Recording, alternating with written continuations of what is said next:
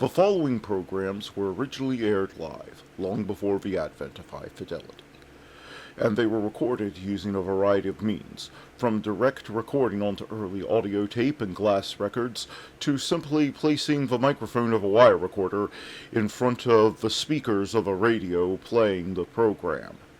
I hope, however, that any variance in audio quality will not take away from your pleasure in listening to these, some of the all-time favorite shows.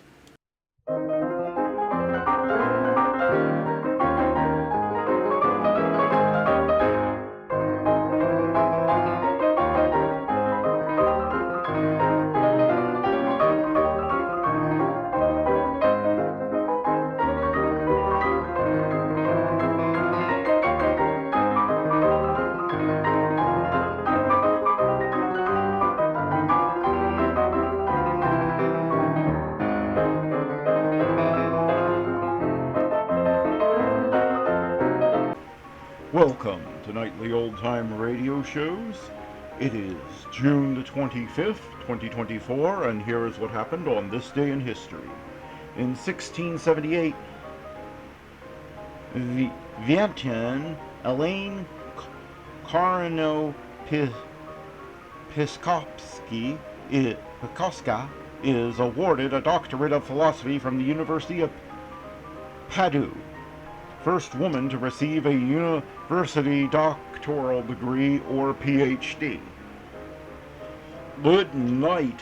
That really tied you up in knots there. You feel proud of how you butchered every word in that one?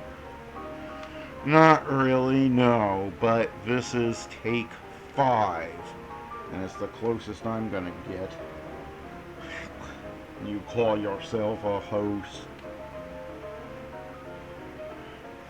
In 1876, the Battle of Little Bighorn, U.S. 7th Cavalry under Brevet Major General George Armstrong Custer wiped out by Sioux and Cheyenne warriors led by Chiefs Crazy Horse and Sitting Bull in what has become famously known as Custer's Last Stand.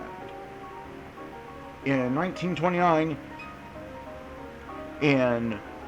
U.S. President Herbert Hoover authorizes the building of Boulder Dam, later named Hoover Dam. In 1950, North Korea invades South Korea, beginning the Korean War. In 1967, first global satellite television program, Our World, broadcast features 19 acts representing 19 nations, including the Beatles singing All You Need Is Love. In 1984, Prince releases his Purple Rain album. In 1991, Martina Navratilova wins 100th single match at Wimbledon,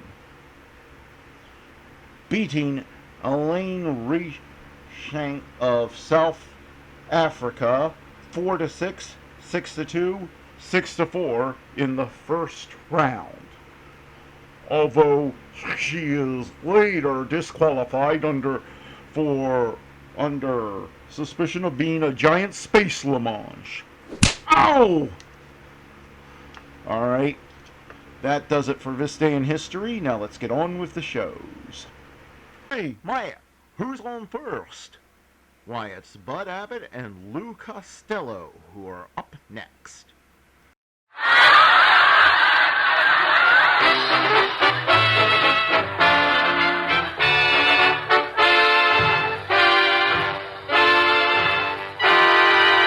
C-A-M-E-L-S. That's right, folks. C for comedy, A for Abbott, M for Maxwell, E for Ennis, L for Lou Costello. Yes, they spell Camel, the cigarette of costlier, properly aged tobaccos that brings you the Camel Show, starring Bud Abbott and Lou Costello.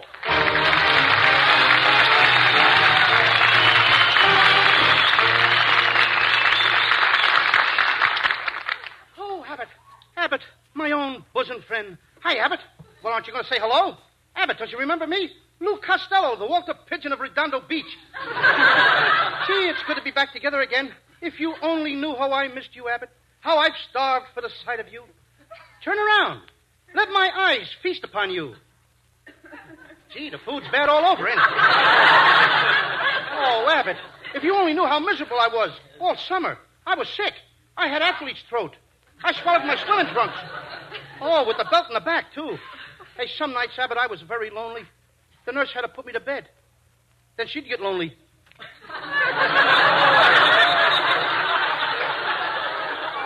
Abbott, I really did, though, from the bottom of my heart. All summer I missed you. Please say hello. Mr. Costello. Mr. Costello? He thinks I'm my father. Abbott, don't you know me? Costello, I don't want any part of you. And me with so much to spare. Costello, I hate to say this, but you are a constant source of embarrassment. You're crude. You're vulgar. You pride yourself on being a bad boy. You're completely devoid of manners. You're a bore. You're a disgrace to humanity. In short, you're a hopeless misfit. I agree with everything you said, but I don't think it's short. I'm not concerned with what you think. This is not a sudden decision. I spent my entire summer contemplating. You did? I spent mine in Pomona. I met a swell blonde. Forget the blonde. I'd rather forget Pomona. No, Costello, I'm through making apologies for you. Why, the way you behaved at Mrs. Thompson's dinner party. The idea of putting your elbows in the soup. Well, you told me to keep them off the table. And after dinner, that hide-and-seek game you played. For the past 4 months, I've been getting letters. Costello, where did you put Mrs. Thompson?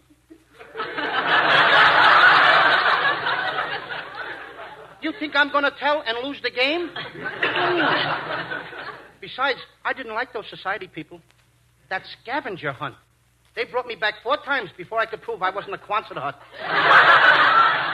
You don't belong with society people. Of all things, talking about having your tonsils removed at the dinner table. I didn't bring up the subject of operations. I didn't. Mrs. Thompson did. She did? Yes, she told me she had her alimony cut off.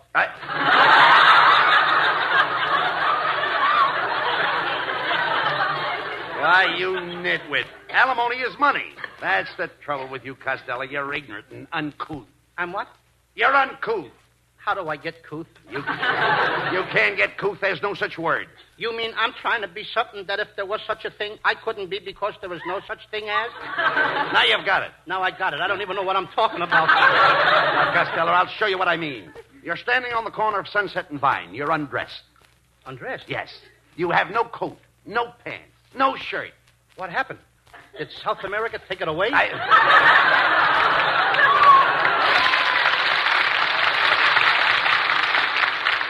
I'm just giving you an example. You're standing on the corner of Sunset and Vine undressed. You're uncouth. So I put on my pants and I'm couth. There's no such word. Okay, off with the pants again. Hey, look. Let's try another example. Now you're well dressed. My horse came in? Yes. No. You're the picture of elegance. Your clothes are pressed. Mm-hmm. Your shoes are shined. And your hair is combed. In short, you are immaculate. You just said in shorts I'm uncouth. No. Costello, will you please drop the shorts? Not in October. There, look. It's cold. Look. I just told you were well dressed. Immaculate. Now you take your clothes off. What are you? Immaculate. And listen, there is no such word. Couth. No such word. No. Let's try it. Look. Now, please, don't mock. Now, let's try it once more. Go ahead. Now, you're fully dressed. You're attired. Gotcha. Now, your clothes are off. What are you? No such word. Yes, there is. What is it? Retired? No. Retread? No. Uncouth? Immaculate? No. No? You're a fine pal. Here you got me standing out on the street in my shorts. Hand me my bathrobe, Abbott, quick. Why? Here come a couple of girls I know. There you go. Always with those silly jokes. Oh, I wish my hands of the whole thing. Goodbye. Please, Abbott, don't wash your hands. I'll behave. All right. Now, over there is Skinny Ennis. Skinny? Now. I sure like the way the skin is arranged. That's it. You're looking at Marilyn Maxwell. I still like the way the skin is arranged. Listen to me, Costello. That's Skinny Ennis over there. He's the band leader. What happened to Vaughn Monroe? You know, the band leader that was on the air all summer for Camels? Well, the Camel people are giving him a show of his own.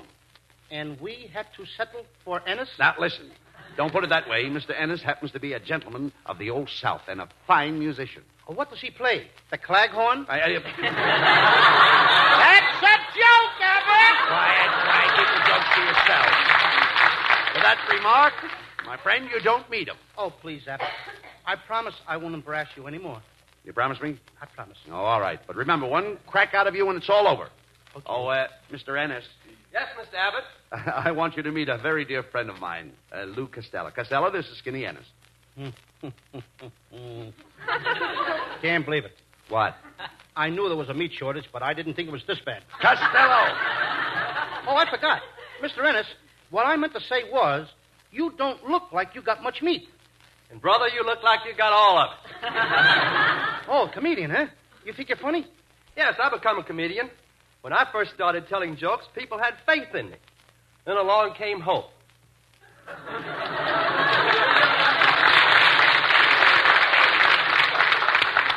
Well, you've had faith and hope. Take it easy, brother. Next year it might be charity. That does it. That's all.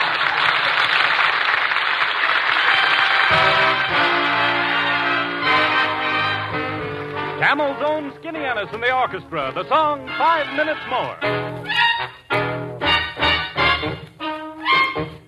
Give me 5 minutes more, only 5 minutes more. Let me stay in your arms.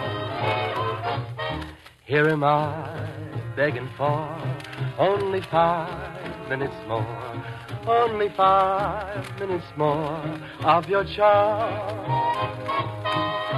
All week long I dreamed about our Saturday days. Don't you know that Sunday morning you can sleep late? Give me 5 minutes more, only 5 minutes more. Let me stay in your arms.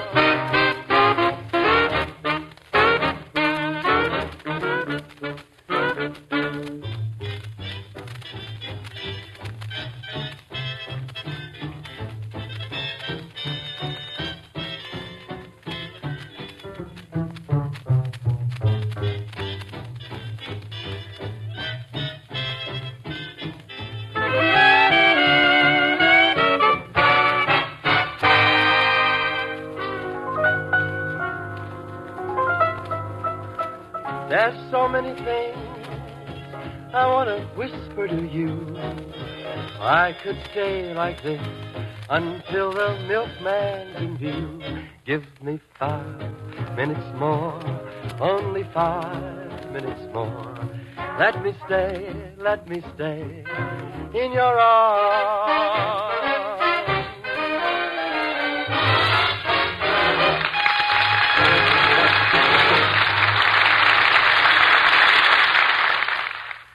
According to a recent nationwide survey, more doctors smoke Camels than any other cigarette.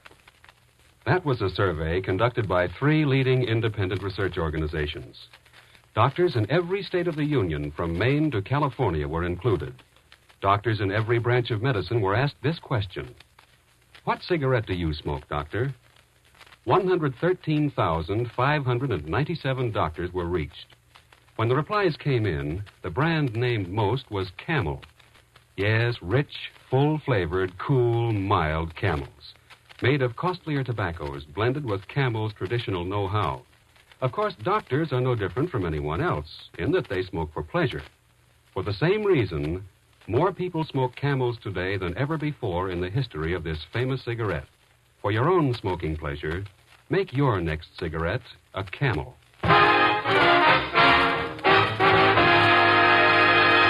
All right, Costello. I think I made it plain. We're through. Look, Abbott, I think you're being a little hard on me.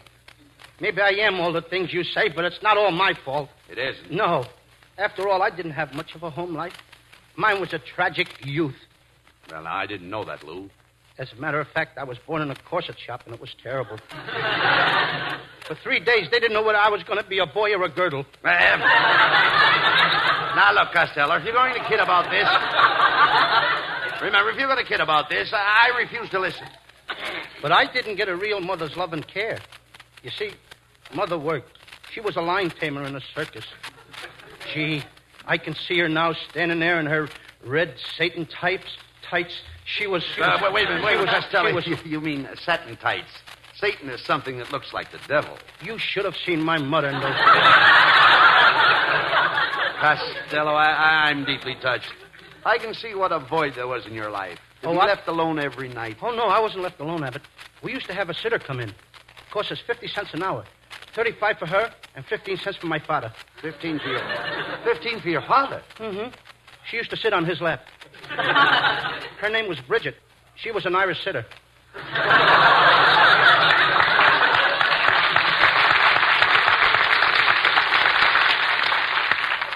And there I was, a child, all alone, 14 years old and ready for school. Costello, you mean you got no education until you were 14? Oh, yes. I used to watch Father with the sitter. And then, as it must to all men, Mother lost her job. The circus closed, and for weeks we had nothing to eat but lines. Day after day, nothing but medium rare line burgers. And after dinner, we'd sit around the living room and growl at each other. Go ahead. Then, fortune of fortunes, Mother got another job. She became a racetrack tout. A tout?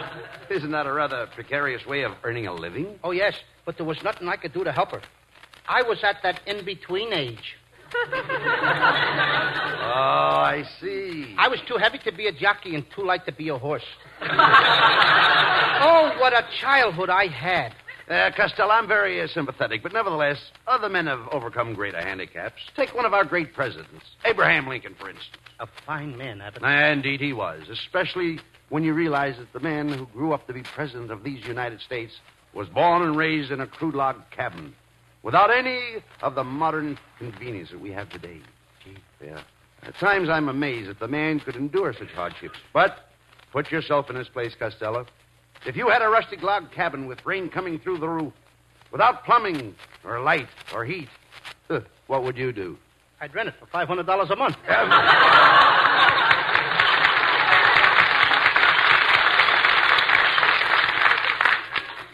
Yes, sir. Yeah. Small bonus, no pets, no relatives. No, yes, I am.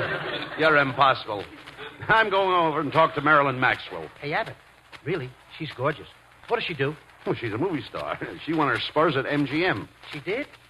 Where did she get the other prizes? Hey, Abbott, will you take me over? I will not. You expect me to introduce you to Marilyn Maxwell so you can offend her with your crudeness? So you can desecrate the very air she breathes? Look, Abbott, she can breathe her air and I'll breathe mine. There's enough to go around. Now, come on, introduce me. Absolutely not. Oh, Bud. It's too late, buddy. Here she comes. Good evening, Bud. Oh, Marilyn. I'd like you to meet my friend, Lou Costello. Hello, Louis. Louis? Oh, did you hear that, Abbott? She called me by my maiden name. Miss Maxwell. Yes? What makes you girls so beautiful? Well, you know what we girls are made of. Sugar and spice and everything nice. Mm-hmm.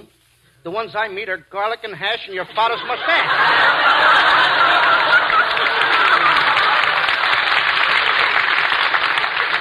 Costello, behave yourself. I'm sorry. Miss Maxwell, will you sing a song for me? Anything you say, Louis.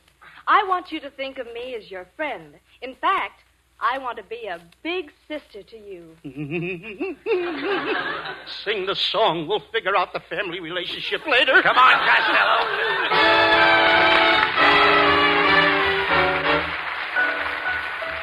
From Metro-Goldwyn-Mayer, producers of Three Wise Fools, comes that lovely singing star Marilyn Maxwell, accompanied by Camel's own Skinny Ennis and the orchestra. The song, I've Got the Sun in the Morning.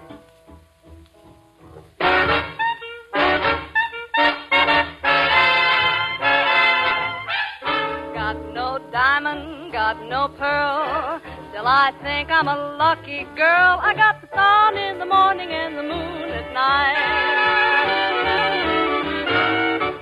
Got no mansion, got no yacht. Still I'm happy with what I've got. I've got the sun in the morning and the moon at night. Sunshine gives me a lovely day, and moonlight gives me the Milky Way. Got no checkbook, got no bank. Still I'd like to express my thanks. I've got the sun in the morning and the moon at night. Do-do-do-do-dit. Sunshine gives me a lovely day. Moonlight gives me the Milky Way. Got no checkbook, got no bank. Still I'd like to express my thanks. I've got the sun in the morning and the moon at night.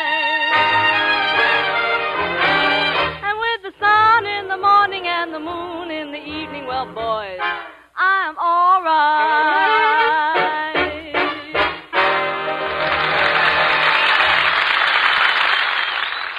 113,597 is a mighty big number. But that's the number of doctors questioned in the recent nationwide survey of doctors' cigarette preferences. 3 independent research organizations conducted this survey. They included doctors in every branch of medicine, doctors all over the country, in every state of the Union. All these doctors were asked this question: what cigarette do you smoke, doctor? And the brand named most was Camel. Yes, rich, full-flavored, cool, mild Camels. If you smoke Camels yourself, you'll understand this preference. If you're not a Camel smoker now, try Camels on your T-zone. That's T for taste and T for throat, the true proving ground for any cigarette. See if your taste doesn't appreciate the fine, full flavor of Camel's costlier tobaccos, and see if your throat doesn't welcome Camel's cool mildness. Then you'll understand why... According to a recent nationwide survey, more doctors smoke Camels than any other cigarette.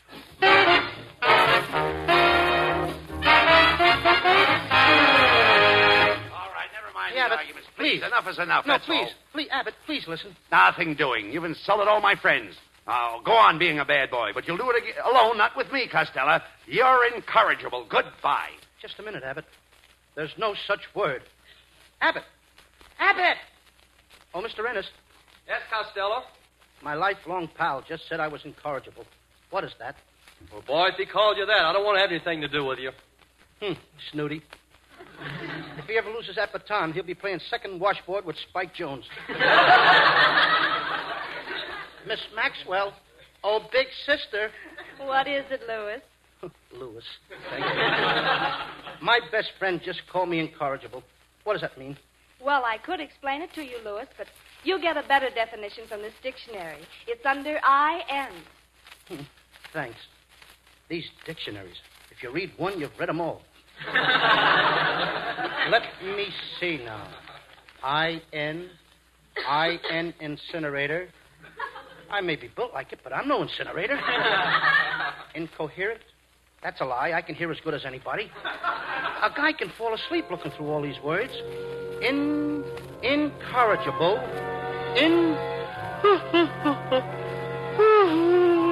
Incorrigible.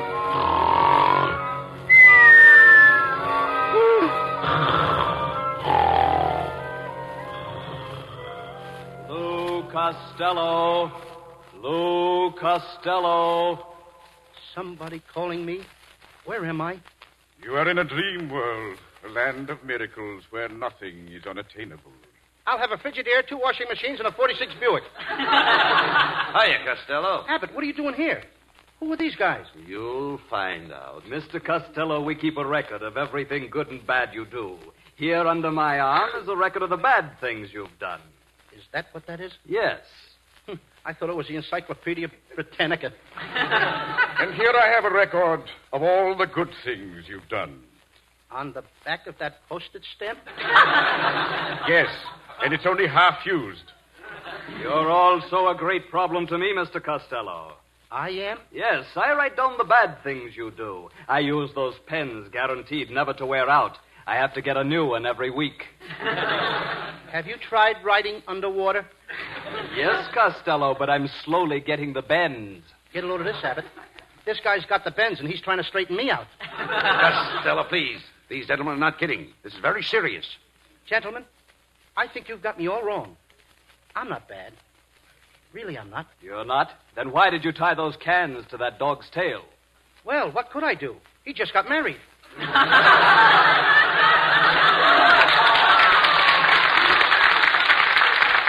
And do you deny that on Saturday you stuffed a cop down a sewer? I deny that. It was Saturday. Mr. Abbott, would you get me another pen? Yes, sir. Hey, wait a minute.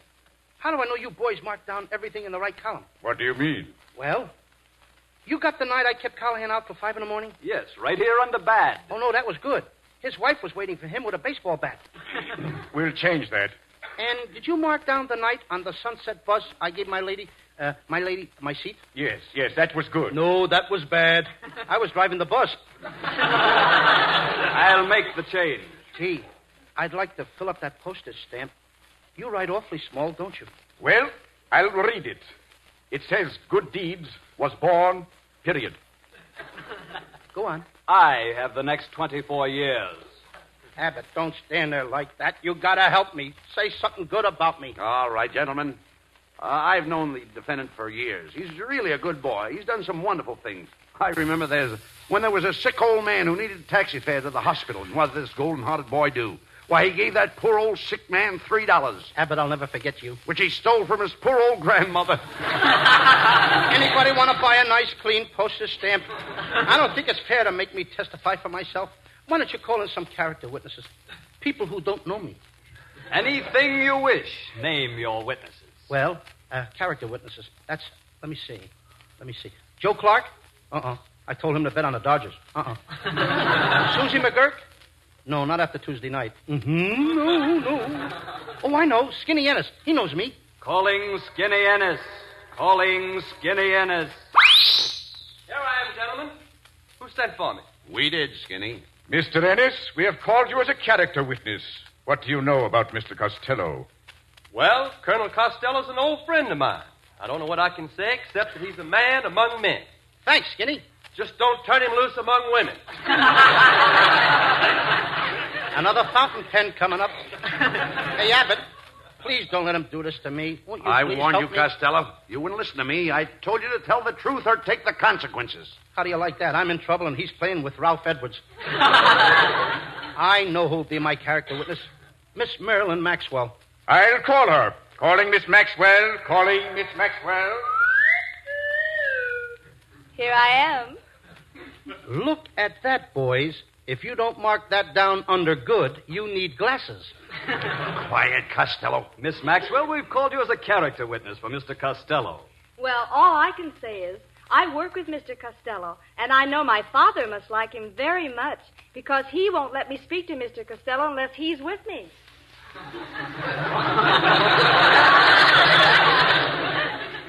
Miss Maxwell, what does your father do? Well, at present, he's unemployed. Starting tomorrow, you're helping him. Next contestant. Thank you, Miss Maxwell. You may return to the world of reality. You too, Mr. Ennis. Ennis caught the local. Well, fellas, I'm ready to go, too. Let her blow. Not yet, Mr. Costello. We feel you need guidance, so I'm going to follow you. Wherever you go, I will always be with you. Whenever you're tempted to do wrong or tell a lie, I shall always be there. How will I know? You will hear my call like this. How was that again? Remember, that means I will be with you day by day, week by week. Now, Costello, you may go.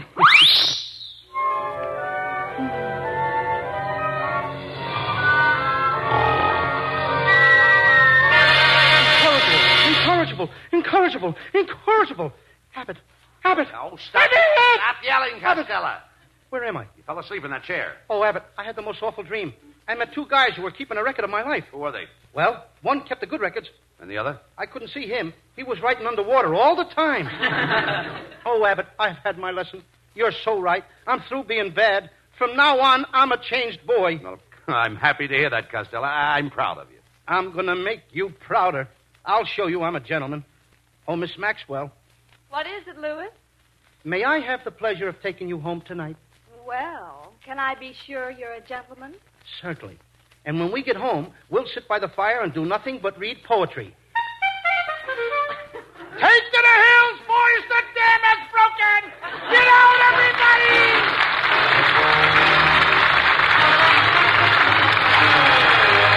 Abbott and Costello will be back for Camel cigarettes in just a moment.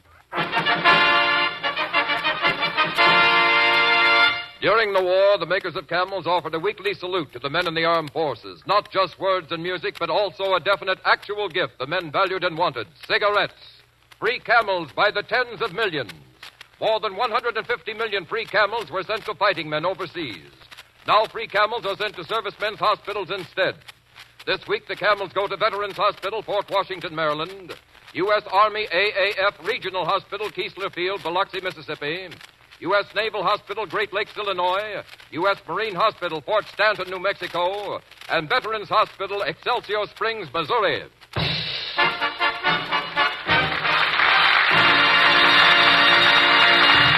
Camel broadcasts go out to the United States twice a week, a rebroadcast to practically every area in the world where our men are still stationed, and to our good neighbors in Central and South America. And now here are Bud Abbott and Lou Costello with a final word. Well, Costello, since you're going to change, I'm going to be your pal again. Gee, thanks, Abbott. What are you doing later? What I do after every show. I'm going to the Macombo and have some pheasant under glass. I'm going to the Brown Derby for some cream turkey. I'm going to the drive-in for some meatballs. I've got a stomach ache. Good night, Abbott. Good night, folks. Good night, everyone.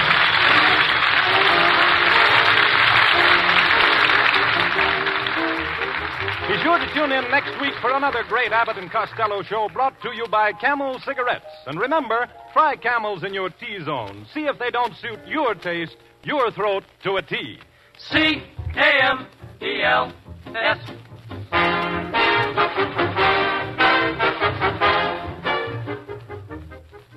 Every pipe smoker enjoys good, rich, full-flavored tobacco, but he likes his tobacco to burn cool and mild, too. That's probably why more pipes smoke Prince Albert than any other tobacco in the world. Prince Albert gives you rich, full, fine flavor because it's made of choice ripe tobacco, and it's mild and easy on your tongue because it's specially treated to make it so. Next time, ask for the National Joy Smoke, Prince Albert smoking tobacco. And for real listening joy, be sure to hear Prince Albert's Grand Ole Opry with its new singing star, Red Foley. Remember, Saturday night on NBC, Grand Ole Opry. Your local community chest gives aid to such good causes as Homes for the Aged, hospitals, the Salvation Army, Travelers Aid, visiting nurses, and many other friendly, neighborly services. You can best help support these many services by giving generously to the community chest in your city. Everybody gives to the community chest, everybody benefits. This is Jim Doyle in Hollywood reminding you to listen again next This is NBC, Thursday, the National Broadcasting Show Company. For Camel Cigarettes.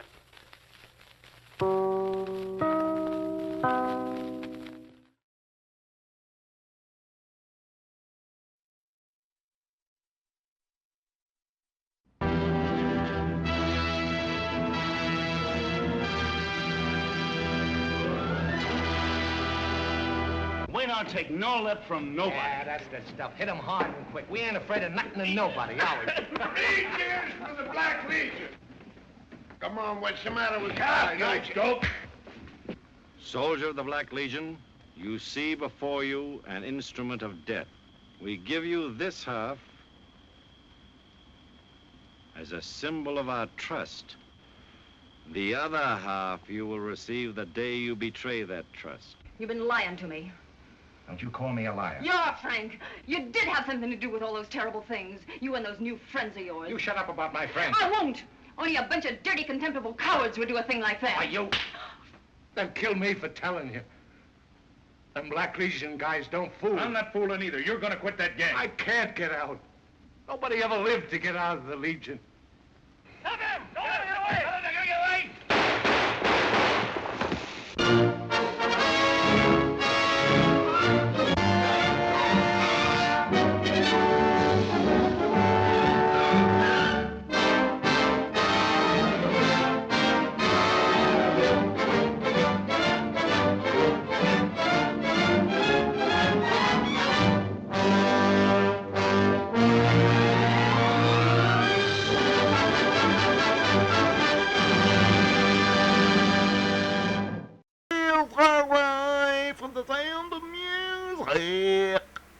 and Bing Crosby is up next.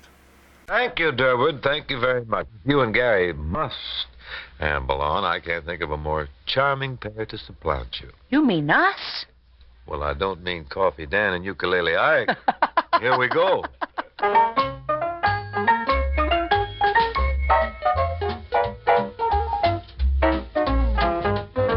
I'm singing in the rain, just singing in the rain. What a glorious feeling. I'm happy again. I'm laughing at clouds so dark up above. The sun's in my heart, and I'm ready for love. Let the stormy clouds chase everyone from the place. Come on with the rain of a smile on my face. I'll walk down the lane with a happy refrain and singing, just singing in the rain. Why am I smiling and why do I sing? Why is December just as sunny as spring? Why do I get up each morning and start happy and head up with joy in my heart? Why is each new task a trifle to do? Because I am living a life full of you. I'm singing in the rain, just singing in the rain. What a glorious feeling. I'm happy again. I'm laughing at clouds so dark up above. The sun's in my heart, and I'm ready for love.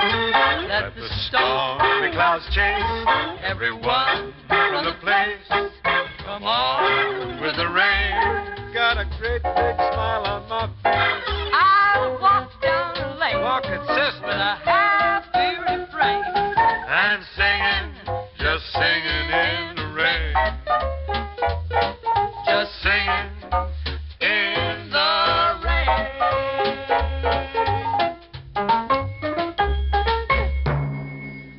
Rosie, you got that limerick look in your eye today. Could it be you have a good one ready? You mean a Sarah Lee limerick, of course? Naturally. Well, that I have, and here it is. A miss named Janie McBook, when picnicking, always took a basket of cakes, the one Sarah Lee bakes. Not a minute she spent as a cook. Well, you mean McBook discovered Sarah Lee does all the work with desserts all baked and ready to serve.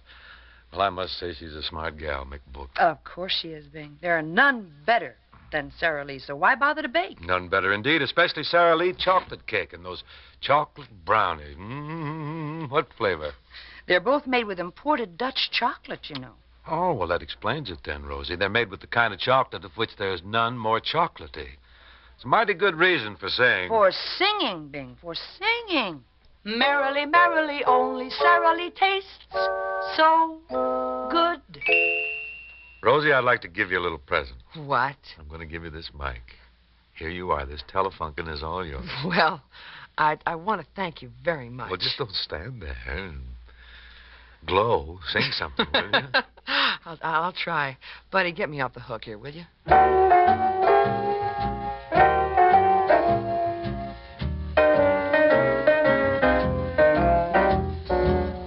You make me feel so young.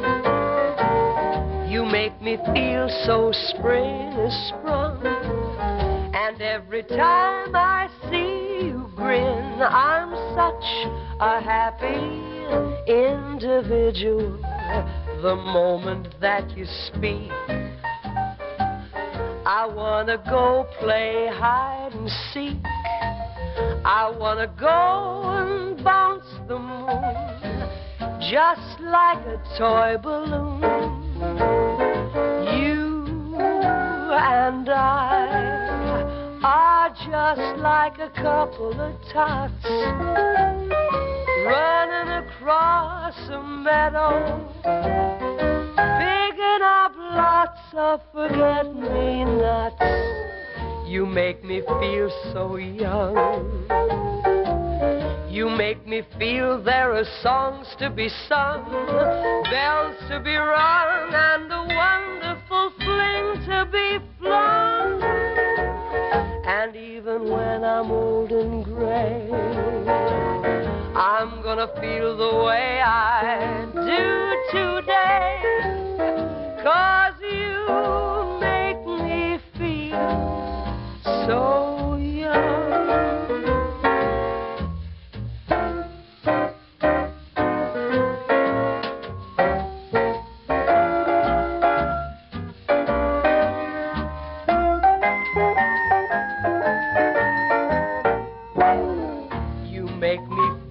So young.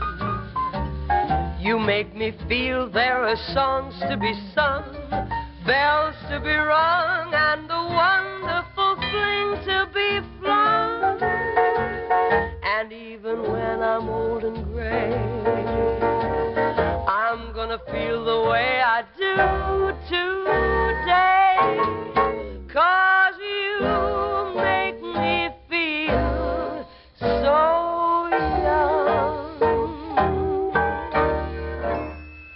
Here's a question for you, Rosemary. What do you do when you get a cold? I sneeze mostly. Now, no ad-libbing. You're supposed to say... I look for fast relief for my cold distress. And to find out how to get that, listen. Movie stars can't let cold and sinus congestion spoil their performance. So what do? Listen to Rod Cameron's answer. When my head gets stopped up from cold and sinus trouble, I take the new medicine for those miseries. New 4-Way cold tablets. Today's 4-Way contains a decongestant to drain sinus congestion while it relieves cold distress. Then you feel better fast. Tests show 4-Way acts faster than any other leading cold or sinus tablet. In minutes, 4-Way speeds pain-relieving medicine all through your body. In the same time, no trace with other brands. Only 4-Way starts so fast to relieve muscular pains, reduce fever, relieve headache without upsetting stomach. And 4-Way drains sinus congestion to restore free breathing, too. Right, Rod Cameron? It sure is. With 4-Way, I start to feel better right away. To relieve cold miseries while you drain sinus congestion, get new 4-Way. Fastest acting of all the leading cold and sinus tablets. New improved formula, same familiar package. Only 39 cents. Here's the King's Serenade, one of Hawaii's loveliest traditional airs. Thy love to this heart unceasing aches bring. Oh, come and be near, so the pain assuage. To me alone, thy love thou didst pledge, and my heart holds thee preciously dear.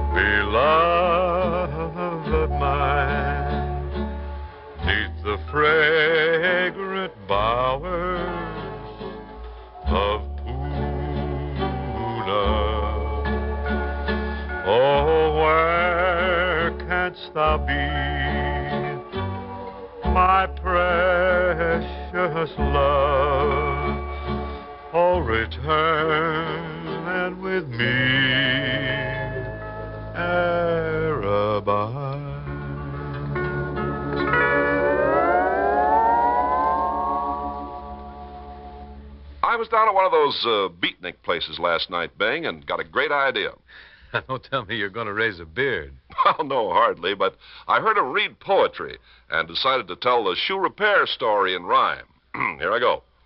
If you're run down at heel or sole, there's someone who can make them whole. Sing praises for the craftsman true, the man who turns old shoes to new. Shakespeare will never recover from this blow. I'm afraid I'll have to agree with Rosie, Ken. I'd just prefer the old-fashioned way. You mean tell him straight out that the shoe repairer with his modern equipment and years of know-how could make a family's budget stretch further? Well, that's not hip, man. No, it's not hep to discard shoes with lots of wear left. As a matter of fact, it's downright wasteful. Well, especially when it's so easy to find a shoe repairer who gives you quality products and first-class service at budget prices. All you got to do is look for the famous cat's paw sign in the window. Outstanding products like Cat's Paw Twin Grip Soft Resilient Heels and Soles. And lighter than leather, lighter than rubber Microlite soles by Cat's Paw guarantee you the best underfoot. What these squares are trying to say, cats, is for shoes that look and feel divine, play it cool at the Cat's Paw sign. Translation, folks, visit your shoe repairer who displays the famous Cat's Paw cat. And add many miles of walking comfort to your shoes. Economically. Be sure to ask for Cat's Paw products by name and look for Cat's Paw on new shoes, too.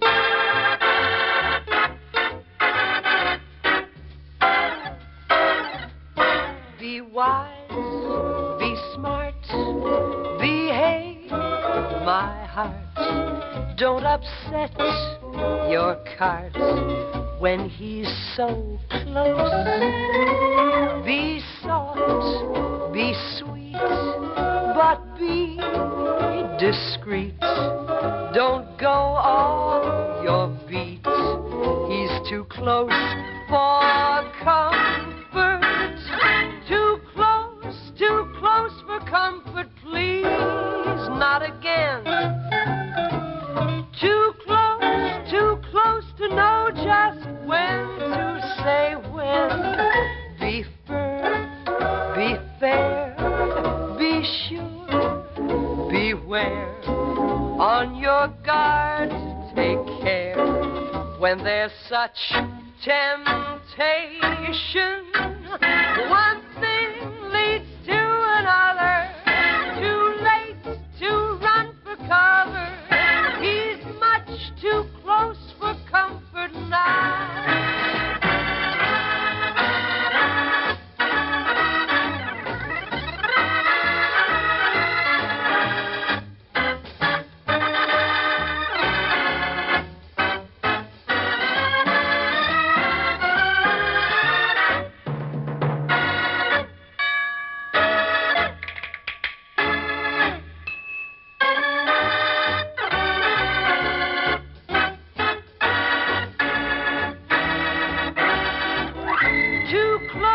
Too close for comfort, please, not again.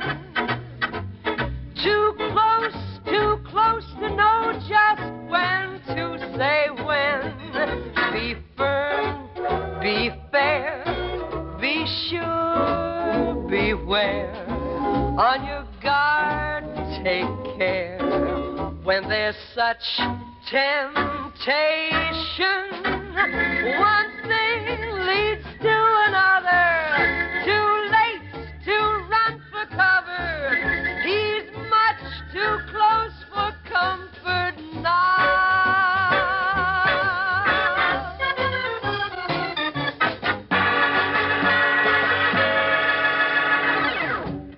Say, Bing, would you care to give a guess as to how much women spend on lipstick in this country? Well, I know the girls are very busy daubing away with lipstick in all shades and flavors, but I don't know how much they spend on it. You got me. They spend $198 million a year on their lipstick. $198 million a year. Something, isn't Wow. it? And they got some real appetizing names for lipstick now. Ginger Snap, French Toast. What's this, French toast? Yeah. I haven't bumped into that yet. No. How about that lemon parfait? Oh, that's very palatable, yes. Little tart? Well, it's kind of puckery. Oh, yeah. just the thing. Don't let your imagination take over completely, lads. I wonder if anyone's ever thought of putting vitamins in lipstick. Be cute. I wonder how much lipstick the average man consumes in a lifetime, huh? About 1/6 the amount a lady consumes, I Oh, imagine. it's more than that. Oh, you're very low. Anyhow, it's nice to know that the ladies are not reluctant to share their lipstick with us. That's It's cozy. sweet. Which leads some men into nothing but trouble. Oh, you know it does. Lipstick is a woman's most reliable way of detecting what a man's behavior has been while he's been away from her, you know. Oh, yeah. Telltale lipstick on a man's handkerchief, lips, or shirt fronts. That works for the girls like the FBI. Fingerprints are one thing, but, well, a smear of lipstick tells more and much quicker. Well, actually, you know, Ken, really, a lot of men get lipstick on themselves accidentally. Oh, sure, but you just try to tell your wife that. Yeah, just try. You'd be a bad audience, huh? Well, just the same, there are plenty of ways for a fellow to get smeared with lipstick accidentally. Sure, I know. Lots of ways. Don't bother enumerating them, fellas. We're not going to no, tell you. that's No. all right. The ladies have heard them all. And you don't want to hear them again, huh? Nope. Well, all right. Just for that, we're going to have some music.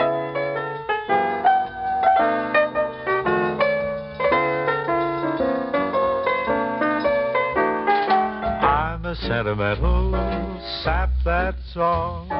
What's the use of trying not to fall? I have no will, you made your kill, 'cause you took advantage of me. I'm just like an apple on a bough, and you're gonna shake me down somehow. So what's the use? You done cooked my goose, 'cause you took advantage of me. I'm so hot and bothered that I don't know my elbow from my ear. I suffer something awful each time you go, but I'm much worse when you're near. Here am I with all my bridges burned, just a babe in arms where you're concerned. So lock the doors and call me yours, 'cause you took advantage of me.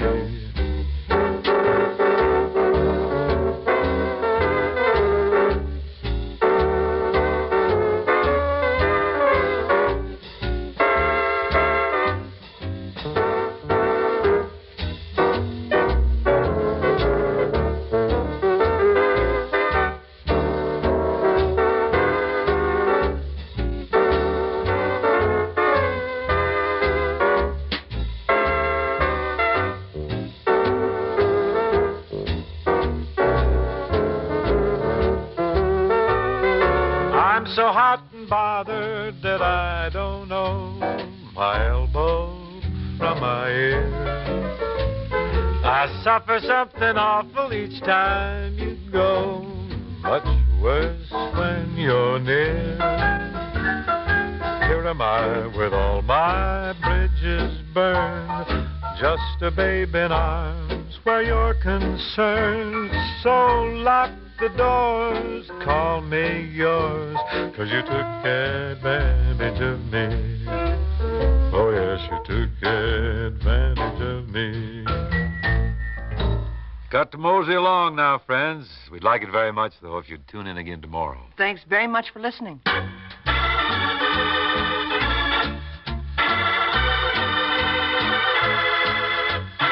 Now, before we close for the day, we'd like to send a big salute to station WTAR in Norfolk, Virginia, today celebrating 38 years of radio broadcasting.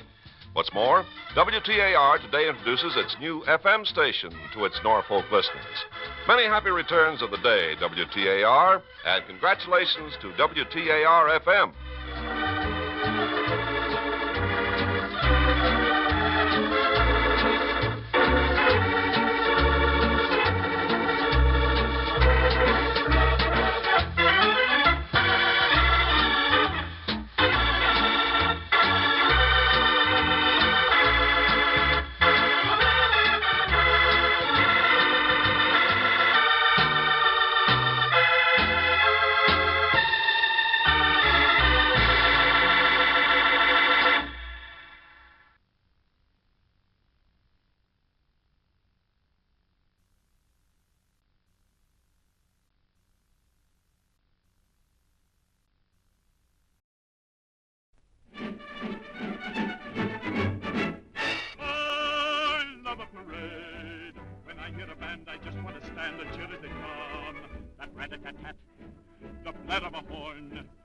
rat-tat-tat-tat. A bright uniform, the sight of a drill will give me a thrill. I thrill at the thrill of anything military. I love a parade, a handful of vets, a line of cadets, or any brigade. For I love a parade.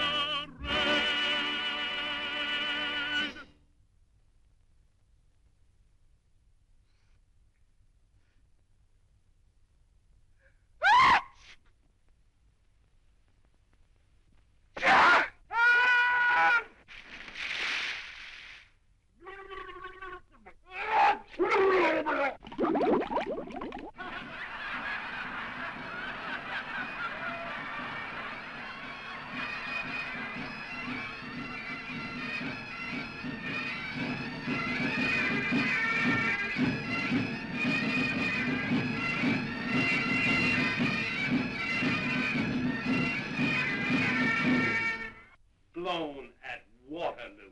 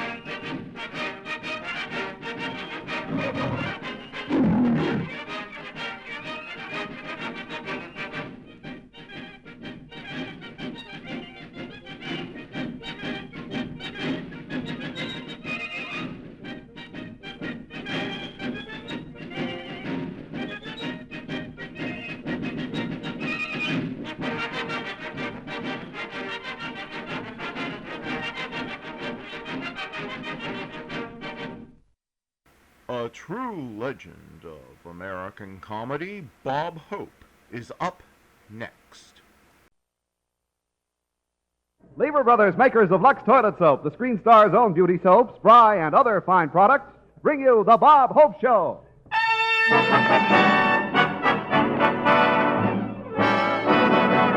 Yes, it's the Bob Hope Show with Doris Day, Jack Kirkwood, yours truly, High Aberback, Les Brown and his band of renown, our special guest, Fred Allen. And here he is, star of screen, radio, and Greyhound bus, Bob Hope!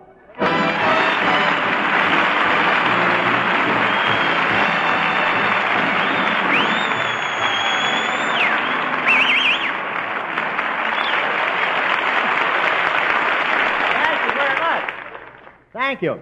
How do you do, ladies and gentlemen? This is Bob, just back from touring the East Hope, telling you that I just flew in, and I don't know how many miles I've flown, because when people ask me why I keep going and going, I said, why should I stay home? Look what happened to Mickey Cohen.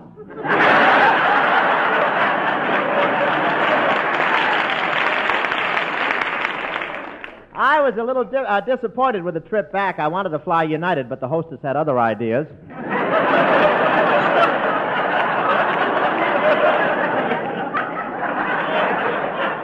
Nothing tops traveling by plane, though. Just think I can do a radio show in New York, and only 8 hours later I can be hiding under the pier in Santa Monica. But they treat me royally on the airlines. They always let me get off the plane first, then they put the ladder up for the other passengers.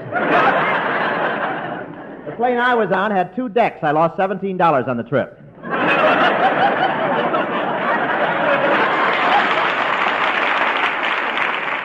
But what a reception I got here in Los Angeles. But I can't understand the newspaper spelling my name wrong. All the headlines said, Roberto arrived.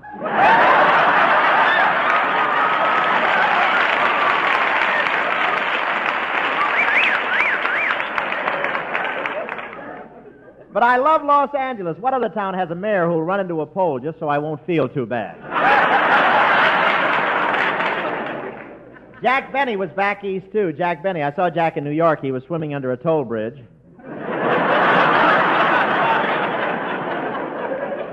We both almost drowned when our heads bumped. And I attended the radio correspondence banquet in Washington. They didn't have menus. After each dish, Drew Pearson stood up and predicted the next course. But I wasn't worried about putting in my act in Washington. They're not allowed to hiss there anymore. You know,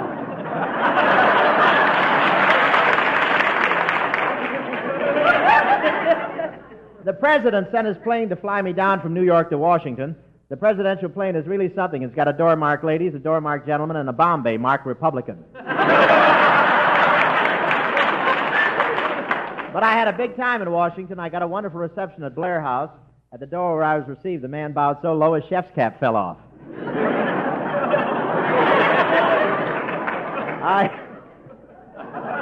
I had a couple of words with the president about taxes. He had 2 for me. Paid them. You know, payday used to be the day the eagle screamed, but with the taxes now, it's the cry of the wild goose.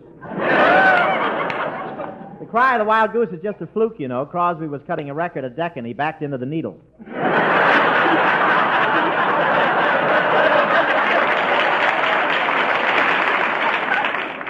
I had a lot of fun with Arthur Godfrey back there. Godfrey's very popular. He gets 5,000 letters a week, 1 from each sponsor.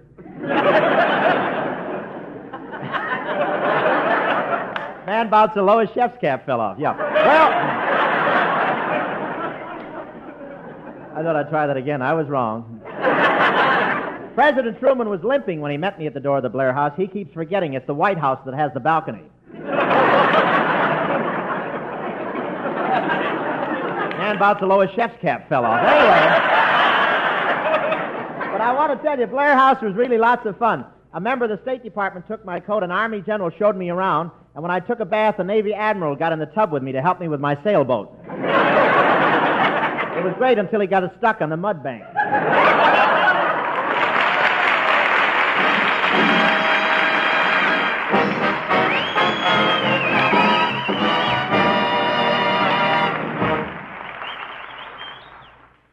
So much fun shopping today, Hi. Guess what I bought? What? A whole stack of Valentines. Well, most girls like them sentimental, don't they? The more sentimental, the better.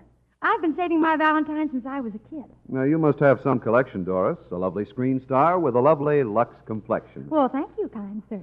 Seriously, Hi, it shouldn't be hard for girls to collect Valentines these days. American girls are mighty attractive. Yeah, they have the knack of looking so trim and fresh. Yes, and there's nothing more appealing than that fresh, well-groomed look. And it's easy to have. A screen star ought to know. Well, Lux Soap Care is a wonderful help. Not only for complexion beauty, but for all-over Lux loveliness, too. There's nothing like a Lux Soap beauty bath to freshen you up at the end of the day. A real beauty soap. But then you can't buy a more luxurious soap than Lux Toilet Soap in the new big bath size. The latter's so rich and creamy, and I love the delicate perfume it leaves on my skin. A Lux Soap bath makes you sure of daintiness, and every girl knows that's the most important charm of all. Right you are, Doris. The new bath-size Lux Toilet Soap is now available everywhere. Next time you shop, why not get this fragrant satin-smooth bath cake?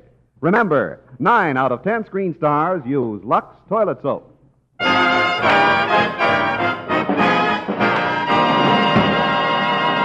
Ladies and gentlemen, as you all know, Bob just got back from Washington, D.C. Now, let's go back to 3 o'clock this afternoon. His plane arrived, and Doris Day was there to meet him.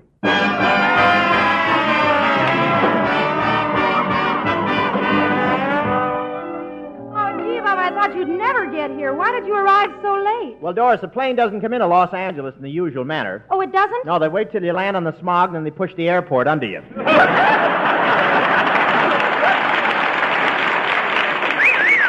Bob, you look pretty good. I guess flying agrees with you. It doesn't. Isn't it great? The American Airlines gave me my fare half price. Yes, I know. Now why don't you go someplace and take off that hostess uniform? That's so. You're just jealous because my legs have dimples. In fact, one of my knees is going steady with Cary Grant's chin. Gee, I almost forgot, Doris. I brought you a present. A present? Yeah, and it's from New York. You always said you wanted something from the fur center of the world, so here it is. Oh, gee, thanks, Bob. It's what I've always wanted. A mink fly swatter. Yes, they're wonderful. This way you don't kill the flies, you massage them to death. By the way, Doris, I've been gone 2 weeks. Did you do what I told you to while I was gone? Oh, yes, Bob, I brought them with me. Here they are. Oh, thanks, Doris. I certainly owe a lot to you. You can say that again. Who else would put white powder in her hair and swear up and down she was your mother just to collect 2 unemployment checks? Well, I'm grateful. And you could at least show your appreciation. Oh, excuse me. That's enough for the checks. Now kiss me. Well, I'd better be getting on home. I'll walk over and get a cab. Taxi, mister? Yes, well, Fred Allen, look at...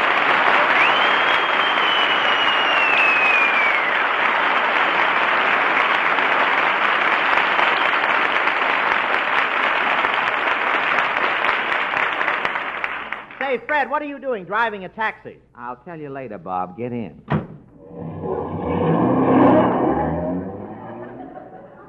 But, Fred... Please, Bob, don't talk to me now. I'm at the wheel. I'm afraid of these California drivers. Back east, they use the white line in the middle of the street to separate the traffic. Well? Out here, they think it's a badminton court. This morning, I saw 2 Cadillacs using a pedestrian for a shuttlecock. But you haven't told me yet. Why should Fred Allen be driving a taxi? Bob, I'm out of a job. I've got to do something. I can't make a living just from the washing I take in. You mean things are so bad you have to take in washing? Oh, I just rinse out a few things when Rochester's too busy, you know. Fred, you mean? Yes, I mean. This is no flag on the meter. I'm drying Benny's shorts on...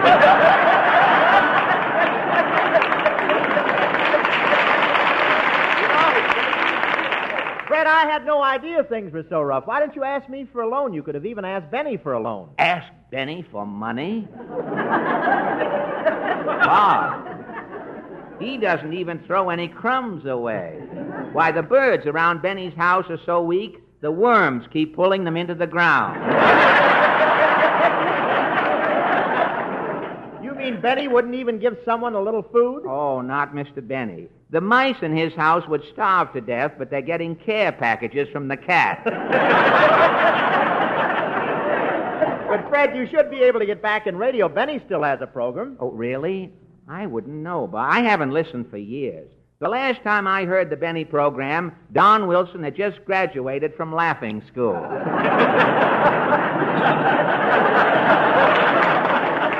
Magna cum titter, I think it. Bob, don't tell me you still believe in radio. Radio's finished. It's a dead thing. Radio is on the skids, old boy. Is it in bad shape? Oh, bad shape. Why, there's so little money in it now, our gal Sunday only shows up every other Thursday. And smiling Ed McConnell has stopped smiling. Worried? No, he had to pawn his teeth. It's terrible, Bob. Why, Dr. Christian can't even afford an operating room anymore. Yesterday, he took out Ma Perkins' appendix on the Chicago Round Table. I know it. Yesterday, they canceled Ladies Be Seated so fast they caught everybody in a crouching position.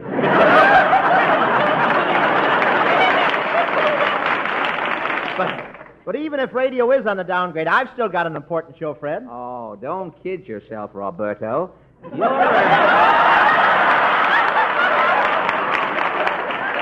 I wish I could take a bow for that.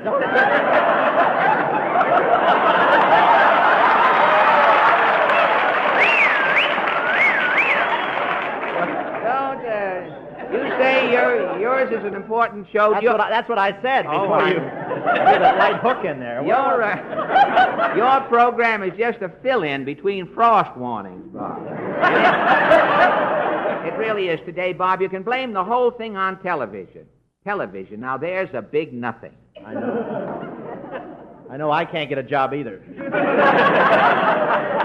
Well, how can they put that stuff on the screen and call it a picture, Bob? Yeah, the people all look like they're peeking out of the porthole of a submarine.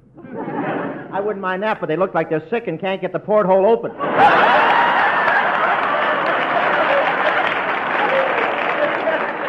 Bob, the thing I can't stand on...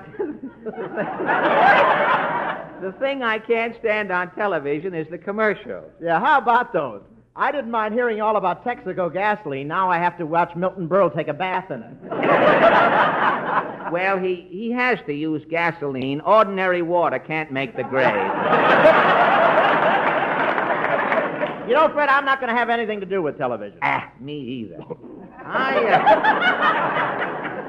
I wouldn't take a show if they offered me a fortune. I can always go back to the stage, you know. I've got my pictures. And if pictures don't work out, you can always go back to the job you had before movies. Boy, no, I don't think so. No? I hear they've got machinery for that now. You mean? Yes, I was a grape crusher in Fresno.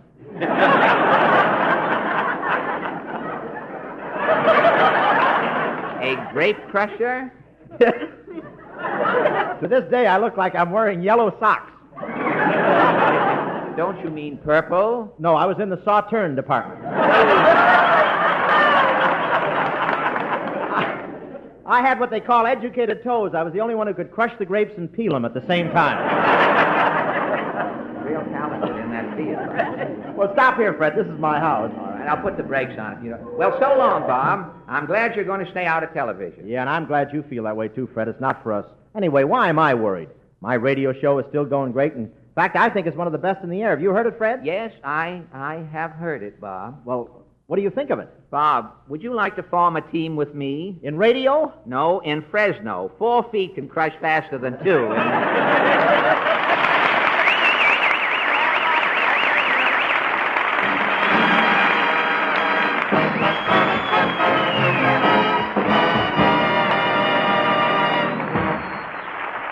Here's a beauty tip for women everywhere. Would you like your skin to be softer, smoother? Then try the fine white soap lovely Hollywood stars use for million-dollar complexions. You'll be delighted with the gentle, protecting care Lux toilet soap gives your skin. This is the way charming Jean Tierney takes a Lux soap facial. I smooth the rich, creamy lather in well. Rinse, then pat with a soft towel to dry. It gives my skin new loveliness so quickly, Jean Tierney tells you. Yes, actually, 3 out of 4 complexions become softer, smoother in recent tests by skin specialists. Begin your Lux Soap Beauty facials tomorrow. Remember, 9 out of 10 screen stars use Lux toilet soap.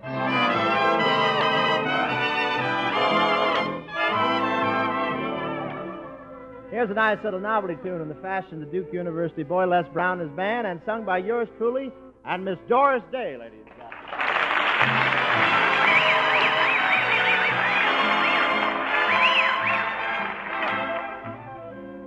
I want to go home with you. I want to go home with you. I want you to meet my family. I'm sure that they'll approve of me. I want to go home with you. And nobody else will do. Kissing goodnight at your front door makes you love me more and more. I want to go home with you.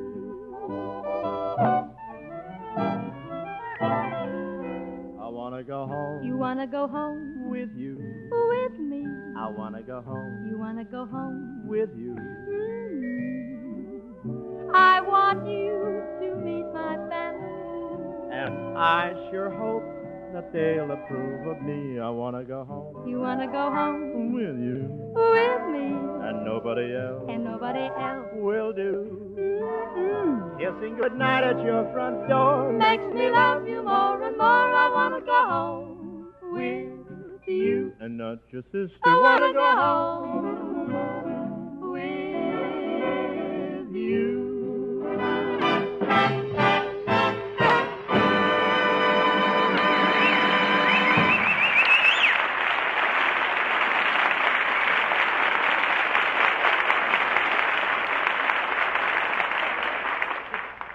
Ladies and gentlemen, a little while ago, we heard Fred Allen and Bob Hope tell each other that they weren't interested in getting into television.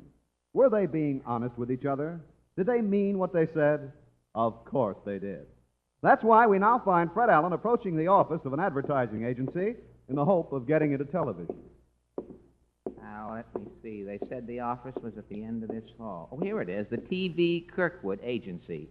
Television shows featuring puppets, trained dogs, trained seals, dancing horses, talking birds. Human beings use rear entrance. Well, here it goes. I'll see what... I beg your pardon, sir. Have I the honor of addressing Mr. T.V. Kirkwood? That's right, boy. Who are you? Why, don't you remember me? I used to be on the radio Sunday nights. The Fred Allen Show, Allen's Alley. Remember? Oh, of course. Sit down, Mrs. Nussbaum. No, I'm not Mrs. Nussbaum. I'm Fred Allen. Oh, why, I should have known. Yeah. Fred Allen. Boy, I used to listen to your program every week. Yeah? And laugh? Yeah? I never did.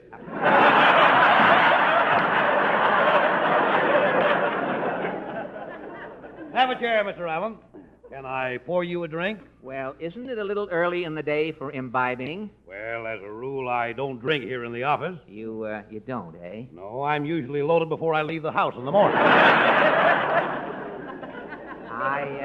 I suspected that. Your breath is making me an honorary member of Alcoholics Anonymous. Well, just what can I do for you, Allen? Well, sir, I have put my affairs in order, said goodbye to my family, and I am now ready to go into television. Oh, you are? Yes, I am, sir. Now, tell me the truth, Allen. Do you have any talent? Frankly, I do have a little. But I realize that I will have to get rid of it, sir.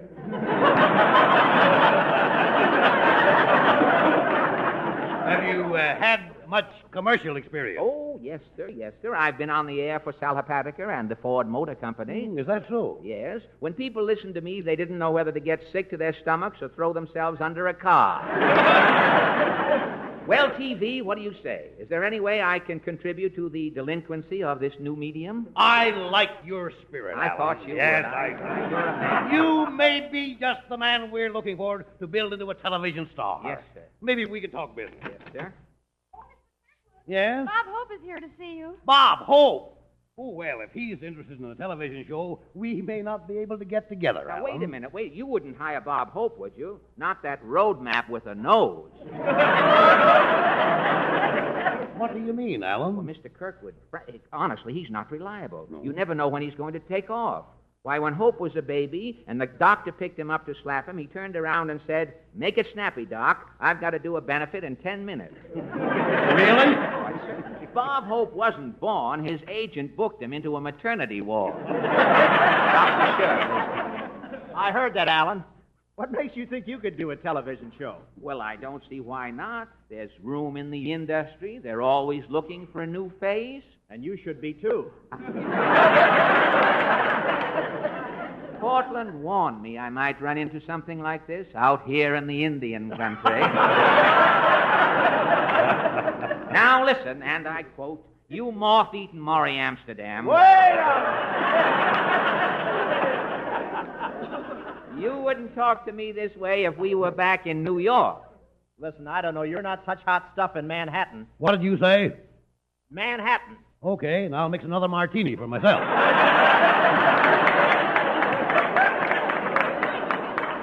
I don't care what you say, Bob Hope. I'm going to get myself a television show. Oh, let's stop this bickering. Yes. Take it easy, boys. And I call you boys because I'm so loaded I can't see straight. What is it, Seagram? Well... Good for a case. Go ahead. Let's see if I can't iron this thing out so I can be fair to both of you. I like to be as square as possible. I think you've got a great start.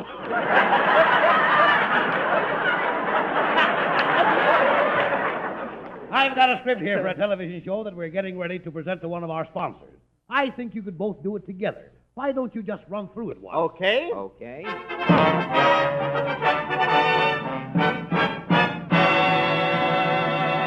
It's time now for another visit with the TV twins, Fred and Bob, and some more of their helpful hints to housewives. Oh, I am Fred. And I am Bob. To help you housewives is our job. We've got shopping hints from all over town. So pull up the Iceman and sit down. Well, here we are again, Robert. That's right, Freddie, with our helpful hints that'll make a hit with every housewife. Say, why don't you tell all of our viewers who our good sponsor is, Bob? Why don't I do that? Folks, this program is brought to you by the makers of Myron tablets. Myron is what you take to gain back the weight you lost by taking Chiron.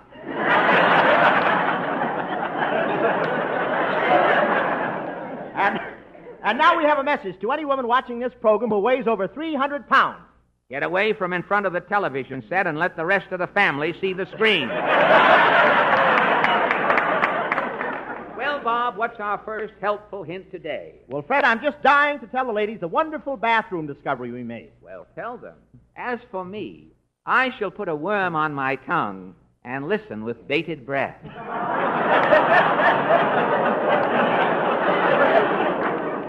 Well, this will be of special interest to people who slip around when they take a bath. There's something new in the market that will put an end to all that slipping and falling. What is it? A stucco bathtub. That's right. And each stucco tub comes with a year's supply of new skin. And there's a special bonus for promptness in ordering. We have a gift for the first 50 women who place their orders. Tell them what the 50 women will receive, Bob. 50 men. And now, girls, we'd like to show you a wonderful new way we found of preparing coffee. Incidentally, Bob, we'll be cooking this coffee on a Swanson and Gilbert stove. Oh, they're wonderful. With the Swanson and Gilbert, you don't have to open the door every 5 minutes and wonder how your roast is coming. There's room inside the oven for a beach chair. Get a Swanson and Gilbert and see how much better your roasts will turn out. And your beach chairs will be delicious, too. You know, Freddie, right here we ought to thank the housewives for all their fan mail. It's proving our show is one of the most popular on television. In fact,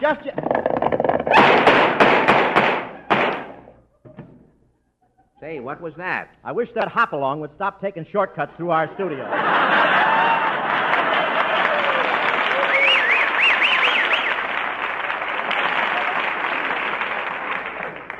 What's next, Fred? Well, we have a letter here from Mr. John Kelly of Pasadena, who is a housewife.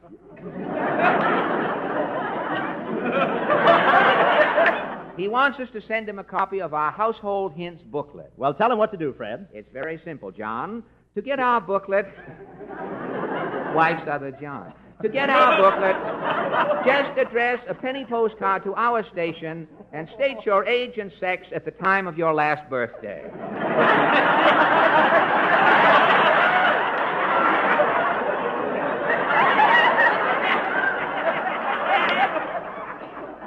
Well, I see by the clock on the floor that our time... That's where the producer is, too. I see by the clock on the floor that our time, the cuckoo is grounded, that our time is about up. He just slashed his wrist. Where's that? Oh, yes, right there. Oh, yes, but before we go, we have a hint for the mothers. If Junior is giving you a lot of trouble, don't be old-fashioned. Don't spank the child. Just let him lick the Mixmaster bowl while the motor is running.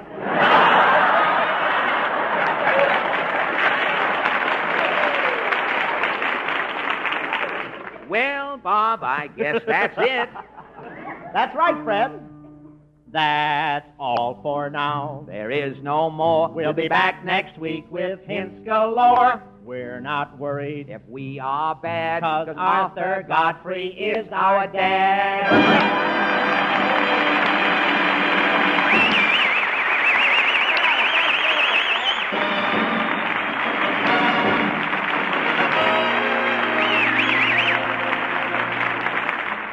Oh, thanks for the memory.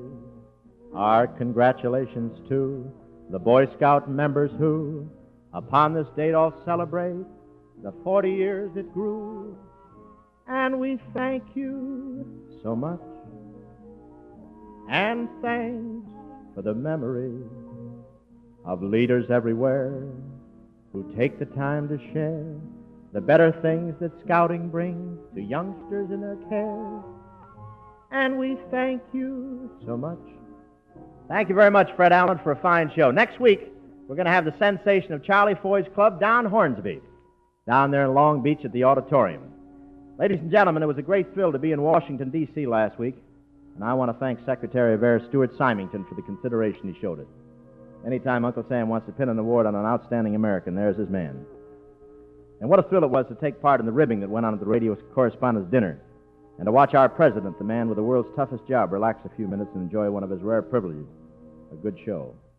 And I really mean the world's toughest job. How'd you like to get down to the office in the morning and have a thing like the H-bomb staring you in the face, and a couple of dozen telephones ringing, this one calling for new decisions in the Cold War, and that one calling for a solution to the cold strike, another one asking what to do about a threatened phone strike. Believe me, problems don't come any bigger than the problems Harry S. Truman is struggling with day and night. Whether we dig coal or fix telephones or tell jokes for a living, we've got to help them make the right decision. And they can't just be right for us. They got to be right for this nation. Good night, ladies and gentlemen.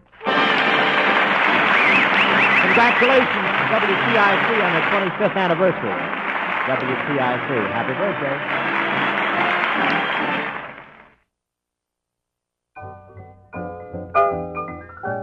Right Spry is the new Spry, better than ever Spry. You'll be a better cook when you use Spry. That's absolutely right. Spry and Aunt Jenny made me a better cook. I used to shudder every time I baked a pie because I never knew how it would turn out. But now, since I started using Aunt Jenny's can't-fail pastry method and new Spry, I know I'll get the tenderest, flakiest pie crust every time. Mrs. Robert Lee Miller, 1525 Amherst Avenue, Los Angeles, California, said that. Aunt Jenny can make you a better cook, too. The next time you bake a pie, follow these 2 simple steps. 1, use Aunt Jenny's can't-fail pastry method you'll find on Spry labels and in Spry ads. 2, use new, better-than-ever Spry. You'll always turn out pie crust that's tender, flaky, and digestible. Let Aunt Jenny make you a better cook. Tomorrow, get new, better-than-ever Spry.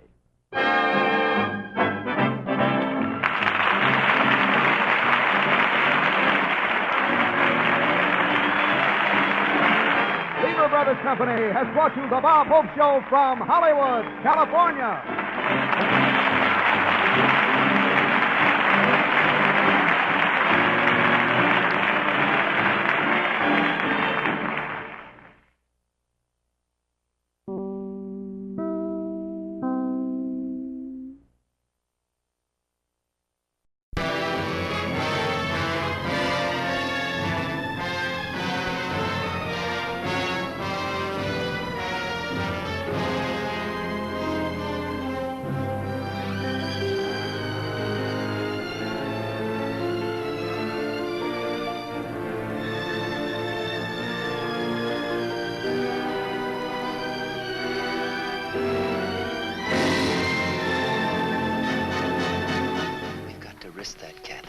This looks like the ideal moment. I don't think Lucky's shown up yet tonight. What's the combination? No, Marty. That's my job. Now may I have the box and the letter? Remember, Catherine, you promised me to be a good girl. I had to see you. Why? Because I had a wife who needed killing, and you had a husband who took care of it?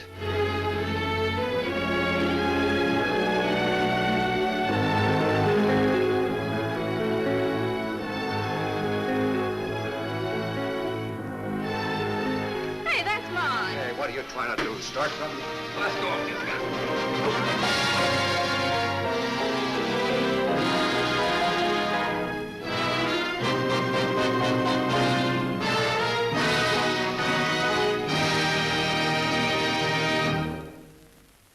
True crime stories of the LAPD are up next with Jack Webb's Dragnet.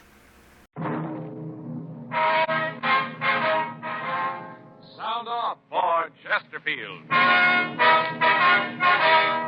Chesterfield, the only cigarette in America to give you premium quality in both regular and king size, brings you Dragnet.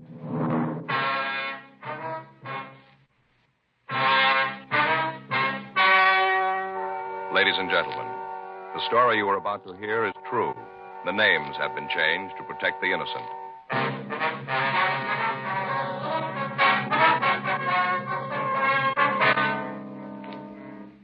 You're a detective sergeant. You're assigned the homicide detail. The body of a dead man has been found in the rear of his shop. He has been brutally beaten to death. The killer is unknown. Your job, find him. Thousands are changing to Chesterfield, both regular and king size, because Chesterfield is the first and only cigarette to give you premium quality in both sizes. That means king-size Chesterfield contains tobaccos of better quality and higher price than any other king-size cigarette. It's the same fine tobacco as in regular Chesterfield. There is absolutely no difference, except that king-size Chesterfield is larger, contains so much more of the same tobaccos, it gives more than a fifth longer smoke. Yes, more than a fifth longer smoke. So remember, Chesterfield is the only cigarette to give you premium quality in both regular and king size. Buy 'em either way you like 'em. Premium quality Chesterfield, and much milder.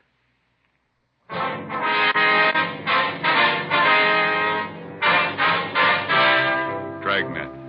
the documented drama of an actual crime.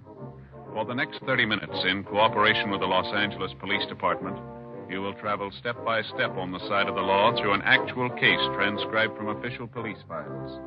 From beginning to end, from crime to punishment, Dragnet is the story of your police force in action. It was Monday, July 5th. It was hot in Los Angeles. We were working the day watch out of homicide detail. My partner's Frank Smith. The boss is Captain Lorman. My name's Friday. It was 7:58 a.m. when I got to room 42. Homicide. That you, Joe? Yeah. How's it going? Don't ask me. What's the matter? Went to the beach yesterday. Got so sunburned I could hardly sleep last night. I'm just miserable, Joe. It's going to be a week before I can wear a shirt without feeling I got army blanket on. Well, can't you get something for it? Something to make it feel a little better anyway? Don't bring that up either. What's that? If you've got any homemade remedies for sunburn, keep them to yourself. I've had them for now. Why? What's the matter? Like I said, we went to the beach yesterday. Beautiful day. They fixed up a lunch, sandwiches, potato salad, deviled eggs, all that stuff. Yeah, I know. We went down to Castle Rock, down the highway. Yeah. Just had a ball. Just great. Kids played in the water, and then when it got dark, we had a few 4th of July things for them. Sparklers, stuff like that. Mm-hmm. I got home, and I started to feel it. What, the sunburn? Yeah. Back feels like it's on fire, Joe. Legs feel like I got them in hot oil. Believe me, it's terrible. Took off my shirt, pants at home, just sitting there in my shorts. I was trying to figure out some way to stop the burning, Yeah. Well, it happened. In comes Armand. Oh, that's your brother-in-law, huh? Yeah. He's read in some magazine where tea is the stuff for burns. Right away, he starts brewing tea. Tea? Yeah. And you drink? Yeah. Tells me to lay down on the floor, right flat on my stomach.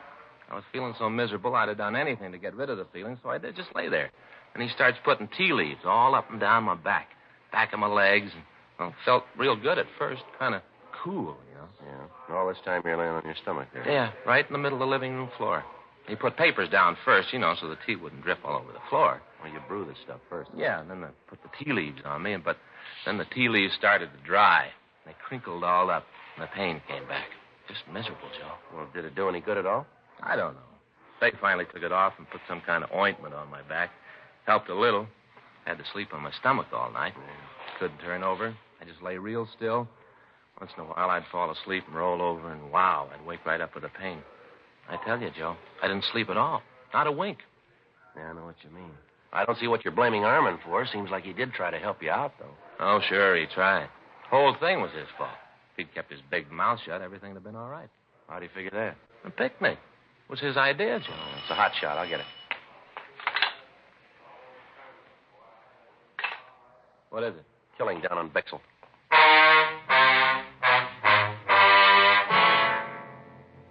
8:14 a.m. We arrived at the address on South Bexel. It was a small neighborhood pawn shop. A radio car had arrived, and the two officers had cleared the crowd away from the entrance of the store. One of the officers showed us through a curtain into the back room. Everything was smashed. Glass cases were demolished. Clothing from the shelves had been torn down and thrown all over the floor. At one side of the room, a closet door was half open, and in the closet was the body of a man. We started to talk with George Armstrong, the victim's partner. Terrible. I don't want to look anymore. I don't want to believe it. Anybody would do this to Mark. Mark? Is that your partner's name? Yes, Mark Williams, my friend. We've been together the last 15 years. Knew each other for 10 years before that. I don't want to think about it. Would you like to step out here, sir? It's not part of the story. Well, would it be all right? Yes, it'll be fine.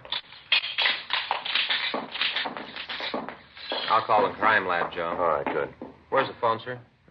It's back there on the wall. Thanks. I'd like to ask you some questions, if it'd be all right. Yes? You discovered the body, is that right?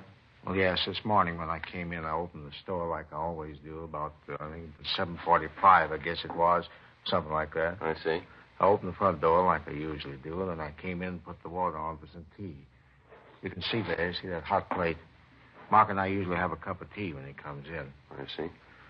Well, then I went to the back room to hang up my coat. First, I thought that somebody had tried to rob the place. Mm-hmm. Way things, were scattered all over. Then I saw Mark laying on the floor, and I called you. They're on the way, Joe. Okay. Did you always open up the store by yourself, Mr. Armstrong? Yes. I don't know how it started, but somewhere along the line, I'd open up the place, and then Mark would clean up the shop and close. It's been that way for years. Mm-hmm. When did you last see Mr. Williams? That is, when did you see him alive? Saturday night. I left about 5:45. He was closing the place up. I told him that I'd meet him for breakfast Sunday morning. He wasn't there. I tried to call him at home, but there wasn't any answer. His landlady hadn't seen him. Was he married, do you know? No, he wasn't married. Same thing happened to both of us. Neither one of us married. What's that, sir? Well, you see, Mark and I are both in love with the same girl when we were younger. We used to take her to the park in the summer, listen to the band, concerts. Three of us, we used to go every place together. Like I said, both of us were in love with her. Uh-huh. Well, things went along just fine for a year or so, and then she got married to someone else. Mark and I were pretty sad about it. Couldn't blame the girl, though. The guy she married was rich. He had a big house and a good family. We didn't have much of anything. No, neither of us married. Just never seemed to find a girl compared with Kate. Kate? Kate Dillon. She's a lovely girl. This meeting you were going to have yesterday morning, was that a regular thing? Oh, yes, it was. You see, about the only relaxation Mark and I had was bowling on the green. Bowling? Mm-hmm. Every Sunday that it didn't rain, we'd meet for breakfast and then catch a bus out to Exposition Park. Bowling club out there. Mark and I both belonged. Mark was a sort of local champion. Played a real good game. Well, didn't you think that anything was wrong when he didn't meet you yesterday? Well, yes, I did. I did at first. Then I got to thinking about it, and I figured maybe he wasn't feeling too good. Just didn't want to go out to the club. Yes, sir. He'd get like that, moody. Just for no reason at all, decided he didn't want to go anyplace at all. Just sit in his room. Almost always came to work, even when he was in the mood. But now and then he'd just sit up there and look out the window. Was there any special reason for all this? No, not that I know of. He just get like that. No special reason. When he did, you just had to sit and let the mood pass. Nothing else to do. I see. Well, did Mr. Williams have any enemies that you'd know of? Anyone at all that might do a thing like this? No, sir. No one. Mm-hmm. Was he alone when you left him Saturday night? Yes, he was straightening up the shelves, getting the things in order. But he was all by himself. No one was here. Well, have you ever had any trouble with anyone in the neighborhood lately? Somebody who might have been looking for trouble, maybe? Well, Sergeant, most of our customers have trouble. Well, yes, sir, but about how much money was on the premises when you left? Maybe $1,500. Where'd you keep the money? In the safe, right there. You can see for yourself it's all right. Would you mind opening it up just to be sure? Well, if you want me to, but I'm sure everything's okay. If you wouldn't mind, sir. Okay. I know there's nothing wrong here. 43. You can see for yourself that everything's okay, can't you? 16 left. Yes, sir. We just want to be sure. Right to 8. There. You can see it. Uh-huh. Is the money kept in that strong box? Yes, sir. Who knew the combination to this safe? I mean, besides you. Just Mark and me. We were the only ones. Mm-hmm. There. All the money's there. Mm-hmm. Is there anything else missing from the store? Anything that you can see?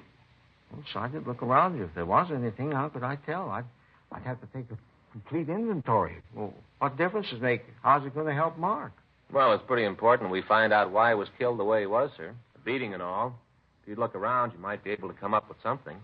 Oh, all right, I'll look around, but I tell you, I don't think there's anything gone. All right, if you just do that, we'll look over the back room. It'll be all right. Pretty bad, huh, Joe?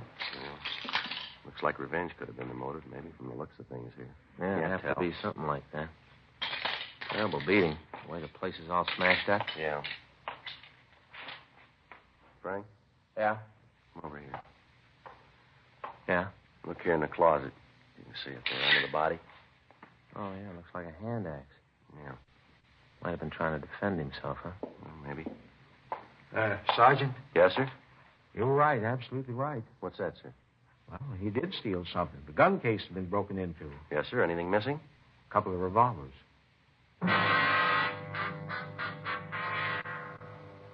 8:32 a.m. The crime lab crew arrived and went over the place. In the back room, under a pile of clothes, they found a 10-inch length of lead pipe. Dean Bergman from Leighton Prints dusted the room, the safe in the store, and the lead pipe. He came up with several clean prints. He rolled the dead man's fingerprints, and then he took Armstrong's. Comparison with those he'd found eliminated all of them except a partial print on the safe. The coroner arrived and removed the body. Frank and I canvassed the neighborhood, but none of the people in the area had noticed anyone suspicious in the last few days. We called the office, and Sergeants Joe LaMonica and Howard Hudson came out to help us in the search of the vicinity. The axe found in the hands of the victim, Mark Williams, had stains on the blade. A closer check of the pawn shop showed that several articles other than the guns had been stolen. George Armstrong gave us a complete list of the missing property along with the serial numbers of the guns. 11:34 a.m. Frank and I checked back into the city hall. Frank, did you get the APBs out? Yeah? Notified the pawn shop detail. Any word from LaMonica and Hudson? No, not yet. At least there's nothing in the book there. I get it. Homicide Friday. Oh, yeah, Joe. Mm-hmm. Yeah. No, we haven't heard from him yet. No. Where? Yeah. Yeah, well, that figures. Uh-huh. Okay, thanks. LaMonica, he and Hudson found a blood-stained shirt in an alley behind an apartment house a couple of blocks from a pawn shop. Yeah? Checked the apartment register, and they found a Wallace Holmes listed. Holmes? Yeah, LaMonica knows him. Yeah? Just served 6 months for violation of the Narcotics Act.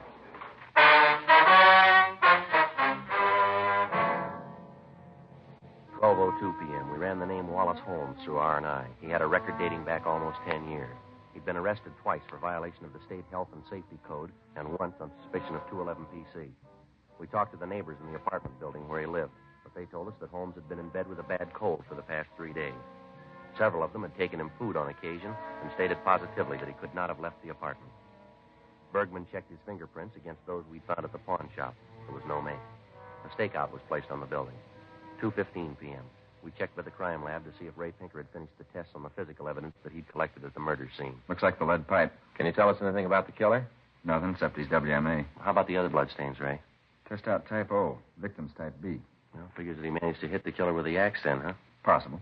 How about the shirt? Did you find anything on it? We haven't finished the tests on the dust particles we found in the pockets yet. Precipitin test shows it's human blood. Haven't had a chance to group it yet. How about any laundry markings? Anything there, Ray? Just about to check it. Spread it out here. You want to get those lights, Frank? Yeah, I'll go. Turn on this fluorescent. Yeah. Laundry marking here. Yeah. Looks like RJ. Mm-hmm. Is that right? And there's a number there, too, isn't there? 769-02. Anything else, Ray? No. Looks like that's about it. What laundry, would you know? Yeah, I think so. Marking's the same type as Consolidated Central Laundry uses. Big place out on Pico. Mm-hmm. Handle cleaning for a lot of small neighborhood places in town. I can give you the address. Okay, anything else? Oh, he had a 15 neck and a 33 sleeve. Average size, not much help, huh? Maybe I can give you some more when I get through the dust particles in the pockets. Yeah, okay. Wish we had a little more to go on. Well, you got a piece of lead pipe, a stained shirt, and an axe that looks like it's been recently used. Yep. They all connect somewhere along the line. Yeah, all we got to do is find out where.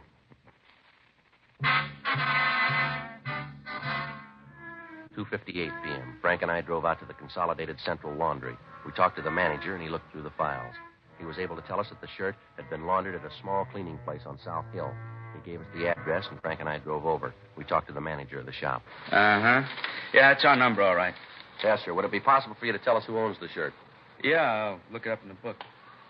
Let's see, RJ 769-02. Mm-hmm, that's right. Let's see, 642, 98, 7. Yeah, here it is. John Dunlap, address out on 3rd Street. Say, what do you want to know about the shirt for? Dunlap done something? Oh, we're just conducting an investigation here. Oh. Wonder if you'd describe this Dunlap for us. Oh, sure. I've known John for years. Been bringing his things in here for at least 8, maybe 9 years. Could you give us a description of him, you think? Yeah, Johnny's about my size, maybe 5'11". Weighs about 180. How about his coloring? Huh? His coloring. Is he dark or light complected? Oh, yeah. Well, I guess you'd say maybe sort of medium. Yeah, medium. Does he have any marks or scars on him? Anything unusual about him? Well, if you asked me that yesterday, I'd have said no. How's that? Well, up till this morning. John came in this morning, and there was nothing that made him stand out up till then. He must have had an accident over the weekend, I guess. I don't understand. Came in this morning, his face was all scratched up.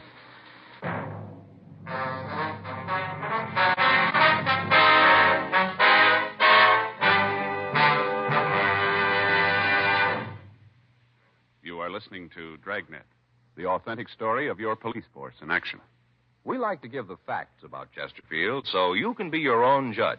Chesterfield is the first and only cigarette to give you premium quality in both regular and king size. Chesterfield is the first and only cigarette to tell you what it's made of.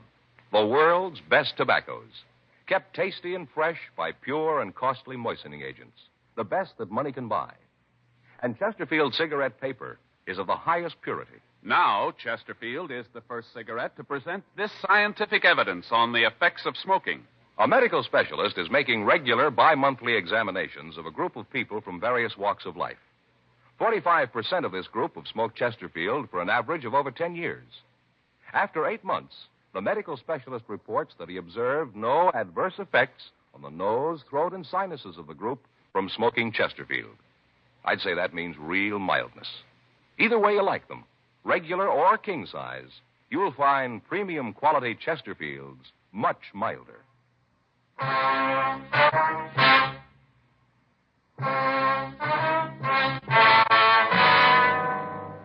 Monday, 5:30 p.m. Frank and I ran the name John Dunlap through R&I. We found no record on anyone answering his description. Meantime, the stakeout on Wallace Holmes' apartment where we found the blood-stained shirt continued. Ray Pinker had finished the test on the shirt and found that most of the blood on it was type B. However, there were also small traces of type O. The tests on the dust particles found in the pockets of the shirt netted us nothing.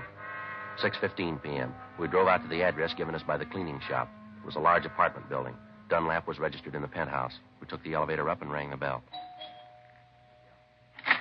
Yeah? John Dunlap? That's right. What can I do for you? Police officers would like to talk to you. Police? What do you want with me? Just like to talk to you. Okay, come on in. You can see you caught me in the shower. This is my partner, Frank Smith. My name's Friday. How do you do? How do you, sir? How do you? Hey, you mind if I go ahead and get dressed while we talk? I got a date and I don't want to be too late. No, it's all right. Go right ahead. Come on in here. What is it I can do for you, officers? Well, what if you could explain your movements Saturday night? Saturday night? Yes, sir. Well, let's see. I played golf in the morning, got back from the club about 6, I guess. Miserable game, 102, lost $35. Sure was off Saturday. Just a minute, sir. You tell us what clothes you want. We'll get them for you. All right, hand me that shirt there, the blue one, huh? Here you are.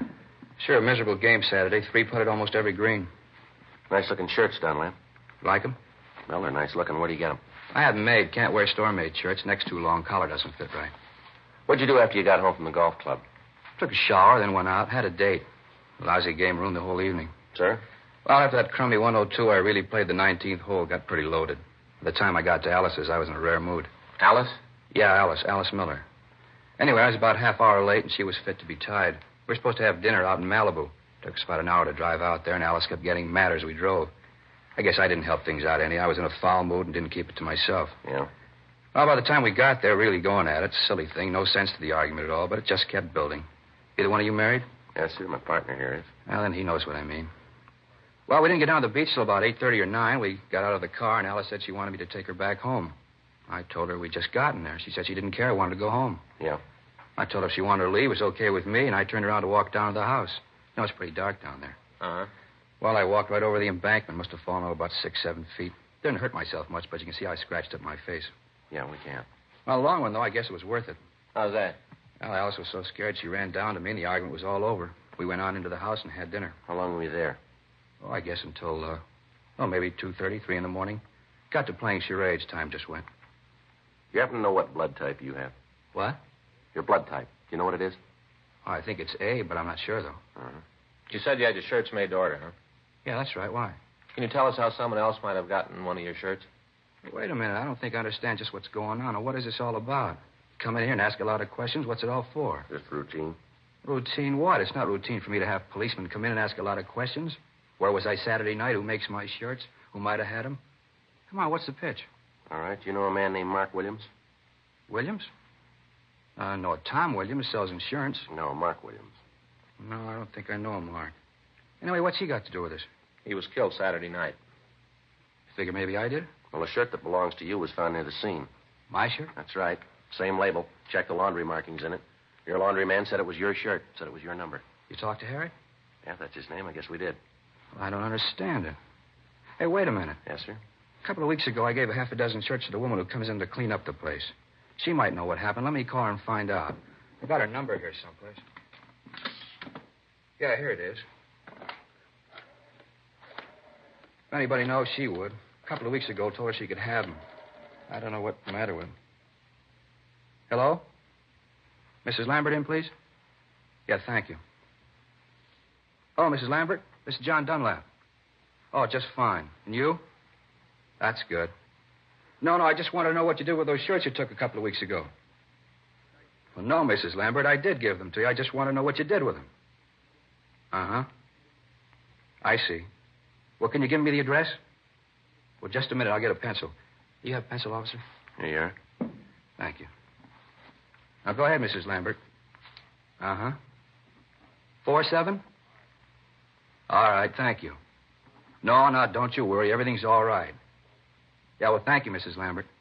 Yeah, I'll see you then. Right, goodbye. You're a real character. Thought I wanted the shirts back. Did she tell you what she did with them? Yeah, said she sold them to a second-hand store down on Bixel.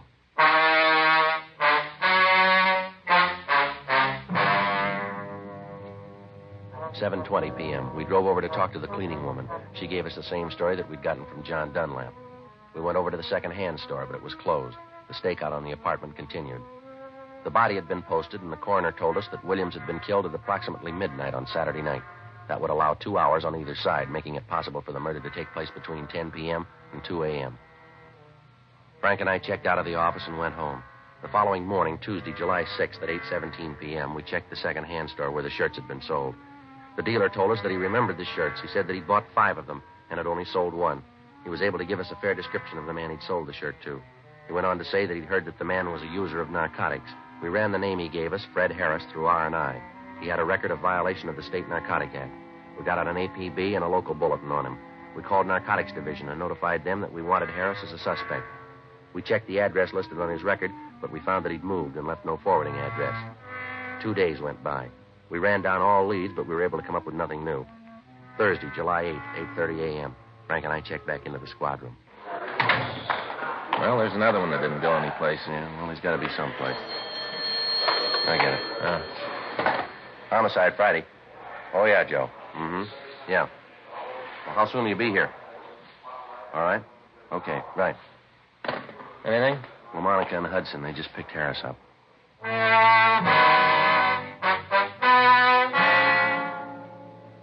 11:20 a.m. Fred Harris was brought to the interrogation room. Frank and I talked to him for about an hour, but other than his name, he refused to tell us anything. We tried to lead him out. We talked about his family, about sports, food, everything we could think of. None of it worked. Harris remained sullen and uncooperative. 1:46 p.m. How about some lunch, Joe? Yeah, I guess so. Harris? No, thanks. Well, you suit yourself. What do you want, Joe? Oh, ham on rye, all right. Get some coffee, too, huh? Okay. You sure, Harris? You don't want anything to eat? No, I told you. Okay. All right if I smoke? Yeah, go ahead.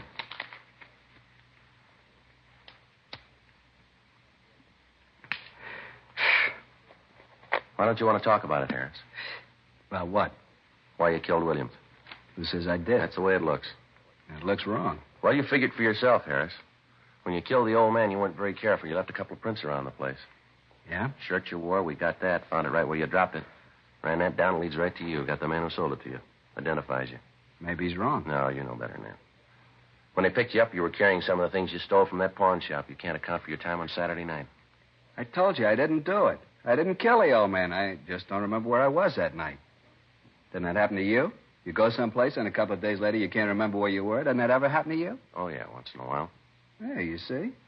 How do you expect me to remember when you sometimes forget? You a user? What are you asking that for? You got the record. Look it up yourself. Roll up your sleeve. All right. You're a user. You work for a living? Yeah, sometimes. What do you do? Whatever I can. When'd you last work? A couple of weeks ago. You haven't worked since then, huh? No. Where'd you get that stuff they found on you? I don't know. Must have bought it. Any idea where? No. You bought the stuff and you don't know where. Is that what you want me to believe? Believe what you want. I don't care. Well, here's what I believe. You tell me if I'm wrong. I think you went to the old man's pawn shop about closing time on Saturday night. You had a big yen on and no money to make a connection. You tried to rob the old man. He didn't like it and you killed him. You killed him with that hunk of lead pipe we found, the one with your fingerprints all over it. Then you tried to get the safe open and you couldn't. So you wiped it clean, grabbed what you could carry, and you ran out of the store. A couple of blocks away, you calmed down and took a look at yourself. You threw that shirt in the ash can, then you went up to Wallace Holmes' apartment to try to make a connection, didn't you? He tell you all that? No. Now, come on, how about it? Holmes tell you that? Well, look, you're a little mixed up, aren't you? You just answer, you don't ask. Sure, he told you. You never found out if he did. My big pal, Wallace Holmes. After all I'd done for him.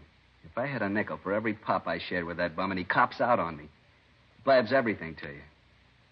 One guy I'd have done anything for. Give the guy the shirt off your back, and this is the thanks I get. Well, that's your big trouble, Harris. What do you mean? You ought to hang on to your shirts.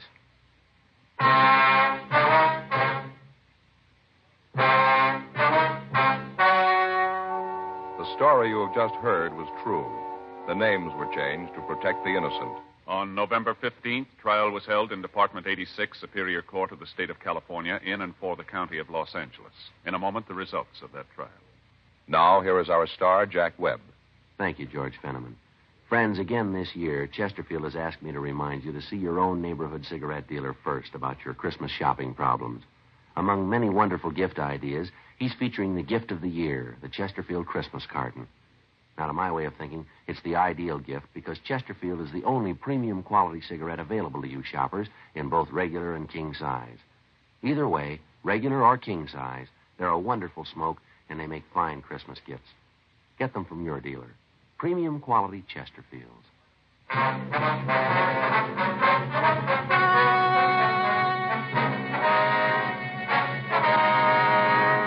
Fred Richard Harris was tried and convicted of murder in the first degree.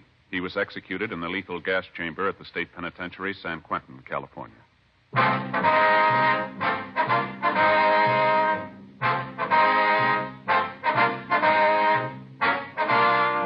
You have just heard Dragnet, a series of authentic cases from official files.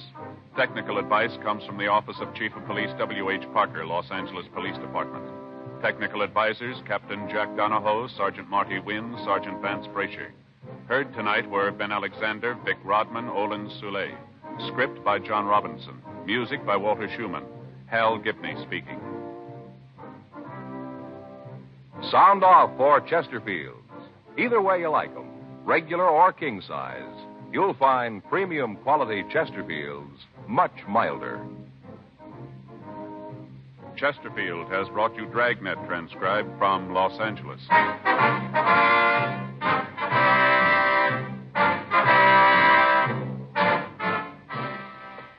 Tonight, it's more adventure with Barry Craig, confidential investigator on NBC.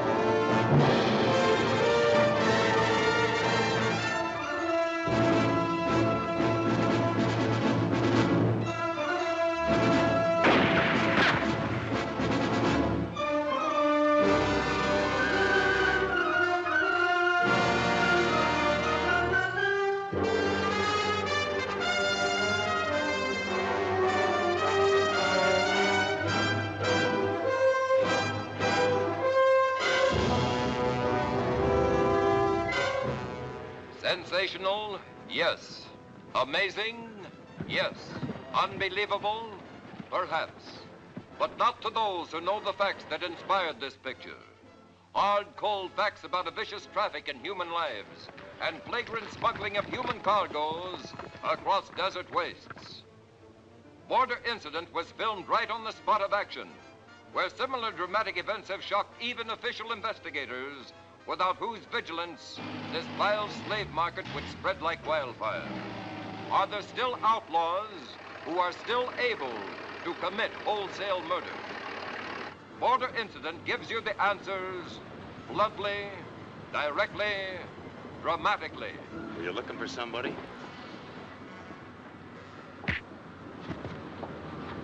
Why do you want to go if you're no bracero? Maybe I would like some American dollars. Maybe I'm running from something. You may be one of the police. Shut up!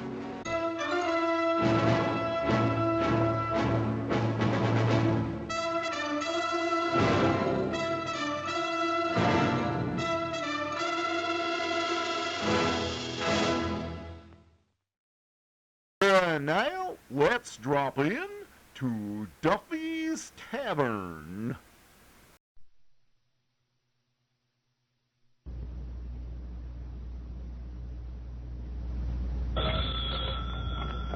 Duffy's. Where do you like me to eat? Archie, the manager speaking. Duffy ain't here. Hello, Duffy. Tonight, Clifton Fadiman. Yeah, the mental brain from the radio. Huh? Is he the guy who says what? Madam, what is your problem? No, Duffy, you're thinking of Mark Anthony.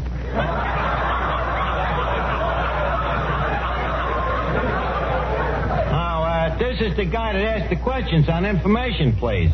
Very brainy guy. Huh? Yeah, maybe you're right at that, Duffy. What brains does it take to ask questions? Yeah. Well, anyways, we're stuck with him. Yeah. He's coming down to lecture to the Lord Byron Ladies Literary Society. Well, don't worry, Duffy. I'm writing the lecture for him, so he can't louse us up. Huh? The crowd here? The usual gang of crumbs.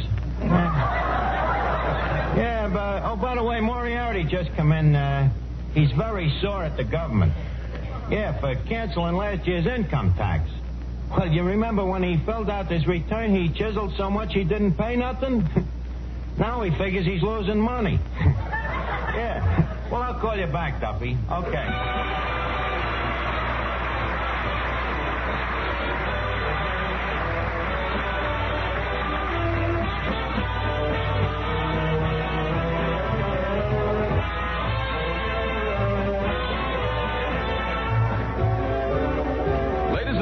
Welcome to Duffy's. Come on in and meet Finnegan, Eddie the waiter, Miss Duffy, Tito Kazar, Peter Van Steeden and his orchestra, our special guest tonight, Clifton Fadiman, and Archie himself, Ed Gardner.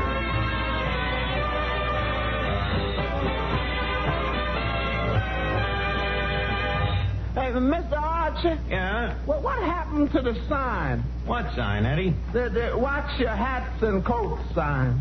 There it is, only I rephrased the words so that Clifton Fadiman will feel more at home here. Read it. Let me see. Maintain scrutiny of thy chapeaus and hats.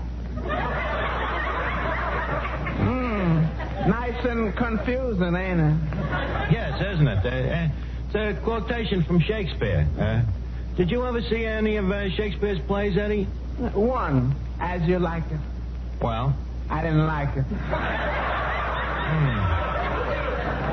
Oh, I don't know. Maybe he had an off day that day. Hello, Arch. Well, Clifton Finnegan. Hello, Finnegan. Arch, look at this. Boy, am I proud. A poem by Crackpot O'Toole of Fortune. Dedicated right at me personal. Oh, yeah, that's nice. What's the poem, Finnegan? Yeah, I'll read it to you. Some men is fools and morons, and some is even judge. But you, dear Clifton, combined them all. Nature has gave you the woods.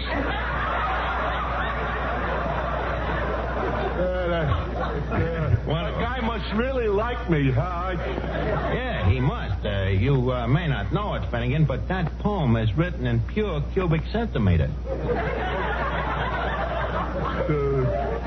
Centimeter? You mean he's going to charge me for it? No, Finnegan, if he charged you, you'd have to pay at least a nickel a meter. Oh. Don't forget, that's an original crackpot. Archie? Oh, yes, Miss Duffy. Did you see my Dostoevsky? Your what? My Dostoevsky. Is it animal, vegetable, or mineral? No, it's a book. Miss Duffy, what would you be doing with a book? Well, Clifton Fadiman's coming down here, and I don't want him to catch me not reading.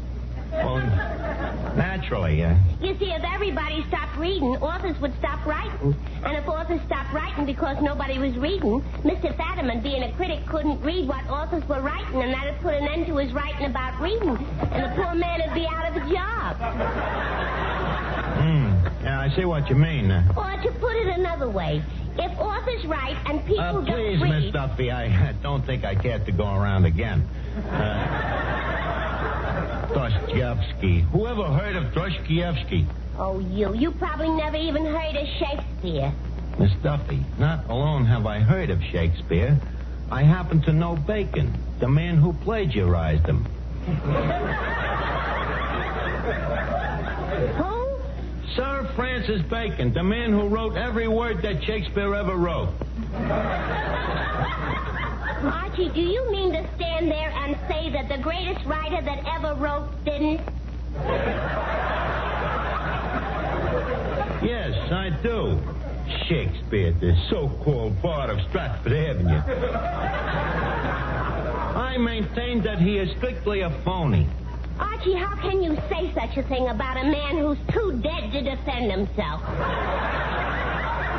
Miss Duffy, you dig him up and I'll tell it to him to his face. Well, wait a minute, Archie. Maybe we're talking about not the same Shakespeare. What was the first name of yours? William. Yeah, that's the one, all right. Of course, William Randolph Shakespeare. Besides, Miss Duffy, when you talk about guys like Shakespeare, it ain't necessary to mention their first names. Everybody knows who you mean.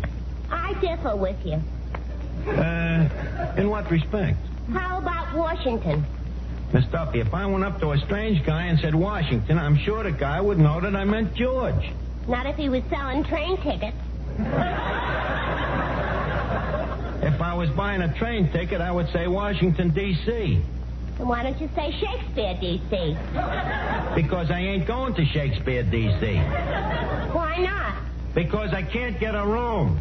Look, Miss Duffy, I got Clifton Fetterman coming down here to read my lecture to Mrs. Piddleton and them dames, and I got a lot on my mind.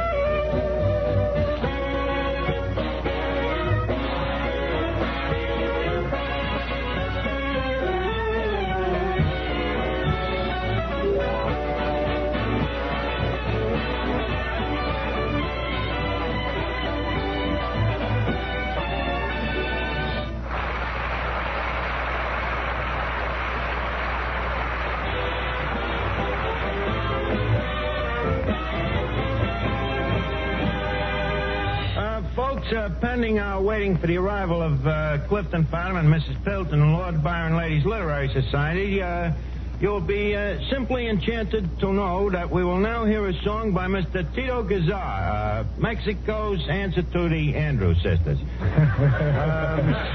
What is the song, Tito? I will sing that beautiful song entitled Si Bonet. Well, that's your own prerogative. Go ahead and sing it. Ladies will please swoon. Si Bonet de mi sueño, si no oyes la queja de mi voz. Si Bonet, si no vienes, ay, moriré de amor. Si Bonet de mi sueño, te espero con ansia en mi café. Si Bonet, si no vienes, ay, moriré de amor. Oye el eco de mi canto de cristal. Si Bonet, yo te quiero, yo me muero por tu amor. Ven aquí, te quiero.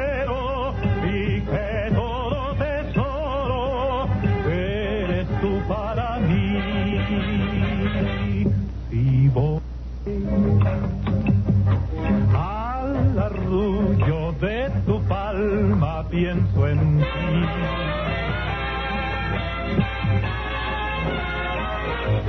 Se voló.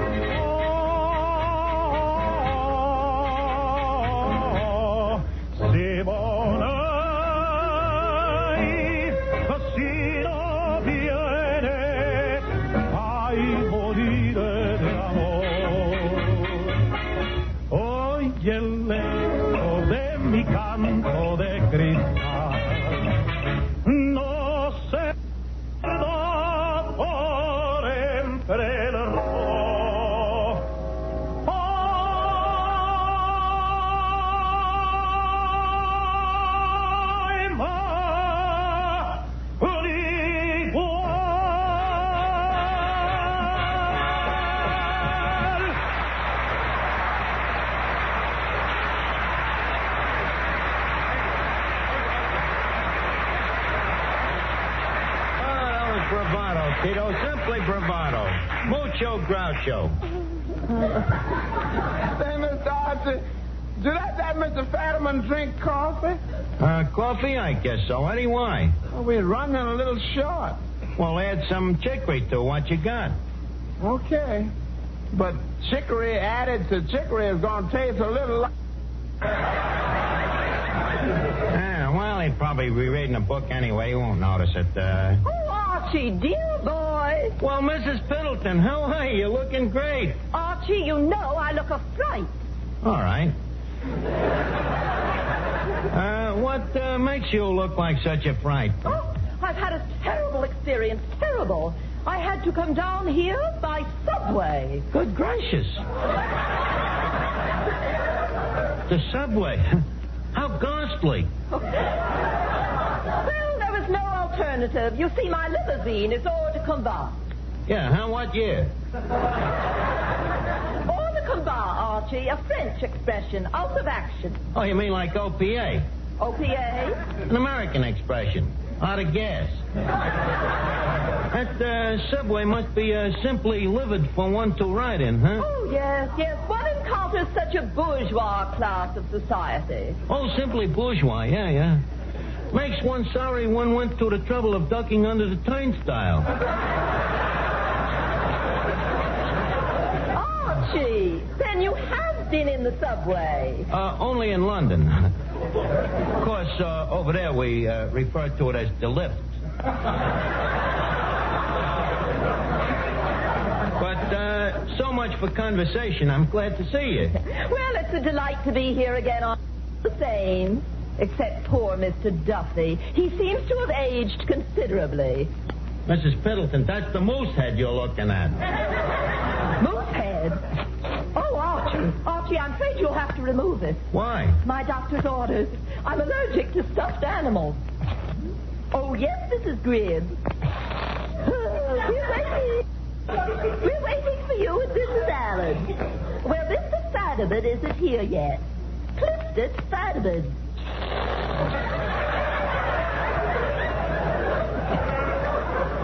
Oh, but dear, I can't help it. There's a moose here, and it does something to my hay fever. I should do what? It already has been shot. Oh, yes, he's speaking tonight on literature. Dodo, Dr. Booth, Clifton Fadderman. Well, we'll wait for you, darling. Goodbye.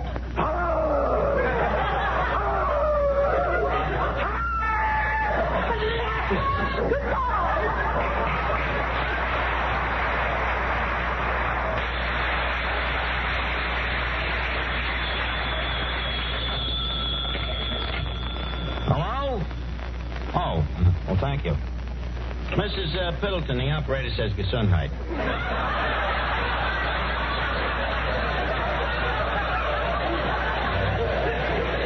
Hey, Eddie. Eddie, take Mrs. Piddleton into the kitchen. There, she won't smell the moose. I see what you mean. What, Miss Duffy? Ain't that Mr. Fadiman coming in? Oh, sure, Clifton Fadiman.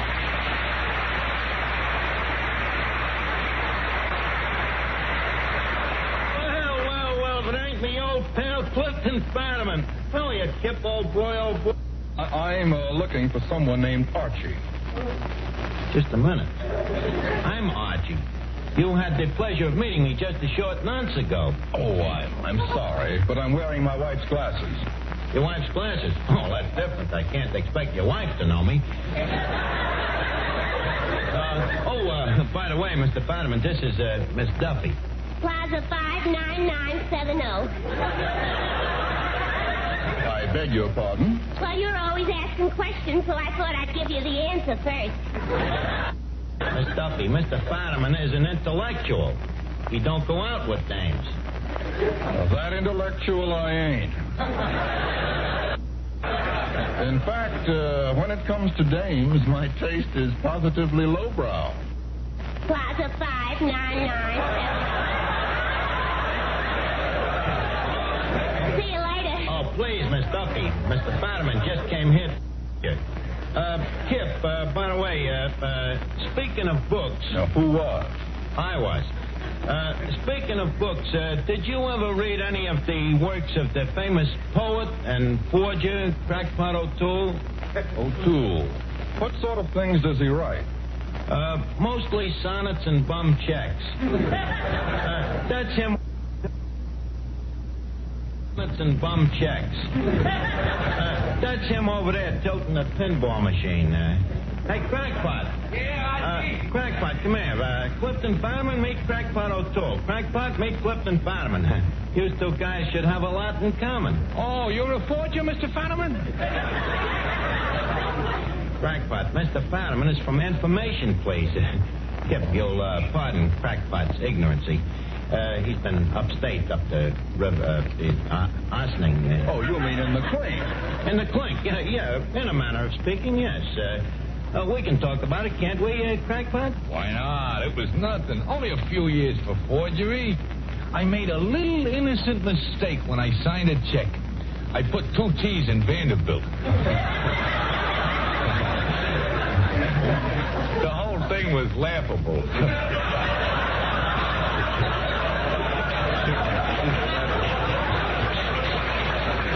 By the way, Kip, someday if you get a chance, I'd like you to get a look at Crackpot's adaptation of Shakespeare. Crackpot? You rewrote Shakespeare? Yep. I rewrote 23 of his plays. How long did it take you? 23 minutes. 23 minutes, Crackpot? I bet you Shakespeare himself didn't even write it that fast. Well, after all, Arch, I got an edge on the guy. I'm ambidextrous. What's that? Two-handed dexterous. I can write with both hands. Mr. Fadiman, couldn't you use Crackpot on information, please, sometime? But, Archie, we have a poetry expert, John Kieran. Granted, but suppose you ask Kieran to quote you something, say, from Lord Byron. Could he do it? Of course. He could quote whole stanzas. Could Crackpot do that? Not alone could Crackpot quote whole stanzas, he could give you the whole poem in Byron's own handwriting. Thanks, Arch. Okay, Crackpot. Dodge. Yeah? Middleton wants to know when the lecture's gonna start. Oh, any minute, Eddie. Go over and talk to her. Keep her happy for a second. I've been talking to her. I say Gesundheit, she says thank you. I say Gesundheit, she says thank you. I say Gesundheit, she says thank you. It's pretty monotonous conversation. Well, talk to her anyways. Are you ready for the lecture, Mr. Fadiman? All ready. Okay, you ready, Danny? Ready. Ladies and gentlemen. Just a second, Mr. Fadiman. What's right is right. Danny started first. Besides, you ain't studied the lecture that I wrote for you. You wrote a lecture for me? You seem amazed. I'll go over it with you in a minute.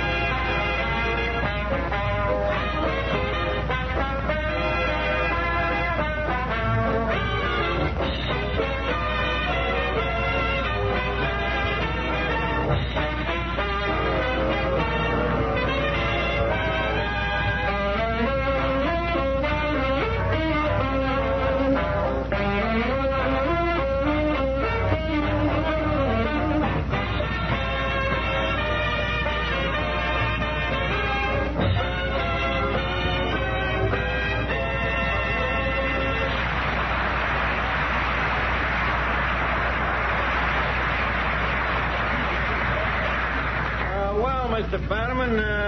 Leave us get started, huh? Archie, did I hear you correctly? You wrote a lecture for me? That's right.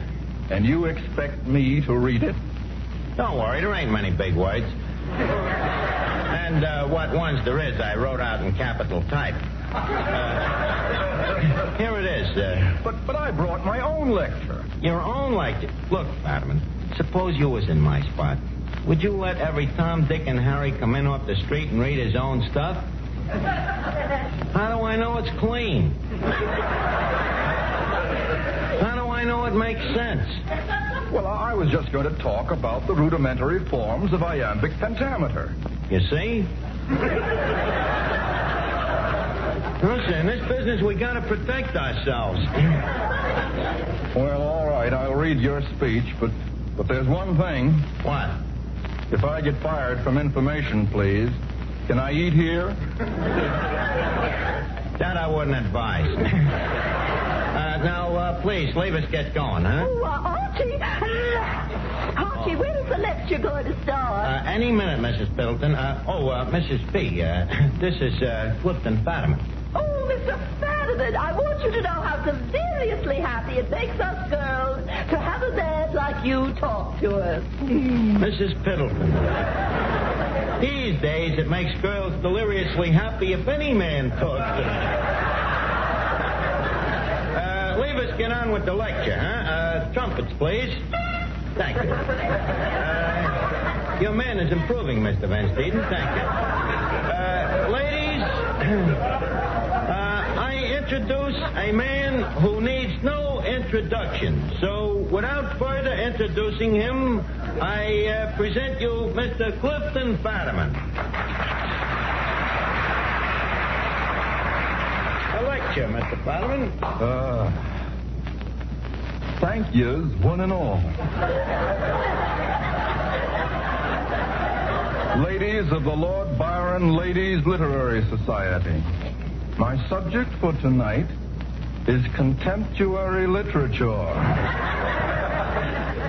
I will discuss contemptuary literature from literature in the Middle Ages to books for children. Literature is divided into three parts: fiction, non-fiction, and... Archie, where's the third part? I couldn't think of it. I went nuts. Go on. Literature was started by the cavemen who used to chop out stories in stone with an axe, hence the term hack writer. This, however, was very hard on the circulating libraries, as people got tired carrying home them stone books. Besides, many times the stones would fall on the author, crushing him, hence the expression, pulp writer.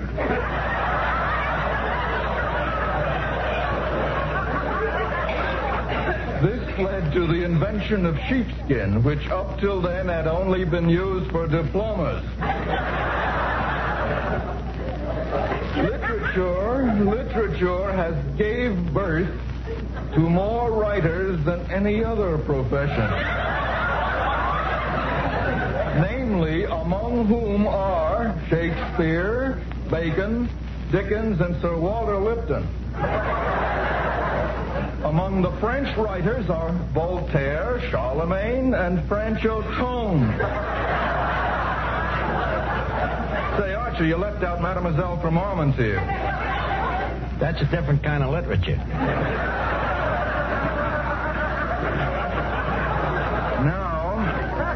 Now, among the American writers is also a great assortment of literary authors.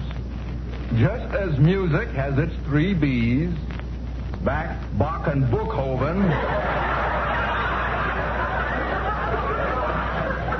American literature has its three O's, O'Neill, Odette, and O'Toole.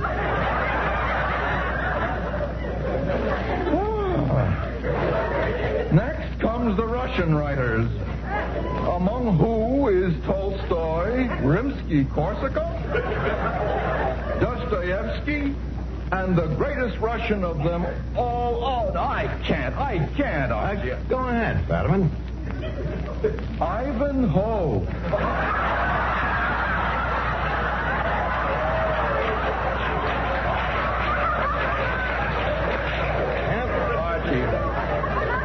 Archie, I can't go on with it. My reputation will be ruined. Ladies, the lecture is over. I thank you. Oh, Mr. Fetterman. Yes, Mrs. Biddleton. I've heard you speak many times. I've read every word you've ever written. Your books, your reviews in the New Yorker magazine. Yes? And there's one thing I want to tell you. In my personal opinion, this is the first time you've ever made sense.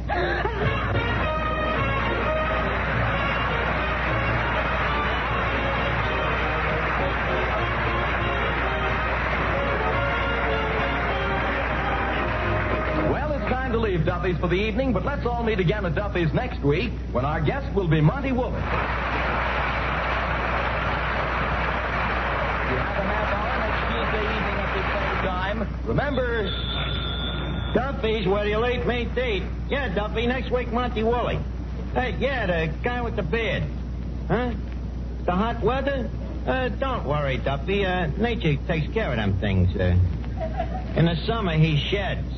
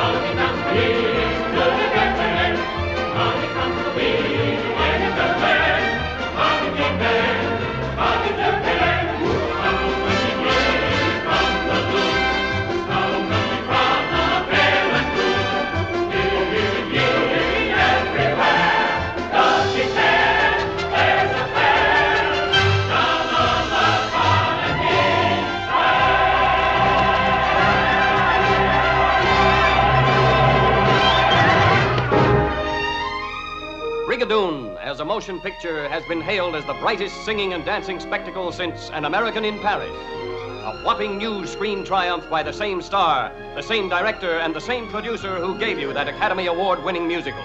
Brigadoon tells a wonderful story, too. An American in Scotland. A courageous young fella who isn't afraid to admit he's fed up with a big city hubbub. And he does something about it, amid the quiet beauty of the Highlands. A hunting he goes. Ah, yes, but a romance he finds. With two loves in his life, he makes a choice. Will it be the village girl from Brigadoon who adores him body and soul? Or the sophisticated cafe society beauty of New York's nightlife? The only Scotch she knows comes out of a bottle.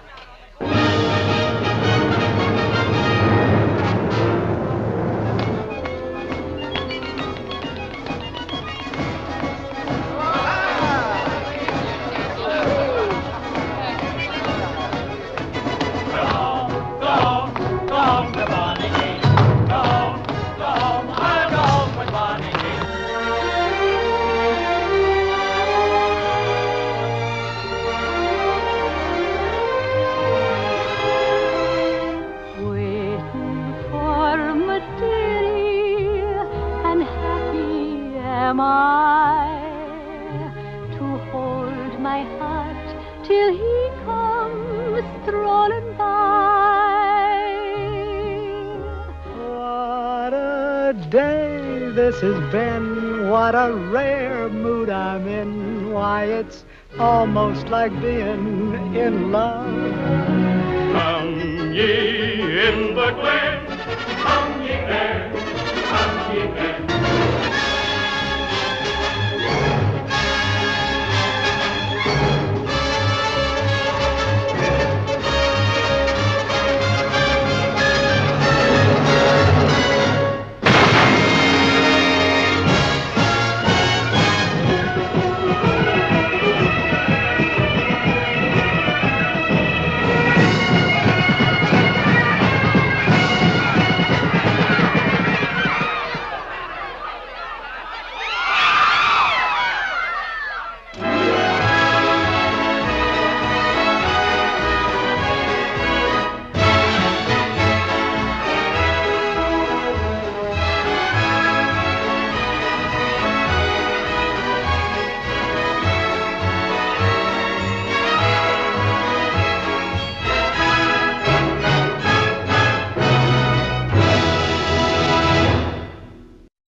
Now it's time to spend a day with Jack Benny's favorite crooner. It's A Day in the Life of Denis Day, coming up next.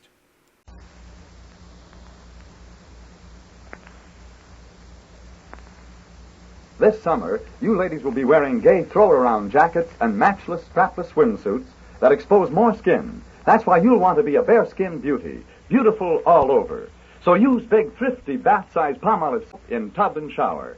See if regular cleansing with Palmolive doesn't make your skin softer, more alluring. For Palmolive's famous complexion care all over, for bare skin beauty, get bath-sized Palmolive soap today.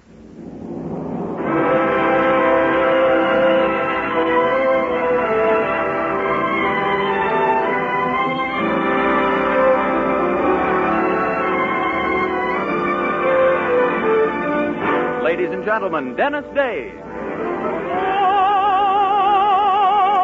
that makes life seem worthwhile, dwells in your eyes, and the spell of your smile. Denis Day is brought to you by Colgate Dental Cream and Luster Cream Shampoo. Colgate Dental Cream to clean your breath while you clean your teeth. Luster Cream Shampoo for soft, glamorous dream girl hair.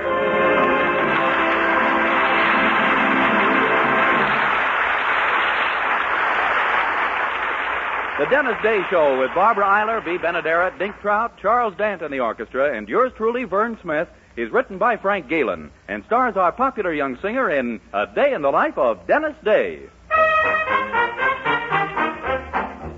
Here's Denis to sing Takin' Miss Mary to the Ball. Jog along, Mr. Dobbin, and keep this carriage a-bobbin'.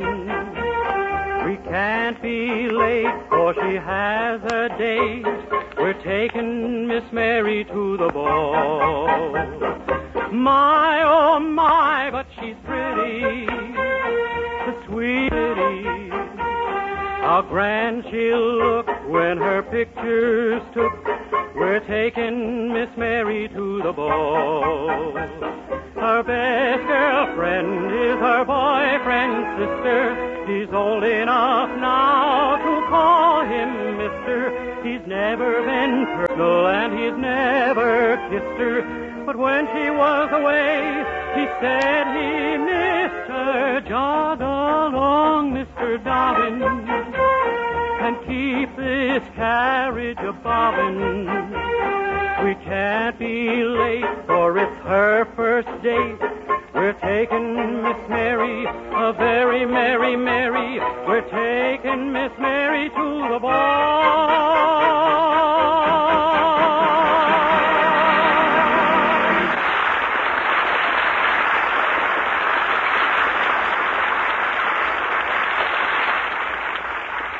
Colgate Dental Cream cleans your breath while it cleans your teeth. No other toothpaste does a better job of cleaning teeth than Colgate Dental Cream. For Colgate Dental Cream has a safe polishing agent that cleans your teeth both gently and thoroughly, brings out their natural sparkle and beauty.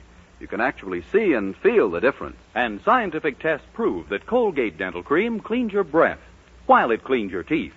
Yes, actual scientific tests prove conclusively that in 7 out of 10 cases, Colgate instantly stops unpleasing breath that originates in the mouth. Colgate Dental Cream is famous for its wonderful wake-up flavor, too.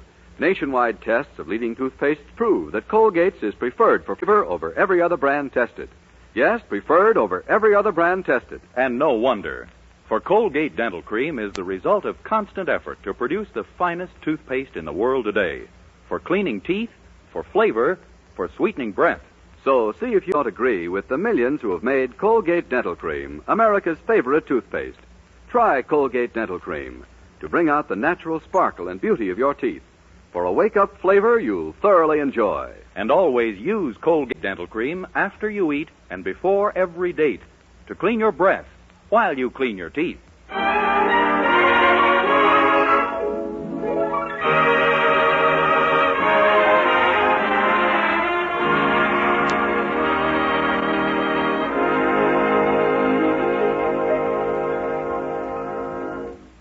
Success is a matter of psychology, a state of mind. Act like a man of affairs, and you'll soon become a man of affairs. the words seemed to leap from the magazine as they caught the eye of our young hero, Dennis Day. Of course, so that's why success has eluded him all these years. Immediately, he put on his very best suit. Well, let's be truthful about that, his only suit. His nicest tie. His best suit of underwear. There, I won't give in. And took a bus downtown to the bank where he demanded to see the president himself. My goodness, what can he be up to? Our assets, did you say, Mr. Day? That's what I said. I want to know the assets of this bank. Why, according to our latest financial statement, they amount to $4 million. How about your liabilities? Naturally, they come to $4 million, too. Just barely keeping your head above water, huh? May I know the object of these questions, Mr. Day? Sure, I'm going to open up a checking account. All us big shots have checking accounts, only I want to make sure I got a safe bank. I think you'll find us reliable in every way. Well, I got to admit, you've been made a pretty good impression on me in the past. You sent me a calendar last Christmas, and so far it's been right every month. Well, thank you. Boy, and what pictures on it. April. May. June. Gee, I can hardly wait for July. I have news for you, Mr. Day. It's a picture of a Boy Scout rubbing two sticks together. Oh, gosh, no more sailboats? No, they're obviously too inflammatory. Now, suppose we get down to business. How much were you planning to put into this checking account? Oh, everything. My entire fortune. I want to transfer it from my other bank. Well, really? Sure. Here, you can count it yourself. The tail unscrews. A piggy bank, Mr. Day?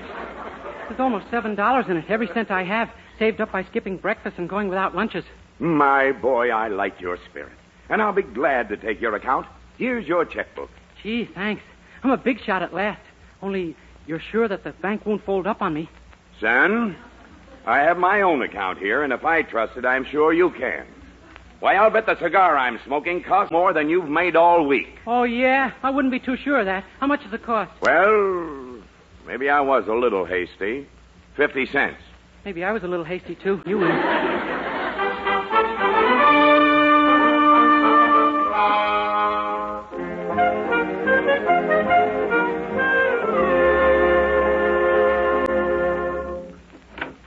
Hi, Dennis. Oh, hello, Mildred. What are you doing? Oh, my old high school needs a new gym. They sent letters to all us alumni asking for contributions, so I wrote them out a check. I've got a checking account now, you know. So you've told me about 30 times. How much did you... Good heavens. Pay to the order of Benjamin Franklin High School $50,000? Oh, that's just a practice check. I'm not sending them quite that much. Well, how much are you sending them? 75 cents.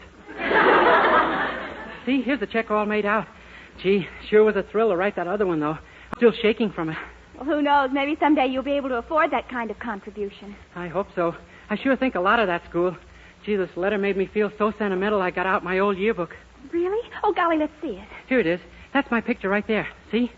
Why, Dennis, I didn't know you wore braces on your teeth. Oh, those aren't braces. I used to like shooting spitballs, and that's where I hid the rubber bands. Oh. Who's the funny-looking girl next to you? Oh, that's Gertrude Baguglio. She was my first girlfriend. With those buck teeth and that stringy hair. And she's even cross-eyed. How could you go with her? Well, I didn't know much then. I thought girls were supposed to look that way. Oh, I see. The bald-headed man in the front of the class, Professor Jensen, our science teacher, he used to like me. Said I had a great head for science. Really? Yeah, he was always trying to get me to leave it to them. Gee, I sure used to laugh at his jokes. He was always kidding like that. Oh, you didn't flunk his course, did you, Dennis? Oh, no, but I was lucky. The fellow I sat behind decided to write all the answers on the front of his shirt the night before the final exam. Oh, he did? Yeah, but he made a mistake and wrote them on the back. I got 96. Well, I shouldn't wonder. I'd have had 100 if he hadn't worn his pants so high. Well, I better get busy filling out the questionnaire that goes along with the check. The questionnaire? Yeah. They want to find out just what the alumni are doing. Who's rich and who's famous and who's got a good job. Oh, that's it. Yeah. Hope they're also interested in who's flotsam and who's jetsam. Well, you'll be doing as well as any of them one of these days. Don't you worry. Well, I'll leave it... Oh, hi, Daddy. Good morning, children. I'll see you later, Dennis. Say, what are you so busy with there, Dennis? Oh, I'm filling out a questionnaire for my high school. Let's see. Present situation, unemployed. Unemployed? Why put down a thing like that? Let them think you're a big success. Yeah? Sure. Put down something that sounds important. They won't check. Okay. Present position, Wing Commander of Honest John's Air Force. Very good. Now it says married or single. I'll put down married. Successful men are always married. Now children. I'll put down 10. 10 children? Sure, let them think I'm a big success at everything. Well, on second thought, I'd tear that questionnaire up and forget it. Yeah, I guess maybe you're right. There's no... Hello, Herbert. Denis. Good morning, Peachy Pie. Was there anything wrong, Mrs. Anderson? You sound kind of blue this morning. Is it any wonder? How would you feel if you'd been rejected as a member of the Weaverville Ladies' Bridge and Sewing Club? Oh, I'm not built right for it anyway. Well, I am, and I've been turned down. Those stuck-up women have the nerve to hint that I wasn't in the same social class with them. No, Pupsy. Yes. Oh, I could kill them. Oh, Herbert, I've got a frightful headache. Run down to the drugstore and get me some aspirin, would you? I shall fly, little oomph girl. Oh, would you drop my letter off on the way, Mr. Anderson? Just that check on the table. Never mind the questionnaire. All right, I'll put it in the envelope. And, Pupsy, don't you worry about those silly women saying that you're out of their social class. No, Mrs. Anderson. They've got a fine right to say that to you. They're just a bunch of gossipy, nosy old hens. And believe me, you're in the same class with them. What? It came out wrong, but you know what I mean.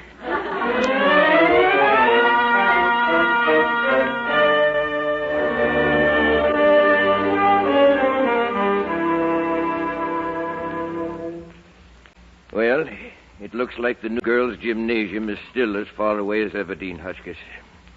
Is that the last of the contributions? Well, just one or two more, I'm afraid. Here's one from a Denis Day.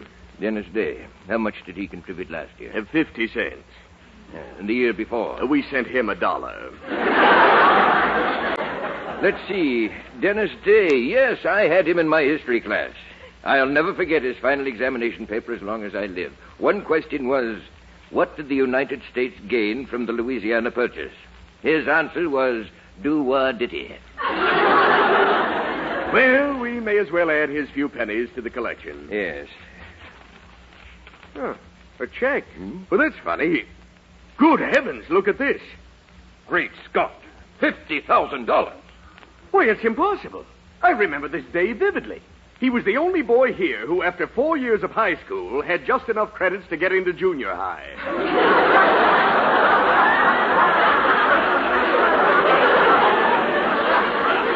Well, he's obviously a genius at making money. Thanks to him, we've got our girls' gym, Dean. Yes, we'll invite him here to dedicate it himself. Why, we'll even name it after it. Good. The Denis Day Memorial Gymnasium. A permanent monument to matter over mind.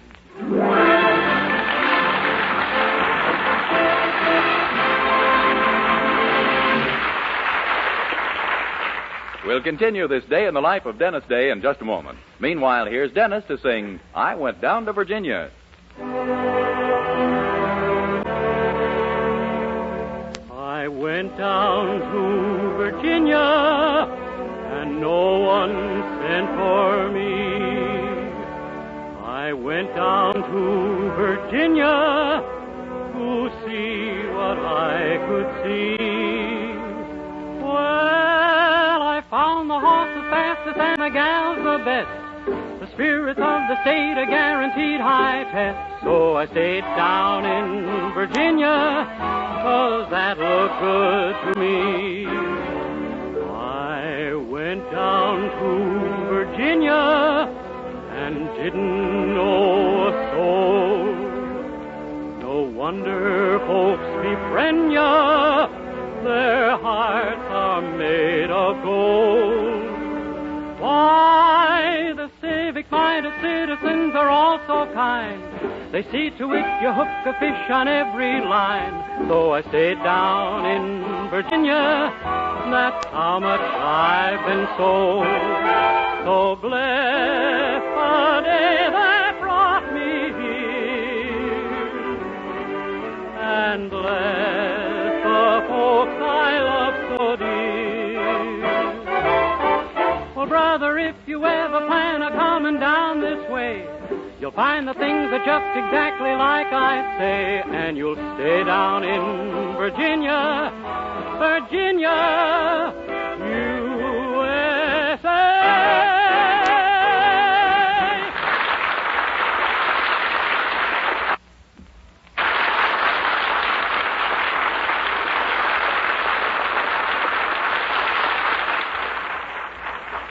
Well, it looks like having a checking account of his own was a little too much for Denis. By mistake, a practice check he had written for $50,000 was sent to his high school as Denis's contribution toward a new girls' gymnasium.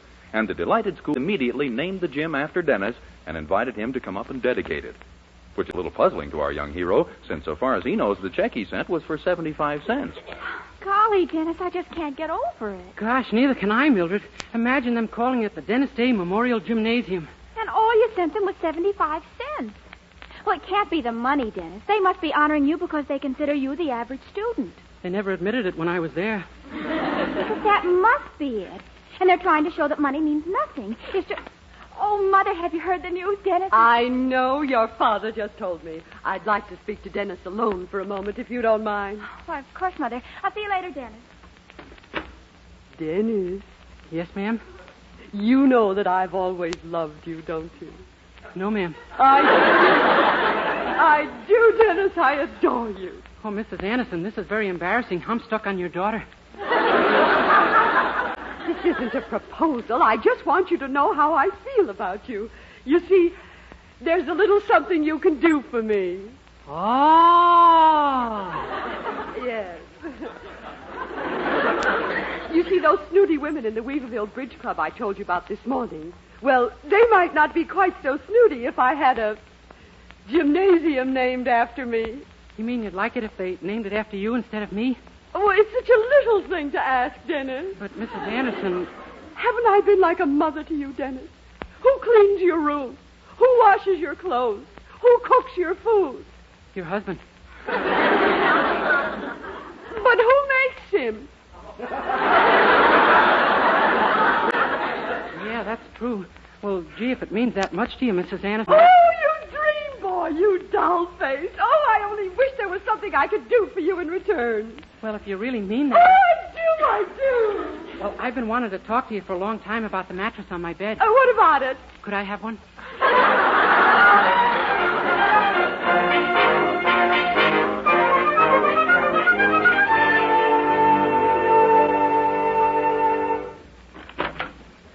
Dean, he's here right now in the anteroom. Oh, my gracious, wait till I fix my tie. How does he look? Like a typical millionaire? Yes, one of those eccentric ones. He's wearing a Mickey Mouse sweatshirt. You don't say. Well, show him right in. We mustn't keep him waiting. Yes. Come right in, Mr. Day. Thank you, Professor. Oh, hello, Dean. My boy, sit down, my son. Do sit down. Can I offer you a Corona? Oh, no, thanks. I never learned to type.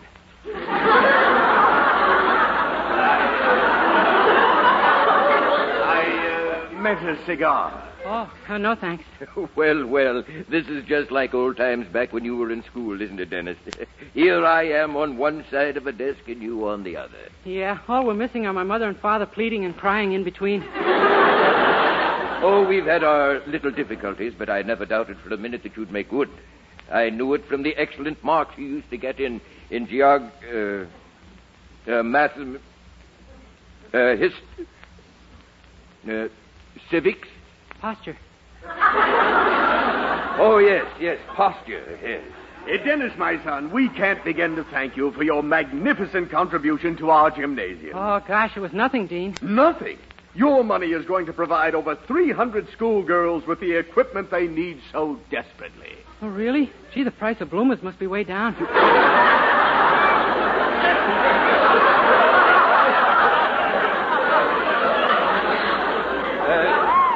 We're very glad to see you taking it so lightly, my boy. I assure you, your donation is more than we teachers could make in 10 years. Honest? You people need legislation even worse than I thought.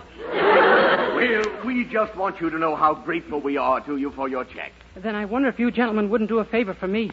Instead of calling it the Dennis Day Memorial Gymnasium, could it be named after my landlady, Mrs. Clara Anderson? Your landlady? Well, why not? Your wish is our command, my boy. The Clara Anderson Memorial Gymnasium it shall be. Gee, thanks, gentlemen. You'll never know what you've just done for my sacroiliac.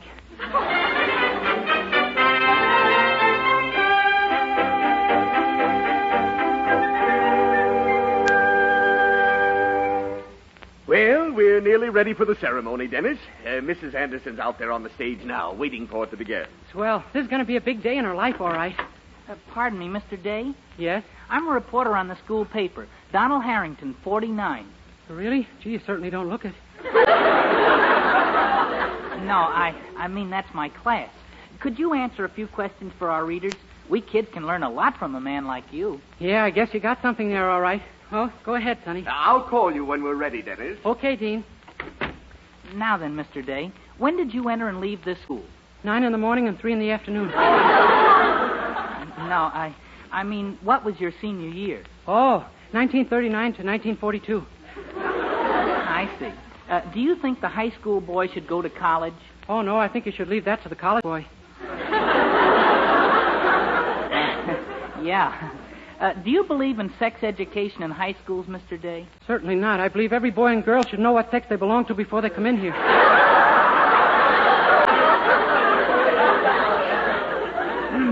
Mr. Day, do my questions confuse you? Oh, no. Good. Then that leaves only one of us in the mess. But to continue, what do you think of necking in high school? Oh, I think it's more fun at home. I put it down just like you said it. Now, I've got some general questions, too, Mr. Day, okay? Shoot. It's a thought, all right. What do you think of labor? Well, on the whole, I'd rather not. Huh? But what I meant was, do you think labor should work longer hours?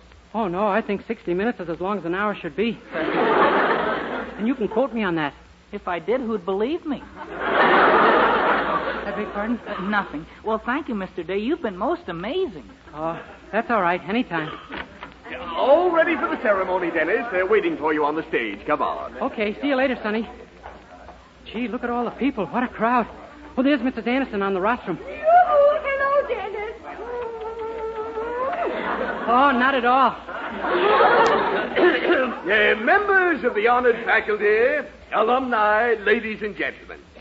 Today, through the generosity of one of our former students, we're about to see our dreams of a new gymnasium materialize. I'd like to present to you now the man who made the Clara Anderson Memorial Gymnasium possible. A man who, when he attended our school, was outstanding in such activities as,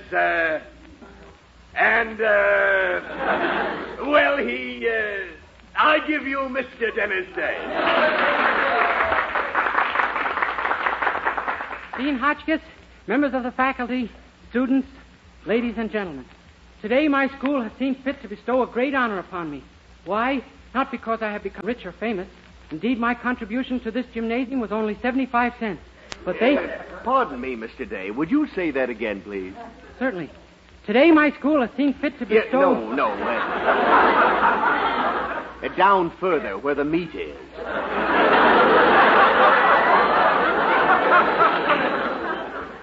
You mean the part about my giving 75 cents? You did say that, didn't you? And what's this check of yours I hold in my hand for $50,000? Careful, Dean. You're dropping it. Oh, that's all right. It'll bounce right up again. This is your check, isn't it, Mr. Day? Oh, sure, but that's just a practice check. It's no good. You mean you don't have $50,000 in the bank? Oh, no, not quite that much. Have you 40,000? No. 30,000? No. 20,000? We'll get there a lot quicker if you start with $1 and work up. No. Well, there goes our gymnasium. But my cornerstone with Clara Anderson engraved on it. You mean you're not going to use it now? Oh, we can't afford to waste anything now. We'll use it for the smaller building we plan to build around in the back.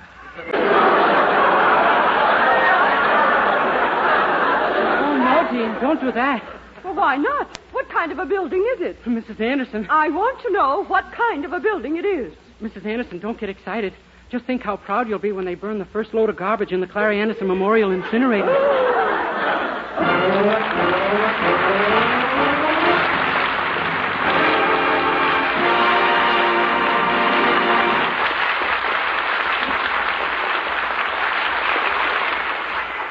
Denis Day will be back in just 1 minute to sing The Loveliness of You. But first... Dream girl, beautiful luster cream girl, hair hair that gleams and glistens from a luster cream shampoo. Yes, for soft, glamorous dream girl hair, try Luster Cream Shampoo. Now in convenient tubes or jars, whichever you prefer. Luster Cream Shampoo leaves hair with a new three-way loveliness. Fragrantly clean, glistening with sheen, soft, easy to manage. Not a soap, not a liquid, but an utterly new, rich lathering cream shampoo. A blend of secret ingredients plus lanolin. 4-ounce jar, $1. Smaller sizes, tubes or jars, 49 and 25 cents. Be a dream girl, a lovely luster cream girl. Dream girl, beautiful luster cream girl, you owe your crowning glory to a luster cream shampoo.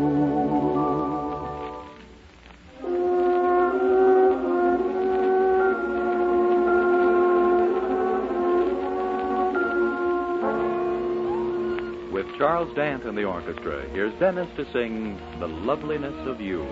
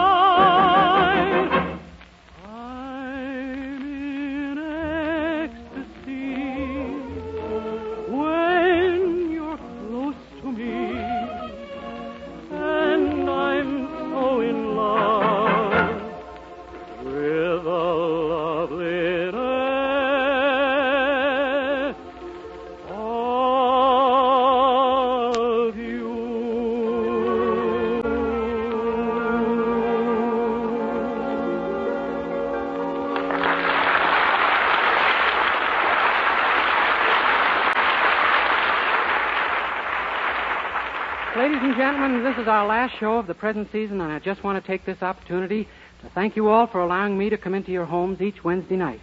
We're going to take a short vacation now and return in the first week of September, and we hope that you'll be listening. Good night, and have a swell summer, everybody. See you in 8 weeks.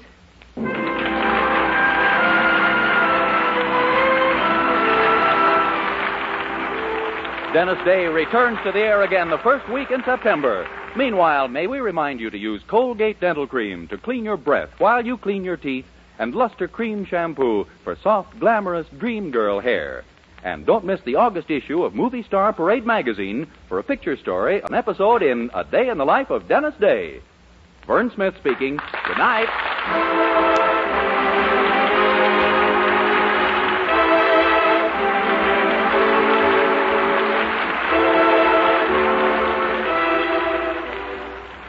This is NBC, the national broadcasting company.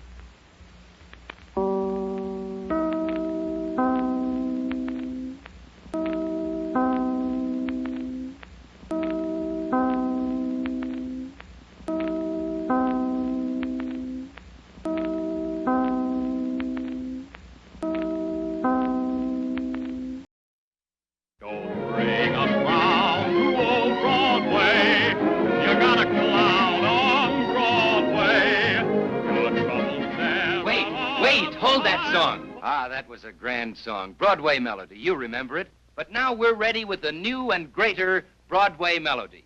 So new, in fact, that it's a year ahead. So off with the old, on with the new. You have it, Francis Langford. Take it away.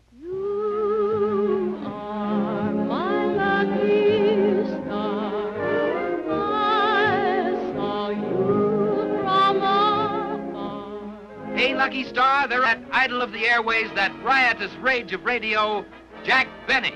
This is Jack Benny coming to you with the latest stories, new jokes, and wisecracks. And here is the outstanding screen sensation of the decade, the personality who brings more talent to the motion picture world than any newcomer in 10 years, singing and dancing her way to fame into your heart, the lovely Eleanor Powell, the best-looking and most gifted of the new leading men, the boy who is rapidly speeding to stardom, Robert Taylor. And comedy, oh, the grandest clowns you ever met, Mad, Dizzy, Delirious, Buddy, and Vilma Ebsen.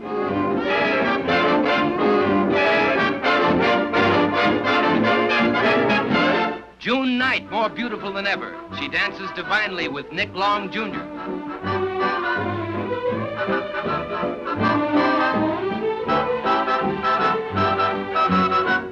Una Merkel, Sid Silvers, Francis Langford, Robert Wildhack. Well, for instance, there's the light and thin, or blonde type of snore. Hey, Bert, who do you think is going to have a baby? Who? My mother. Listen, Snoop, from now on, nobody's going to have any more babies. Well, you can't stop my mother from having a baby. I can stop her from having it in my column. Any word from me?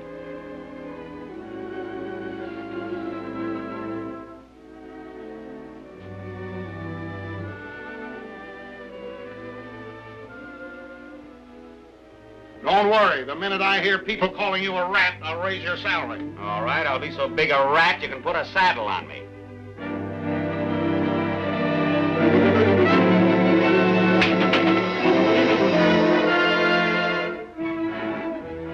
Madame Albertina Rash, genius of the ballet, surpasses her loveliest creations with the spectacular fantasy in a garden of dreams. Here they are, the men who write the songs the world sings. They show her Brown and Arthur Freed. They have created lilting melodies, haunting harmonies. Listen. Don't blame Bill, it's got me. Everybody down. Don't blame Bill, it's got me. I've got a feeling you're fooling. I've got a feeling it's all a frame. You gotta sing before breakfast, croon a tune and rejoice. Before you use that coffee pot, use your voice. You've opened heaven's portal and give all earth for this poor mortal. You are my lucky star.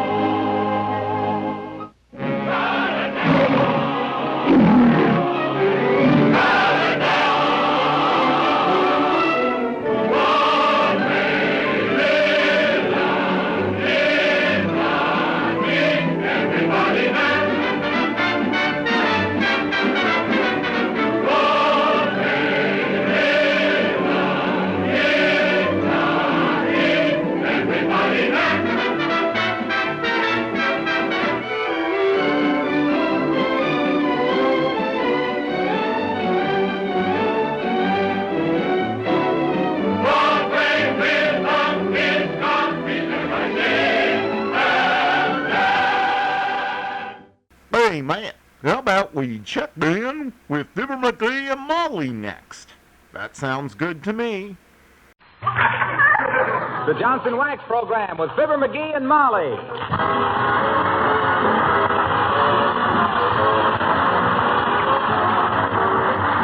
Makers of Johnson's Wax, Johnson's Carnew, and Johnson's Self-Polishing Glow Coat present Fibber, Magee, and Molly, written by Don Quinn, with music by the Kingsmen and Billy Mills Orchestra.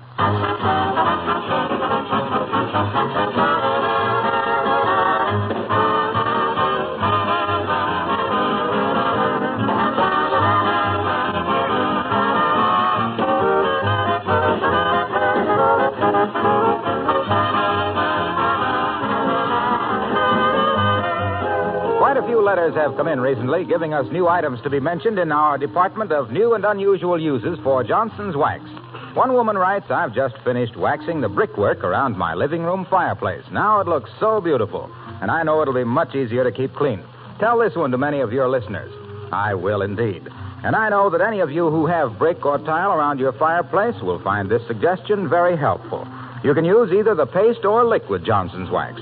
The job takes only a few minutes, and the benefits last a long time. Here's another item I like.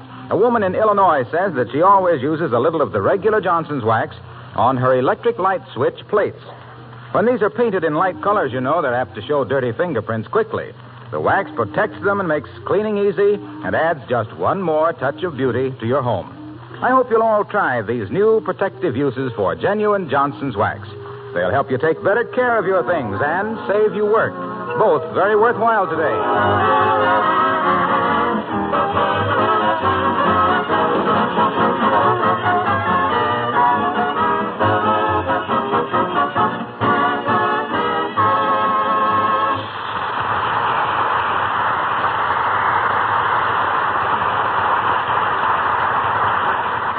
It's a raw, windy spring day in Wistful Vista. Just the kind of day a man likes to stay indoors with a pipe and a good book.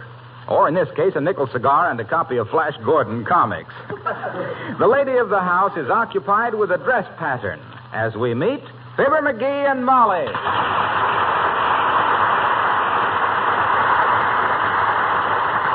So Flash ups to him and he says... McGee, I'm so exasperated. What about? Oh, this dress pattern. Oh. I can't seem to figure it out. It's been so long since I made a dress for myself, I'm all out of practice. I thought you could buy dresses about as cheap as you could make them. Well, not quite. Anyway, we said we'd buy war bonds instead of Easter clothes, didn't we? So I have this material, and I bought a pattern for 35 cents. Let me see it. See? This don't look so tough. All you got to do is lay the pattern out on the cloth and cut around it. Oh, is that all? Why, certainly. That's a cinch. Look who's talking. Huh? I saw a sock you darned once. You bunched it up around the hole, and you tied the string around it and pounded it down with a hammer. That was an emergency.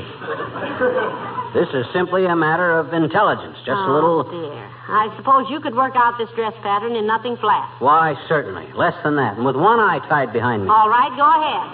Huh? I said, go ahead. You've got the job. Oh, hey, now, wait a minute. I merely said I could. After all, a man... You mean you refuse to do it when you know how and I don't? No, I'm not refusing. I just said a man... Oh, then you will. Oh, you darling. I could just kiss you for that because... Now, wait a minute. I'm no dressmaker. I was just trying to point out... Oh, I'm so glad I married a man who could do things. Huh? Oh, you're so sweet to promise to do this, McGee. Now, you get started while I run up and get the scissors and the pins and everything. I'll be right back and... Hey, wait! Well, I'll be... This is going to be one of my bad days. Why can't I keep my big, busy, fat, loud mouth shut? I got about as much business cutting out dresses as Doolittle has riding the subway. I can get myself into more... Come in. Oh, hi there, Johnny. Kind of breezy out, ain't it? Yeah. Haven't been pushed around by the wind so hard since I marched in the parade last 4th of July. There wasn't any wind that day. There was where I marched, Johnny. Right in front of the tuba player. What you doing? Well, if you must know, my nosy friend, at this moment I am old Joe Butterick. I am Mr. Modiste in person. I'm an unstrung harper from Harper's Bazaar, and when I do this, that ain't V for victory. That's for Vogue. What you talking about, Johnny? What you sore about? I'm sore at myself. I stuck my neck out, and when I hauled it back in, I was wearing a horse collar. I get myself into more jams than Cross and Blackwell. You want to buy about 10 shares of stupidity? I just cornered the market. No. Take it easy, Johnny. Well, gee whiz. You better tear up your red stamps. You're eating too much meat. Look, you see this dress pattern? Huh? I just elected myself to make something out of it. And me that don't know a reed pleat from a stuffed cuff on a freak frock. You're in a bad spot, Johnny. I'll say so. Sorry I can't help you out. Just bull your way through, kid. Maybe you can figure out where the bodice is buried. If Bessie was here... McGee, how are you getting along with it? Oh, hello, Mr. Oldtimer. Hi there, daughter. Understand Johnny here is going to help you with your new dress. Yes. Well, he's There's just a kid that can do it. Oh, pipe down, will you? Oh, you'll make out all right, Johnny. I knew a kid once, much dumber than you, that used to make all his own neckties. I was one of his pallbearers. Oh, heavenly days. What happened to him? Made a novelty necktie out of rawhide, daughter. Yeah. Went out in the rain with it. Sun come out later, dried the rawhide and strangled him. We seen him getting red in the face and keep pointing to the necktie, but we thought he was blushing and asking our opinion of it. We just stood there smiling and nodding at him till the poor fellow was gone. Well, good luck, Johnny. So long, daughter.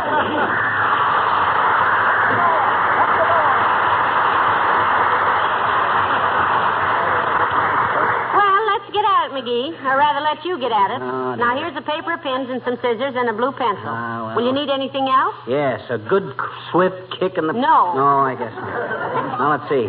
First, I better read the instructions.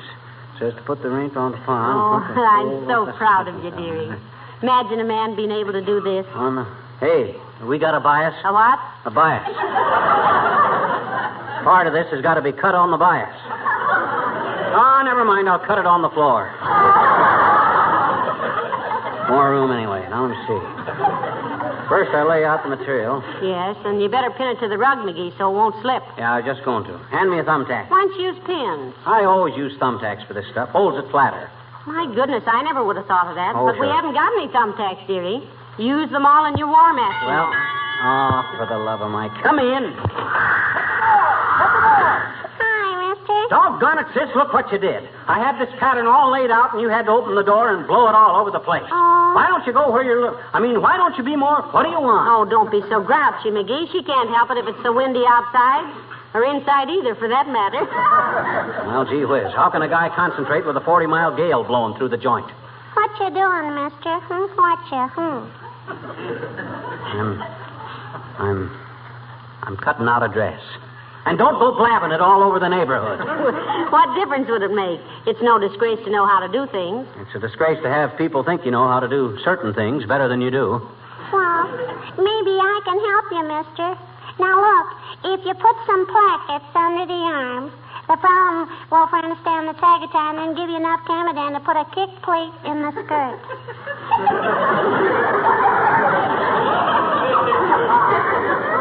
I know that much, sis. I'm no dumbbell.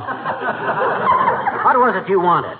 Well, I wanted you to help me build a model airplane. I got all the stuff. Oh, I'm sorry, sis. I haven't got time today. Come back tomorrow. Okay. But have you got time for a poodle? I don't know. Well, what is it? Yes, and make it snappy. Well, why is an elephant afraid of a mouse, huh? Well, why is he?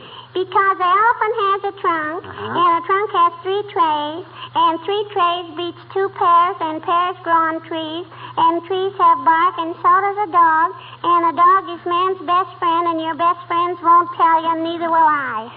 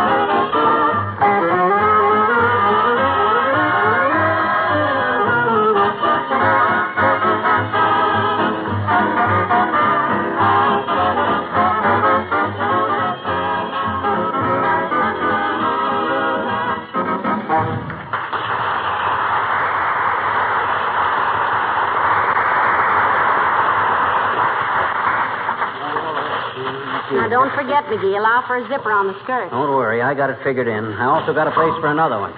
Where? Right across my big, noisy mouth. Next time I talk myself into a woman's job like this, I'll... Hey, are you sure we haven't got any thumbtacks? No, we haven't yet. Well, I'll have to call the drugstore and have Kramer send a couple over. Hand me the phone. Here. Thanks. Hello, operator. Give me Kramer's drugstore on the corner of Mert. How are you, Mert? Oh, dear. How's every little thing, Mert? Says, eh? What's a Mert? Your grandfather got clipped on the puss. Oh, good heavens. What happened, McGee? He got stuck $40 for a Persian cat that was only worth 10. What's a Mert? Yeah, that's what I thought. Never mind. It wasn't important. Thanks, Mert. Kramer's is busy. Well, listen, you can use pins. Now, here's the pattern for the front. Let me see. Hand me a couple of them safety pins there. Okay. Come in. Hey, now, watch out for the stuff. Don't let it fall. Hey, grab that piece of paper, dear, Watch the pattern. Shut the door. Shut the door. Well, my goodness. Abigail Uppington. Hello, darling. How do you do, my dear? And Mr. McGee. Hi, Uppy. Excuse me, but would you be so good as to hand me the back of my skirt? The what? He's lost the back of his skirt, Abigail. Yeah. Good heavens, the back of his skirt? Wind. And what am I to do with it? It's in your hat. In my hat? Yes, in your hat. I beg your pardon, Miss McGee. I did not come here to... Now, Abigail, you don't understand. McGee's laying out a dress pattern for me. And when you opened the door, the pattern for the back of the skirt blew up and landed on your hat. Oh, I see. Oh, here, Miss McGee. Thanks. Pretty embarrassing the way a fellow's skirts blow around, isn't it? Well, let me see. A panel under the arm here. Well, what on earth? Now, I had no idea you were so versatile, Mr. McGee. Where did you ever learn dressmaking? He never did, Abigail. He said that anybody with brains could make a dress, and since he admits he has brains, I'm letting him do it. Yeah. And it's a cinch, girls. It's a cinch. In fact, I'm thinking of opening up a tailor shop after the war. Get Fred Nittany from Starved Rock, Illinois, to go in with me. Say, where did you know this Fred Nittany, McGee? I've heard you speak of him so often. I was in vaudeville with Fred. We done a blackface act together, me and Fred. McGee's always loved vaudeville, Abigail. Even when he was 3 and 4 years old, he was putting on blackface and playing minstrel shows. Really? Yes, sir. I was actor at heart from my second year. I got so obnoxious to my father, he took me out in the woodshed and beat it out of me with a hickory stick. And for years afterward, I was known as the hickory-cured ham. Hey, Uppy. Yes? I almost forgot to tell you. You know, I think you got the right spirit. Why, McGee? You know, I told you. She worked all day long in her victory garden yesterday. I saw you out there 6 times yesterday. In her old clothes she was. And that derby hat. And I never saw you looking so healthy and happy, Uppy. Mr. McGee, I was not in my garden yesterday. No? That was my scarecrow. Oh, goodbye.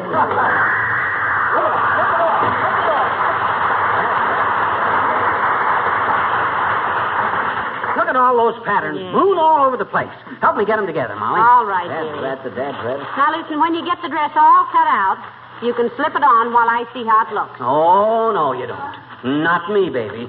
I may not be bright, but I'm no dummy. Anyway, you can't fit your dress on me. Wouldn't prove anything. You and I don't throw the same shadow. Well, my goodness, it would be just Hello, folks. Oh, hello, Mr. Wilcox. Hello, folks, says he in that jolly good fellow way. Why don't you knock before you bust into people's houses, Junior? Look what you did to all these dress patterns. Blew them all over the room. Oh, I'm sorry. I really am, Molly. I didn't know you were working on a dress. I'm not. McGee is. What? He is? Yes, I am, and I don't want to hear any wisecracks, too, either. Oh, I wasn't going to crack wise, pal. Well? If a fella likes to make dresses, it's none of my business. Everybody's entitled to a hobby. Why, I know a guy who spends practically all day long polishing his car. Doesn't need it, but he loves to do it because he says he gets such a kick out of using Johnson's Car New. These with which it's applied and wiped off, the double job it does in both cleaning and polishing. Well, he's never gotten over it. Well, don't look at me. We haven't got a car. Well, I know that, pal. I was just saying how Johnson's Car New does impress people. Yeah? They can't get over how it cleans and polishes in one simple, easy application. How it protects and preserves the finish. These days when you can't just run out and trade in your car for a new one. We haven't got a car. No. But they know you can trade in that dust and road grime for a nice, dazzling, shiny polish by using Car New. Say, how did we get on this subject? Oh, leave it to Junior to throw in that businesslike touch. I'm getting so I can't look at his map without trying to find Racine, Wisconsin on it. Well, I won't bother you any longer, pal. Look, if you get to where you want to get out with the men folks, come on over to my house and bring your crocheting. We can sit on the porch and rock. Why, is that big? One of these days, he's going to irritate me one too many, and I'll clack his clavicle. Crack his clavicle. Listen, I wouldn't if I were you. You know, Mr. Wilcox is an old polo player. Yeah. He's in pretty good condition. So what's polo? Hockey on a hay burner. Badminton on a burro. Golf at a gallop. Anybody who has the least... McGee, what's the matter? I yell. Why, you're white as a sheet, to coin a clever phrase. McGee, say something. Is there a safety pin on the floor near my feet? No, I don't see any. Not anywhere near around. Then I swallowed it. What? Get a doctor, quick. I swallowed a safety pin. What makes you think you did? I had it in my mouth, pinning patterns. When Wilcox... Oh, get the doctor, quick. Heavenly days, maybe I better lie down on the couch. No. I don't dare move. It might spring open in me. Oh, this is terrible. Hello, operator, quick. Give me Dr. J. Ramsey Gamble in the... No, Myrtle, not now. Get me the doctor. Tell him to bring a small cork. Maybe I can swallow the cork and turn a few somersaults. And get the cork stuck on the end of the pin so I can... Hello, doctor. Mrs. McGee, my husband swallowed a safety pin. What? No, he wasn't. We haven't got a baby. No. Well, hurry right over, doctor. Thank you. He said lie quietly, McGee, till he got here. What do you think I was going to do? Organize a softball team? Oh, why did I ever say I was smart? Why did I ever get myself into such a debility? Oh, my goodness, the doctor got here quick. Come in. What's the door? Hello, Mrs. McGee. Hello, Mr. McGee. Hello, Mr. Wimple. Oh, hi, Wimp. My goodness, what's the matter with Mr. McGee? Well, he swallowed a safety pin, Mr. Wimple. He did? Does he like safety pins? No, I don't like safety pins. I swallowed it inadvertently. Oh. If there's anything I can do for him, I'm on the way to the drugstore anyway, Mrs. McGee. No, thank you, Mr. Wimple. The doctor's on his way over. He says he just has one stop and he'll be here. If it's Dr. Gamble, he's stopping at our house first. Is your wife sick, Wimp? Who, Sweetie Face? Oh, no, Mr. McGee. She's as strong as a horse. Stronger, even. Stronger? Yes. She was riding horseback yesterday, and the horse threw Sweetie Face over a fence. Ooh. So Sweetie Face came back, picked up the horse, and threw him over the fence.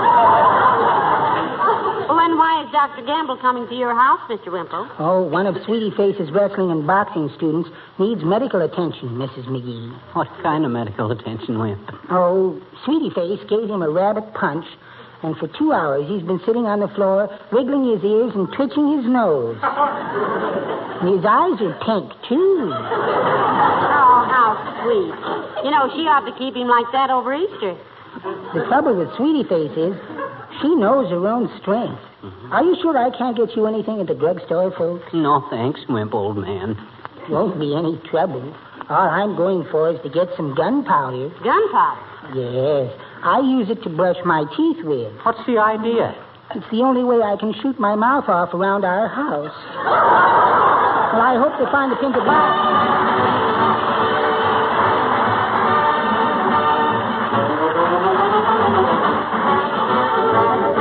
The King's Men and the Song of the Merchant Marine.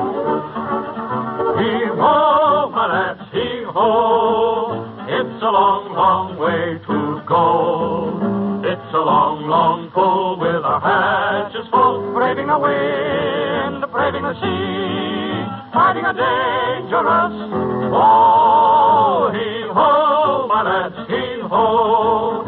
Let the sea roll high or low. We can cross any ocean, sail any river. Give us the goods and we'll deliver down the submarine. We're the men of the merchant marine.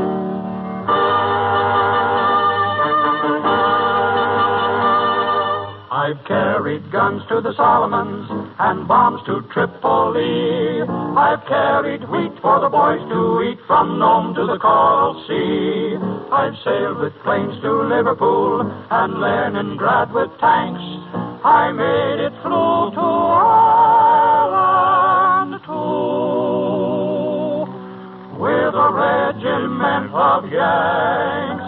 I burned my feet with the deck plates heat and froze them with the cold, while dodging subs in rusty tops with nitro in the hold. Heave-ho, my lads, heave-ho, let the sea roll high or low. We can cross any ocean, sail any river, give us the goods and we'll deliver anywhere. You will find the Merchant Marine will be there.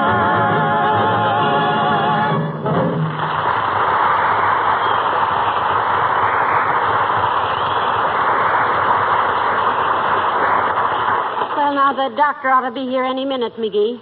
How do you feel? I don't know. Kind of numb. Have I been unconscious? Yes, for about 10 minutes. Oh. And it was the loudest case of unconsciousness I ever heard. Did you swallow a safety pin or a sawmill? Fine thing. Here I go, make myself an object of ridicule by trying to help you make a dress and all. Hey, incidentally, what'd you do to that pattern? There's some pieces of it I never saw before. Well, maybe some of them got torn, too, when the wind blew them around. No, I don't think so. Huh? There's one piece of pattern that's shaped like no part of me that anyone ever told me about. Several of them are... Come in. Shut the door. Oh, hello, Dr. Gamble. Hello, Mrs. Magee. Well, where's the human scrap pile? Oh, you think you're going to have to operate, Doc? Now. Stop shaking, Magee. Swallowing a safety pin isn't necessarily fatal, you know. Oh, do you think he really swallowed it, Doctor? My goodness, I almost hope so. Oh, you hope so? Yes. I've just invented a new instrument for extracting swallowed objects. Oh. I call it the Gamble Grab.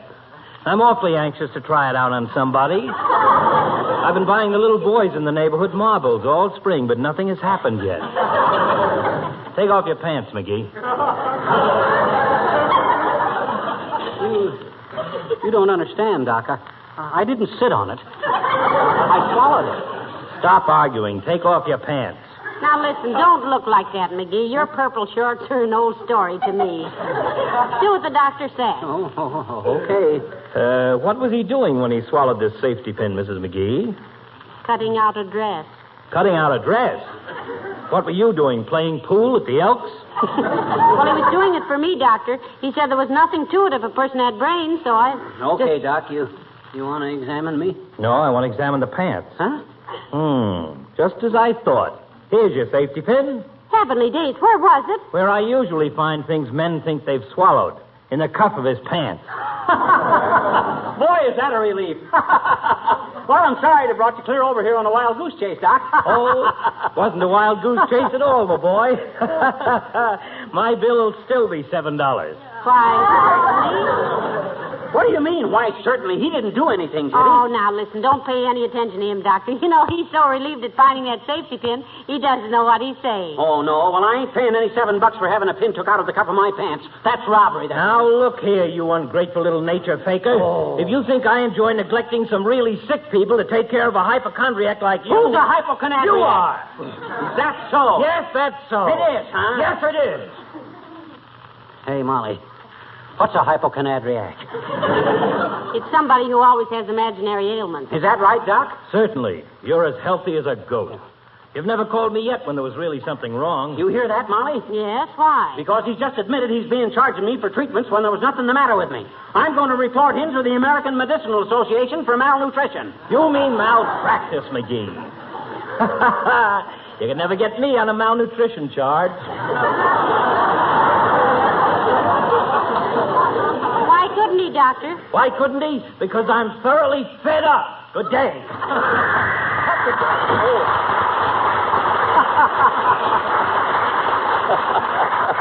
Well, I guess I gave him a good scare at that, didn't I? Oh, sure. He's frightened out of his wits. Now, come on, McGee. Help me make sense out of this pattern. Look at this piece here. Well, that's part of the insert that goes under the... No, it isn't either. Is there a number on it? All the pieces are numbered. Yes. This is B17. B17. Well, that can't go next to B18 because that's part of the shoulder. Hey, what's this one here? P38. Doesn't fit any place. Look at the shape of it. McGee, I'm sorry I ever asked you to do this for me. You're sorry? My gosh. Say, there's about 12 more pieces of this pattern than there was when I started. Did you add some? No, I didn't, but it must make sense somehow. Let's piece them together and see how far we get. Okay. This goes on. That won't go on top. You can't fit these... Oh, I give up, McGee. It's hopeless. I'm darned if I know what happened. If you ever got that thing together and wore it, you'd look like you were going to a costume party at the wreck of the Hesperus. Found them. Oh, dear. Come in. Hi, mister. Hi, Miss McGee. Sis, I told you once today I'm busy. Now beat it. You won't help me build my model airplanes, mister? No. Well, then can I please have my patterns back? I left them on the floor when I was here the last time.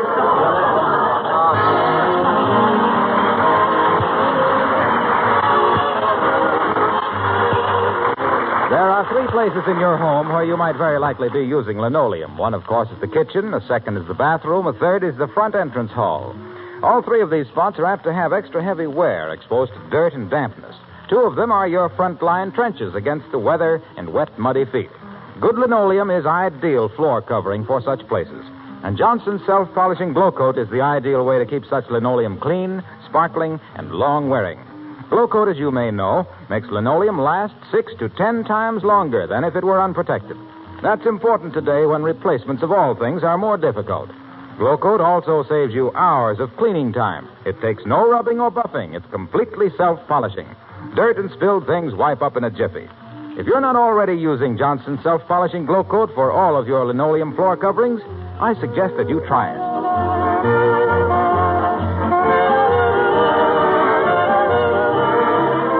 Well, McGee, thanks to you, I'll have to wear an old dress next Thursday. What happens next Thursday? Heavenly days, had you forgotten? Huh? We're visiting the Kraft Music Hall. Oh, my gosh, how could I forget that? Especially after that swell telegram they sent me. Oh, what was that? You didn't tell me. I didn't? Oh, it said something about how glad they'd be to see you, and in my case, how the biggest cheese of all goes to the Kraft Music Hall. I thought that was pretty nice. Oh, you did, huh? Yeah, don't you? Oh, I get it. Good night. Good night, all.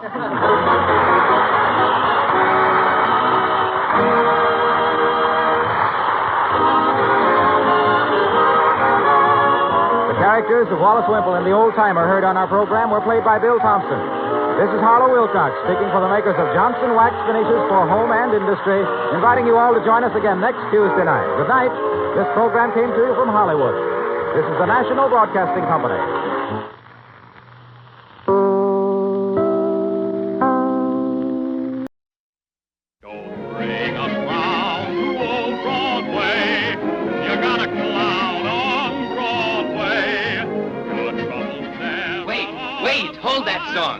That was a grand song. Broadway melody. You remember it. But now we're ready with a new and greater Broadway melody. So new, in fact, that it's a year ahead. So off with the old, on with the new. You have it, Francis Langford. Take it away. You are my lucky star. I saw you from afar. Hey, Lucky Star, they're at idol of the airways, that riotous rage of radio, Jack Benny. This is Jack Benny coming to you with the latest stories, new jokes, and wisecracks. And here is the outstanding screen sensation of the decade, the personality who brings more talent to the motion picture world than any newcomer in 10 years, singing and dancing her way to fame into your heart, the lovely Eleanor Powell, the best-looking and most gifted of the new leading men, the boy who is rapidly speeding to stardom, Robert Taylor. And comedy, oh, the grandest clowns you ever met, Mad, Dizzy, Delirious, Buddy, and Vilma Ebsen.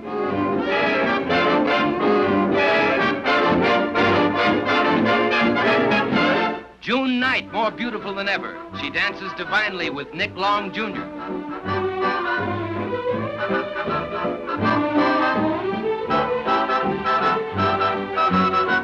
You Una Merkel, Sid Silvers, Francis Langford, Robert Wildhack. Well, for instance, there's the light and thin or blonde type of snore.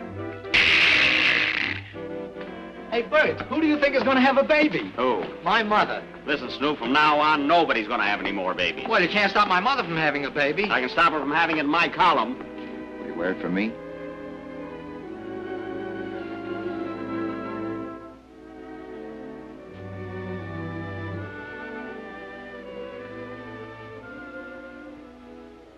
Don't worry. The minute I hear people calling you a rat, I'll raise your salary. All right, I'll be so big a rat you can put a saddle on me.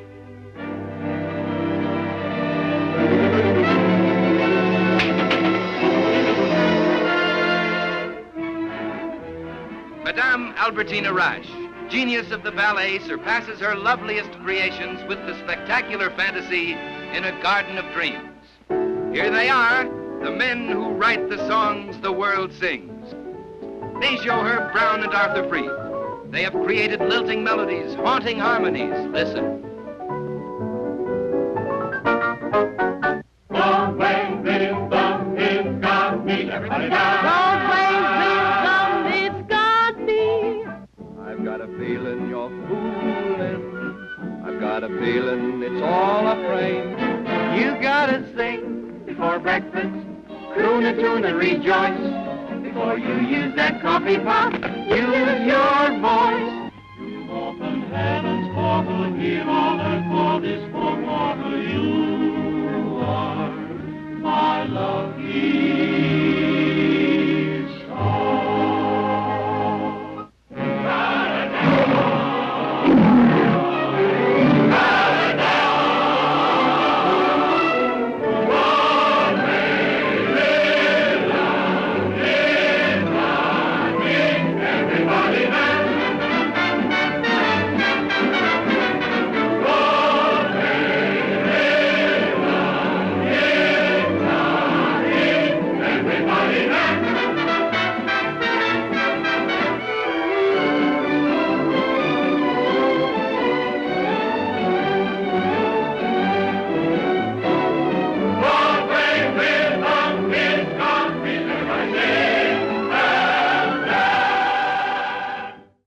I sure hope Jack Benny doesn't mind that Fred Allen is our next show.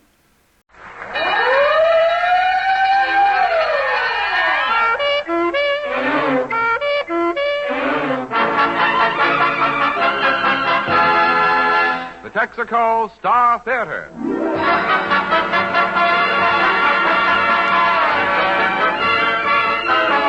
More than 45,000 Texaco dealers from coast to coast welcome you to an hour of mirth and melody. With our star comedian, Fred Allen, Kenny Baker and Portland Hoffa. Our guest, Anthony Polomeni, Major Bowles Amateur of the Month.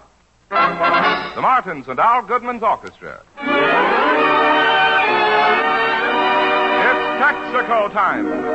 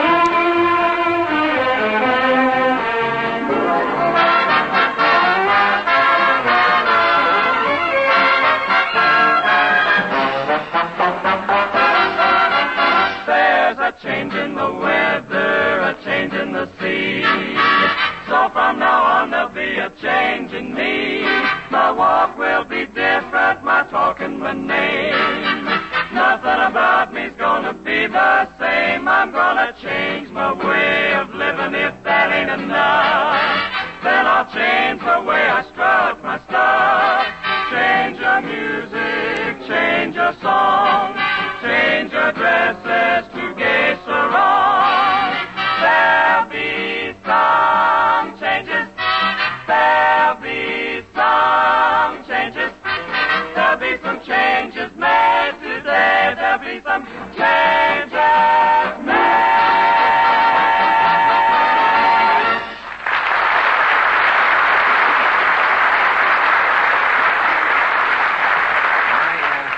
Ladies and gentlemen, 1941 may come and 1940 may go, but we bring you a man who just goes on and on and on and on and on and on and on. Mr. Wallington. And here he is, ready to go on and on, Fred Allen in person. Thank you.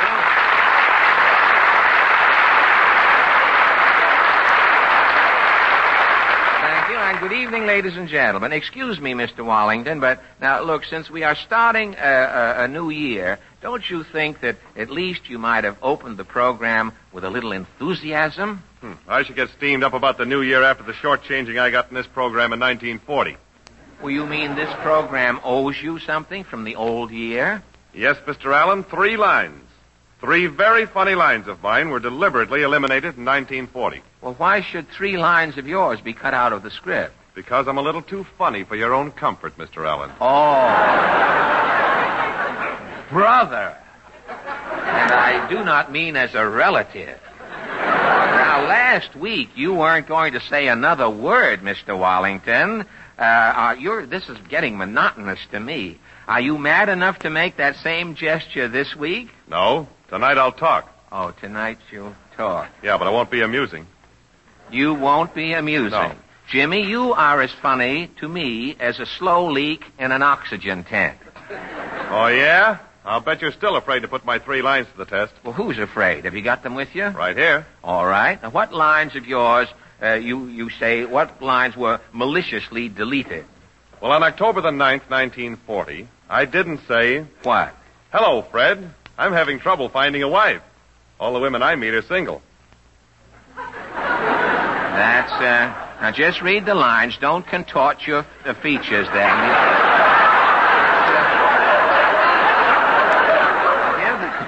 Give the lines a fair chance to expire. All right. Now, that was the first one you say was taken out. That's right. Now, November the 6th, this was cut. Yes? Hello, Fred. I just lost my wristwatch. On you, it looks good. That's 2. And on December the 18th, 1940, this line was purposely deleted. Which one? Hello, Fred. Do you need many men to start a tug of war? Nope. Only takes a couple of jerks. I didn't see what you did, but you did something there. Yes, you did. You did something besides just tell that thing. Well, now you know why. Why, though, you did something with your shoulder blade. I'm not around there, but something went.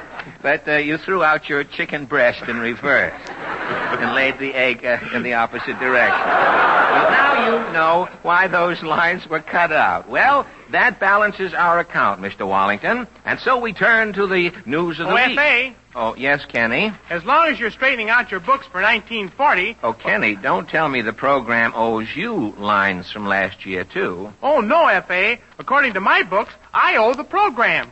You owe the Yeah, on December 11th, I stumbled over a line and had to repeat 4 words of it. I'm 4 words over. So? So I'm unbalanced. Balance me, F.A. Well, Kenny, here's a line of yours coming up in the script that just happens to be 4 words long.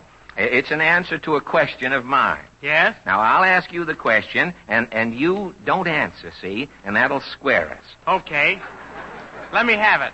Here goes. How was your concert? Was it a big success in Walla Walla? Fine. Now, that makes us even, Kenny.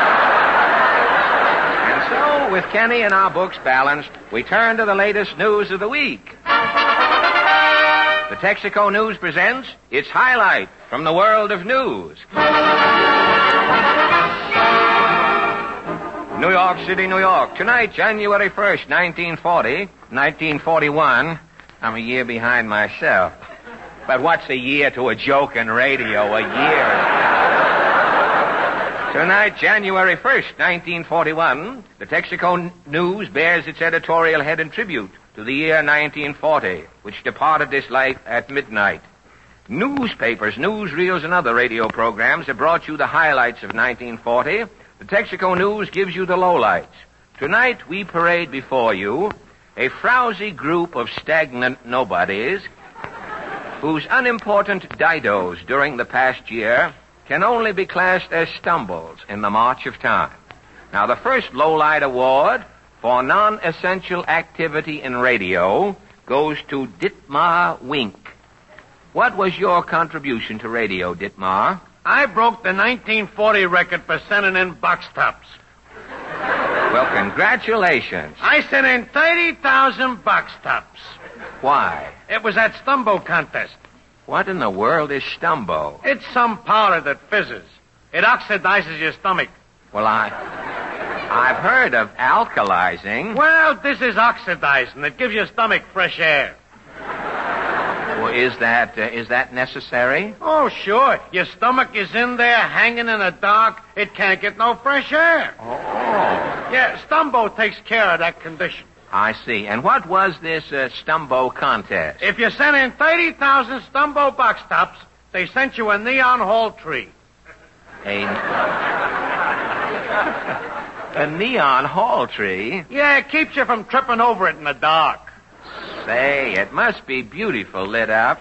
Yeah, it looks like the skeleton of a pear tree on fire. Well, tell me, you're ambidextrous, aren't you? I just noticed. You read on either side. Well, tell me, how did you ever collect the 30,000 Stumbo box tops? I was taking Stumbo every 10 minutes, 24 hours a day. Well, has it improved the condition of your stomach? How should I know? Well, it's your stomach. Not no more, it ain't. Well, how come? They got it in a bottle at the Mayo Clinic. Thank you very much. I hope you join it in the near future, Mr. Dietmar Wink. A Low-Light Award for work in the field of science goes to Professor Phoenix Tradd. What was your accomplishment, Professor Tradd? I astounded science by splitting the atom. Split the atom? Well, how did you do it, Professor? Oh, it was an accident, really. What happened? Well, What happened? I was in my laboratory. Yeah. I had the atom in my hand. I was fooling around with it. Yes? I happened to drop the atom. And? The darn thing split. Congratulations. Same as just an accident, don't you think? Well, I doubt if I shall ever know. But thank you for the inquiry, Professor Phoenix Tradd. A Low-Life Award for achieving fame in New York Cafe Society goes to Colonel Magnus Creep. How old are you, Colonel? Well, I'm 82. And Cafe Society cited you? Yes, I got the loving cup right here. At 82, you won this loving cup in a contest. How did it happen? Well, sir, I was sitting around a night spot down in the village one night looking at the floor show and wishing. Wishing what? Wishing I was 40 years younger. Yeah, couples were jitterbugging, the band was jiving. The waiter tells me I'm wanted on the phone. And? I cut through the couples to get to the phone. Yes? Right in the middle of the dance floor, I throw a fit. Yes? My legs fly up, I get 2 strokes and a chill, I'm shaking and jumping. First thing I know, I'm in the chandelier. Did they send for a doctor? No, they pulled me down from the chandelier and presented me with this here loving cup. It's engraved. And what does that inscription say, Colonel? To the oldest jitterbug to jit in 1940. Well, thank you, Colonel Magnus Creep. No, it's certainly... No, wait. We haven't any chandeliers here. You'd have to fake it on the ceiling. But the woman who had the most trouble in 1940 was Miss Dora Dreen. What misfortune befell you, Miss Dreen? It's just been one calamity after another all year. You poor thing. What happened? Well, first I was hit by a bus. I had 8 operations. Dear then me. my mother set herself on fire. Oh. The next day, a loan shark put my father in jail. Mercy. And next, the fellow I was going to marry was shot coming up the aisle by a traveling salesman. Oh. And yesterday, the oil stove exploded and killed Grandma and Grandpa. And tomorrow, I'm going to be run over by a taxi cab. Oh, now, wait a minute. Just a minute, Dora. You've had a lot of trouble. How do you know the trouble you're going to have? I'm in radio. I work on all of them daytime serial shows. Oh, condolences. And an unhappy New Year, Miss Dora Dreen. The outstanding 1940 musical faux pas recorded at Carnegie Hall was committed by Herman Licks. You are a member of the Symphony Orchestra, Herman? Nah, I've been playing with Solid Sam and his Seven Senders. It's a syncopation combo. Well, how did you ever get into Carnegie Hall? I filled in for a guy. It's a cornet job. Oh, did you find the symphony music difficult? Nah, the first number is accompanying some opera tenor. I'm third cornet. Only got 2 notes to play. All through the tenor solo? All through it, I'm playing the same 2 notes. Well, how do you mean? I'll show you. I got me horn right here. Oh, fine. See, in this guy's solo, the orchestra goes la-da-da-da-dee-da-da. Yes? Then the third cornet plays. This goes on all night? By the hour. The orchestra goes la-da-da-da-dee-da-da, and I play. Well, it must be monotonous. For the third cornet, brother, it's murder. Yeah, that's what caused me trouble. What? Well, for about an hour, it's the same thing. La-da-da-da-dee-da-da. And what happened at the end of the hour? Well, I must have dozed off. I dream I'm back playing with Solid Sam. Yeah? Me cue came. La-da-da-dee-da-da. And what did you play?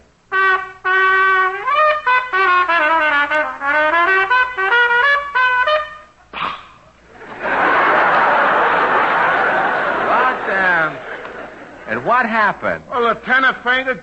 2 dowagers started a conga in the aisles. It was pandemonium.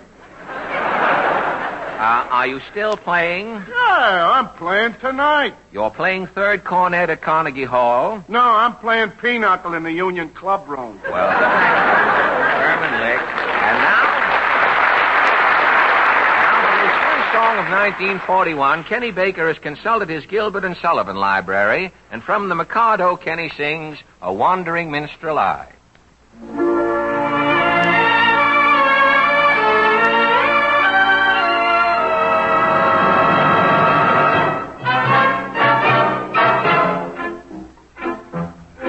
A wandering minstrel I, a thing of shreds and patches, of ballad songs and snatches, and dreamy lullabies. My catalogue is long through every passion ranging, and to your humors changing, I tune my supple song. I tune my song.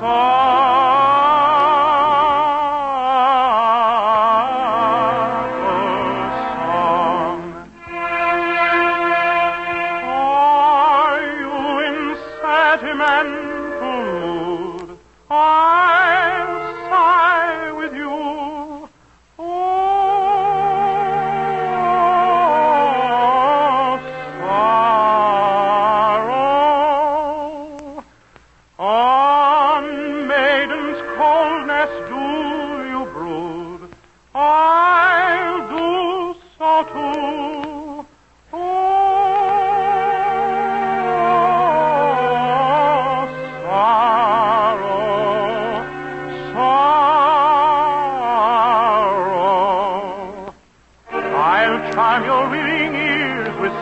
Of lovers' tears, while sympathetic tears my cheeks bedew.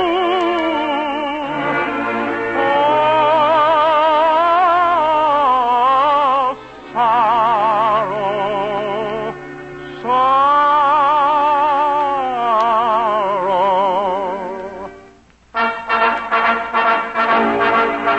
But a patriotic sentiment is wanted. My patriotic ballads cut and dry. For wherever a country's banner may be planted, all of the local banners are defined. Our warriors in serried ranks assemble. Never quail, they conceal it if they do. And I shouldn't be surprised if nations tremble before the mighty troops, the troops of T.T. Pooh.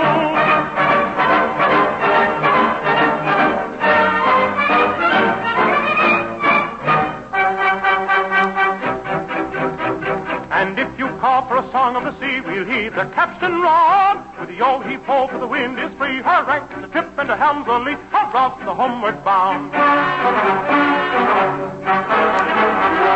To lay aloft in a howling breeze may tickle a landsman's taste, but the happiest star a sailor sees is when he's down at an inland town with his Amancy on his knees.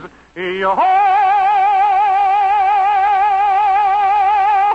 And his arm around her waist.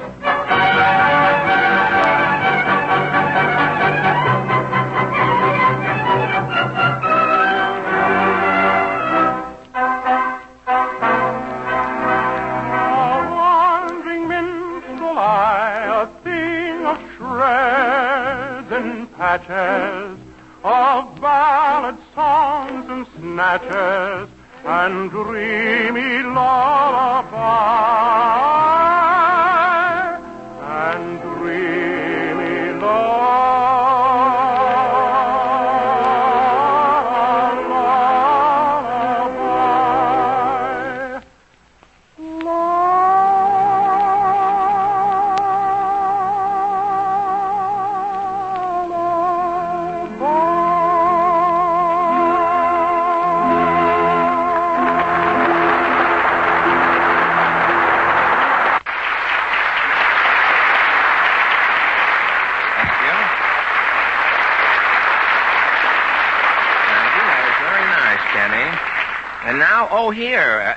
I just saw something here. A low-light award, ladies and gentlemen, we overlooked during the Texaco News, and it goes to the worst poet of 1940, Elizabeth Barrett Sagging.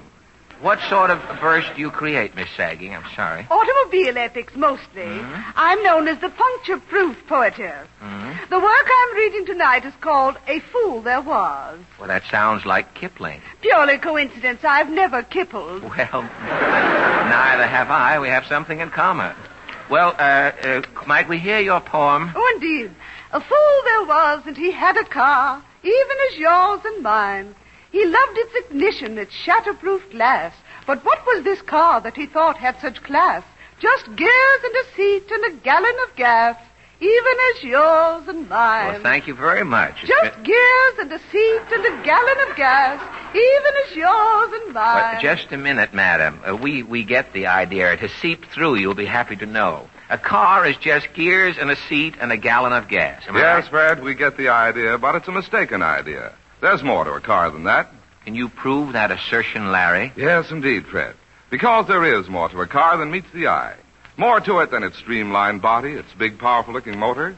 In fact, it's often the little things you can't see that make a difference. Like the way a car responds, the feel of it on the highways, on the hills, and in traffic. And there's where the flexible power of Sky Chief, Texaco's different premium gasoline, can give your driving a lift, add a new thrill.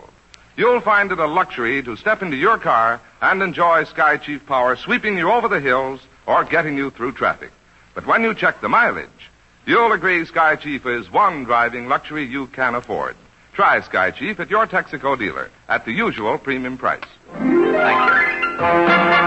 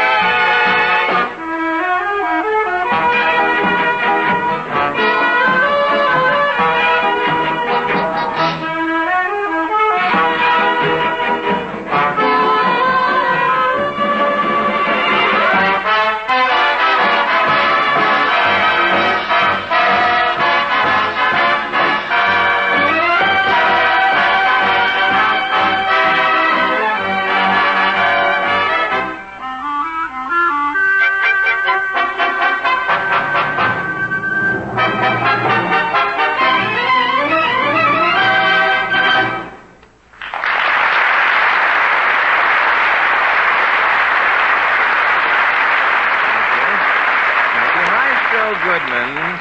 You look as though you're going to snap at somebody, Maestro. Maestro Goodman and his 18 characters in search of a downbeat have just played Frenesy. It's not the first time on the air, is it, Mr. Goodman? Oh, thank you. I just wanted to check up Frenesy.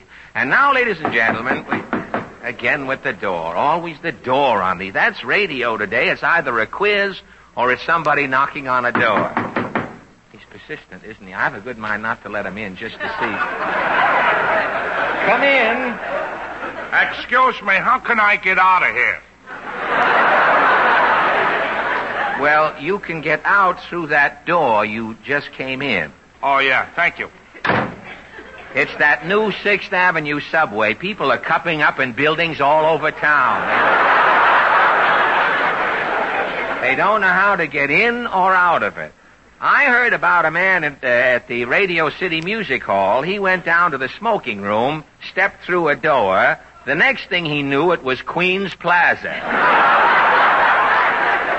And one of those trees on 6th Avenue started dying during the past week. The mayor put his sandhog hat on and went down through the grating to see what the trouble was. And he found that the tree's roots were gone. The roots had gotten on a 6th Avenue local and were growing downtown. Hello, Portland. I didn't... Hello. Well...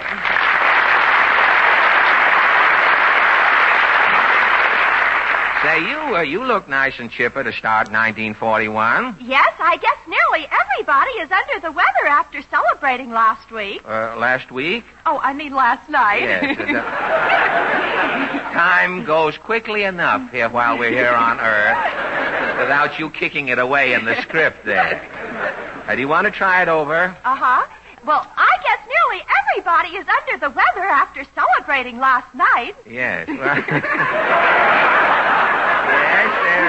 After celebrating last night. Yes, there are so many people at home with big heads around the country today. You know, they changed the whole radio routine. How do you mean? Well, instead of Boulevard going on the air every half hour today, Alka-Seltzer has been broadcasting every 15 minutes.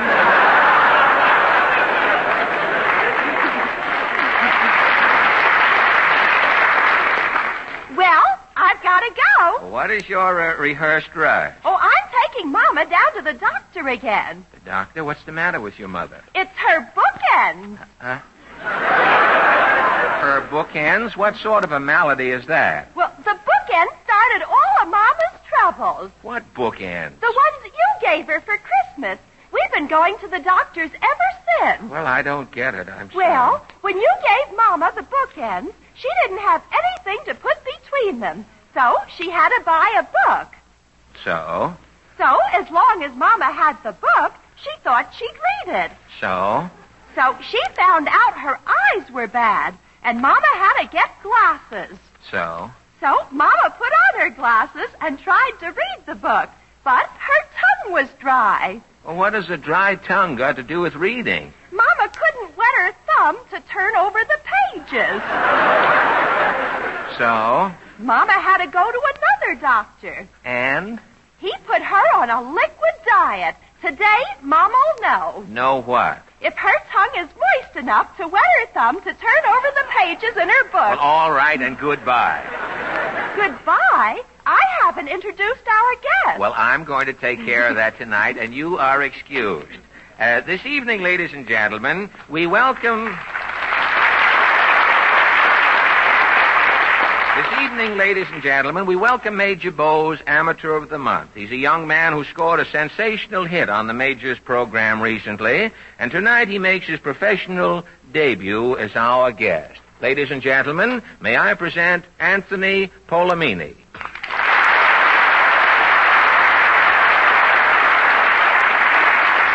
Well, good evening, Anthony. Good evening, Major. No, that... Not Major. That was 2 weeks ago, Anthony. Now, don't tell me I'm starting to resemble the Major. No, Fred.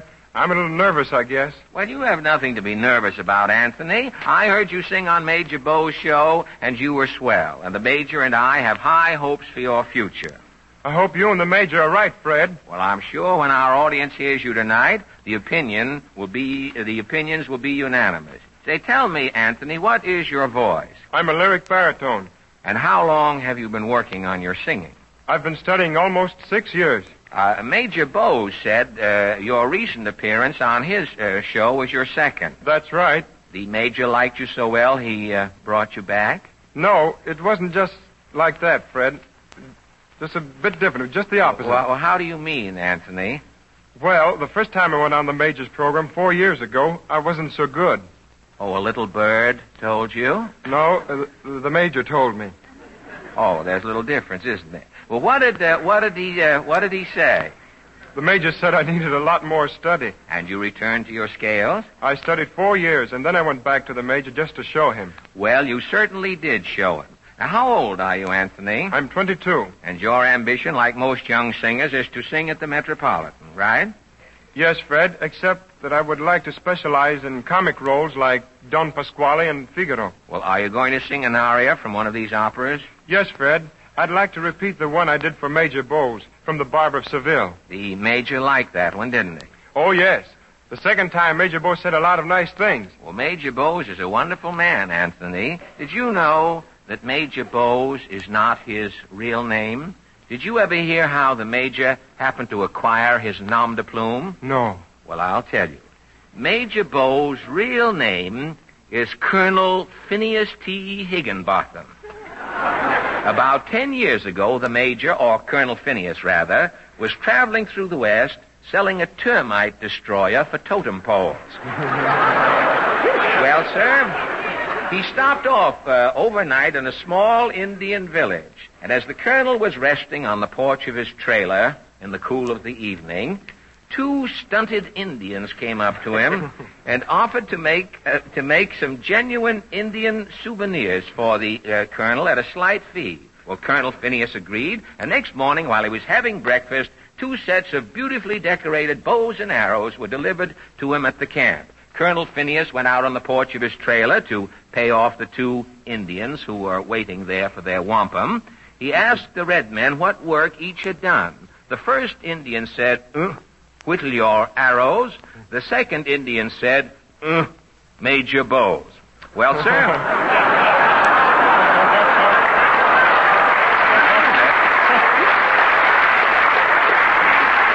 A unit happened to be passing through there and heard that Indian say Major Beau's to the Colonel, and they thought that was his name. Well, word was bruited about, and to this day, Colonel Phineas T. Higginbotham is known as Major Beau's. Well, what do you think of that, Anthony? Shall I sing now, Fred? Yes, Anthony, I think you better.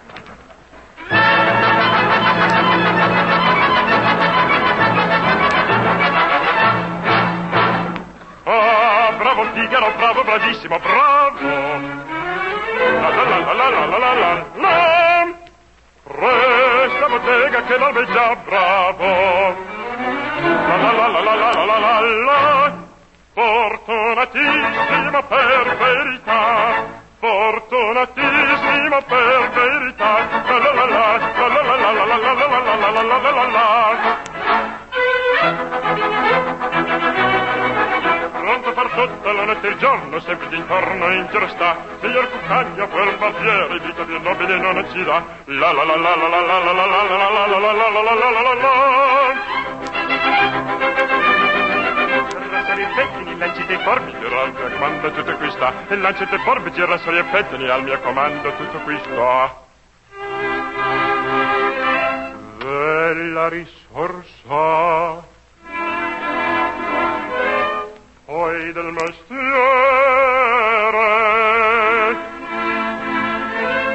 con la donnetta, col cavaliere,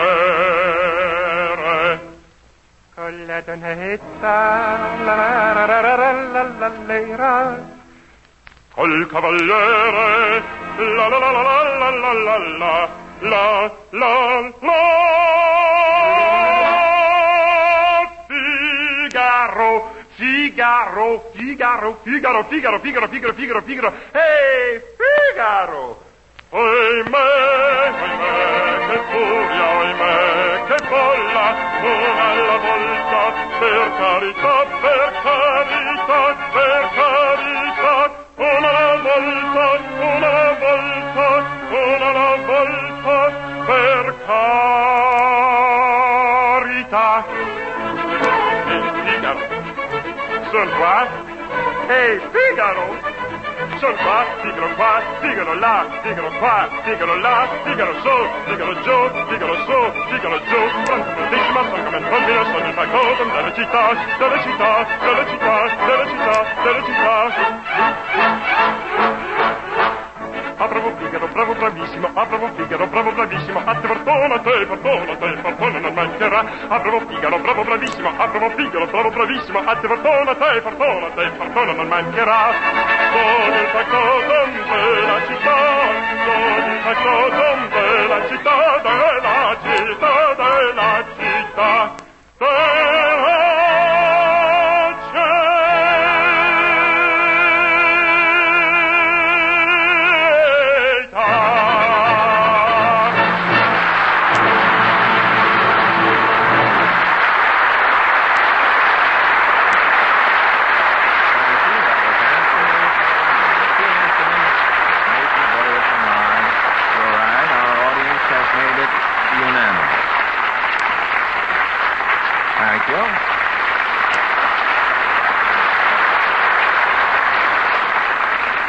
Tonight, ladies and gentlemen, you are invited to join the Allen Anti-Worry League. No more furrowed brows, no more gnawed fingernails, no more... Wait just a minute, Fred. Just what is this Allen Anti-Worry League? Just what it says, Jimmy. It's my organization to suppress worry. Well, but it's natural to worry, Fred. Oh, but it's so useless, Jimmy. After all, worry doesn't pay. It wrinkles your forehead, it ruins your digestion, it shortens your life. So the motto of my league is, why worry? You know, I think you've got something, Fred. Worry is futile. I'll join the Allen Anti-Worry League. Well, fine, Jimmy. Now see if you can drum up some more members for me. Okay. Ladies and gentlemen, and prospective members of the Allen Anti-Worry League, there are a lot of things in this old world you could worry about, but why worry? For instance, here are 2 of the 40 things about your car you could worry about. The water pump and the shackle bolts. Are they getting enough lubrication? Is the proper lubricant being used? But why worry when Texaco dealers promise you peace of mind if you just drive in for a Marfac job every 1,000 miles? Marfac, spelled M-A-R-F-A-K, is Texaco's 40-point chassis lubrication service.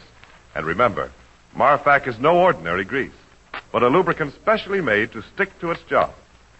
Yes, when you stop for a Marfac job, Texaco dealers work by chart and not by chance. They check more than 40 different points and see to it that every vital friction spot in the chassis is protected with that super tough chassis lubricant, Texaco Marfac. So why worry? Enjoy smooth driving. Next time, try a Texaco dealer.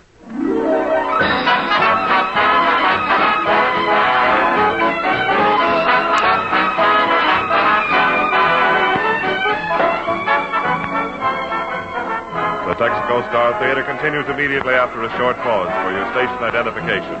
This is the Columbia Broadcasting System.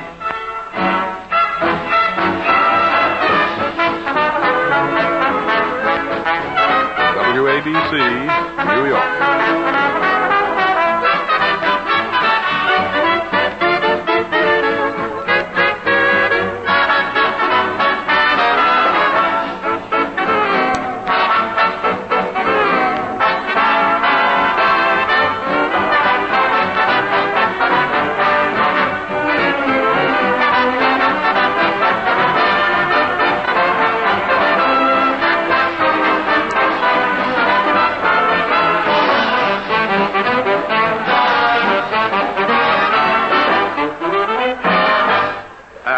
Was a small order of sugar pie cut by the only conductor in radio who gets laughs while he's conducting yet.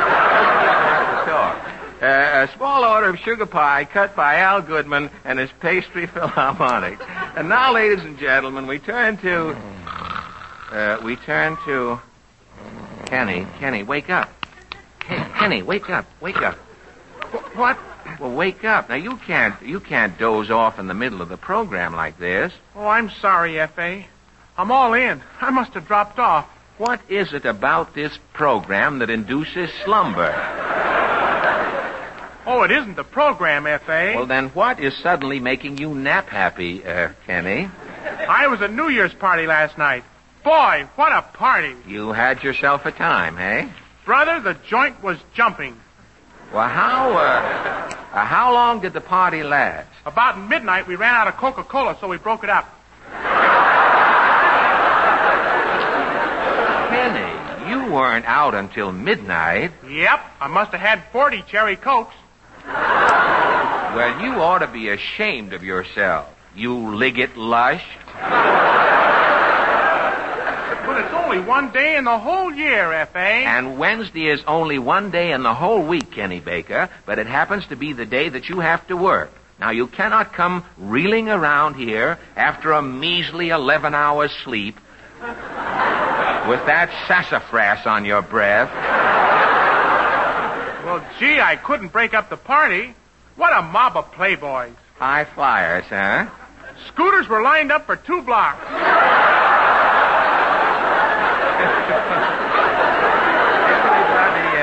Everybody dressed, of course.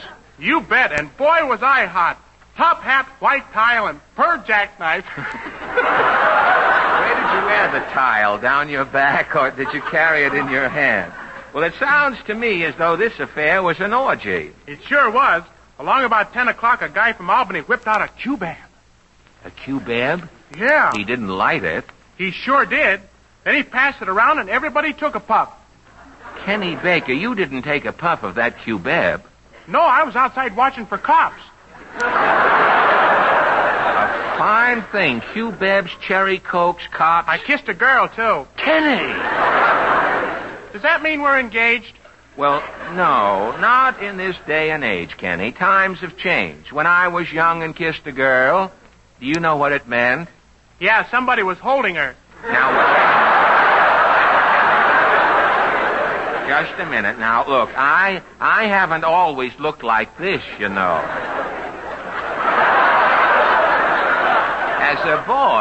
As a boy, these bags under my eyes here used to blend into to the cheeks like that, you see. They didn't hang down like they do today? Oh, no, none of that. Why, I had long, wavy eyelashes and big, bushy eyebrows. Why, looking into my eyes was like peeking into a full-of-brush man's sample case. But don't change the subject now, Kenny. I'm finding out about this debauchery of yours. Portland. Yes, Mr. Allen? Didn't you promise me that you would keep an eye on Kenny? Yes, I tried to keep him from going to that party last night, but Kenny has a mind of his own. What did he do, rent it for the evening? Why, this roistering has got to stop. Now, I have to find a way to make Kenny turn over a new leaf. This is New Year's, Mr. Allen. Kenny should make a resolution. Hello? Just a minute, Mr. Goodman. Who told you to butt in here? Goodman's finger is moving down the page to where it says, enter Goodman. I, Goodman, enter. Hello, he says. What a reading. The Milton Cross of the Minsk-Odessa Network. Mr. Goodman, we're all starting the new year off right. Will you join us in a resolution? Nothing doing. And this I am saying in all sincerity. What have you got against resolutions? You think my family left the old country because there they had daisy chains? The word is resolution, not revolution. Resolution, revolution, as long as you keep running. Mr. Goodman. Whom I happen to be. We know who you are. One more word out of you, Mr. Goodman, and it will be from an ex-employee. One more word from a certain party, and I, Goodman, become automatically a picket. Well, I give up. Where were we? Oh, yes, our New Year's resolution. Oh, it's pretty hard to keep a resolution. I've got a resolution I bet I can keep. What is it, Kenny? I resolved never to break the traffic laws on the island of Yap. Where is the island of Yap? It's in the South Seas. I saw it in a travelogue. The island of Yap? Well, what sort of a test of willpower is that if you're never going there? With my agent, do I know where I'm going to sing next? When visiting the island of Yap in the South Seas, to my brother-in-law, say hello. What? 2 lines and he's got laryngitis. A man has 2 lines. His throat is gone. Your brother-in-law... What is your brother-in-law doing on a South Sea island? Say, when they deport you, it ain't a far rock away. Oh, that brother-in-law. Well, how is he getting along in the tropics? Already he's got a Broadway connection. Doing what? He's auditioning coconuts for Sloppy Joes. We're not getting any place with Kenny's resolution. Kenny's getting too pessimistic, Mr. Allen. He should make a resolution to be more happy. It's too late now, Porty. I'm a bitter boy. And why are you a bitter boy, Kenny Baker? Why did you get into all of that trouble with Dennis Day, overpaying that sightseeing bill and the other running around stuff? What is it that causes all of your worries and is making you unhappy today? I give up. It's money. Is it? Kenny, how many times have you told me that the happiest days of your life you spent as an errand boy working for the A&P? Yes. Those were the days. Pushing my little cart along, weaving in and out of traffic, singing merrily. You see? Now today you clink when you walk. You have money. Money has robbed you of that happiness, Kenny Baker. You think so, F.A.? Well, I know so. And if you want to be happy during 1941, there is only one resolution you should make. What, F.A.? Now, you resolve not to take any increase in salary this year. But that's not up to me, F.A. Suppose you insist on giving me a raise. I'll cooperate. Now, I won't offer you a raise. Oh, I don't want to put you to any trouble. No sacrifice is too great, Kenny. After all, your happiness is at stake. Oh, but I'm thinking of your happiness, F.A. 2 schmoozers. Who are they kidding? Now, quiet. Mr. Goodman. Look, Kenny, to ensure your happiness in 1941, here is my first New Year's resolution. I resolve not to give you a raise. And I, Kenneth Baker, resolve that during 1941, I will not take a raise. It says in the script. A shrewd move, Kenny. But now you can recapture that pixie outlook, a measure of that supreme contentment that was yours as an errand boy for the A&P. And now for your song. Tonight, ladies and gentlemen, Kenny Baker... Oh, Mr. Allen. Yes, Kenny? I don't want to be a pig, but I would like to go even further with that resolution. Further? Yes. If I'm going to be as happy as I used to be, I wish you'd take $2 off my present salary. $2 off your present salary will make you happy as of yore. Why? Because then I'll be getting exactly what I got when I was an errand boy for the A&P. Thank you. And now, now, ladies and gentlemen, Kenny Baker, the old A&P gypsy, sings, I'll Take You Home Again, Kathleen.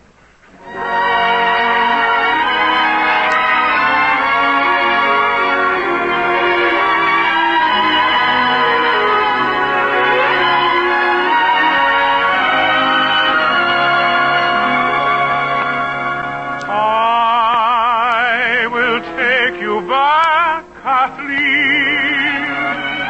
to where your heart will feel no pain. And when the fields are fresh and green, I'll take you to your home again.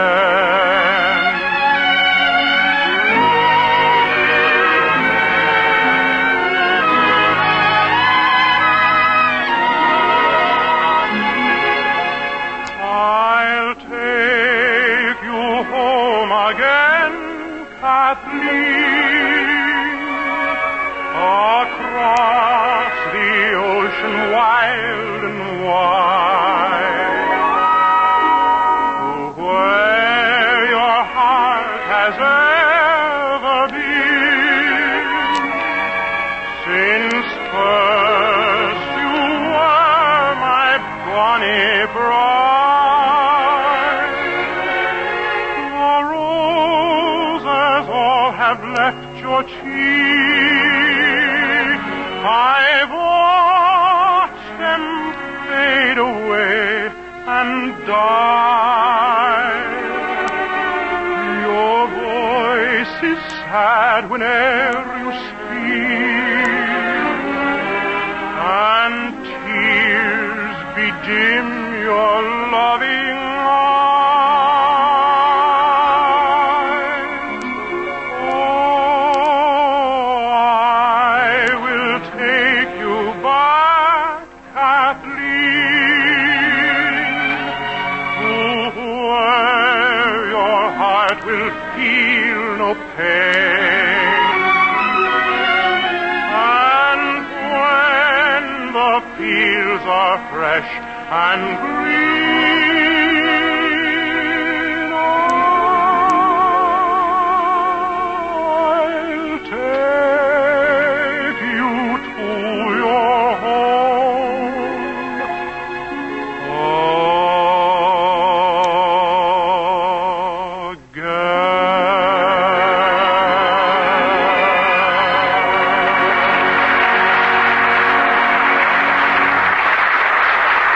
Thank you, Kenny. That was swell as usual.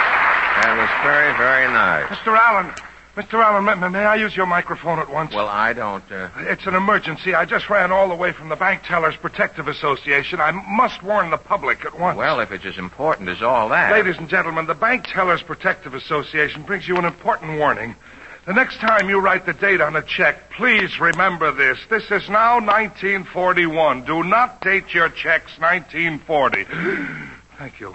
Is that all you wanted to say? Why, that seems like a trifle for a big piece of beef like you to be getting out of breath about. A trifle?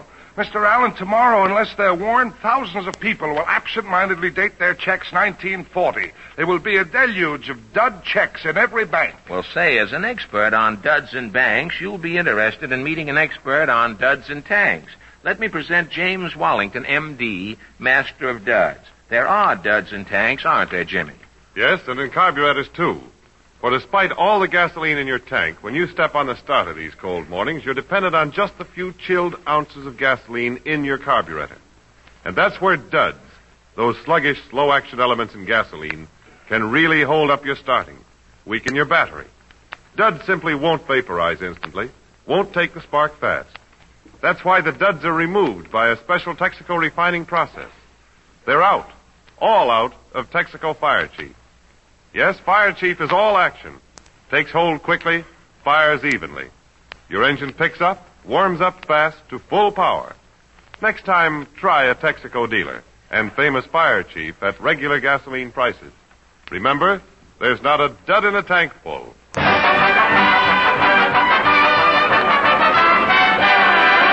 And now, the Texaco Workshop players start their 1941 season with a burlesque of one of radio's most popular programs, The Quiz Kids. Music, maestro. As their theme song fades, we bring to a close another 5 minutes of dance music played by Anatole Feinschreiber and his Aristocrats of Corn. Anatole Feinschreiber and his Aristocrats may be heard again over the same station, but we doubt it. Good night. This is station KRUM. We regret to announce that the correct time which was to be heard at this time will not be heard at this time. Instead, the correct time which was to be heard at 10 o'clock will be heard at this time. Stand by for this substitute correct time announcement. When you hear this correct time signal at 10 o'clock, the correct time at that time will be exactly 10 o'clock. Thank you. And now, station KRUM presents The Quiz Nipper. And here he is, that genial sophisticate, the custodian of our super-intelligent group of child prodigies, Kerry Jelly. Well, good evening, friends. Sitting in front of me here in their little high chairs, here in the studio, are the original Quiz Nippers. 4 outstanding children who have been selected at random from the city's kindergartens. Now, before we start, I know you want to meet our Junior Brain Trust. And first, from the Effie Eggleston Day Nursery, the tiny John Kieran, 5-year-old Elma Prentice. Say hello, Elma. Hello. Elmer, is that the way we greet our radio friends? Oh, yeah. Well, how do you do, members of my unseen audience? I trust we meet on a mutual mental plane. That's much better. That was little Elmer Prentice, folks. Now here's our second quiz nipper, the sage of the Lydia Pinkham Jr. Grammar School. Lilliputian Millicent Goon. The fall of Babylon occurred in 23 B.C. Not now, Witchcraft had its heyday in the Middle Ages. Well, thank you, The dear, but- law of gravity was discovered by Sir Isaac Newton. Well, Something fell on his head. And something is going to fall on your head, honey, if you don't shut that tiny little trap. Oh, shoot. And, Millicent. And here is our Pee-wee music critic, Deems Taylor on the half shell. He's little Marvin Clef. Good evening, symphony lovers. You seem to have a head cold, Marvin. Yes, it was caused by the draft from Tuscan in his baton. Really? Yes, at his next concert, I must wear my windbreaker. Yes, you bundle up at Tuscan in his next concert, Marvin. And now that brilliant little star of our program, little Rollo. Say, Rollo's high chair is empty. Where is Rollo? Gee, I don't know. Isn't this the night Rollo lectures at Columbia? No, that's Tuesday. I saw him at lunch with Einstein. Oh, maybe Rollo's on information, please, tonight. No, Millicent, that's Friday night. Oh. Gad, this is terrible. Oh, she's at Mr. Jelly. Here comes Mr. Crosby, our sponsor. Now, see here, Jelly. Where is that other quiz nipper? Rollo is missing, Mr. Crosby. Missing? You know very well Rollo Keene is the star of this diaper forum. Yes? You just talked me into signing that kid for the entire season. Well, we can give a show without him. The quiz nippers without Rollo is like the Rochester program without Phil Harris.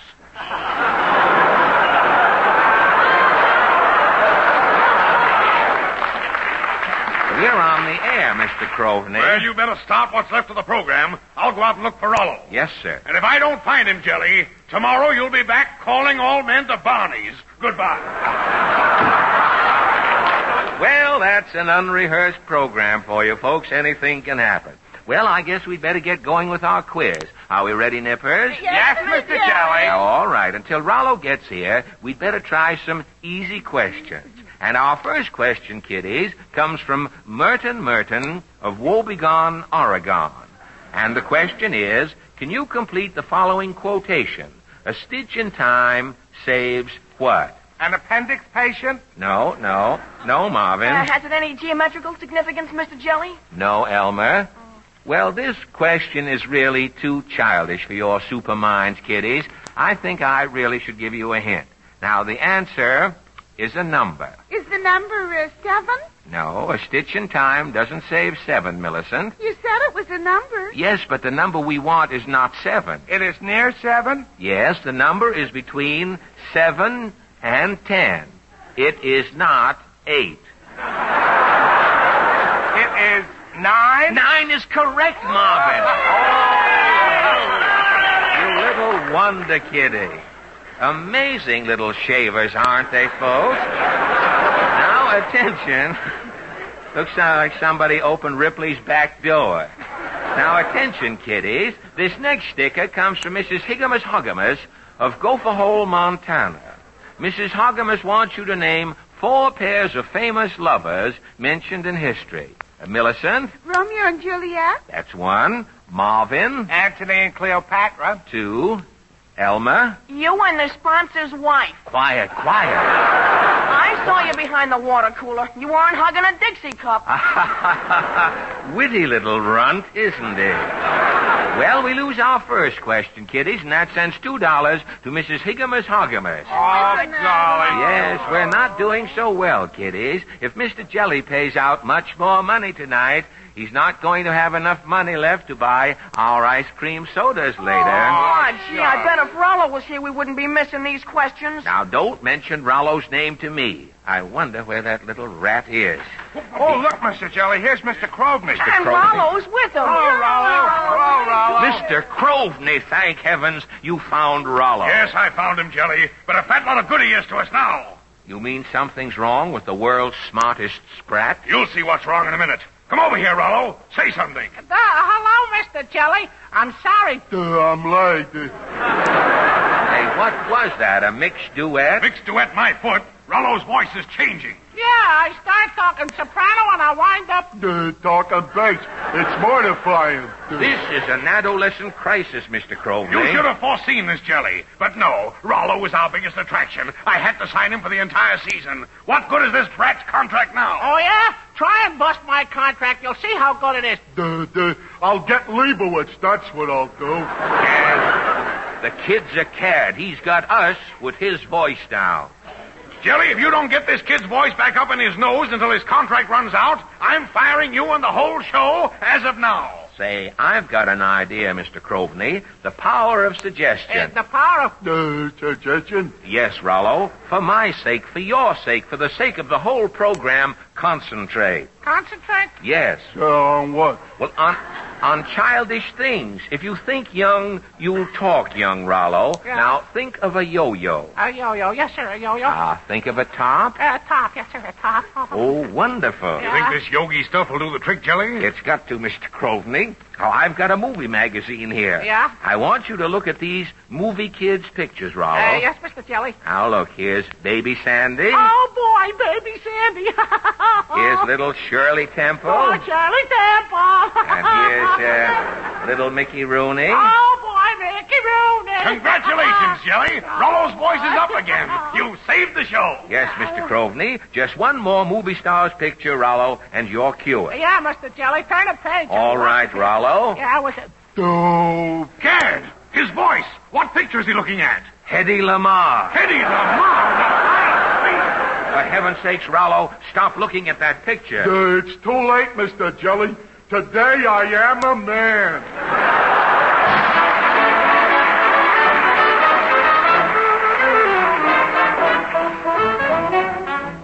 Larry Elliott's first thought for 1941. The next few moments are devoted to the entire petroleum industry by the Texas Company. When you change the license plates on your car this year, put on your new ones for 1941, here's something worth thinking about. If you're an average motorist, your mileage for the coming year will total about 8,500 miles. But note this fact. The average motorist today, compared to the average motorist in 1920, travels 4,250 miles each year for nothing, as far as the cost of gasoline is concerned, because the price of gasoline minus taxes has come down 50% since 1920. Yes, gasoline is cheap. But that's not all. For the petroleum industry has seen to it that you also get better products as well as more for your money. Well, thank you, Larry. This is Fred Allen saying good night for the more than 45,000 Texaco dealers from coast to coast. Good night. Thank you.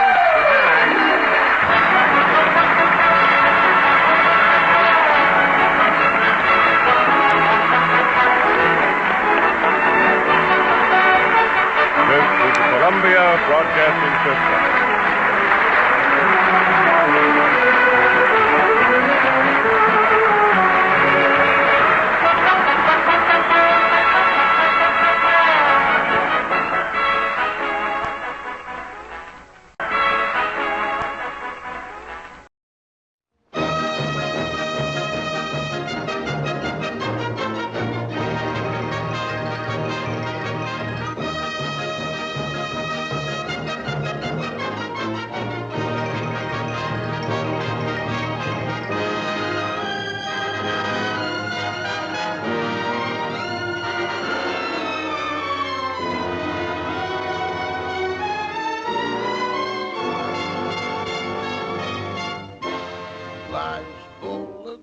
consequence, that old devil consequence. He takes all the frivol out of fun.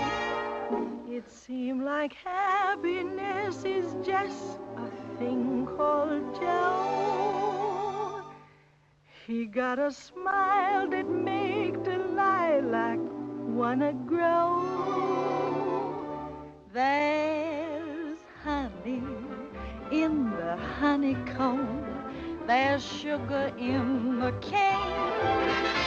There's oysters in a real oyster stew, and bubbles in sweet champagne.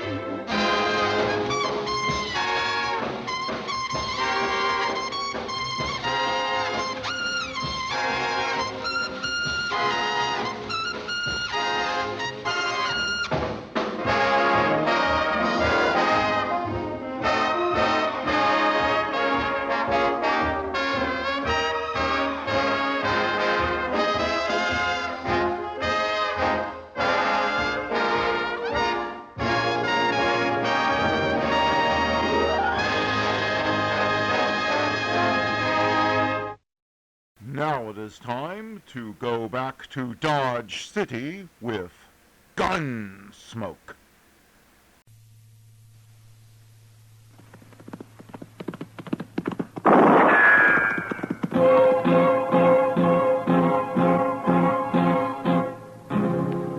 Gunsmoke, brought to you by L&M Filters.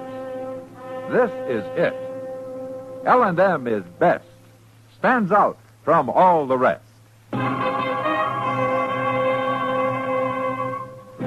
Around Dodge City and in the territory on West, there's just one way to handle the killers and the spoilers, and that's with a U.S. Marshal and the smell of Gunsmoke.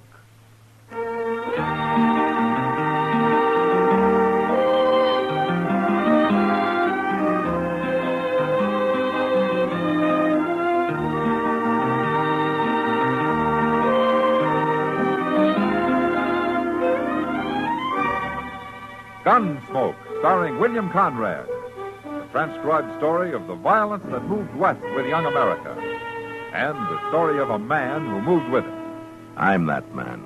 Matt Dillon, United States Marshal. The first man they look for and the last they want to meet.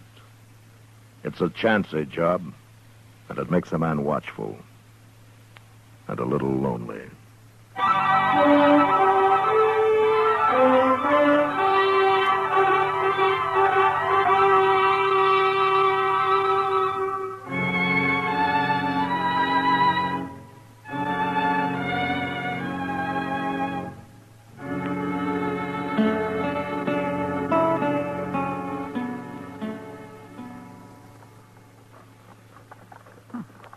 Funny, Mr. Dillon. Oh, what is, Chester?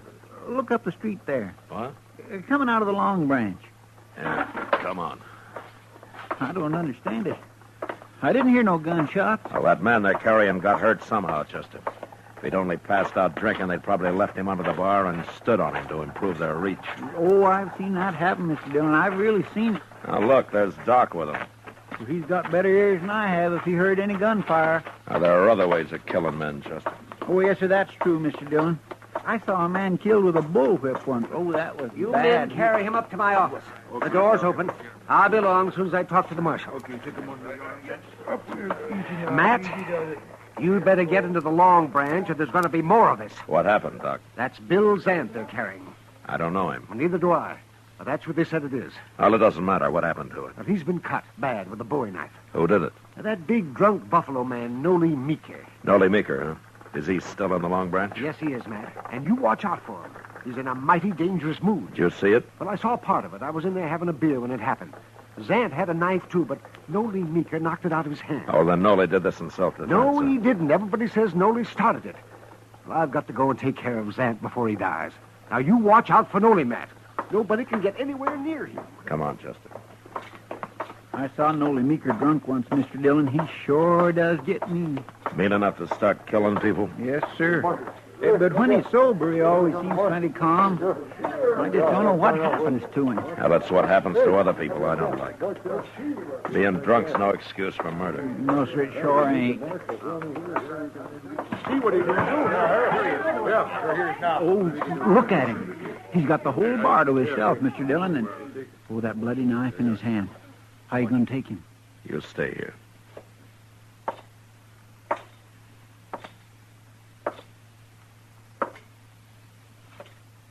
Evening, Noli. Get away from me, Marshal. Why don't you drop the knife, Noli? You're in enough trouble now. I killed Zant, didn't I? I'll kill you next. Zant isn't dead yet, Noli.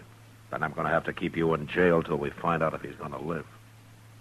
I ain't going to jail. Not if I have to cut me a path all the way out of Dodge. If Zant dies, you murdered him. You're not leaving Dodge. Now, you can't be so drunk you don't understand that. Come on, Marshal, let's fight. What, my 6-gun against your bowie knife? You wouldn't have a chance, Noli. Now, why don't you calm down before you get hurt? You go get yourself a knife. No, I'm not going to go get myself a knife. Okay, we'll fight this way. Forget about fighting, Noli. I can cut good with this knife, Marshal. I can throw it, too. Stop it, Noli. Didn't know that, did you? Watch. Hell, you don't throw too good when you're drunk. Nolly?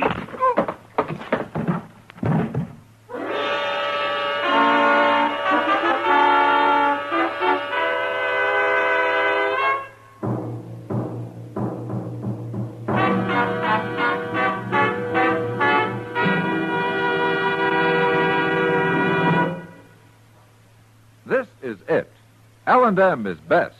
Stands out from all the rest. This is it. L&M filters. Perfect gift for Christmas, too. Light and mild. L&M filters. Holiday carton just for you. Holiday carton just for you. Holiday carton just for you. This Christmas, why not give the very best to all the filter tip smokers on your list? This is it. L&M is best. Stands out from all the rest. L&M stands out for flavor. The miracle tip draws easy. You enjoy all the taste. L&M stands out for effective filtration. No filter compares with L&M's miracle tip. King size or regular, L&M is best. Stands out from all the rest. It's got everything.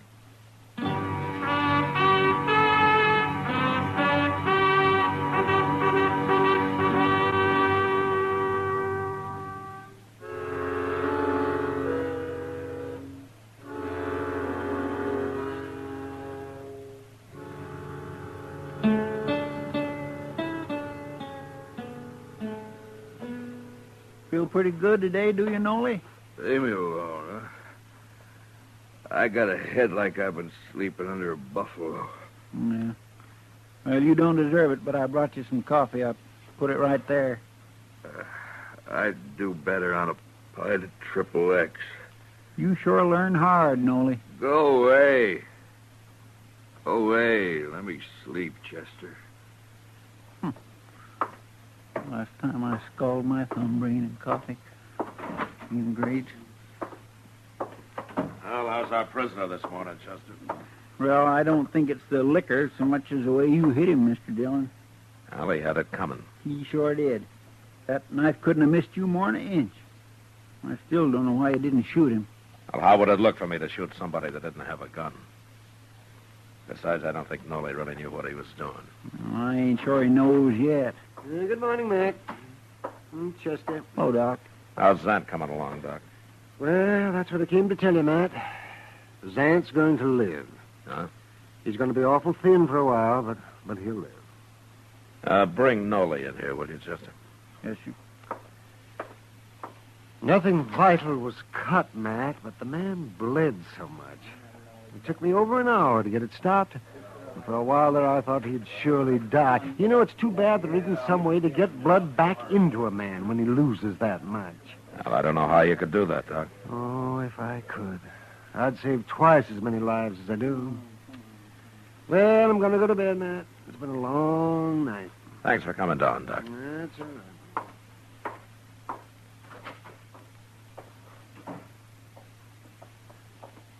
Quit complaining about sleeping, Nolly. You just escaped years and years of it, whole centuries. I'll take that on any time, Chester. What'd you want, Marshal? You sober enough now to tell me why you took your knife to Zant last night, Nolly? Personal matter? Well, maybe you better tell me whether it's personal or not. I'm not going to turn you loose to go stab him again. Turn me loose? You didn't kill Zant. He's going to live. Now, what were you fighting about? A woman? Is that all?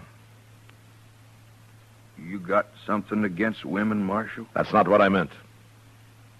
I've known you for a long time, Nolan. You never seemed like the kind of a man who'd try to kill somebody over a woman. When I'm drunk, I get mean, Marshal. I'll fight over anything. Even a woman, huh? And now you're fogging me up again, Marshal. Okay. Where did you know Zant? We've both been working for Ezra Marcy. Collecting buffalo bones? We gather 'em up off the prairie and bring 'em back to Dodge and sell 'em to Marcy. And he ships 'em back east on the railroad. It's beyond me how they can make fertilizer in China and stuff out of them little buffalo bones. Nolly, you and Zant work together, is that it? No. I got my own wagon. He's got his. But I still don't like him. You going to leave him alone? Marshal, I wouldn't hurt nobody less than I was crazy drunk. You tried to kill me, too. Do you know that? I did? Oh, Marshal, I don't believe that. You threw your bowie knife at me. And you're lucky I didn't shoot you. I shouldn't have done that. Well, you start drinking again, and I'll throw you in jail as soon as I see you. All right, you can go now, Nolly. But you came awful close to hanging. You just remember that. Well, my pa always said I'd hang. I won't cause no more trouble, Marshal. So long. So long, Chester. Goodbye, Nolly. Mr. Dillon, you believe that about them fighting over a woman? Oh, there might be more to it than that, Chester. Why don't you ask Zan about it? Well, if Nolly's lying, Zant will lie, too. But whatever they were fighting about, I doubt that it's over. He hurt Zant too bad for that.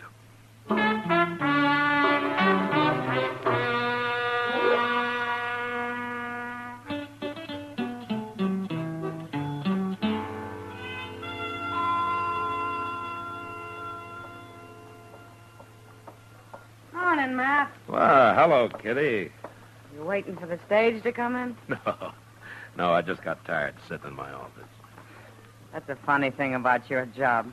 No? You're either doing nothing, sitting in your office, or standing around the plaza like some bum. Or you're the most violent man in Kansas. Well, it's a good thing I don't get paid for the job, isn't it? You'd starve. Oh, hello, Marshal. Hello, John. But still, nobody could ever pay me enough to go against Nolly Meeker and his knife the way you did a couple of weeks ago. Well, I could have shot him, Kitty. No, you couldn't. Not you. It's just what'll get you hurt someday, Matt. Or worse.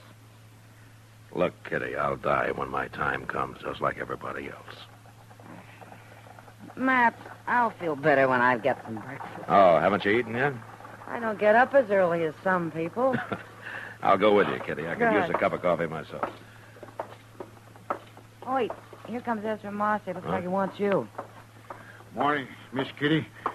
Marshal. Oh, Marcy. Marcy. I got a job for you, Marshal. Oh? I wish I'd never made a deal with them men. Neither one of them. Oh, you mean Sant and Nolly Meeker? Them. They've been complaining and fighting more than they've been gathering buffalo bones for me. Oh, why don't you deal with somebody else? Most men would rather hunt for hides than bones, Marshal. It pays better. I buy both, so it don't matter to me. But even so, Zant ain't been much use since Nolly cut him up. Now he ain't no use at all. Why not? Nolly's got a shack down past the Opera House at the edge of town, Marshal. Let's go ask him. He got drunk again last night. I thought you were talking about Zant. It's about Zant I want to talk to Nolly. Oh, why do you need me? Nolly killed him, Marshal. What? Zant was due in with a wagon load of bones this morning, and he was late. So I rode up the river to look for him. And I found him, sitting on his wagon with a hole through him like a Sharp's 50 would make. You think Nolly did it? Well, Nolly tried to kill him before, didn't he? And he come in with a load of bones yesterday, and I paid him off, and he went and got drunk. Of course Nolly killed him. Does Nolly have a Sharp's 50? He used to be a hide hunter until he got tired of it. And it was a Sharps that killed Santa. Anybody can tell that. Yeah, I guess they could. That Nolly Meeker's a murderer, Marshal. You go arrest him. Did you leave Zant at the river, Marcy? Oh, I ain't gonna bury him. Come along and show me where he is. All right, I'll send somebody out to bury him, but let's go find Nolly. I don't want no murderer to get away. I'll talk to Nolly later. No, we'll get him first. We're going to the river, Marcy. Now.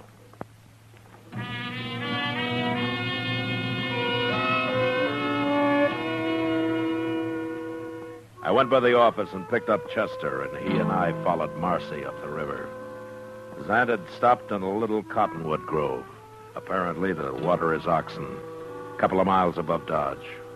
And we found him there, slumped over the seat of his big Studebaker wagon, shot in the back.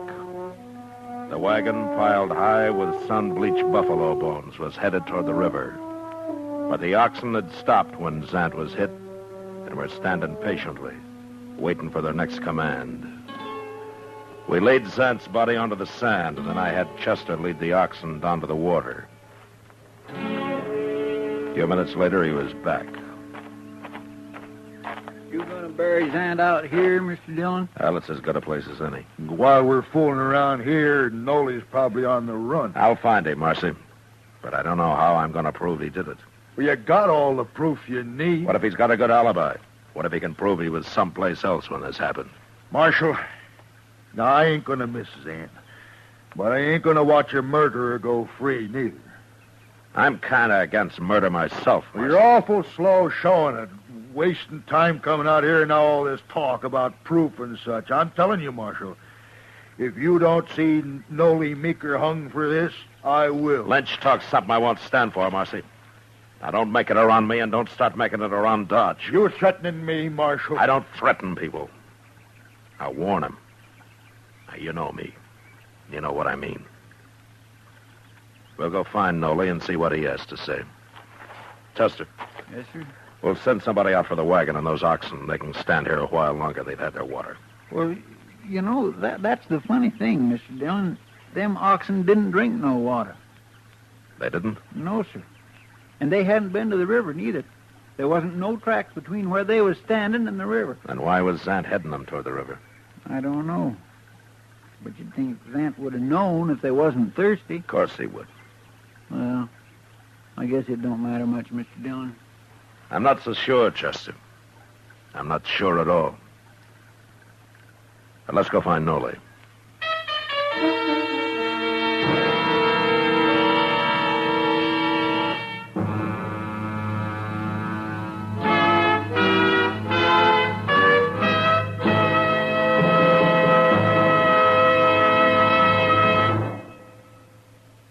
Filter tip smokers, this is it. L&M is best. Stands out from all the rest. Yes, L&M is best. Stands out from all the rest. L&M stands out for flavor. The miracle tip draws easy. Lets you enjoy all the taste. L&M stands out for effective filtration. No filter compares with L&M's miracle tip for quality or effectiveness. L&M stands out for highest quality tobaccos. Low nicotine tobaccos. L&M tobaccos. Light and mild. L&M's got everything.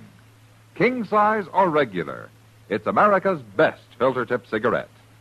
Yes, L&M stands out from all the rest.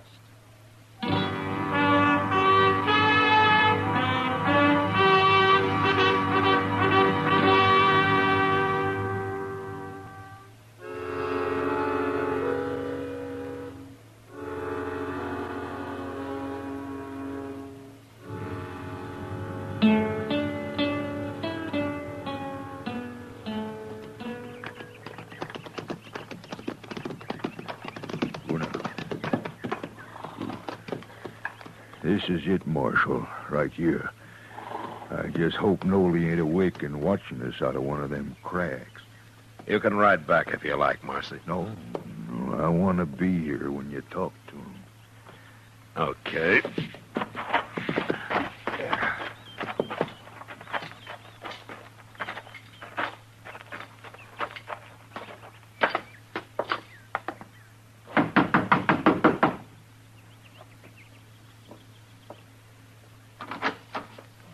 I want to talk to you, Nolly. What's Marcy here for? You're still drunk, ain't you? No, I ain't drunk. I done slept it off. Were you drunk last night, Nolly? I didn't cause no trouble last night. Were you drunk? Of course I was. I didn't see you in any of the saloons. Well, I was out here, sitting on the ground. I was sitting right there against the wall, me and a friend of mine downed a jug of corn whiskey. Took us most all night. What did you want to know for? You had a friend with you? He was here till about an hour or two ago. Who was it? Well, you don't know him. He's an old Indian, a Cheyenne. Where is he now? He's on his way home. Where? Absaroka Mountains. Absaroka Mountains in Wyoming? Well, that's what you're doing here. Looking for him 'cause he run off the reservation down south. Well, you won't find him, Marshal. That old Cheyenne's traveling alone, and he lives like a wolf. You'll never find him. No, I don't expect we could. Well, there goes his alibi. Alibi? What are you talking about? About Zant's murder. Zant's murder? You'll hang for it now. Wait a Dolly. minute, Marcy. Zant was shot in the back with a Sharps 50 this morning, Nolly. A couple of miles up the river. Marshal, you're thinking I did it? Well, you tried to do it once before. I didn't kill him, Marshal. If I was to kill a man, I wouldn't do it that way. I ain't no coward. Arrest him, Marshal. He can do his talking in jail. I didn't do it, I tell you. You know I ain't that kind of a man. I ain't a good man, but I ain't like that. Okay, Nolly. I believe you. I couldn't prove it anyway. Now, look here. Shut up, Marshal, Marcy. What And you remember what I told you. I don't want to hear any talk out of you. Come on, Chester. There's something I want to do in town.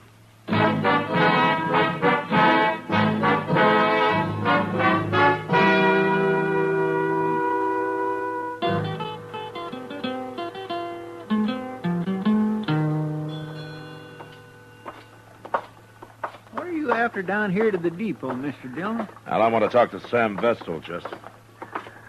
Just hope he's in. Hello, Marshal. Chester. Come on in. All right, Sam. Fine, Chester. What can I do for you, Marshal? Sam is agent for the Santa Fe Railroad. I figured that you might know something about Ezra Marcy's bone shipments out of here. Well, what is it you want to know, Marshal? Well, I want to know if there's been any trouble about him. There sure has. But how'd you know? Marcy told me not to say anything about it. Tell me about the trouble, Sam. Well, the buyers back east have been calling Marcy a crook. But I know he ain't, Marshal. I weigh them loads myself, and I'll personally guarantee they ain't short on weight when they leave here. But they are short when they arrive back there, huh? Some of them are. Uh-huh. Zant's. How'd you know that? I guessed it. Well, you're right. I checked on it for Marcy, and it's the loads Bill Zant brings in that come up short back east. Marcy pays Zant by the load, doesn't he? Sure, but it made Marcy terrible mad being called a crook like that when he ain't one. If you ask me, maybe it's them fellas back east. They're the crooks. All Marcy wants is to be paid for the weight of the bones he ships out of here. They come up short back there. Ain't his fault. Uh-huh. Well, thanks, Sam. I'll go talk to Marcy about it. I think maybe I can straighten this whole business out now.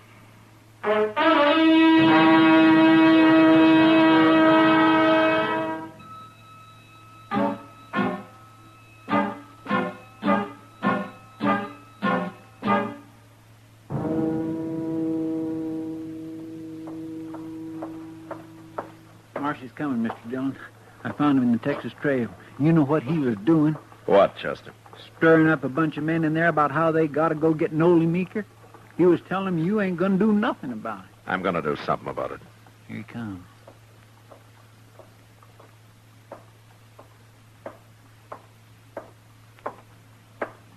It's no use, Marshal. You can't stop me now.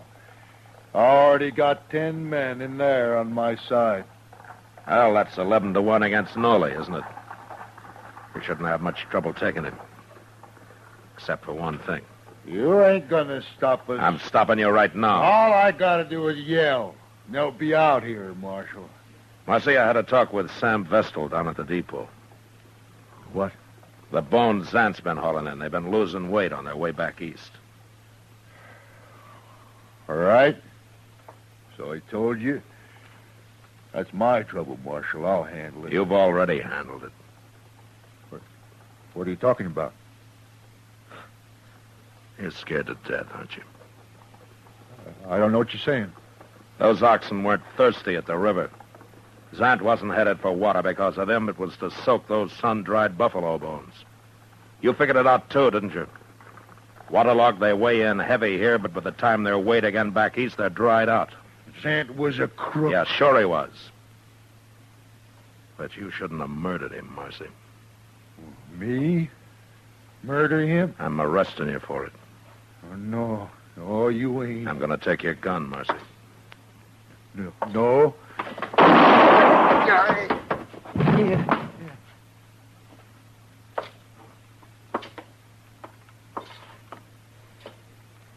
He shouldn't have tried that, Mr. Dillon. He's about the poorest gunfighter I ever saw. Yeah, he was slow, Chester. But he'd have killed me if I'd let him. Why'd you try it? I don't know how you could have proved he murdered Zant anyway. I couldn't. But Marcy was feeling so guilty and so scared he didn't stop to think. If he had, he might have bluffed the whole thing out and gone free. Now, it was his own guilt that did him in, Chester.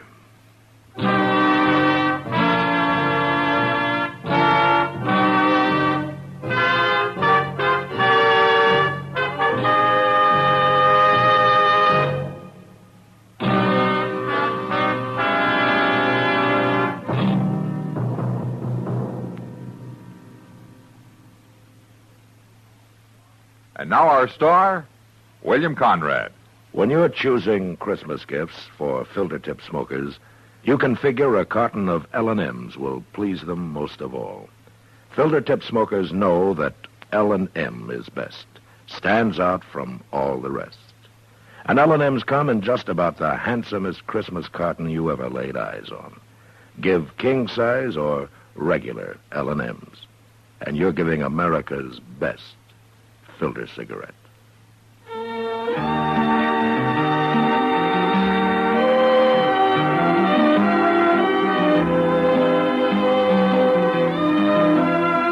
Gunsmoke, transcribed under the direction of Norman MacDonald, stars William Conrad as Matt Dillon, U.S. Marshal.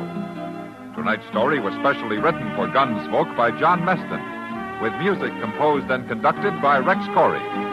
Sound patterns by Bill James and Ray Kemper. Featured in the cast were John Daner, Herb Ellis, and Frank Cady. Marley Bear is Chester, Howard McNear is Doc, and Georgia Ellis is Kitty. Join us again next week as Matt Dillon, U.S. Marshal, fights to bring law and order out of the wild violence of the West in Gunsmoke.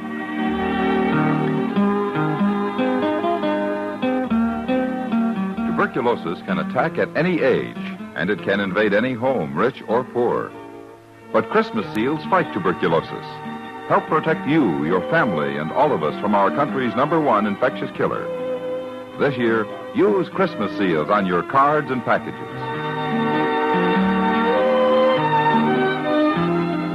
Why not go home for the holidays with Perry Como? That's the title of Perry's new RCA hit record, and he'll sing it for you next week when Chesterfield brings you all the top tunes on radio. Perry invites you to be his guest every Monday, Wednesday, and Friday, and reminds you to get a carton of Chesterfield for the weekend. Remember, listen again next week for another story of the Western frontier when Marshal Matt Dillon, Chester Proudfoot, Doc, and Kitty, together with all the other hard-living citizens of Dodge, will be with you once more. It's America growing west in the 1870s. It's drama. It's Gunsmoke. Brought to you by L&M Filters. This is the CBS Radio Network.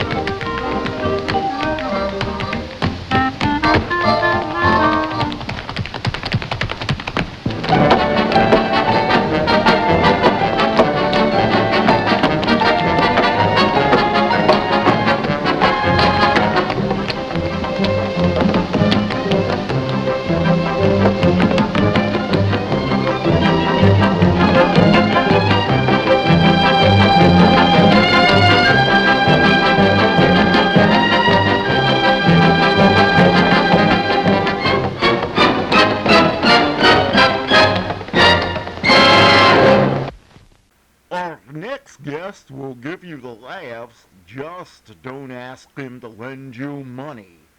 It's Jack Benny coming up next. J-E-L-L-O. The Jell-O program, starring Jack Benny, with Mary Livingston, Phil Harris, Kenny Baker, and yours truly, Don Wilson. The orchestra opens the program with just one of those things.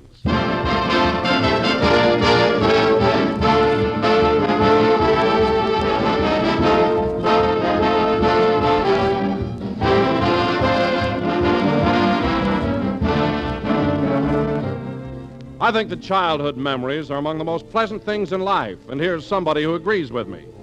Mrs. Mary Kennedy of Akron, Ohio writes, "One of my first memories as a very small girl in the country is my mother making Jell-O and lowering it into the well to set. It was a delightful addition to our hearty country fare and was welcomed alike by youngsters and brawny loggers.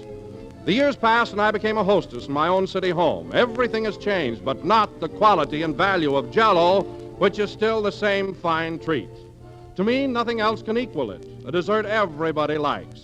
Therefore, I remain a Jell-O fan." Well, that's a grand letter, Mrs. Kennedy. Thank you. And ladies and gentlemen, that letter helps to explain why we ask you always to insist on genuine Jell-O when you buy. Well, that name is a trademark. It's the property of General Foods, and it tells you here's the real thing. Here is America's favorite gelatin dessert, the one and only Jell-O. So look for those big red letters on the box. They spell Jell-O.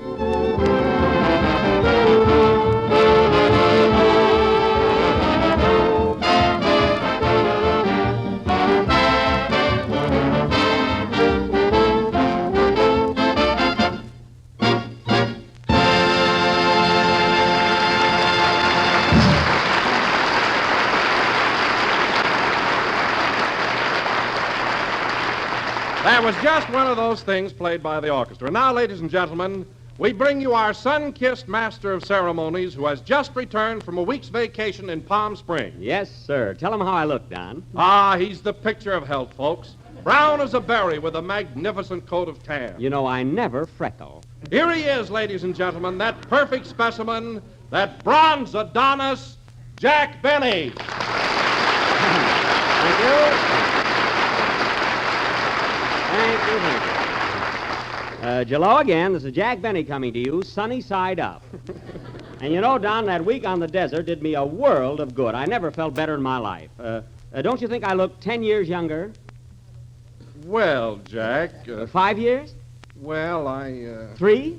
Well, to tell you the truth, Jack... All right, Don, let's put it this way. I don't look any older. No, you don't, Jack. Thanks. See, every time I fish for a compliment, I come up with a rubber boot. Now, Don, you know this tan on my face is very becoming. Oh, yes, you have a nice color, Jack, but what are those round white spots just above your eyebrows? Oh, those white spots? Oh, that's Rochester's fault. He's so careless. Why? What happened? Well, you see, I was taking a sun bath, and I gave Rochester a $50 to go out and buy me a cigar. Yes? Well, when he came back, I was asleep, so he laid the change on my forehead. That accounts for the polka dots. Oh, hello, Mary. Hello, Jack. Say, where have you been? Oh, I took a little trip. Do you notice anything different? Yeah, you look 10 years younger You see, Don? than George Arliss. You can kid about it, but I feel swell. Take it from me, Don, for a real healthy vacation, there's nothing like a week in Palm Springs. You're right, Jack. It's simply wonderful, and the hotels there are so swanky. Oh, they're the last word. They certainly are. Which one did you stop at? Well, I didn't exactly stay in a hotel. You see, Don, I wanted to sort of rough it, get close to nature. Be right out on the desert. Where'd you live, in a gopher hole? No, I didn't live in a gopher hole. Don't tell me you went to that same dump you stopped at last time. Dump? Mary, if you can call the Bellevue Auto Court a dump, then I give up. In the first place, they cater to a very exclusive clientele. They don't take in everybody. Not much. They got a bear trap in front of the joint. Don't listen to her, Don. It's really one of the nicest auto camps west of the Mississippi. There's such a quaint charm about it. Oh, it's a lovely spot. And it's right in Palm Springs, huh? Well, it's not right in Palm Springs, is it, Mary? No, it's closer to Boyle Heights. It is not. Don, you must have passed the Bellevue lots of times. Look, you know how you take Highway 99 and you go through Beaumont and Banning? Yes. Well, when you leave Banning, you turn off on that side road where the barbecue stand is. You know, the one that has that little red-headed cashier. You mean Babette? Yes. She's, well, anyway, you turn off on that road. And on the left-hand side is the Bellevue Auto Court. Oh, you can't miss it. Oh, I know. It's the place right next to the goat farm. That's it. That's the place. That's it. When there's a west wind, you get $1 off your rent.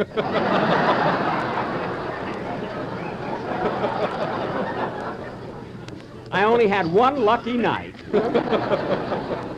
And listen, Don, Mary can laugh, but if you're ever out that way and you want to live in a nice, homey atmosphere, you stop at the Bellevue. The beds are marvelous. But, Jack, isn't it a little too far from Palm Springs? Why, no, Don. It's only a 10-minute walk. Go on, it's 15 minutes to the bathroom.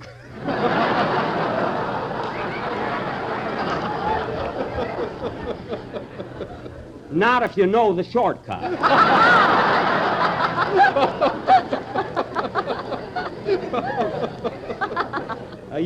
You stop there, Don. You'll really thank me for it. I'll remember that, Jack. And mention my name. It'll help us both, Oh, and by the way, they have a lunchroom there, and here's a little tip for you, Don.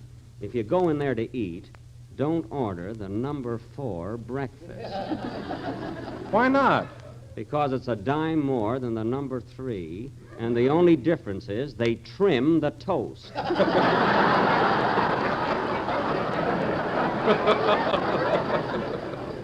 I found that out the first day. Tell him about the waffles they serve, Jack. Oh, well, that's just a novelty. Well, what about the waffles, Mary? They got numbers on them so you can play bingo till your eggs come. Listen, Mary, it's those little touches that make the Bellevue unique among auto courts. It's a swell little place. Go on, you'd never stop there if they didn't have B on the towels. Oh, yeah? Well, for your information, Smarty, the towel at the Bellevue was on a roller.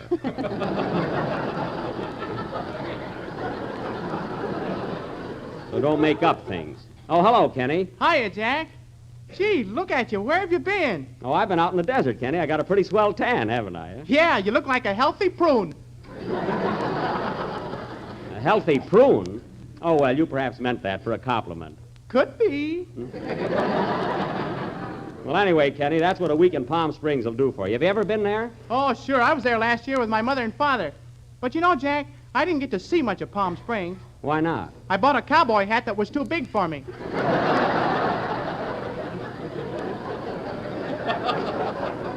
Well, you should have peeked out once in a while. It's a lovely town.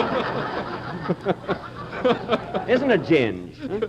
Say, Jack, I just have to think of something. How could you go to Palm Springs when you and Phil are right in the middle of your new picture? Well, you see, Don, they stopped production on my picture for a week, and Mr. Hornblow, the producer, suggested I go away for a rest. Oh, I see. By the way, how is Phil as an actor? Has he improved any? Don, I don't like to be catty, but he's got about as much acting ability as an unrehearsed sweepstake winner in a newsreel.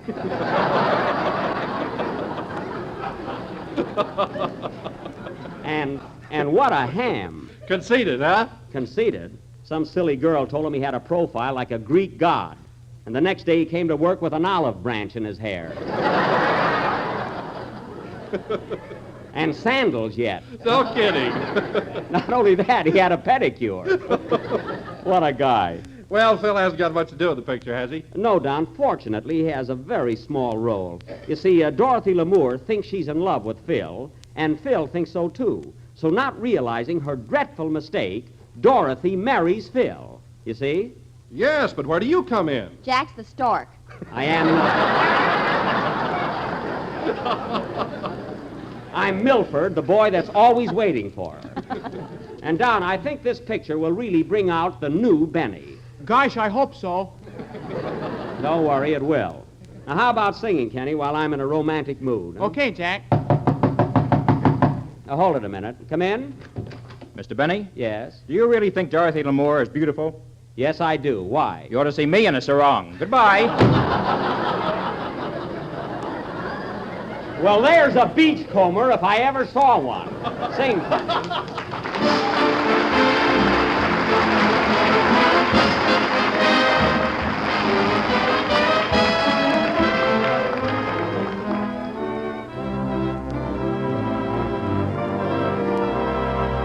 Heaven can wait. This is paradise, just being here with you and breathing the air you do.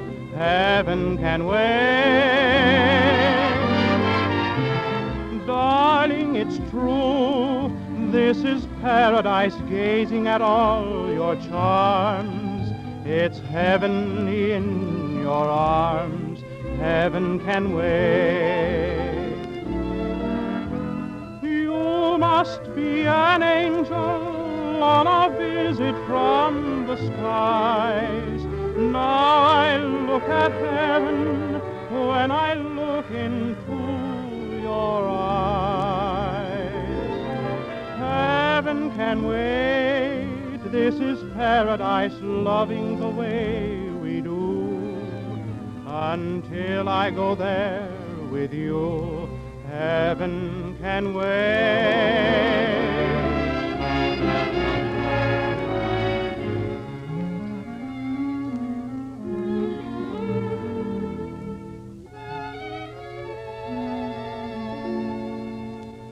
You must be an angel, for your kisses are divine.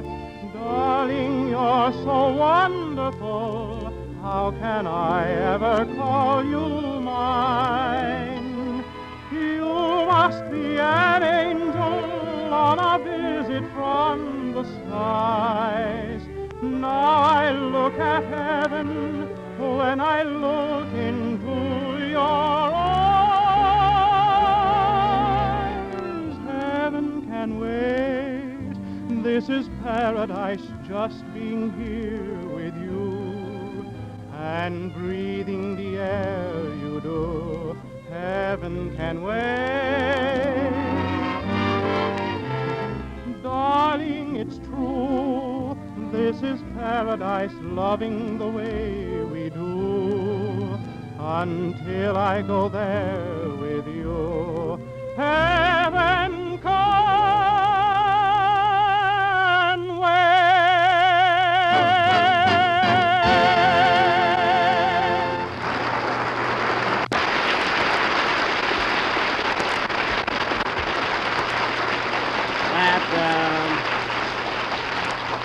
That was Heaven Can Wait, sung by Kenny Baker, who, in my humble opinion, is one of our finest young tenors. You know, Kenny, I oughtn't to tell you this, but people all over America are crazy about your voice. They're nuts about it in Brazil, too. Brazil nuts! Oh, boy, that's a Lulu! Brazil nuts. Kenny, where did you ever get that awful joke? Phil Harris sold it to me for $10. What? $10 for that gag? I didn't know eggs were so high. Me neither. Of all the nerve. Listen, Kenny, Phil Harris has no business selling you jokes. He knows nothing about comedy. Oh, no? Anybody that can write Pygmalion is good enough for me. Oh, so Phil told you he wrote Pygmalion, eh? Yeah, but he told me to keep it quiet or he'd punch me in the nose. Well, naturally, he's modest. However, for your information, Kenny, Pygmalion was written by George Bernard Shaw, a very famous Irish playwright. Take it easy, brother. I wasn't born yesterday. I doubt that. Phil Harris, an author. Harris is nothing but a bathed hillbilly. Why, he can't write his own name without tracing it through a stencil. Now, wait a minute, Jack. Phil may be a little crude, but he's got a lot of good ideas. What do you mean, good ideas? Well, for instance, here's a little thing he whipped up for me. Now, listen. Boys and girls, if you're on the loose right now, why don't you swing on down to that neighborhood grocer and get yourself some of that Jell-O? It's right in a groove. That's Phil, all right. It comes in 6 goody flavors and really hits the spot when it's nestled among them sliced skitters. Skitters? What's that? Bananas. Oh.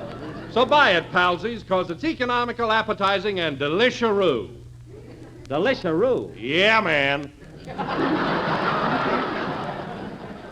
Delicious-roo. Mary, did you ever hear anything like that? I thought it was right on the beam. Now, wait a minute. I'm not going to have all of you talking like that illiterate maestro, the Maharaja of corn. I'll take care of him when he gets here. And furthermore, Kenny, don't worry. I'll get that $10 back that you gave to Phil. Well, either way, I'm hooked.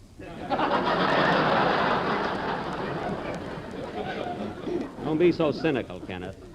And now, folks, if I may be permitted to pick up the loose ends of our program, I would like to announce that for our feature attraction tonight, the Benny Punchy Punchinellos will present their version of the... Hey, Jack, look. Oh, yes, our movie star has arrived. Hello, folks. This is Smiling Phil Harris, the old lady killer himself. Old lady killer is right.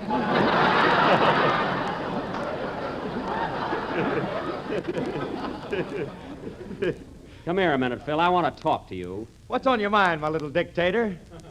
Listen, Phil, Kenny Baker just told me that you sold him a joke and charged him $10 for it. Is that right? Sure, but I marked it down from 25. I don't care if it's a fire sale. You're here to lead an orchestra, and there'll be no sidelines on this program. No sidelines, eh? No. You're a fine one to squawk. I've been buying my handkerchiefs from you ever since I came to work here. Well, they were satisfactory, weren't they? Yes. Then shut up. Those handkerchiefs are of the finest quality. I bought one of them, blew a hole right through it. Well, they're not nosies. They're for the pocket. Anyway, I'm only selling them for an aunt of mine who weaves. Your uncle weaves, too. That's different. And now, folks, getting back to our play. Say, Jack, if you'll stop being mad at me for a second, I'd like to tell you that you're looking swell. That's a marvelous coat of tan you've got. Well, thanks. I got it in Palm Springs last week. By the way, where did you go? Where did I go? I've been working like a dog. Where? At Paramount on our picture. What? You've been working on the picture? There goes your tan, Jack. Why, Mr. Hornblow told me to go away for a rest. He said they were holding up production. Holding up nothing. This week they shot all my important love scenes. Oh, I see. Oh, so do I. Keep still.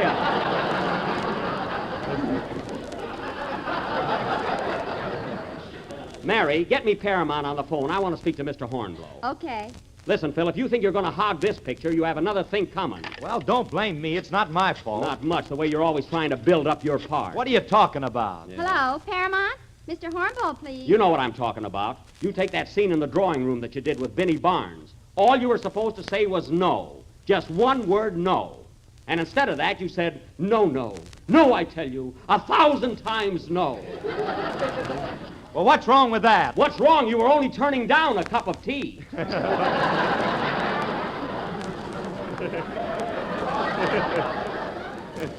Lucky she didn't offer you a piece of pie. You'd have killed yourself. Some actor. Hello, Mr. Hornblow? Gee, you're gonna get it. Mary, give me that phone. Hello, Mr. Hornblow. This is Jack Benny. Yes, I got back today. I had a lovely time. Yes, I got tanned like anything. Now, look, Mr. Hornblow, there's just one thing I want to know. What's the big idea of shooting my picture behind my back? I know, but listen, Mr. Hornblow. Take it easy, Jack. You worked at every other studio. I have not. Republic is virgin territory. Now, look, Mr. Hornblow. Look, I know. I know it's going to be a good picture. That's why I want to be in it. Yes, but if,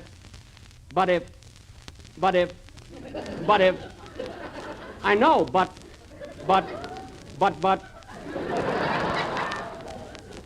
Try if again. Quiet.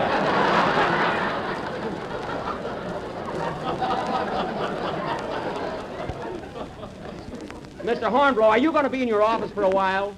Good, I'll be right over. Goodbye.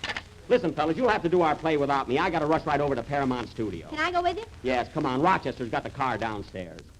Boy, Jack's certainly burned up, isn't he? Yeah, but Mr. Hornblow will cool him off. Hey, Phil, you got any more of those jokes you want to sell me? Sure, come here, kid. Here's a honey. Now, the next time Jack asks you what you're going to sing, you say you're going to sing a little ditty entitled, I Call My Dog Ginger Because He Always Snaps at Me.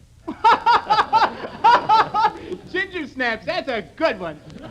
That'll be $2, Kenny. Here you are. Thanks. Play, boys.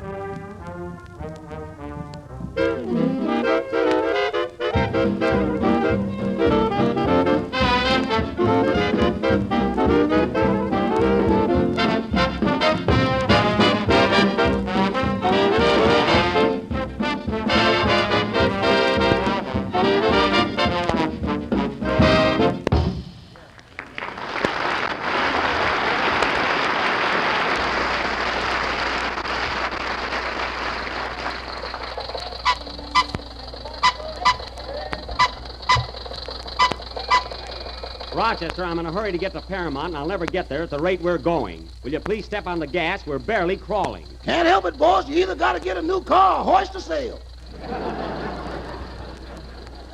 That won't be necessary. I'm going to have the motor overhauled. That ain't going to help any. What this car needs is glands.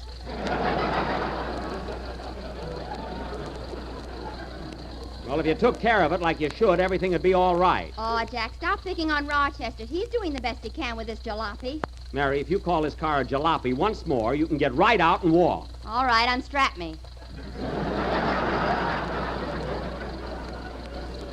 Just stay where you are and don't be so fresh.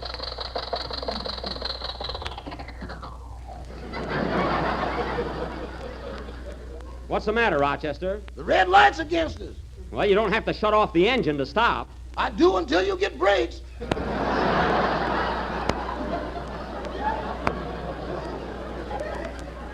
Oh. Well, it's green. Now get going. Okay, boss.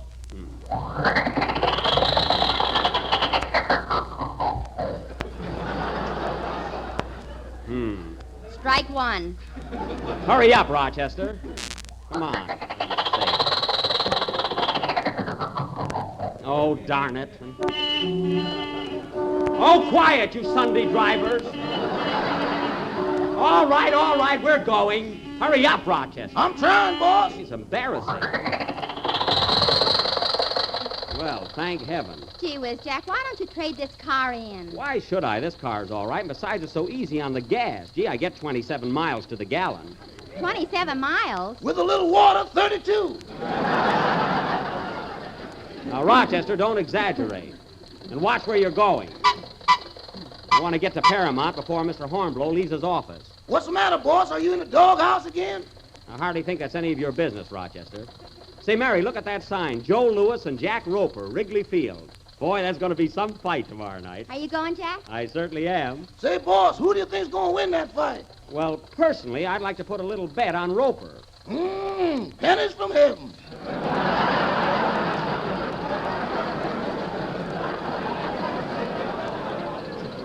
Now, I can appreciate your loyalty, Rochester, but Jack Roper is a pretty tough guy. He's got a vicious right and a terrific left. What a pair of arms. Well, Louis ain't exactly a Venus de Milo. Oh, so you're pretty positive he'll win, eh? Well, how long do you think the fight will last? Well, boss, the main event goes on at 10 o'clock sharp, don't it? That's right. Well, at 10:15, Brother Louis is scheduled to make a speech at our social club. Oh, he is? And in full dress. Now, don't get too enthusiastic, Rochester. Nobody's going to knock out Roper that fast. Man, you know what's going to happen tomorrow night? What? When the bell rings for the first round, Louis and Roper are going to meet in the center of the ring. Yes? Then Roper's going to swing. Uh-huh. Then Louis is going to swing. Uh-huh. That's all. Party's over.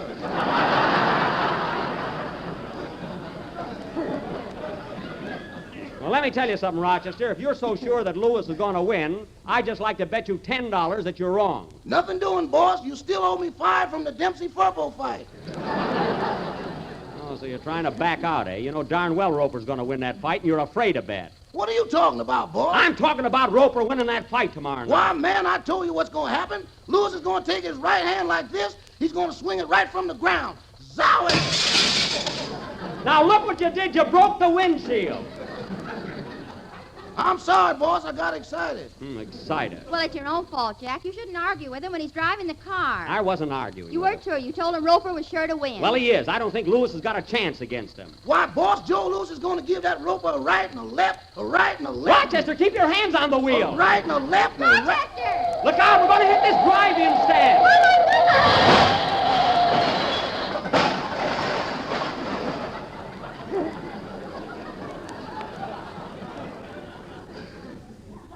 Isn't this awful? Good evening, folks. What do you have? We don't want anything, miss. Are you all right, Mary? Mary, where are you? Here I am up at the counter. I'm hungry. Gee, look at this car. My, what a mess. Well, you're responsible for the whole thing. Look, the front fenders are knocked off, the headlights are slashed, and we got 3 flat tires. It's unanimous now. Well, get to work and fix it. I'm going to walk over to Paramount. It's only 2 blocks from here. Okay, boss. So long. So long. Come on with me, Mary. You can eat later. I'm coming. Man, this car sure is a wreck. Well, if I gotta fix it, I gotta. I hate to see that evening sun go down, just as Juicy. I hate to see that evening sun go down. Oh, lady, What do you want? Would you mind bringing me a couple of pork chops to break the monotony? 2 pork chops coming up. And don't forget the gravy with mashed potatoes all around.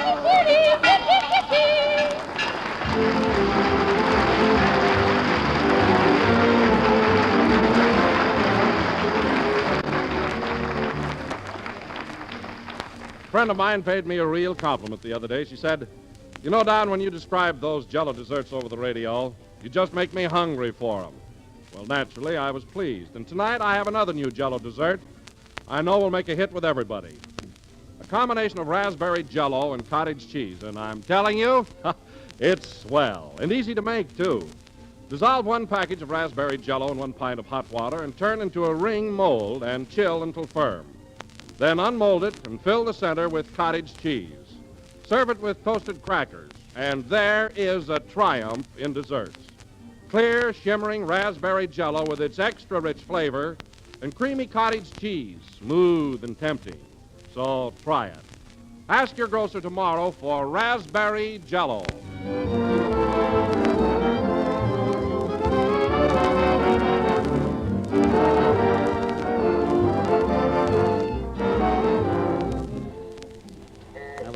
Number of the 29th program. We're with you again next Sunday night at the same time. Come on, Mary, walk a little faster. I don't want to keep Mr. Hornblow waiting. Well, how do you know he's going to be there? He'll be there all right. You know, I'm no small fry at Paramount. I have an appointment with him, and he'll keep it. Now, hurry up. Okay. Say, Jack, who's that fellow in that big car that just passed? Where? Right there. Oh. Hey, Mr. Hornblow! Mr. Hornblow, wait a minute. We have an appointment. Hey, Mr. Hornblow! Good night, folks. Mr. Hornblow! J-E-L-L-O. Kenny Baker appears on the Jell-O program through courtesy of Mervyn LeRoy Productions. This is the National Broadcasting Company.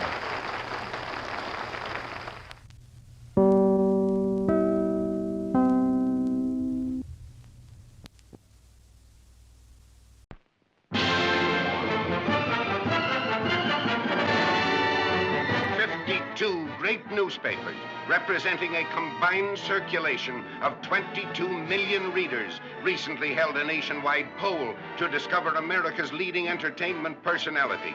The returns are in, and we proudly present the winner, the glorious singing star, you elected Queen of the Screen. Look at her, and soon I knew my future had been found. One smile, perhaps, and then a kiss, perhaps, and after this, perhaps, a rendezvous.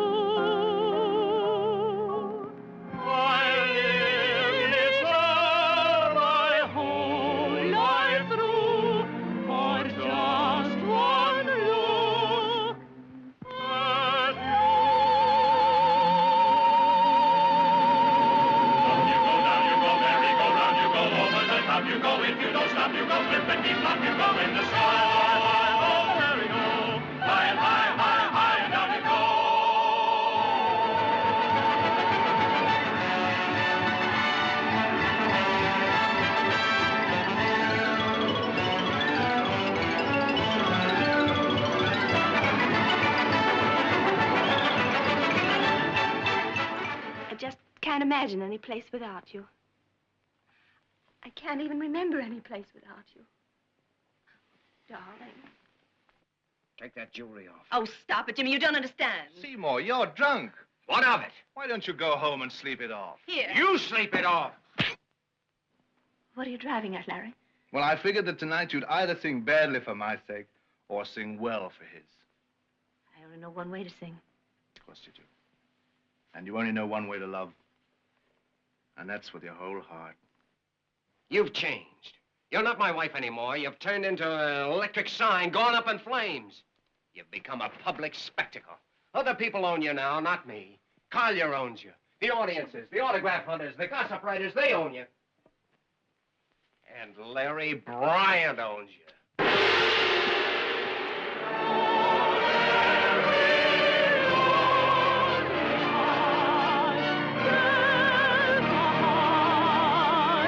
That's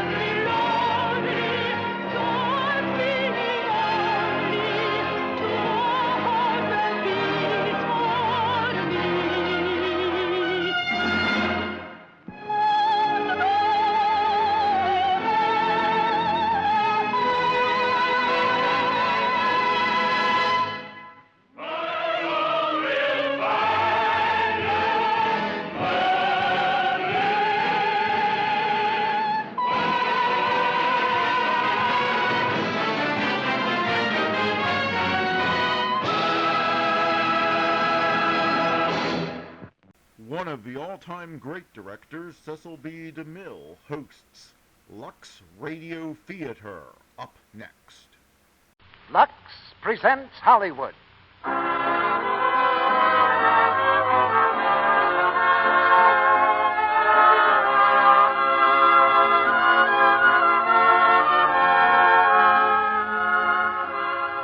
The Lux Radio Theater brings you Robert Taylor, Walter Pidgeon, and Ruth Hussey in Flight Commands. Ladies and gentlemen, your producer, Mr. Cecil B. DeMille.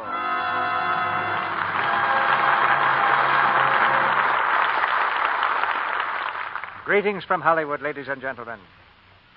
In through my office window one day last week drifted the powerful roar of airplanes flying in formation. High above the sound stages, I could see flashing silver wings, the wings of the United States Navy. They flew in perfect alignment, as though controlled by one master hand. And in front of me was the story behind that comforting sight, the script of the play Flight Command, which you'll hear tonight with Robert Taylor in the part of the Navy pilot. I was just as proud of those planes as though I'd been in command of the squadron myself, because I knew that every throttle was in the hands of a young American with nerves of steel, a modern knight of the sky who rides alone, but not quite alone, because at his right hand is courage, and at his left 1,000 horsepower. This is the frontier of the present and the future. And tonight in Flight Command, we bring you the thrilling drama of these young men who've chosen adventure for a career and wouldn't trade jobs with anybody. Our play is adapted from the Metro-Goldwyn-Mayer picture, and we present the same stars you saw on the screen: Robert Taylor, Walter Pidgeon, and Ruth Hussey. You know, between rehearsals for several weeks now, I've been spending most of my spare time looking at screen tests before deciding on the final casting of Reap the Wild Wind. That's a very pleasant job, and I've certainly learned a lesson in beauty, because most of those tests were in color. As I sat in the projection room, one thing was driven home again and again. In the glowing color of today's motion picture screen, the girl with a peaches and cream complexion has a head start in the competition for stardom, and that's where Lux Toilet Soap comes in. To be beautiful in color, you've got to be pretty nearly perfect. There's something about color that won't stand for imperfection. And helping to keep perfection perfect is the job of Lux Toilet Soap, both with the lovely ladies on the screen and the lovely ladies off the screen. Now there's a tense and exciting drama waiting for us behind this curtain. So we'll raise it on the first act of Flight Command, starring Robert Taylor as Alan Drake, Walter Pidgeon as Bill Gary, and Ruth Hussey as Lorna Gary.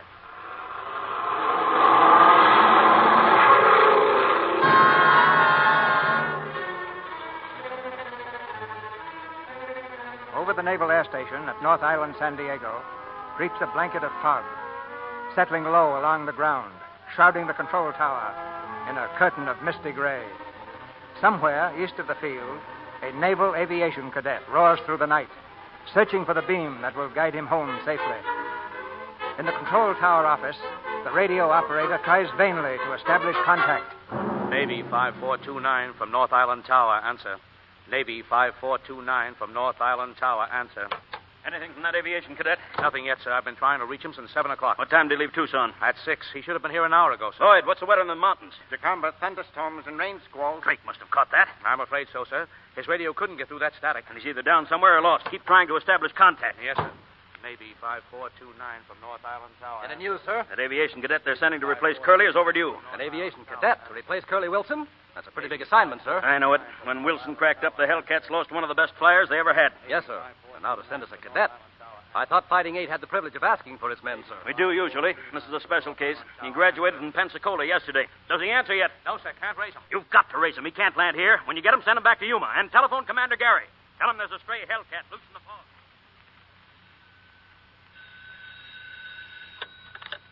Yes? Lost where? Well, keep after him. I'll be over at the tower in a few minutes. Hello, Bill. Hello, Lorna. Did Janet Wilson get off all right? Yes, I put her on the train, so that's over. I thought you'd like me to pick you up. It's pretty late. Can you come home now? Oh, can't do it, dear. Our new cadet is coming in. How is Janet holding up? Not too well, I'm afraid. Oh, she'll be all right. One of these days, she'll find someone to take Curly's place. She loved him very much, Bill. No more than Curly loved her. If she had gone first, he'd have taken it standing up. If my number had been Curly's, you wouldn't have taken it the way she did. You couldn't. I wouldn't bet on that, Bill. Lorna, what's wrong? Oh, I don't know. I'm just... I know. You're tired. Giving all you've got to Janet Wilson for 2 whole days and nights, it's like a blood transfusion. Do you mind if I take time out to say you've done a swell job as usual? You take time out and come home like a good husband. I'm sorry, Lorna. There's a kid out there on the fog. We've got to bring him in. You run along. I'll see you just as soon as I can. All right, Bill. Good night. Night, dear.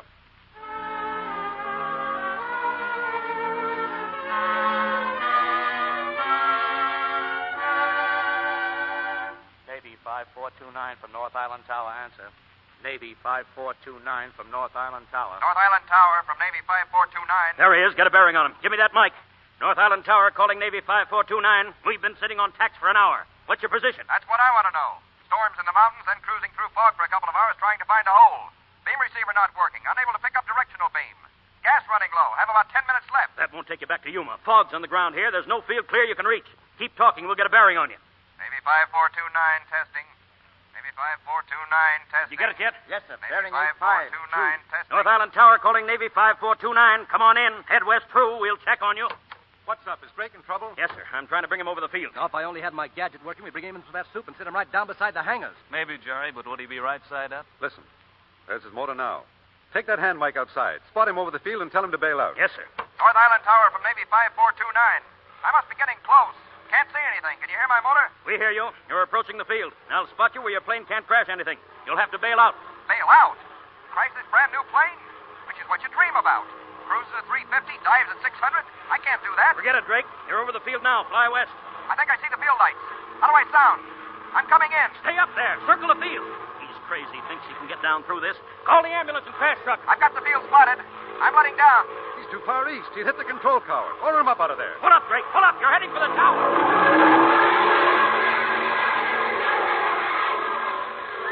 That's close. Let me have that mic. Drake, this is Squadron Commander Fighting 8. Don't try that again. Climb to 2,000, fly due west. And when I tell you hit the silk, the winds from the west will drift in over the field. Drake, answer. Drake at Navy 5429, flying due west. What's your altitude? 1,800, sir. Beautiful plane, sir. Kind of a shame to crash. Do what I tell you. Go on up. Yes, sir. Imagine that guy arguing in this fog. All right, Drake. Where are you? 2,000, flying due west. You're set, Drake. Bail out. Ready, sir. Bailing out. Drake. Drake. Must be over the side, sir. Wind shifted, sir. Where? Northwest. Drake. Hello, Drake. He landed in the bay. All hands out. Have patrols cover all the seaward area of the station. Get the ambulance rolling. Be sure they have an inhalator.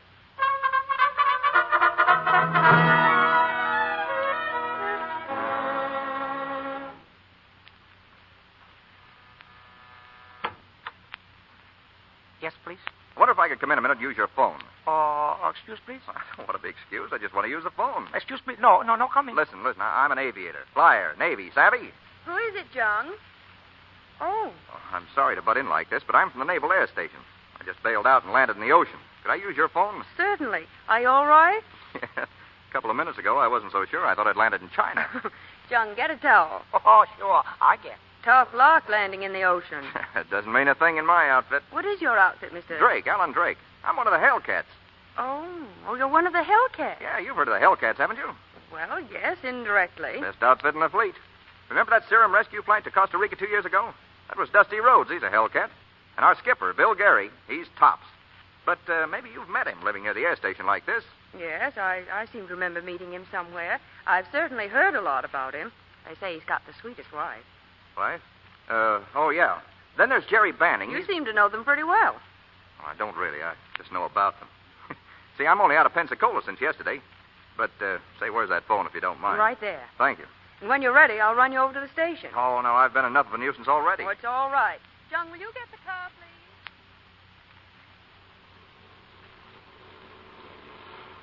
Well, now, Mr. Drake, if the Hellcats are so terribly good, and I'm sure they are from all you say... They're great. Well, you must have had a pretty high record at Pensacola to come right into them. Well, I worked pretty hard. Everybody works hard at Pensacola, keeping pace with the defense program. But you see, Fighting 8 asked for their men.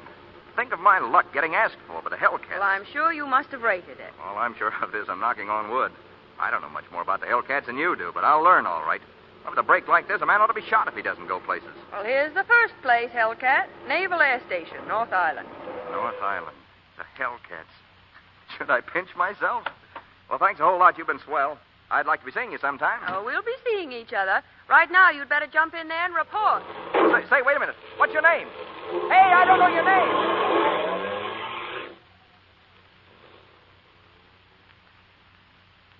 Come to us with two things, Mr. Drake.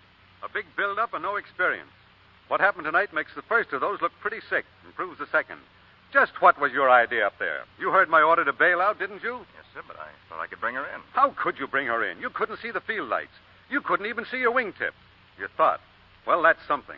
You've got to think in this outfit mostly fast, but first you've got to obey. I know that, sir. I just didn't want to crash the plane, that's all. It's not a matter of what you want or don't want. You had orders. The Navy can build a dozen planes for every good man we can find to fly them. You're no good to us dead. Does that make any impression? Yes, sir. Good. Glad to have you aboard, Drake. Thank you, sir. You're the junior pilot around here, and you're under the gun. So just obey orders and fly the best you can, with your eyes open and your mouth shut. Aye, aye, sir. You'll find a room ready for you in the BOQ. I had some dry things laid out, pajamas and an outfit for tomorrow.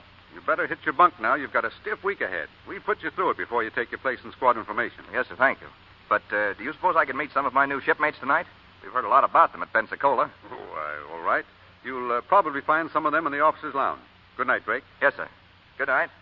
Oh, and Drake, if it'll make you sleep any better, there isn't a man in the fleet who could have landed that plane tonight. Thank you, sir. I'll sleep fine now. Hey, fellas. Hey, I just met him. Just met who, Martin? The cadet, Pensacola. He was going in to report to the skipper. Well, what's he like? Oh, he's a well-put-up sort of a fella. I'm sort of his hero. Why, did you make a face for him? Well, he seemed a bit shy, so I went up to him and said, "My name's Martin." Gosh, you should have seen the way his eyes stuck out and his voice kind of dropped to a whisper. Nice fella he is. What he said, "Are you Mugger, Martin?" I guess he'd like to meet the rest of you, too. Maybe we ought to get into our dress uniforms with swords. Now, listen, that guy just fell into the drink in a parachute. Give him a break. We're not going to do a thing to him. I just can't wait to meet a flyer who thinks he can sit down and soup. Used to be that the Fighting Eight picked its own men. Whatever happened to that idea? The skipper says we'll still be able to ask for our men. This is a special case. I suppose this green apple doesn't make the grade. Did we ever keep anyone who didn't make the grade? Here it is, fellas. Good evening. My name's Drake. Hoping I'd find some of you up. I'm sorry I messed things up getting in. Hi, Pensacola. I'm Jerry Banning. Glad to know you. This is Payne, Payne. Murphy, Lindell, and Martin you've met. Yeah, we met a while ago. Glad to know you. And Mr. Rhodes, our executive officer. Dusty Rhodes? All roads are dusty to a sailor. How are you? And Woodward and Townsend How are and you? Lord. How are you? Well, I guess I don't have to tell you how glad I am to be aboard. Are you? Didn't seem so an hour ago. Why? That landing you tried. We thought you were tired of it all. I think I could have let down through that soup. No.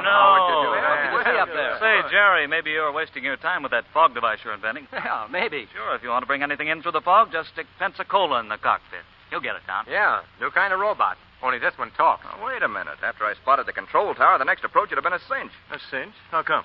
Go ahead, Pensacola. Well, having spotted the tower, I swing around climbing until I'm on a reverse course, and I hold that for a minute. Then I change course 45 to the right, hold that 10 seconds, then swing left until I'm on my original heading. Yeah? Then what? Well, I'm heading back to the tower and clear of it, so I let down. Pretty soon there's a clear spot in the fog, so I set right down the middle of it. There's nothing to it. Wait a minute. Where'd that clear spot come from? Did you bring it with you? Me? No. The warmth of the Hellcat's reception. It burned right through the fog. Night, fellas. Wait a minute. I'm confused. I thought we were doing the ribbon. Stitchy, did you walk into that one? Yeah. You know, it looks like we bought something from Pensacola.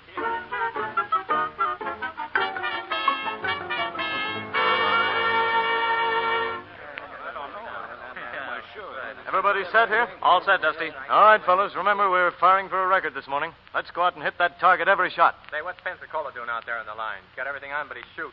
It's Dusty. Is Drake going to fire with us this morning with only 5 days shaken down? The skipper will decide that. Sure, relax. The skipper isn't going to send up a green man when we're shooting for a record score. Hello. Say, aren't we firing machine gun practice this morning? Hello, Pensacola. Did you say we? Oh, sure. Don't I fire with the squadron today, Mr. Rhodes? Well, it's up to the skipper, but I'm afraid you need a little more shaking down. Well, maybe, but I'd like to know what a guy has to do around here to get out of the first grade. Experience. That's all you need, Pensacola. You can't fly in the squadron without experience, and you can't get experience without flying in the squadron. When you were practicing carrier landings out on the field a couple of days ago, you looked mighty cute with your plane standing on its nose. I cut when I got the signal. Mr. Payne was a landing officer. He can tell you. What do you say, Mr. Payne? What say, Mr. Payne? I say pipe down, Pensacola. Oh, that's swell. First I can't shoot, now I can't talk. I'm sure glad I came. Look, Mr. Payne, was it my fault or yours on that signal? You look. Will you forget that you knocked them all dead at Pensacola? You're in the fleet now, working on actual war problems. It happens we're firing in competition this morning for a record score. A man a week out of Pensacola isn't ready for my money, and if I were the skipper, you wouldn't shoot today. Well, that's one break for me. You're not the skipper. All pilots fighting 8, man your plane. There we go. All hands up. On the line. Commander Gary. Yes, Drake? I was hoping I might be flying with the squadron today. I've had a good shaking down, and I'd sure like a chance to get my teeth into things. Of course you're flying. This is squadron competition. Win or lose, we'll do it with all hands in the air. You fly number 2 in my section. Thank you, sir.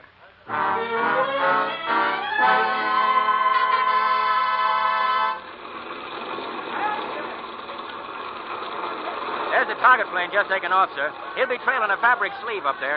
It ain't so hard to hit, sir. Shouldn't be. Just like shooting ducks. And don't worry about your score. Take it easy the first time, I always say. Your shipmates will carry you the first practice or two. Pretty good, are they? Good. They've never been beaten. You're going to see real shooting, sir. Maybe we'll all see some shooting. Maybe when that sleeve gets back, you'll be able to cook it for spaghetti. Let's go.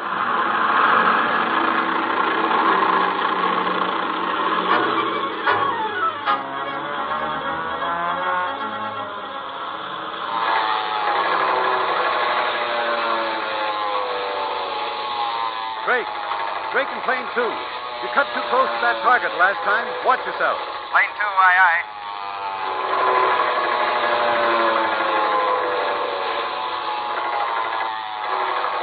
Drake in plane 2. Drake in plane 2. Stay clear of that sleeve. Drake!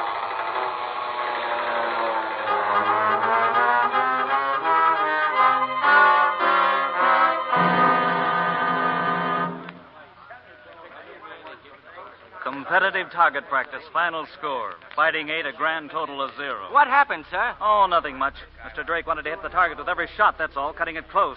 Well, he cut it so close one time that he hit the target with a plane. Take it easy, men. Here he is. Look, I messed that up good, I know, but it won't happen again. Uh-huh. You were ready, all right, Pensacola. I said it won't happen again. You said it won't happen again. We're through competition firing till next year. You can't out-talk the scoreboard, kid. If you'd only taken it easy and not tried to shoot that sleeve to ribbons. You didn't have to do all the shooting. We were up there, too, you know. Hasn't anyone in this outfit ever made a mistake before? Yeah, forget about it. On the first run I did all right. I hit that sleeve plenty. Yeah, and on the second you mistook it for a nightshirt. You realize you darn near killed yourself? Well, it was our mistake, not his. We should have figured out some way to keep him on the ground. Maybe it was your mistake for asking for me in the first place. Hey, wait a minute. You ask for your men, don't you? Mostly. Well, then you asked for me, didn't you? Didn't you? Now, what's the difference? Who asked for who? Come on, who's going to chow? Wait a minute. I want to get this straight. Was I asked for in this squadron or wasn't I? Tell me, was I asked for? Well, Pensacola, since you're so demanding, no. Oh, I see.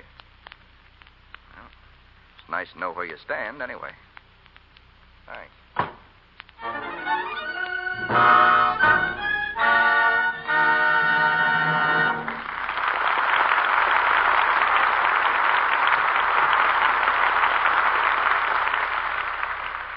In just a moment, Mr. DeMille and our stars, Robert Taylor, Walter Pidgeon, and Ruth Hussey, will bring us Act 2 of Flight Command. Let's listen in for a moment on a little domestic scene. Mary and Joe Rogers are getting ready to go to a party. Help me decide what to wear tonight, Joe. This pink crepe or this turquoise blue. Which do you think looks better on me? Well, hold the pink one under your chin so as I can see. Now the blue. Oh, gosh, I don't know. You decide, dear. I like them both. Oh, a big help you are, Joe Rogers. Well, is it my fault, darling? You always look good, whatever dress you wear? Well, it's a safe bet Mary's lovely, smooth complexion has lots to do with her young husband's admiration. And it's a safe bet again that Mary wants Joe to go on thinking she always looks nice. So she sticks to a simple daily complexion care that she's found really works. Active lather facials with Lux toilet soap. She says, I love the way Lux Toilet Soap's active lather removes dust, dirt, every trace of stale cosmetics. Leaves your skin feeling smooth, looking so fresh. With daily Lux Soap facials, you can be sure you're giving your skin a real beauty care. These facials, women tell us, are so quick, so easy. Here's all you do. Pat the rich Lux soap lather lightly into your skin. Rinse with warm water, then a dash of cool, and pat the face dry with a soft towel. Now your skin feels smoother and looks so fresh. I hope you'll try this Lux Soap Beauty routine for 30 days. Then you'll be using the same care that famous screen stars like Claudette Colbert and Barbara Stanwyck here in Hollywood use regularly. Get 3 cakes of gentle Lux toilet soap and start your beauty facials tomorrow. Now, our producer, Mr. DeMille. Act 2 of Flight Command, starring Robert Taylor as Alan Drake, Walter Pidgeon as Bill Gary, and Ruth Hussey as Lorna.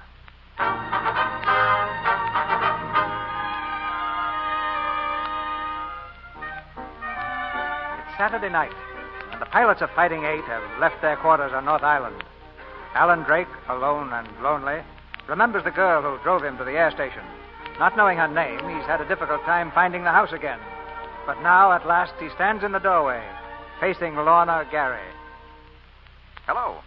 Why, it's the Hellcat. Yes, remember me? Of course. Come in. I was wondering when you were going to call. Well, thanks. I'd have been around sooner, only... Well, don't apologize. I'm glad to see you. Well, you know, I wondered if you weren't doing anything, if perhaps you'd put on your dancing shoes and come out with me somewhere. You want me to go out dancing with you? Well, you see, I don't know many people around here. Don't know anybody, really, and thought maybe you'd be kind enough to sort of show me the town. Well, that's very sweet of you, Mr. Drake. But I'm afraid you'll have to get authorization from Commander Gary. Skipper? What's he got to do with it? You haven't even learned my name. You don't know who I am, do you? Well, things were happening sort of fast that night, weren't they? With all that fog, and then you driving off so quickly, and... Well, what is your name? Take a deep breath, Hellcat. The name is Gary. Gary? Well, how do you... Did you say Gary? Uh-huh. Often described as the skipper's wife. Everything fits together perfectly. A new pilot always pays a duty call on his squadron commander and his wife. Come along in, join the others. Well, that's terribly nice of you, Mrs. Gary, but I've no right to come barging in on your party. Oh, it's no party, just a house full of Hellcats, that's all. Hellcats? Yes, this is sort of their hanger-off duty. Yours, too. Anytime, whenever anyone in the squadron feels like it, he just drops in. Well, I do appreciate that, Mrs. Gary, but this wasn't really a duty call, and I'd rather make it another time. Now, you're not going to get sensitive, are you? Because you tried to make off with the commander's lady? No, Mrs. Gary, it's not that. Well, whatever it is, I wouldn't let it spoil a Saturday evening. Let's have that dance you suggested, and perhaps we can talk things over later. You know, I'm sort of a mother confessor to new pilots. Advice to the lovelorn, how to play chess with the admiral's aunt, headache powder. I'm sorry, but I'd rather call another time if you don't mind. But you see, I do mind. I'm surprised. Not quite pleasantly. I tell you, it was Jim McCallum, and I can't waste any of more time arguing. Hi, Pensacola. How are you? Hello. Jerry, you're not leaving. I can't hang around here all night wrangling with those apes. Got work to do on the fog device. Well, wait a minute. Mr. Drake, maybe you can help my brother. He's having an argument with the boys. Your brother? Jerry Banning? Of course. Anything funny about that, Pensacola? No, but I'm sure learning things tonight. Look, Mr. Drake, do you know what English pilot bombed 3 bridges back of Dunkirk, making possible the evacuation of 4 divisions? Yeah, who was it? And was he alone? All alone. It was McCallum, the New Zealander. James McCallum. Right. Oh, I knew it was. So did I. You must come inside and back us up, Mr. Drake. Yep, got to settle this argument tonight. I've got a new one to start first thing in the morning. Hey, Mugger. Here's Pensacola, the Flying Almanac. He says it was McCallum alone. Hiya, boy. Hello, Drake. Good evening, Commander Gary. Just make yourself at home. You'll find a drink over there. Thank you, sir. Now, tell Martin it was McCallum, without Patterson. McCallum what? Bridges, Dunkirk. Oh, yes, it was James McCallum. With his plane full of bullet holes, he got back to Dover and crashed. Broke his leg. You're right, no doubt about it. McCallum from New Zealand. Well, then why did you say it was Patterson? Just to make you get red in the face, Jerry, that's all. Saves turning the heat on. How are you, Pensacola? Oh, I'm fine. Sit down, Drake. Glad to see you aboard. I'm glad to be aboard, sir.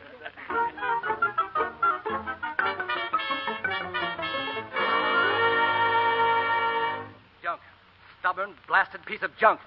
Spike, get me an axe. An axe, did you say, sir? No, 2 axes. I put a whole year into this darned invention, evenings, nights, Sundays, holidays, and it won't work. So let's have one glorious 5 minutes of riotous fun and bust it wide open. Get 2 axes. Now, take it easy, Jerry. Things can't be that bad. The sun's shining, isn't it? The birds are singing. What's the good of getting sore? Look, Pensacola, maybe the birds are singing for you. You're a hellcat, full-fledged, on the ground and in the air. Great. But please take that sickening smile somewhere else. We're going to have a wake. Oh, now, what's the matter, Jerry? Something wrong with your invention? No, it's fine.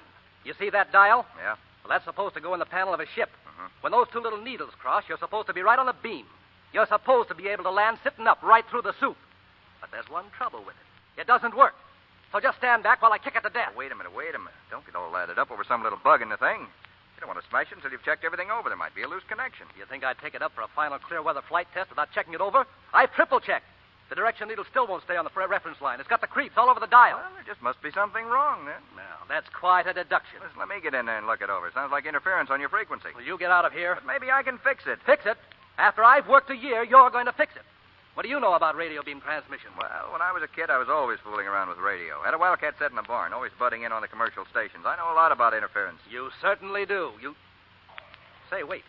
Shut up a second. No, don't shut up. Go on talking. Babble. Say something, anything. Well, we're only 15 miles from the Mexican border, aren't we?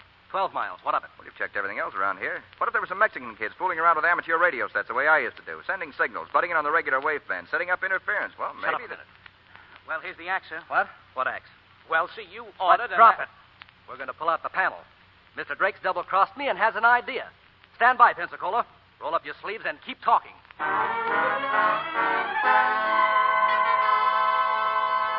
Drake, come on. Right here, Jerry. Hurry up. Standing by a month for a good pea soup fog, and when we get it, you're missing. I'm sorry, I was over at the skipper's. Your sister wants you to drop in. Plenty of time for that. We'll have the whole test done in half an hour.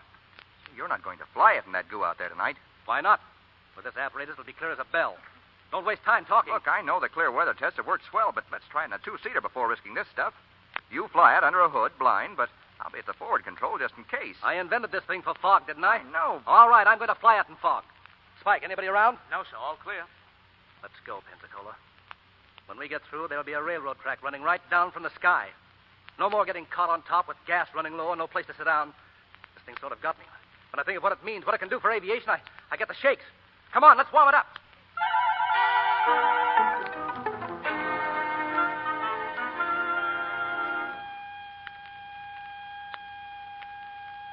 Hey, Spike, is that transmitter working all right? Fine, sir. He must be getting our signals right now. It's as black as pitch up there. I haven't heard him for 10 minutes. Well, he was going out across the bay. He'll be coming back any second now. Keep your ears open and keep your eye on that transmitter. Yes, sir. I think I hear him, sir. Quiet. That's him, all right. Come on, Jerry, right down that railroad track. Drake, is that a plane up there? It isn't a hummingbird, sir. Who is it? What's he trying to do? Lieutenant Banning. He's testing a fog landing device. He can't do that. He might kill himself. So might the Wright brothers at Kitty Hawk. Have the ambulance and crash truck stand by. He's turning. He's coming in. He's way off to the east. Hope he isn't so sure of that gadget he left to shoot home. He's got his chute, but he won't need it. He's just lining things up. I'm not worrying. Well, I am. Is that transmitter putting it out all right? Everything looks okay here, sir. Stand by, Spike. Here he comes. Cutting across the field. He can't get in like that. Spike, is everything working? Seems okay, sir. Why doesn't he turn? He can't be on the beam now. He's coming in too steep. He's heading for the hangars. Pull up! Pull up, Jerry! Pull up! He's gonna crash!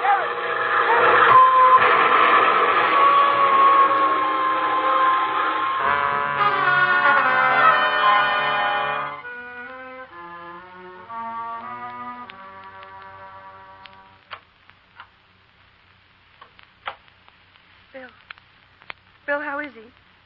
Hang on to yourself, darling. He's badly hurt. He's...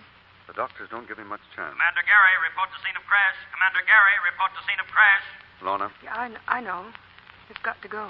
Yes, and I'll probably have to fly east tonight. Oh, no, Bill. Not tonight. Lorna, it's hit all around you, and you've shown the rest how to take it. If it's your turn now and the flag's at half-mast, keep it flying. Yes, Bill. Goodbye, dear. Goodbye. Mrs. Gary. Well, say it, Izzy. He's gone. He only regained consciousness for a moment. He's gone. Will it help any to know that his last thought was for you? He wanted to tell you something. And just at the end, he said, "Tell Lorna everything's all right."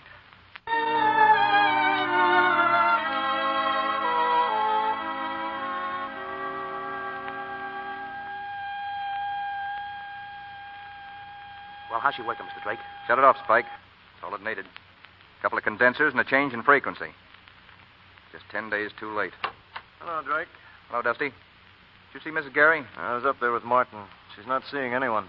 She's in bad shape, Drake. Yeah, I know. I called a couple of times myself. Thought I might run over there tonight. What's that panel in there? Gary's fog device. Oh, yeah? Does the skipper know you're working on it? No, I want to have it ready when he gets back. I sort of hope that he could... Give you an authorization for a test, huh? Yeah, that's it. Well, forget it.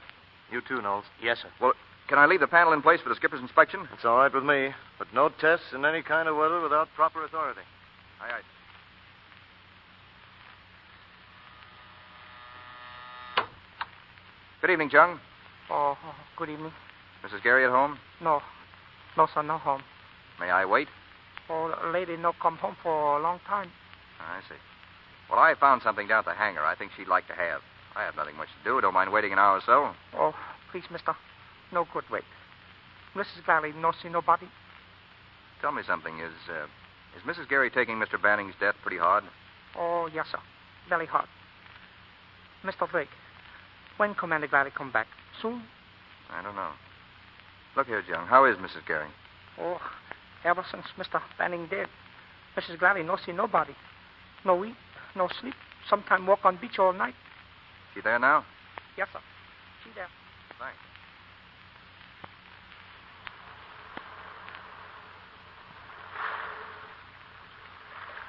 Hello, Mrs. Gary. Well, you certainly picked a spot for your evening stroll that'll go down in history.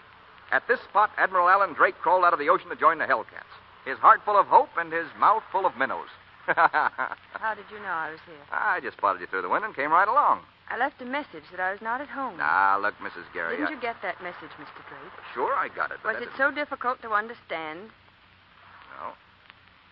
I know it's none of my business, Mrs. Gary, but staying by yourself isn't helping things any. You've just got to see somebody while the skipper's away. Otherwise, the willies will get you.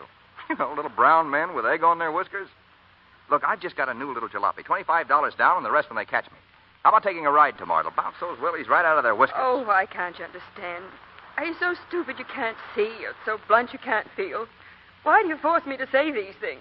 Do you think I'm a child that needs coaxing with silly jokes? Sorry, Mr. Gary. Won't happen again. I found this in the hangar. I thought maybe you'd like to have it. What is it? It was Jerry's. Picture of you and him. See, I've been working on the invention. Jerry wanted me to. That's how I came to find the picture. Well, Pensacola. I'm sorry. Forgive me. Well, it's not necessary. I guess I deserved what I got. Oh, please, try to understand. I didn't mean to be rude. That's all right. It was good of you to bring me this. And I haven't forgotten how thoughtful and kind you were that night at the hospital. I do appreciate it. You're so much like Jerry. I guess that's a pretty nice thing to say about anybody. Would you care to walk a little way? Sure.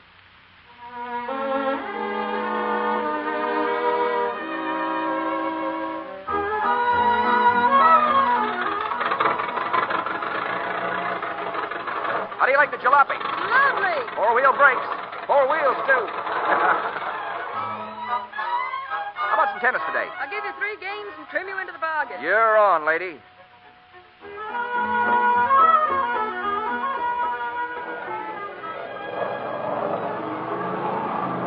That's what is known as a barrel roll. It feels like it, too. Want to try it again? Why not? Well.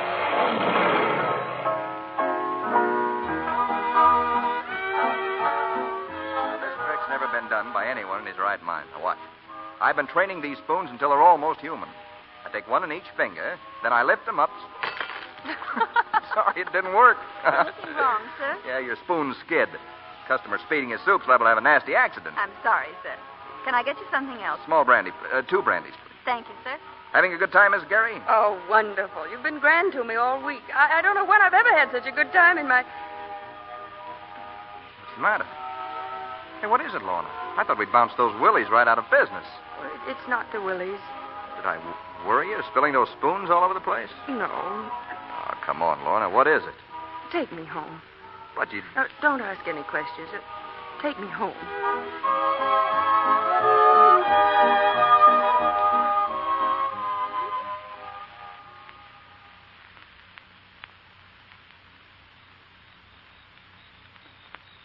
Good night, Alan. Well, I'd still like to know what's wrong, what I've done or what's happened. Oh, you've done nothing wrong. You came on an errand of mercy. You've been an angel. I'll never forget you. That sounds like a last farewell. It is. But I don't get it. Are my jokes that bad? Please, don't ask me to explain. I'd rather not. Goodbye, Pensacola.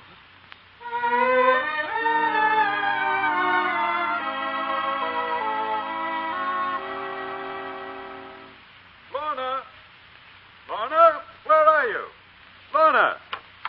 Oh, hello, darling. Hello, Bill. Oh, it's wonderful to be home. How are you? Not too good, I'm afraid. Oh, I'm sorry.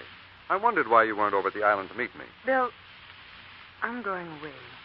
What? Where? Home. Will you get me a reservation on the plane? What brought this on? Say, you haven't been taking things the hard way now, have you? Bill, I haven't been honest with you.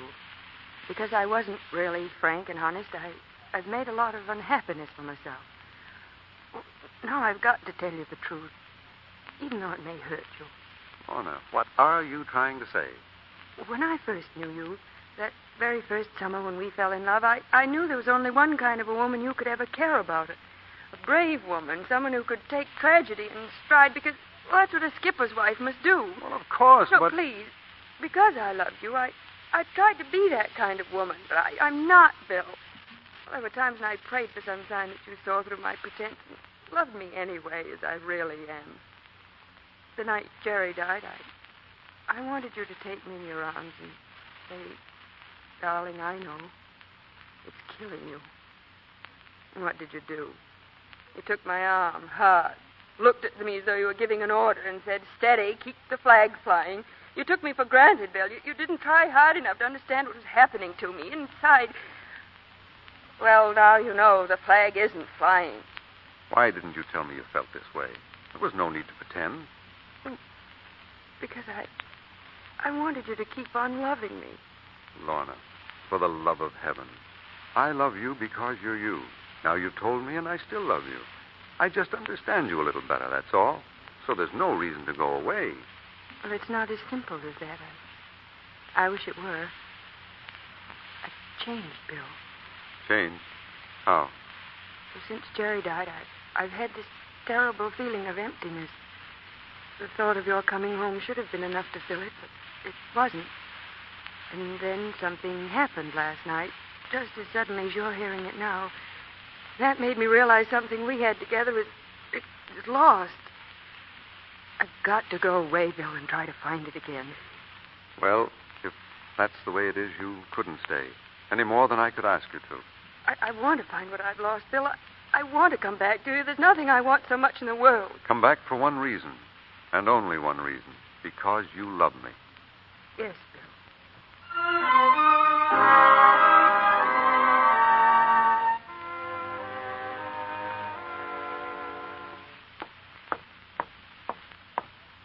Oh, Mr. Drake. Yes, Pike? Lieutenant Rhodes says, can he see you in the lounge? Thanks.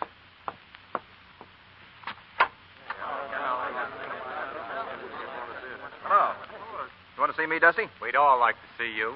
Drake, this isn't a very pleasant piece of business. About the touchiest most of us have ever run into in the Navy. But we've got to have it out with you. What out? Go ahead. Lorna Gary left for the East today. She did? You didn't know that? No. You saw a lot of her in the past 2 weeks. Yeah, every day almost. And almost every evening. She didn't see anyone else around the station. Any of the wives or any of her friends here in the squadron. I know she didn't. What about it? It wasn't a pleasure trip Mrs. Gary took today. We don't know when she's coming back. We don't know that she is coming back. Hey, what is this? What have I got to do with it? Drake, I've cruised with Bill Gary a good while. I was best man at his wedding. I've never seen two people happier than they were, up to 2 months ago. And I've never seen a man busted up so badly as he is today. Do you know why Mrs. Gary left? No, and I don't think it's any of my business. Or any of yours. Wait a minute. Don't get on your high horse. Why shouldn't I, with you people suspecting me of a thing like this? We are suspecting you, and we've got to know one way or the other. And if we're right, you don't belong in Bill Gary's squadron. Bill Gary's been my skipper as well as yours. He's been my friend. But you don't have to bother finding out whether your suspicions are right or wrong, because I'm getting out. I wouldn't fly with a crowd who can suspect me of a filthy trick like this if it was the last squadron in the fleet. You can have my share. You can take the Hellcats and drown them in the bay.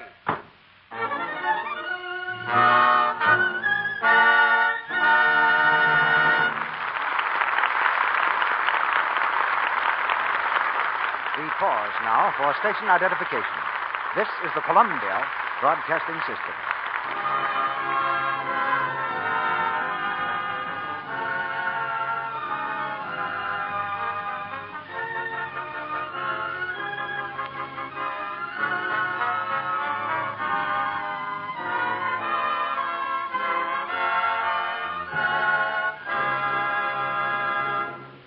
In a moment, Mr. DeMille presents Robert Taylor, Walter Pidgeon, and Ruth Hussey in Act 3 of Flight Command. Now, in our brief intermission, we have 3 visitors.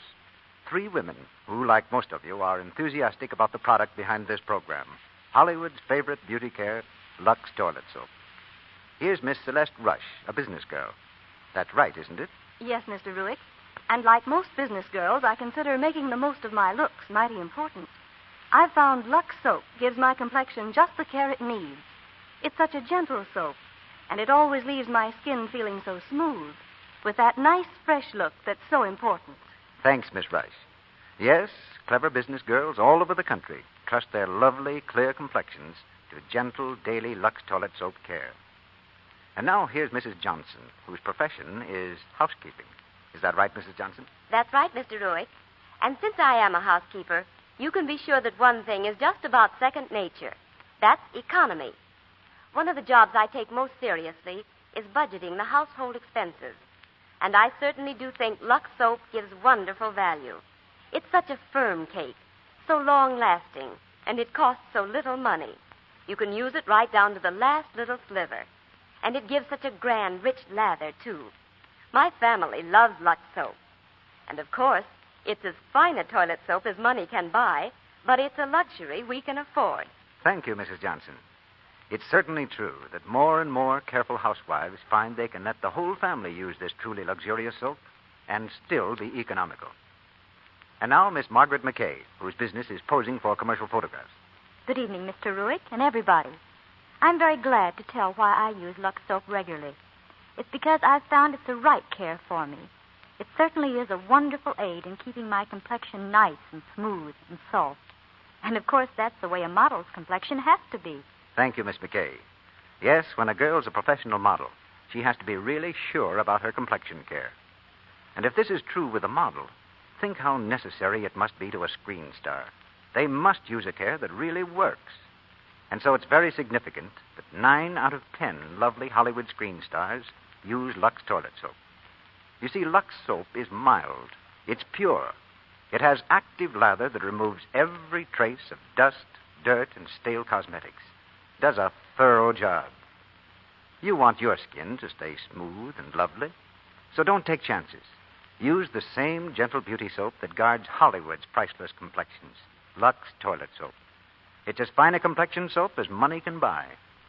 Get 3 cakes of Lux toilet soap tomorrow. Now, Mr. DeMille is returning to the microphone. Curtain rises on the 3rd act of Flight Command.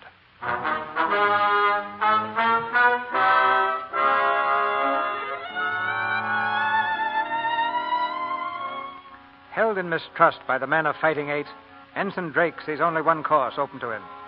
Early the next morning, he stands in Commander Gary's office. His face is grim and set. Quietly, he lays a paper on the skipper's desk. What's this, Drake? My resignation, sir. I'm getting out of the Navy. Getting out? When you checked in here, Pensacola, you loved the Navy. You sat right here in my office one morning and told me how you'd rather fly with us than eat. You still would for my money. Come on, tear this thing up. I have no intention of tearing it up, sir. You've got the makings of a great pilot, Drake. The Navy can use you. And there's a lot more to it than you've learned in these few weeks. There's loyalty, for one thing. And loyalty isn't a one-way street. It goes both ways, down as well as up. We fight like blazes for the skipper, and the skipper fights like blazes for the men. But we're all fighting for the same thing, the Navy. America's front line.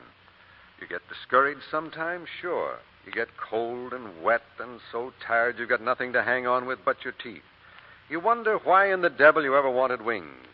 But as you're circling the carrier waiting for your turn to land, when the flagship hoists the signal, "Well done, Fighting 8," it does something to you inside. Duty well done. For a man, that's the best in the book. I've submitted my resignation, sir. Are you going to act on it? Just what is the matter, Drake? Hellcat's too tough for you? Okay, sir. Let it go at that. The department hasn't been approving resignations for reserve ensigns, but if you insist... I do, sir. I'll forward it to Washington. But we've got a movement order today. Extensive maneuvers off the coast. Probably several weeks. You can't get away before that. That's a good finish, sir.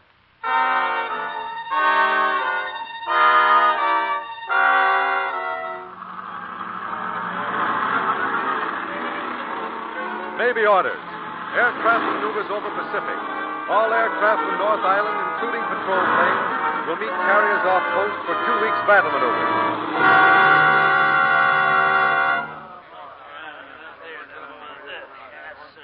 And I'm glad these 2 weeks are over. They're making them tougher and tougher. Well, relax, boys. We'll be home tomorrow. Oh, I've worn a chute so many hours, my stern feels like a waffle. Join the Navy and see the world through a bomb sight. Combat flying ain't so hot. Keeps your stomach in a constant state of astonishment. Fighting 8, mechanics, start all engines. Did you hear what I heard?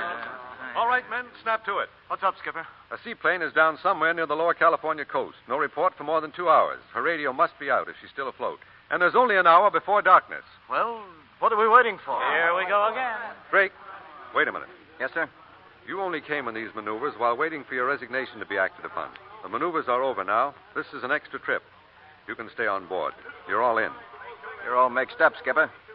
I'm resigning, not quitting.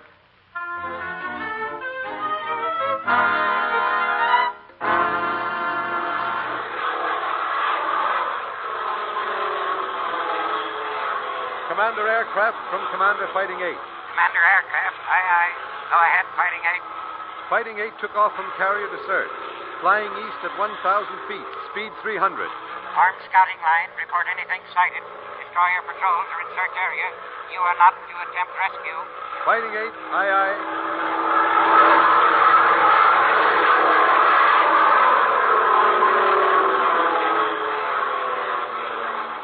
Drake in plane 2 to Commander Fighting 8. Go ahead, plane 2. Skipper, I just saw a Veery start at the southern. Fighting 8, Fighting 8. Change course to south. Fly at 500. Keep close lookout for lights of plane on water. Report anything sighted. Don't answer.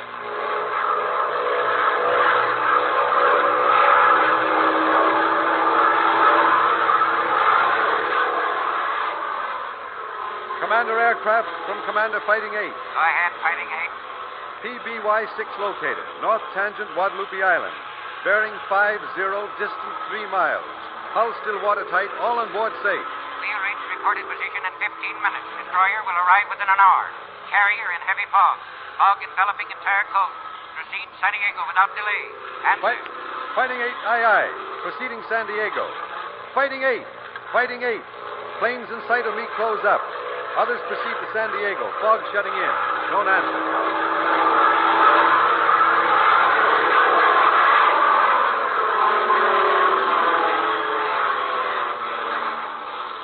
Fighting 8, Fighting 8. Stay closed up. What's that? Calling Fighting 8. Disregard my movement. Motor quitting. Rose to plane 10. What's it seem to be, Skipper? Broken oil line. I'll have to land on Guadalupe Island. What's that mean, Skipper? It's a tough one to shoot with a dead stick. No planes are to attempt to land. Get started for San Diego, Dusty. There's no gas to spare. Plane 10, aye. We'll start the minute you're safely down. Plane 2. Drake in plane 2. What are you doing? Get back in formation. Drake in plane 2. I'm going to follow you down. Plane 2, carry out orders. No planes land. Watch it, Skipper. Skipper, watch it.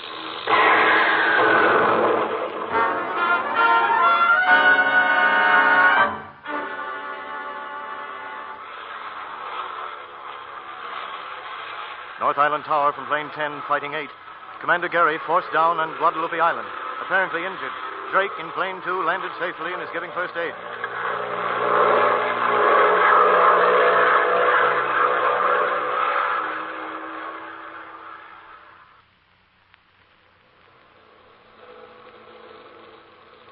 Calling plane 10.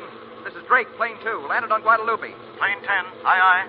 How badly is the skipper hurt? Bad head injury. Can't do much with first aid. Do you think he'll hold out until the destroyer gets there with the doctor? No, I've got to fly him home. I've got him aboard right now. Step on it, then. Fog reported rolling in at San Diego fast. Fog? Tell the station to break out Spike Knowles and get the transmitter working. Jerry's fog device. I've got the receiving panel in my ship. It's a chance, but we may have to take it. Okay. We'll wait and go in with you. Can you get off all right? If I don't, I'll send you a postcard.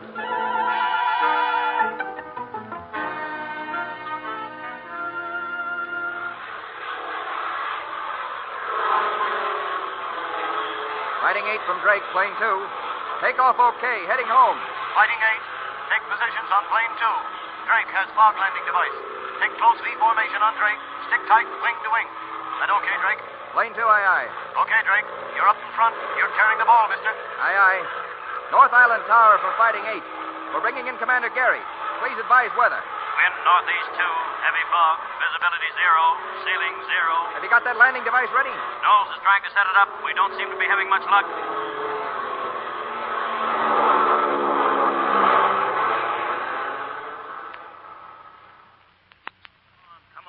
Get that thing working. I'm trying. Hurry up, Spike. They can't land in this soup. They must be almost out of gas. I don't know, Matt. Well, what's the matter? The last time we tried out, everything worked okay.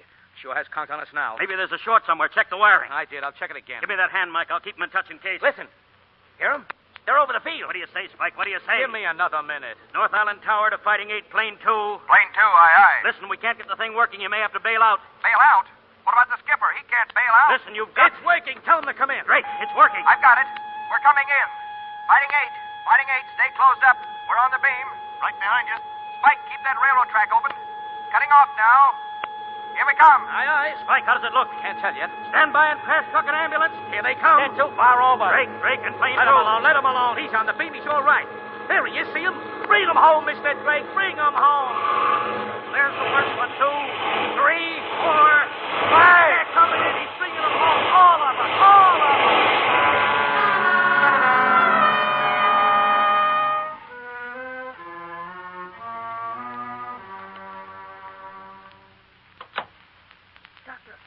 Mrs. Gary. Oh, come in, Mrs. Gary. I just flew in from the east.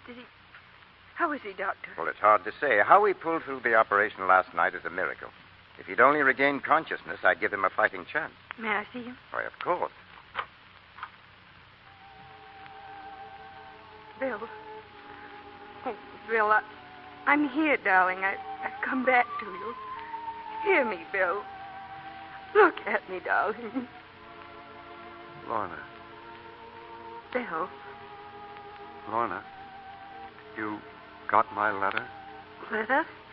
No, darling, I'm going to resign from the Navy. Maybe then we can be together. Darling, you're not leaving the Navy. You belong in it. And I belong with you. Will you be happy? I am happy. You've pulled through. I'm home, Bill, beside you. Do tears help? Yes, darling.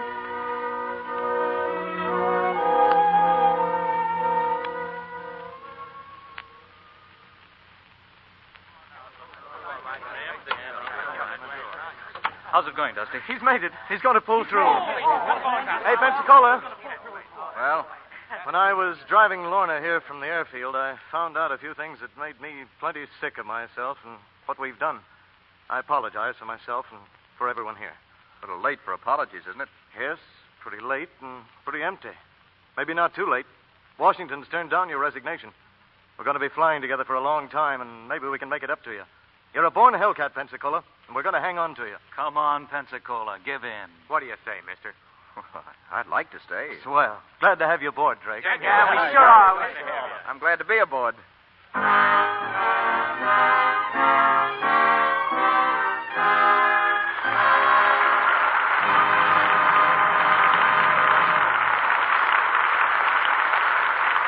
Curtain falls on tonight's play.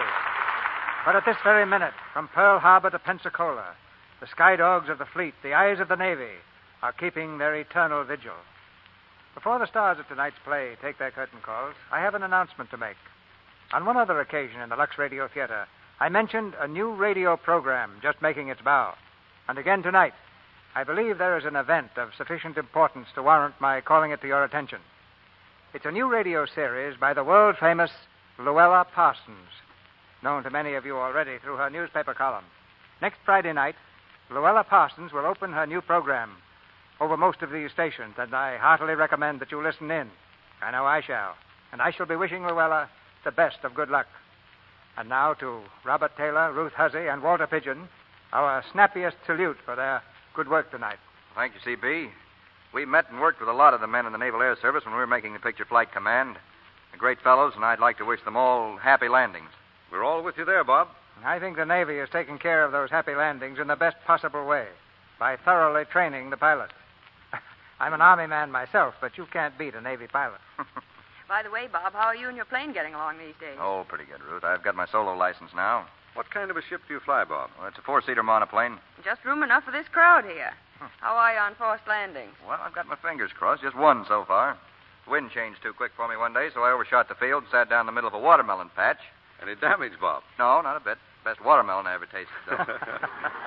What about taking me up sometime? I like watermelon, too. Well, from what I hear, CB, you were flying airplanes when I was learning to walk. If you want to take a chance, it's all right with me. Before we say goodnight, Mr. DeMille, I'd like to tell the women in the audience what they're missing if they haven't tried Lux soap.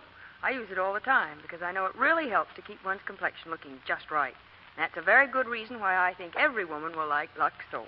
I think you're a very good reason for women liking Lux soap, Ruth. What's the schedule for next week, CB? Next week is a broadside. We're going to present Wallace Beery and Mickey Rooney. With them we'll have Fay Ray, and our play is Stablemates. It's adapted from the Metro-Goldwyn-Mayer hit, which starred Wally and Mickey on the screen. The story of the man who was a failure and of the boy who stuck with him when the going was toughest. A drama with a real heart tug and lots of excitement. So we can promise you an evening to remember when we bring you Wallace Beery, Mickey Rooney, and Fay Ray in Stablemates next Monday night. Well, I wouldn't miss that for anything, CB. You've got a great cast and a swell play. Good night. Night. Good night. Good night. You've all learned your wings in this theater tonight.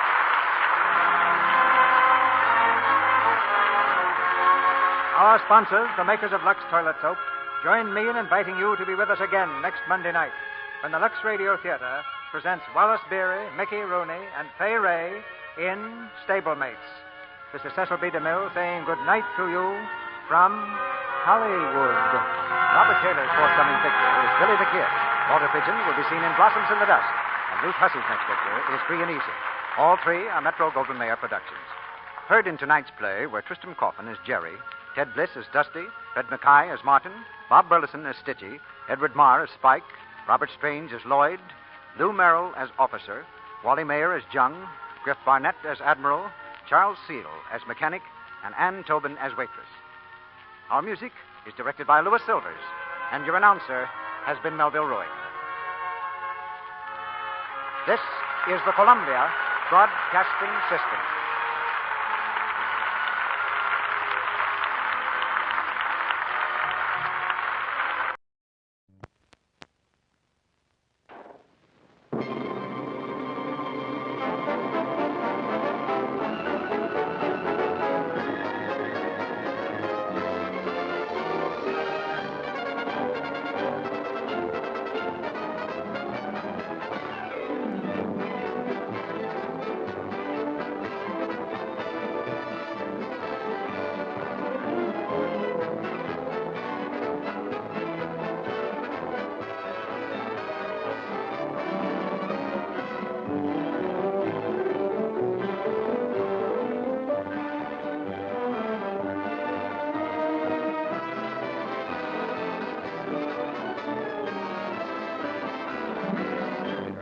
Something there. What do you think, Preston? I don't believe that would work. Oh, I think it would. Oh, I think it would, too. Oh, it's 2-1. Let's try it. Yeah. All right, Let's all right. Sit down. Call us 2 against 1. Sure. Sorry you lost. Get into the steam. Yeah. You see, Can I have your autograph? No. Okay.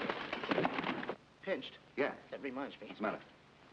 Something's been pinched me. Oh, that's just your imagination. It's your imagination. Don't worry about it. What is that? My imagination. There.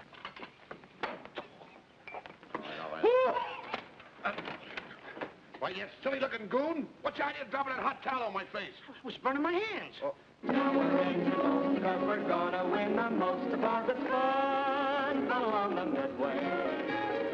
Step inside. She never fakes it. There's a ride that really makes it fun on the wonderful midway.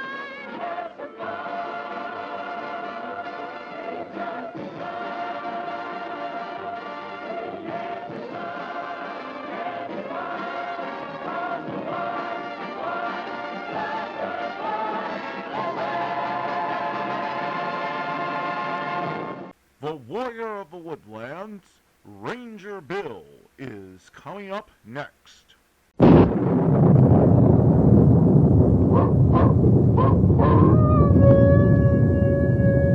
Ranger Bill, Warrior of the Woodland. Ranger Bill, warrior of the woodland, struggling against extreme odds, traveling dangerous trails, showing rare courage in the face of disaster. In the air.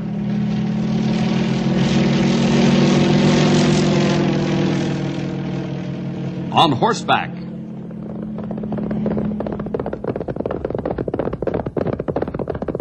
Or in a screaming squad car.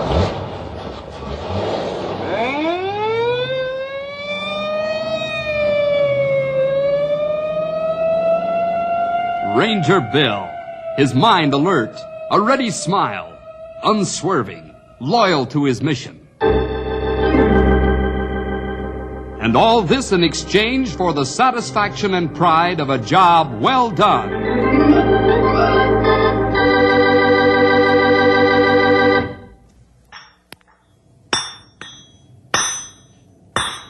Under the spreading chestnut tree, the village smithy stands. The smith, a mighty man is he. Yes, the great poet Henry Wadsworth Longfellow was so inspired by the physical strength of the village blacksmith that he immortalized him by writing this famous poem. Well, we have a giant smith in Knotty Pine. His shop is at the main intersection of two highways, just at the north edge of town. Jacques McIntosh is his name. He has arms like the piston rods on a steam locomotive. And every morning you can hear him in his shop singing praises to his Lord. He lives, salvation to impart. You ask me how I know he lives. He lives within my heart. Jacques uses a 5-pound steel maul like most of us would use a tack hammer. He's a spiritual giant in the community, too, as well as a physical tower of strength. A lot of truck drivers and townsfolk purposely pass his place of business just to hear his singing. But things weren't always this way with the beloved Scotsman, who carries some of his father's accent in his speech, and who radiates the love of God and the joy of salvation like the heat from the forge in his shop. But let's go back a couple of years and begin the story in Jacques' own home with his wife, Anne. I like to call this one The Wrong Valley.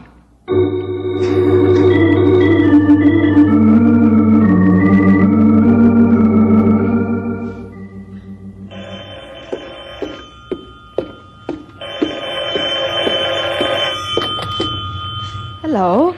Hi, Ann. Fred. Oh, hello, Fred. How are you? Oh, I'm fine. How about yourself? Oh, I'm fine, thanks. But right now I'm up to my elbows in canning. I can't talk very long, Fred, because I've got a batch of watermelon pickles in the jars, and they're in the oven and due to come out soon. I can't talk long either. How's that big brother-in-law of mine and my nephew? Oh, they're both fine. Ernie's in school, and he goes over to the shop after school to give Jock a hand and also to learn the trade. How are Phyllis and the children? Oh, they were fine when I left.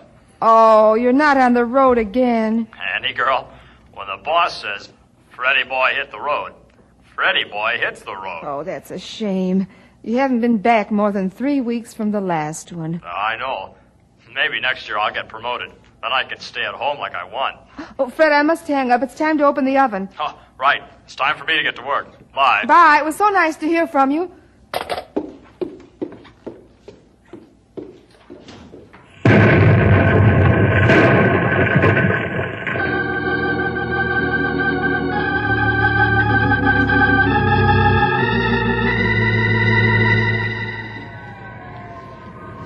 Hello, Bill. Afternoon, Jock. I wonder where the fire is. I don't know, man. But it's been some time since I've heard the sirens crying out their bitter wail. I can tell you that. Well, what's on your mind? When can I bring the horses in for new shoes? And when can you go out on the trail and take care of the rest of them? You know, man, I've got the jump on you. I've already taken to the ordering of the shoes, and next week they should be here. And I can do the whole job in 3 days. 1 day here in the shop and 2 in the trail. How does that strike your fancy? Yes, strikes it fine.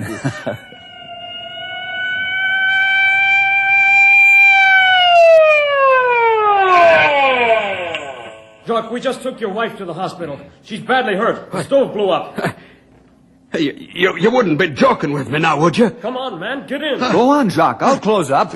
All right. Ernie will be... Jacques, stop walking in circles. I'll take care of everything. Now, go on, get in the squad. That's where the fire engines were going.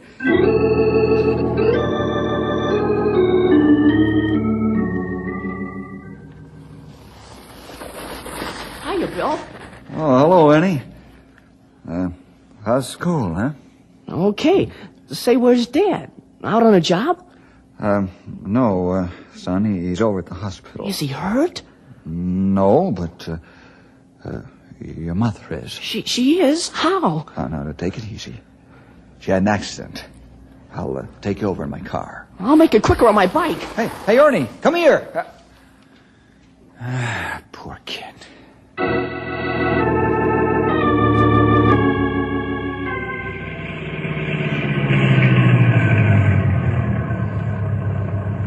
Hey, Cal, you look like you lost your last friend. What's wrong? Finish up locking up the shop and get in. I'll take you over to the hospital. What? Did Ann die? No. Well, spill it, man. What's wrong? Jacques by. Ernie's been hit by a car.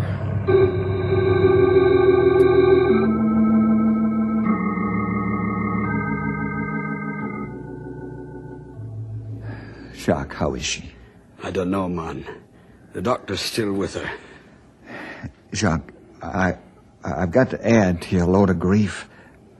I'm sorry, but you must be told. I already know about Ernie. Huh? Well, how did you find out? I was in the hall when they brought the laddie in. Oh, Jacques. That was my fault. I should have made him ride in the car. The lad is impulsive, man. He told me you asked him to ride in the car. Well, there's nothing I can say. The English language doesn't have words to express my sorrow and sympathy. But I'll pray for all three of you, Jacques, that the Lord will heal your loved ones and give you strength to bear the load.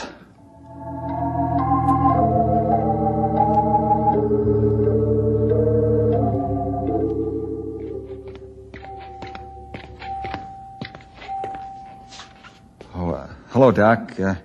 Want me to leave? No. Stay by all means. Jacques gonna need all the help he can get. Jacques, the doctor wants to talk to you. I'm listening. Give me the bad news. Jacques, your wife is blind. Her eyes are filled with glass fragments.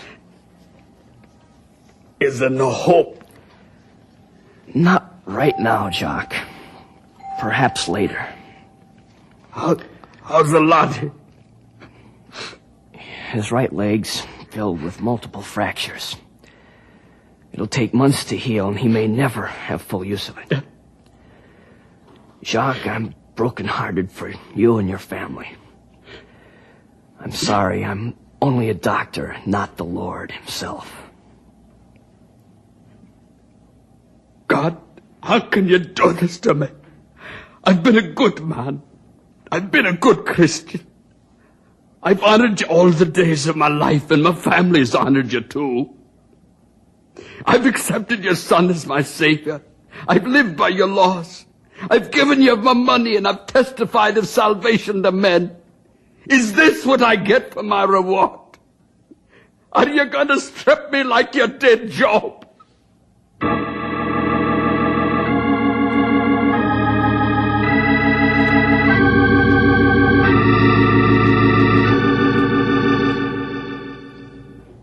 Anne, how do you feel? Fairly good, Jacques. Do your burns pain you much? Not too badly. How's Ernie? He's in good spirits.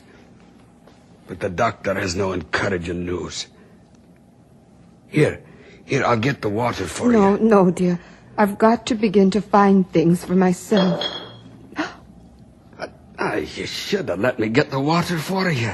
Don't you realize you can't see? Jacques, how can you say that? Forgive me, lass. I'm beside myself with despair. For Ernie and me, or for yourself? Explain yourself. Give me your hand, Jacques. But what's come over you, Annie? I'm worried about you, dear. I worry constantly how you're going to take this. God has turned this back on me like it did to Joe. No, please. Yes. Please, you mustn't be bitter. Oh, the Lord has a reason for all this. If it's His will that I shall be blind, then we must abide by His will. How can it be God's will that a wonderful woman like you should lose her sight? And the young laddie of ours, he cannot walk, and may never be able to walk very well again. I tell you, Annie, God has forsaken us. No, Jack, no. Promise me you'll never say that again. What good will that do? Because I'll be thinking it, even if I'm not speaking it.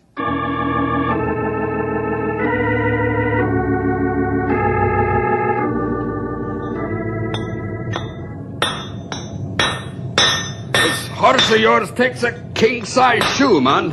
Storm's a big horse, Jacques. Thanks to your expert craftsmanship, he got a fine pair of feet. Yeah, that should fit like a glove. Mm-hmm.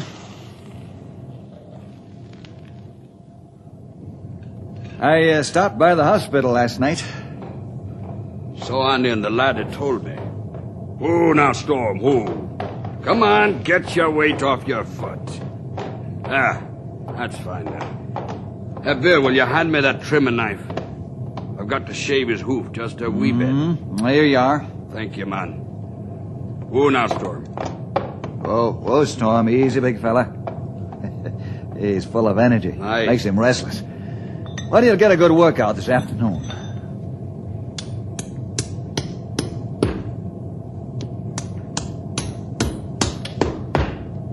That's a fine fit. I'll rasp his hoof smooth to the shoe, and he can run to his heart's content. Jacques, you're really a master craftsman. It's a beautiful job. Thank you, man. I was hoping that laddie of mine would follow in his father's footsteps and learn the trade. But God has fixed that so it can't be done now. Jacques, why do you use the forge? I thought you'd know that, man. To soften the metal so I can mold it and shape it to size, and to temper the metal. How many times have you read your Bible through? 3, and I'm beginning the 4th. Then you know how many times God refers to tempering Christians by the fire of affliction. I wouldn't care if God made me suffer, man. But to blind and burn my wife and cripple my laddie, that I cannot say what God would do. I've been faithful to God, and I've served Him all of my life. God did not do this to my father, nor to my grandfather. Why should He do it to me? Answer me. Can you tell me why He should do it to me? Can you tell me that, man? Can you? No, I can't, Jacques. But it could be that God is testing your faith, just like He did Job's. God and Satan had an agreement about Job. I cannot see how they could have one about Jock McIntosh. I cannot see it at all. God has dealt cruelly with me, I tell you. Even though He has done this to me. But I'll go Him one better. Huh? What do you mean? I will not turn my back upon God.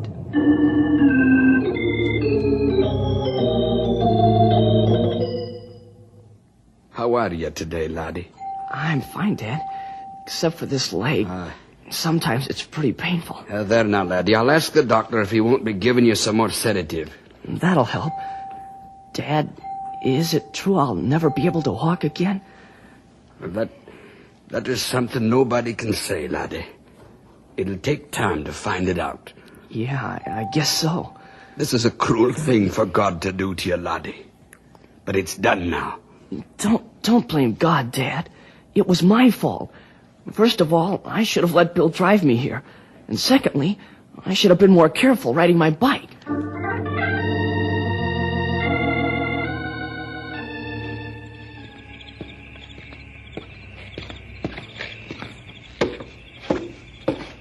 Hi, Al Campbell. How are you? I'm fine, but my poor old flat feet are killing me. Well, sit a spell and rest, man. Things are pretty restful here at the firehouse tonight. Just for a minute, Murphy, just for a minute. And I'll get back to pounding my beat. The old boy's sound asleep. I like babes they are, Al. Everything's quiet. Hey, that's a box alarm, Murphy. That's right. Let's take a look. That box 7.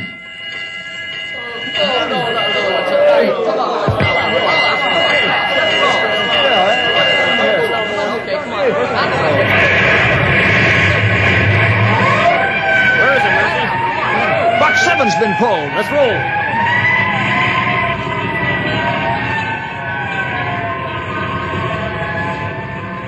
A horrible thought just struck me, Murphy. I think I can read your mind, man. That box alarm came from near Jacques' blacksmith shop. You read my mind, all right. I hope it's not true, though. The poor man's had enough grief.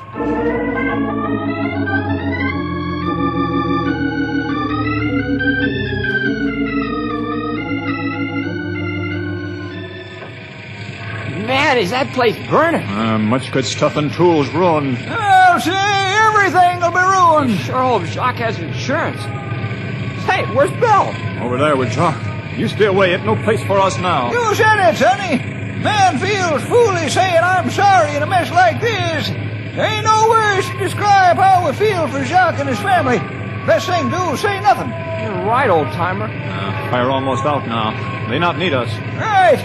Now let's go home and get some more sleep. We got a big day coming up. Yeah, so is Jacques. He probably wishes it'll never come.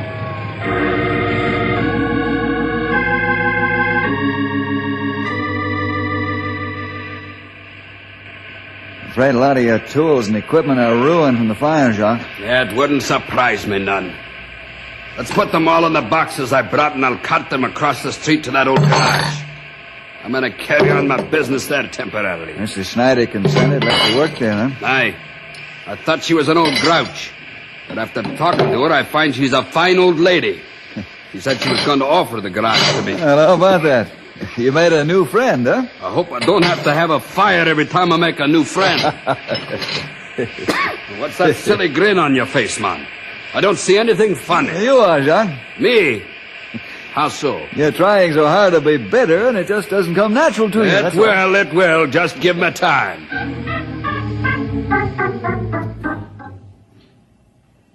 Anne, I came as soon as I could. Glad you did, Bill. I had the nurse help me to Ernie's room here because I wanted to discuss our problem. Our problem? Yeah, Bill. Mom and I want to talk to you about Dad. All right. Go ahead, talk.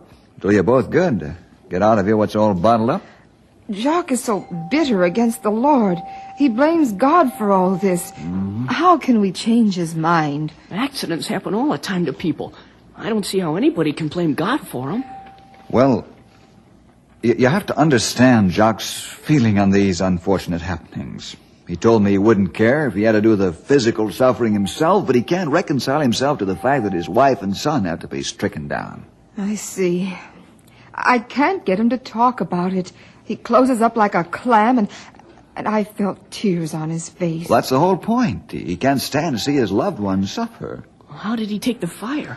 I really don't know. He hasn't said much about it. Bill, will you try to help him as much as possible? Spiritual help, I mean? Well, yes, Anne, I will, but there's one thing you must understand. Yes? Jacques has to come around to God's point of view on this, and he has to do it himself.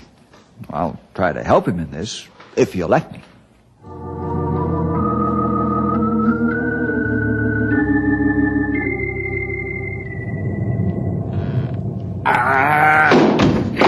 Jacques, what's the matter? You keep your blood pressure down, man. That's easy for you to say.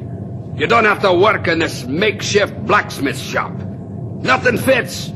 I don't have the room I need, and I'm going to lose business if I can't get the right place to work. Did the insurance company settle yet? Huh? Well, yeah. Why'd you ask, man? You ought to be able to get started building your new shop. All the builders are tied up. It would take a miracle to get it done in less than 2 months. Did you deposit the check? What check? I don't have any check. The insurance settlement. Oh, that check. It'll be here in 2 days, and I'll deposit it. Jacques, I'll make you a proposition. What have you got in your mind? If I get your shop built within a week, will you sit down with me and talk about your bitterness toward the Lord? Well, you've been a good friend, but now I think you've gone daft. How can you get the new shop built in a week's time? Let me worry about that. You game? What good will it do? God's turned his back on Jack McIntosh, and that's for sure. Answer my question and stop feeling sorry for yourself. All right. You have my word. That's all I want to know. Now I got work to do.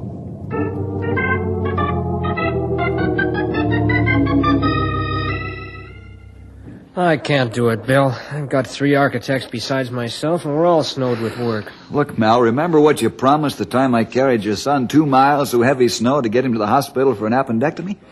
Remember, you promised me something, and I've never asked you to live up to it until now. I should have said yes right at the start and saved all this discussion, Bill. Might have known I wouldn't win anyhow. I'll have the plans ready in about 24 hours. That is, the foundation plans. The rest will follow. Thanks, Mal. You're a gentleman.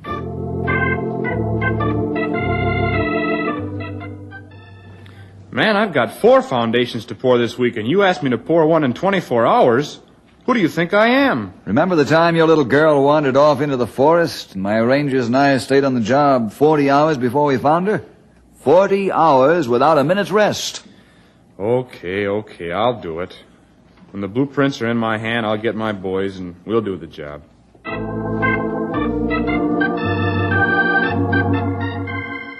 Come on, Neves. Don't make me twist your arm. Nah, you don't have to do that, Bill.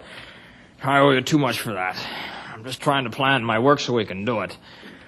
I'll take half my crew of masons and carpenters. I'll talk to Johnny Olson. I know he'll help, too. You can be sure we'll get the job done like you want. Thanks, Neves. Thanks a lot. New forging bellows and all this new equipment and tools. How many days? 1 week. Okay, I'll have it. No fight? Listen, the word's around town as to what you have in mind. We think it's pretty wonderful. I'll get the stuff if I have to rent a truck and haul it myself.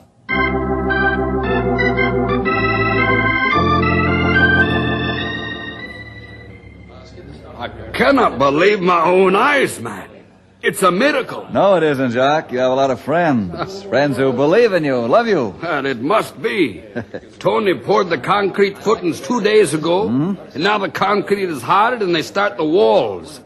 Look at those masons laying brick. Yeah, and the carpenters are ready to work right behind them in a few hours. It's a miracle. And you know who gets the credit, don't you? Sure, man, you do. Oh, not me. God does. Oh, but you asked these men to help build the new shop in a week. The Lord put the answer in their hearts, or gave me leverage to get them to help. And if the Lord didn't want your new shop to go up, it wouldn't.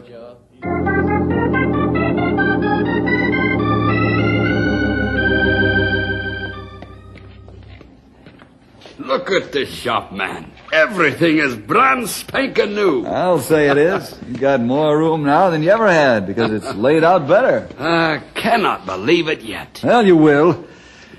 And now you've got a promise to live up to, Jacques. All right. I'll listen. Where's your Bible? It's right over here.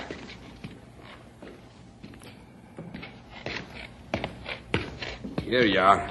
Thanks. Let's sit here on the bench. All right. You know the trials and tribulations that Job went through, don't you? Aye.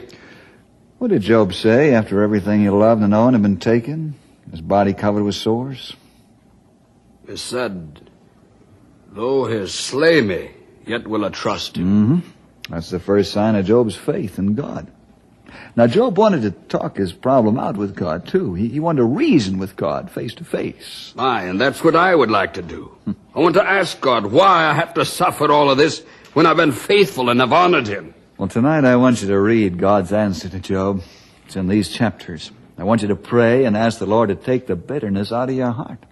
The whole answer is faith, Jacques. When Job came to the place in his mind and heart that he was ready to accept all that had happened by pure faith, and God blessed Job because of his faith. You want me to have faith in God that all of his trouble is to test my faith and nothing more? Is that what you mean? Mm-hmm. When you can say to the Lord, even though you kill me, I'll trust you, then you'll have the answer that you want. No man can reason with God. That's what God tells Job in the last chapters. Jacques, how can you reason with God? Why not? Can you stop the ocean waters at high tide? Can you make the rain and the wind? Can you feed all the birds of the earth? Do you know where the universe begins and ends? I see what you mean. Mm-hmm. After you finish reading Job, then read the 23rd Psalm. And you'll find out you've been walking in the wrong valley, Jacques. Get out of the valley of bitterness and despair and walk in God's valley.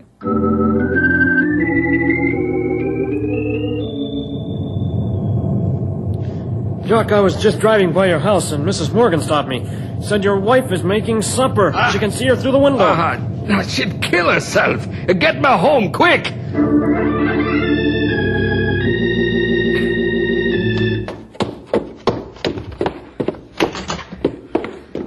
Jock, you're home early. What's wrong? Honey, girl, have you gone daft?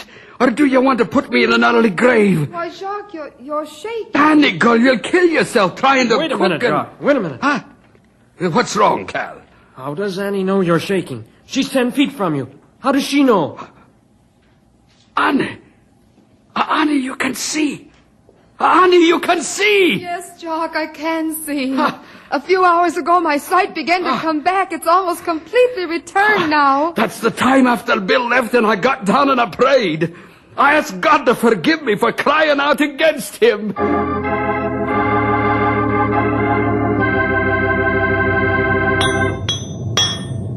I will sing of my Redeemer. Hiya, Dad. Well, it sure is good to hear you sing and be happy. I've learned to trust in God and to take everything he does by faith, laddie. Who am I to question God? Here, watch your crutches on the wet floor.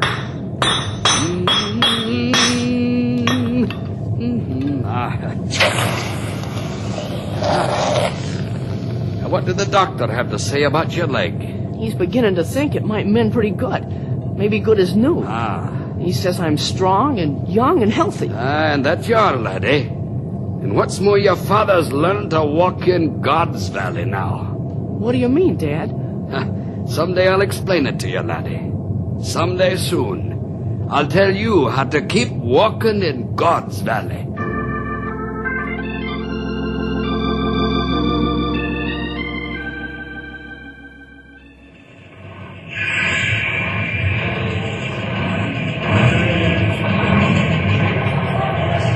Why are we stopping here, Uncle Jim? Listen. That blacksmith sure is a big man. A much bigger man than you know, Dennis. Every chance I get, I come by this way. He gives me a real lift. There's a real man of God.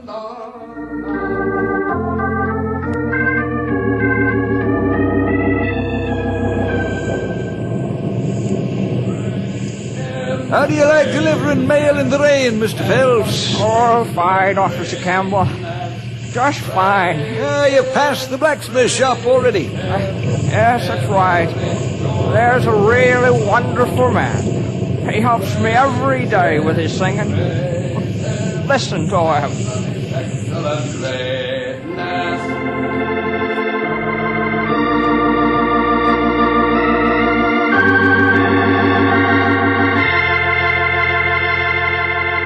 And so it is right now as you come into the north end of town where the two highways meet.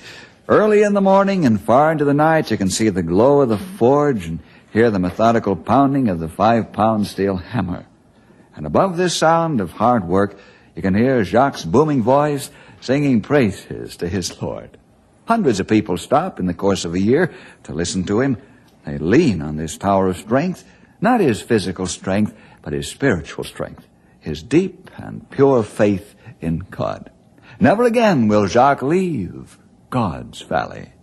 Well, see you next week for more adventure with Ranger Bill!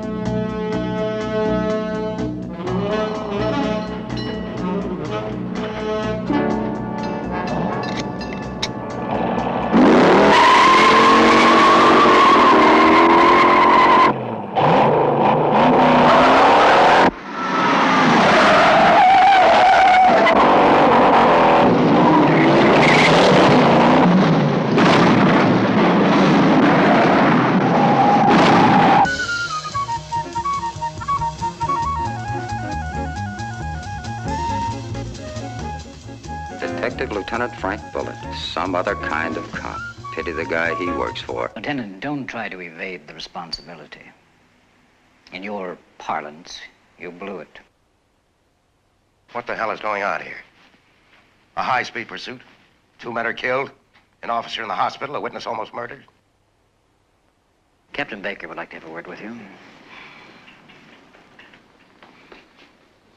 Now listen to me, Lieutenant. All right, nail him. I want him written off. Do you let anything reach you? I mean, really reach you? Or are you so used to it by now that nothing really touches you? You're living in a sewer, Frank. Day after day. With you, living with violence is a way of life. Living with violence and death.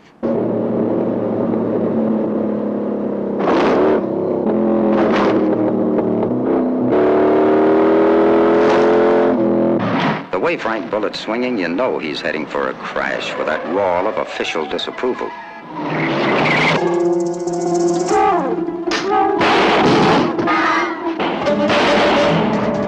But when some rare Chicago blood starts spilling in San Francisco, they hand Bullitt the mop. Now, what went wrong, Lieutenant? Who else knew where he was? What? Who else knew where he was? What are you implying? Well, they knew where to look for him, and they used your name to get in. Are you suggesting I disclosed his whereabouts? You believe what you want.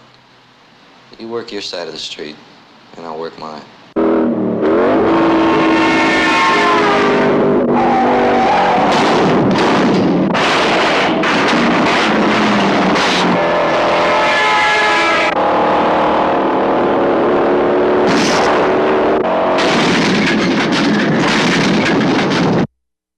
Two of my personal favorites, George Burns and Gracie Allen, are up next in our lineup.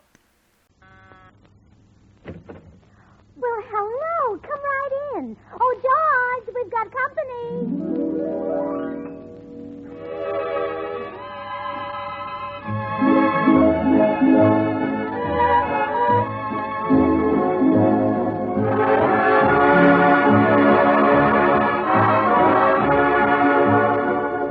Well, this is Bill Goodwin speaking for Lever Brothers, ladies and gentlemen, the makers of Swan, the new white floating soap.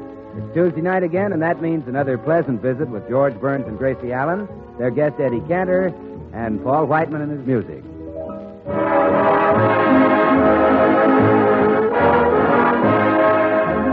And now, meet the people who live in the Burns house, George and Gracie.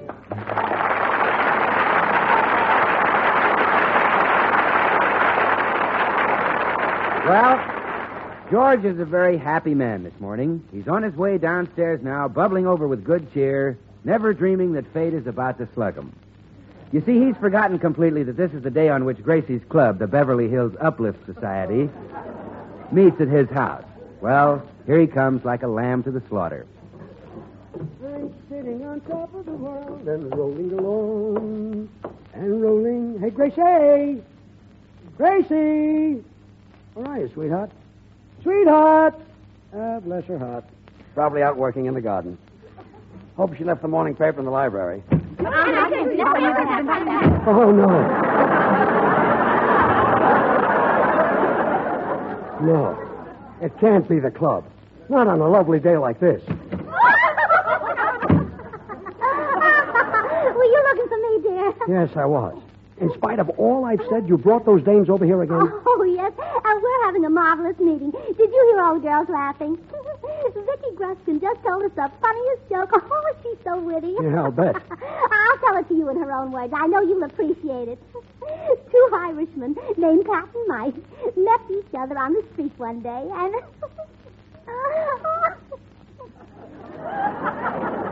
Well, go on.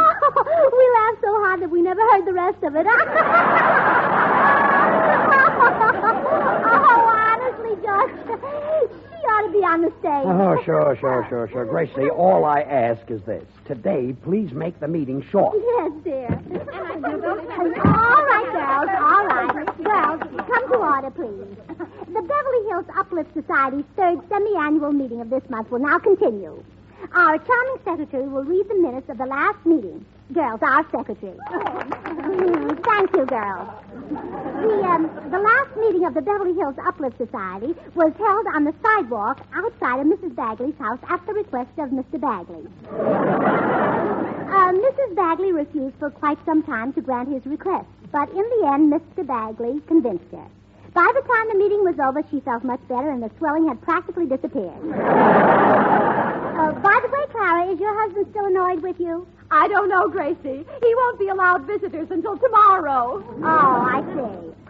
The society then voted on its officers for the coming year, and Mrs. George Burns was reelected our president. Thank you, girls.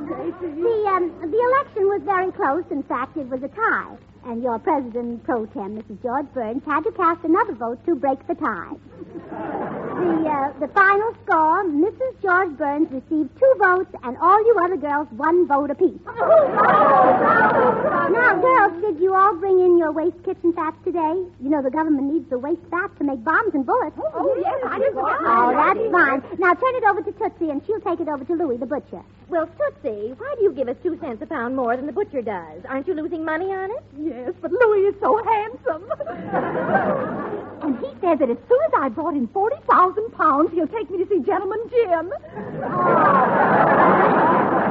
That's nice. Now, girls, I have a wonderful surprise for you. I found a woman who's just dying to join our club. Oh, wasn't that wonderful? Well, she's a lovely woman, and her name is Ida Cantor. Is she married? I think so. I believe her husband's name is Teddy or Freddie or something like that.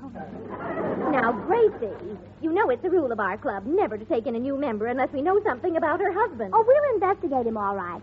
I'll tell you what. I'll ask George if he knows anything about him. Well, have you broken up that silly meeting? Well, not quite, but it won't be long. You can help us if you will. How? Well, we want a little information. Do you know a fellow named Freddie Cantor? Freddie Cantor? Or maybe it's Teddy. It's one of those names that sound like it belongs to a college boy.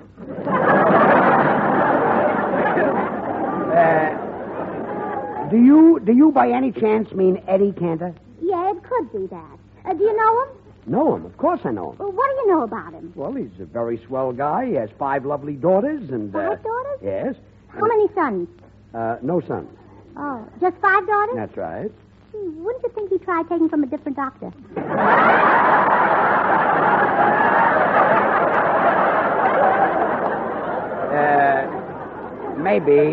Maybe the doctor had a contract. Oh. Why did you want to know about Eddie Cantor? Well, his wife, Ida, wants to join our club. Ida Cantor in your club? Yes. Gracie. Hiya, George. Hi, Gracie. Hello, Bill.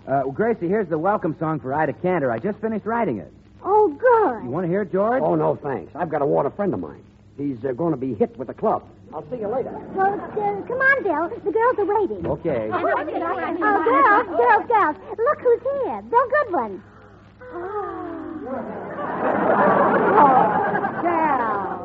Girls, that's not much of a reception. Come on. Give them a real Beverly Hills Uplift Club welcome.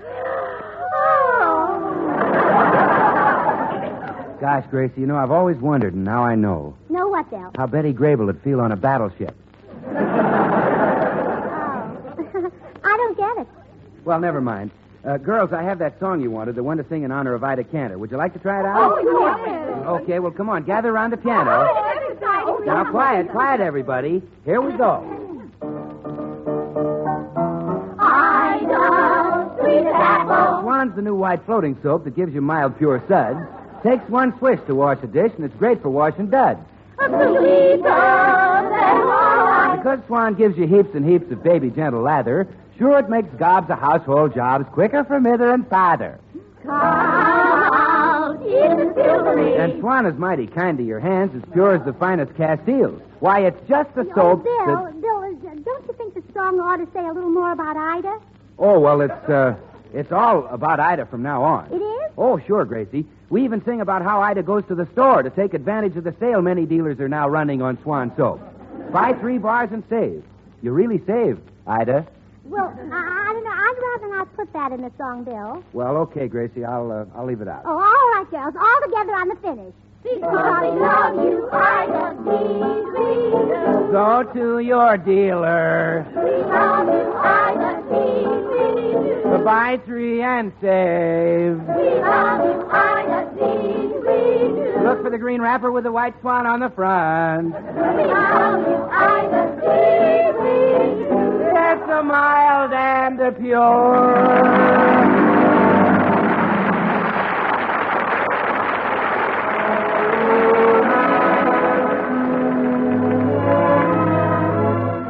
This is Paul Whiten. 17 years ago, I commissioned Freddie Grofay to write the Mississippi Suite.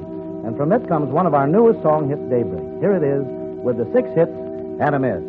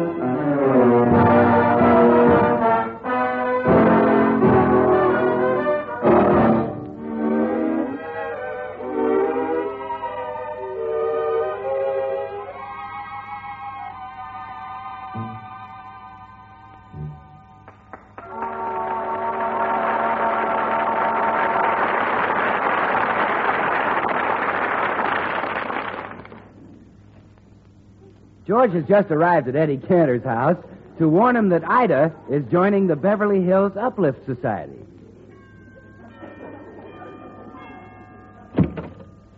Yes? Oh, hello, George. Oh, hi, Eddie.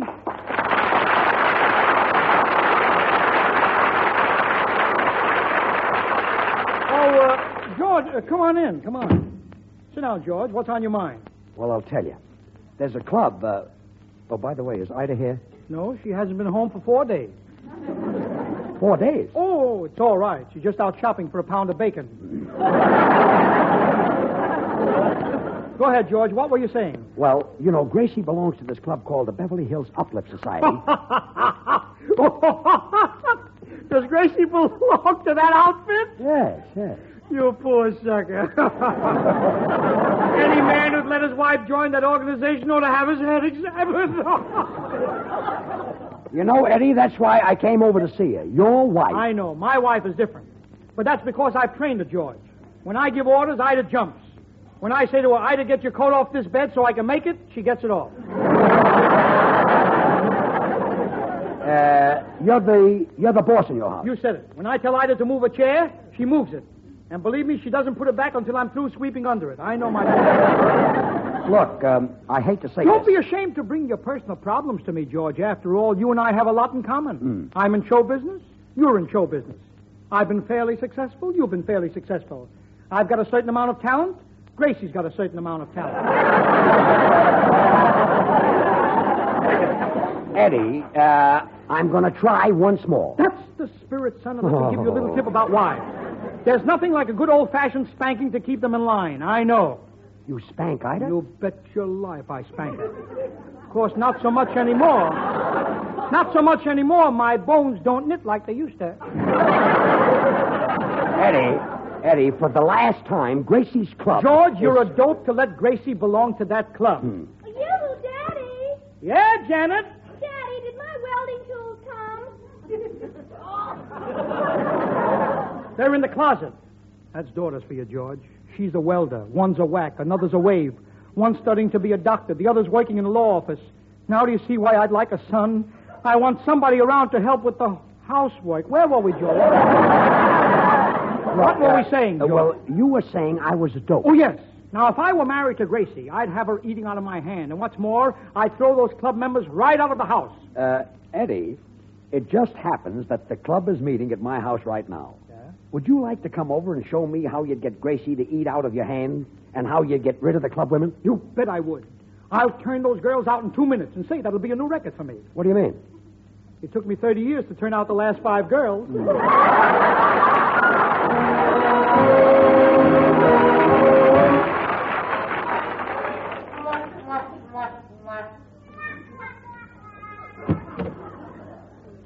Well, here we are, Eddie. Fine.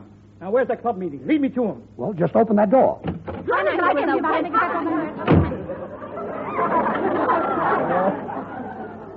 Sounds like breakfast at my house. Well, go on, Eddie. Break it up. Don't rush me. Don't rush me.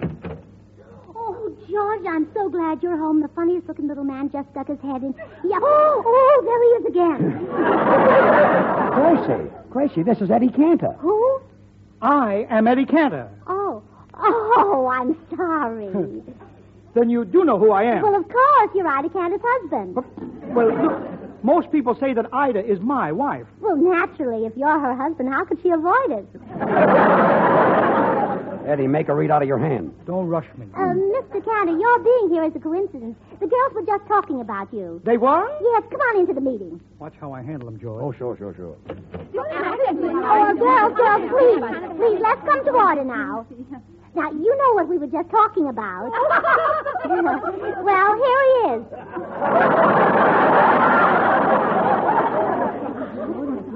What are they whispering? What are they saying about me? Well, now, girls, it isn't polite to whisper things like that about our guests. Speak right up. Gracie. Yes, Clara? Tell him to close his eyes. I keep thinking of a plate with nothing on it but 2 olives. Mr. Cantor, please close your eyes. Now, just a minute. Listen, ladies. Gracie, are you sure his name is Cantor? Oh, yes, Tootsie, why? He looks just like Mr. Miggs, the only man who ever proposed to me. Oh, but Tootsie, we all know where poor Mr. Miggs is. Well, I thought he might have escaped. You're killing them, Eddie. You're killing them. Just give me time, George. Now, quiet, girls. Ladies, if my wife belonged to a club like this, Sit down, Mr. Cantor. What? I said sit down. Yes, ma'am. What a tiger. Look, I'm going to ask you some questions. First, Mr. Cantor, your financial status. Are you wealthy? Wealthy? Are you kidding? Look at my coat. Coffee stains. Well, that's nice. Now, Mr. Cantor, what business are you in? What business am I in? I sell pickles.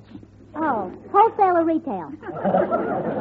I'm on the radio. I'm a comedian. Oh, really? A radio comedian? Well, yes. Oh. I doed it? I doed it? Gracie, don't you recognize me? I'll give you a hint. I'll pop my eyes out. Look. That ain't the way I heard it? I better pop them back. Gracie, look at my face. Osragusted? No, Gracie. Don't you know my voice? I got a problem, Mr. Anthony? If you knew Susie like I know Susie, oh, what a girl. There. Does that give you an idea about me? Well, it certainly doesn't. You ought to be ashamed of yourself.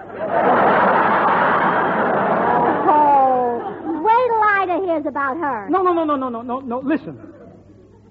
I'd love to spend 1 hour with you Well, Gracie? He is a wolf, isn't he, girl? Well, this is amazing. He certainly doesn't look like a ladies' man. Or any other kind. Well, girls, you know what I always say. You can't cover a judge by a book. George, does she always say that? Only when it rains. Well, girls, you've all heard and seen Mr. Cantor. Shall we vote on our new member now? Yes, I think so.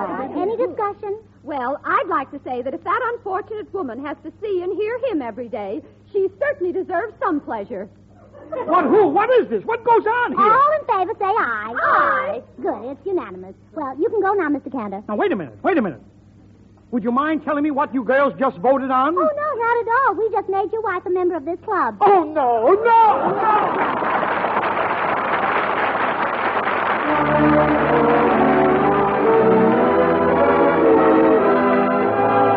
And now here is Jimmy Cash singing There Will Never Be Another You. There will be many other nights like this,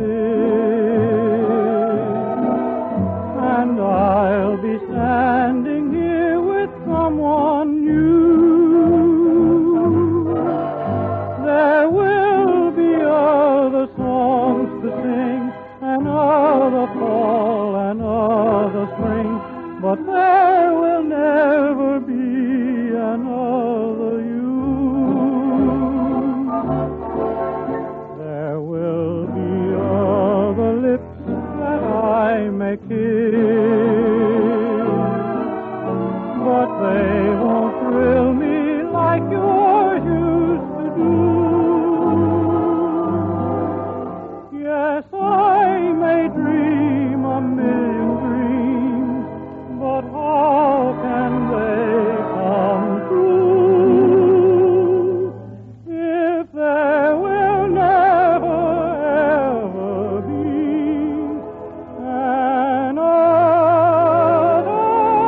another you?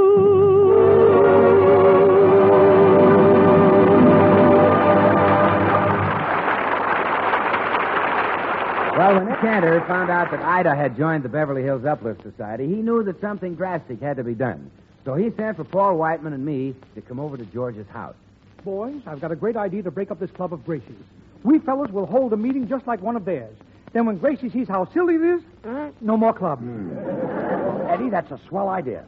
You mean you want us to act like a bunch of dizzy dames? That's the idea, Paul. You see, that club is really a threat to all of us. You see, fellas, we're all married men, and there's no telling whose wife will be next. Well, I don't have a wife. I'm not married. And we make those girls see how... You're not married? No. Well, have a cigar, son.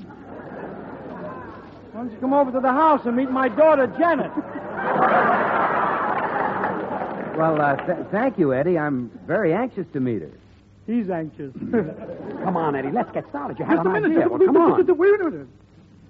You make a fairly comfortable living, don't you, son? Oh, sure. You see, I represent Swan, the new white floating soap that's as pure as the finest Castile soaps. Pure as an angel, gentle as a summer breeze. Sounds like a good job. Oh, it is. Eddie, what about the club? What about Ida? Look, George, I've been trying to get Ida out of the club for 10 minutes. I've been trying to get my daughter out of the house for 10 years. Let me alone, will you, please? What were you going to say, my son, I hope? Well, I was just going to tell you that Swan is so pure that it's the perfect soap for bathing a little baby. It agrees with even a baby's tender skin. Already he's thinking of baby. Come on. And Eddie, if Swan is that pure and mild, well, you know it's great for your bath or shower. George, can I use your tub for a minute? This boy is so persuasive, I feel dirty. Look, Eddie, this is going far enough. We got to get busy. Gracie may come down any minute. Just one thing. Bill, my son, if you sell lots of Swan soap, maybe the sponsor gives you a raise. They do that, you know. Well, maybe. And Janet needs a new hat. Sell it. Go ahead, sell it. Well, always remember that you can break Swan in two with a flick of the wrist. Then you can use half in the kitchen for dishes and housework, and the other half in the bathroom for your hands and face. Well, that's Hey, break it up. Here comes Gracie. All right, I'll talk to you later, son. Now, remember, boys, we've got to be a bunch of daffy dames. We've got to make Gracie break up that club. Okay, stop gabbing. Okay. Well, I was on there with the grocery store. I walked in for potatoes. What do you think? Well, hello, Gracie. Hello, girls. else. I thought you'd... Oh, hello, boys. Boys, you all know my wife. Let's give her a real big club welcome. Oh, thank you, boys. What are you all doing here? We're about to hold our club meeting, and we're delighted to have you as our guest. And Gracie, you watch. We conduct our meetings exactly the way you do yours. Don't we, boys? Oh, yes, we do. I love going down to the store the other day. And boys, please come to order. Paul Whiteman, you're always whispering. What is it now? What do you want? Well, if you must know.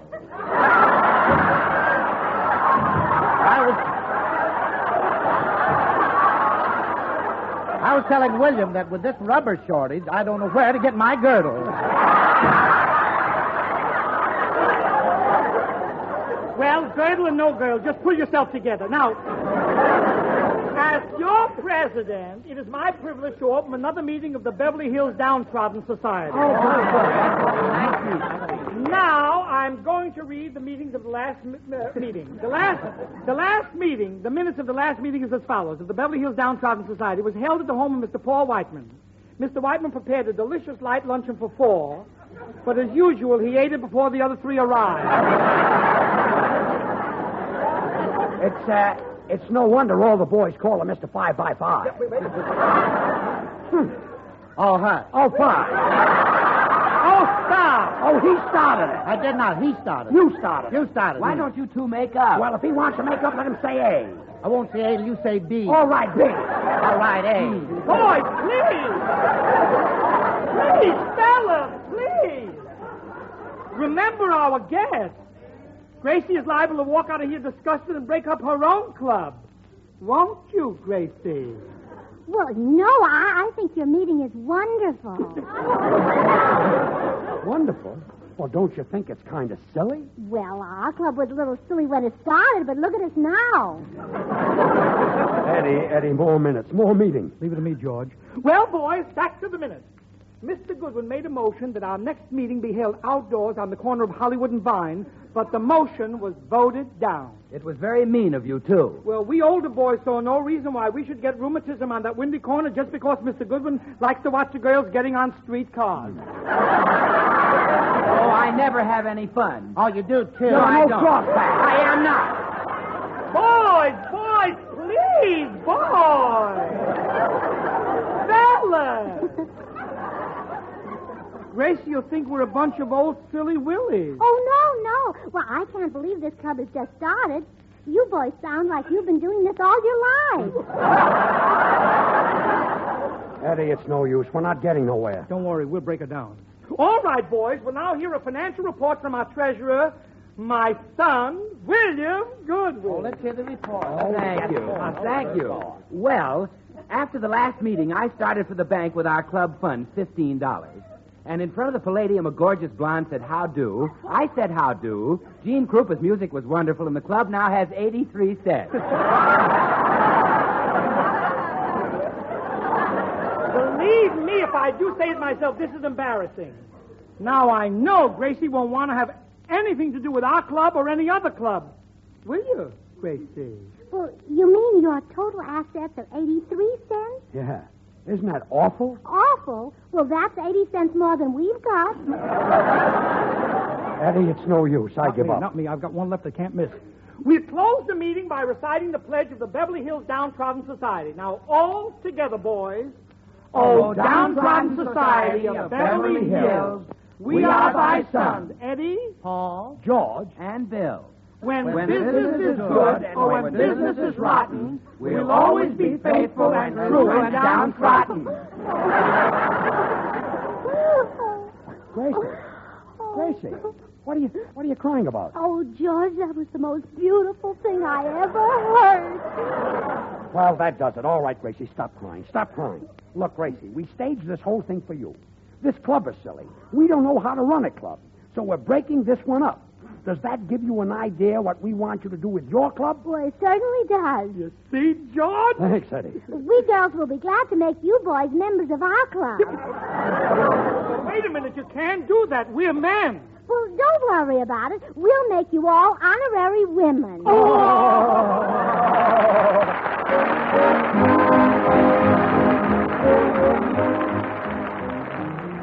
Well, I have just a second, so I'm going to suggest that you start using Swan for your dishes. Use it because it gives you all the suds you could ask for faster than you'll get them from any floating soaps. Sure, but use it, too, because Swan is so easy on your hands. It's got to be. It's purer than the finest Castiles. Believe me, money can't buy a purer soap than Swan, and that's a proved fact. And now, Gracie? Oh, well, Bill, I'm sorry we're a little late, but good night, everybody, and thanks, Eddie. The makers of Swan, the new white floating soap, join George and Gracie in inviting you to tune in again next week, same time. Remember, Swan now brings you two of radio's top shows. George Burns and Gracie Allen every Tuesday night, and Tommy Riggs and Betty Lou over another network. Now till next week, this is Bill Goodwin saying, well, I, Swan, how about you?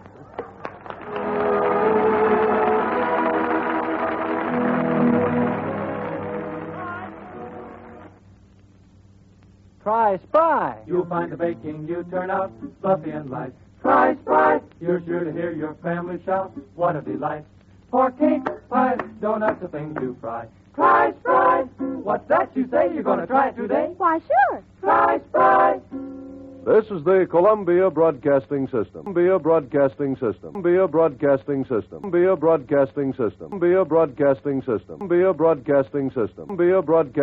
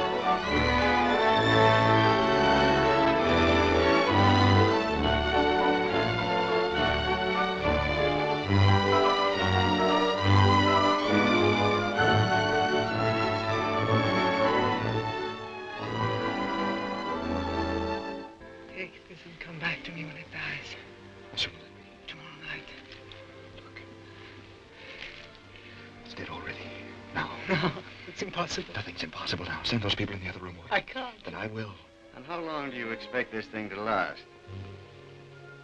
Why, you've never known love to last, monsieur. Never? When it was unsanctified by marriage, unblessed by children or social ties? I shall love Armand always. And I believe he shall love me always, too. Always? Always. I could kill you for this. I'm not worth killing, Armand. I've loved you as much as I could love. If that wasn't enough, I'm not to blame.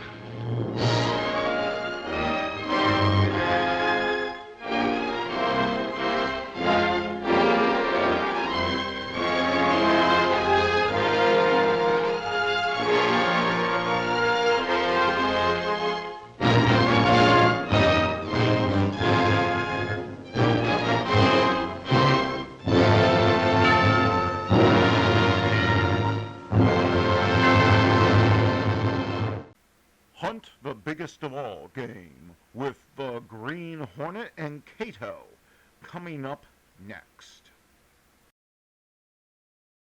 The Green Hornet.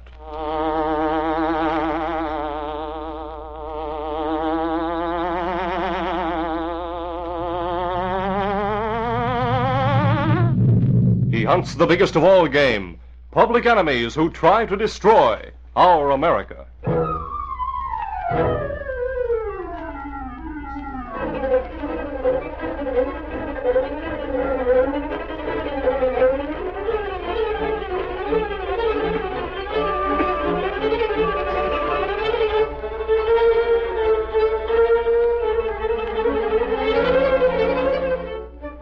With his faithful Filipino valet Cato, Britt Reed, daring young publisher, matches wits with racketeers and saboteurs, risking his life that criminals and enemy spies will feel the weight of the law by the sting of the Green Hornet.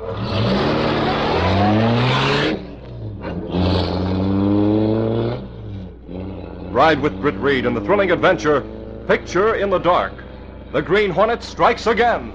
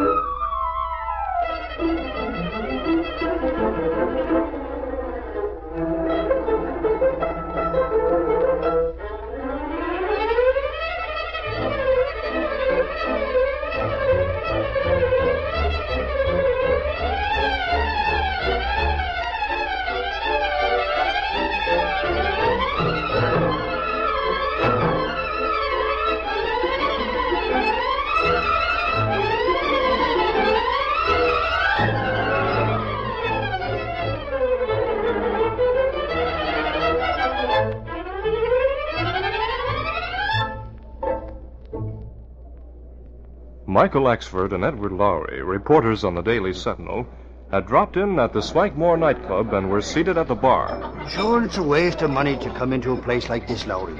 That guy Lou Ellis must make a pile of dough out of this ritzy joint. Ellis has got this town sewed up. He's the biggest racketeer in the city. The cops can't get anything on him. I have another quick one, Mike. Well, no, I never take more than one. Well, just as you say. I was going to set him up. On second thought, so as not to hurt your feelings, I'll have another wee one. Right. Hey, Joe. What do you have? Two of the same? Yeah. I'll have a couple, too. Sarsaparilla. Right. Coming right up. Holy crow! Did you hear that? Somebody got shot. I heard it all right. Come on, this is a break for us. This is our chance to get a scoop for the Sentinel. And how?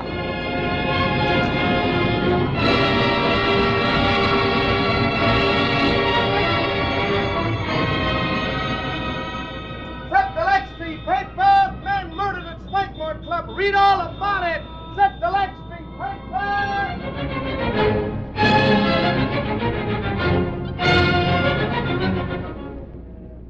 Later that night, Britt Reed, young publisher of the Daily Sentinel, was in the city room talking to Axford and Lowry. That racketeer Lou Ellis is literally getting away with murder around this town. You said it, boss. He's a smooth one, all right, and plenty smart. That he is, Reed. The cops can't get anything on him. By the time the cops got out there tonight, the murdered guy, Joe Libby, was lying in a hallway where anyone could have shot him. Yeah, and when we tried to get back to where the shots seemed to come from, we were stopped by a couple of big lugs. They wouldn't let anybody through till the cops got there. I wouldn't be surprised if Ellis were responsible for that killing. Me either. But he always has an alibi. And they say he never carries a gun on him. Sarge says they're going to try to shut down the Swankmore. But if they do, Ellis has pull enough to get it open again soon. Yes, his influence is too great for a man of his type, Axford. Sure, and the Sentinel ought to burn that guy up in an editorial. You want us to lay ourselves open to a lawsuit? Ellis is just the guy who'd grab at the chance to sue the Sentinel, too. Yeah, you're right about that. But one thing we can do is pound at the police until they turn up something on this latest killing. If Lou Ellis is allowed to go on, there's no telling where it'll lead to.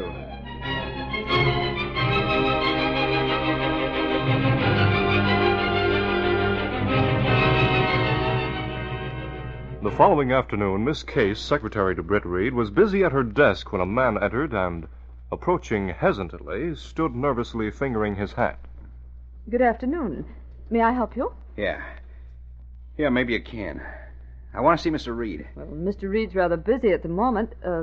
Perhaps if you'd like to make an appointment to see him in the morning, No, it's important for me to see him now. Oh, I'm sorry, It's about that murder last night. Oh, just a minute.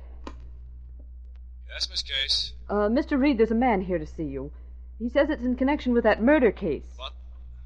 What's his name, do you know? No, I don't. I'll ask him. May I have your name, please? Now, tell my name to Mr. Reed when I get to see him. He doesn't care to give his name, Mr. Reed. I see. Well, send him in, Miss Case. Yes, sir, right away. Mr. Reed will see you. His office is in there. You can go right in. Thanks.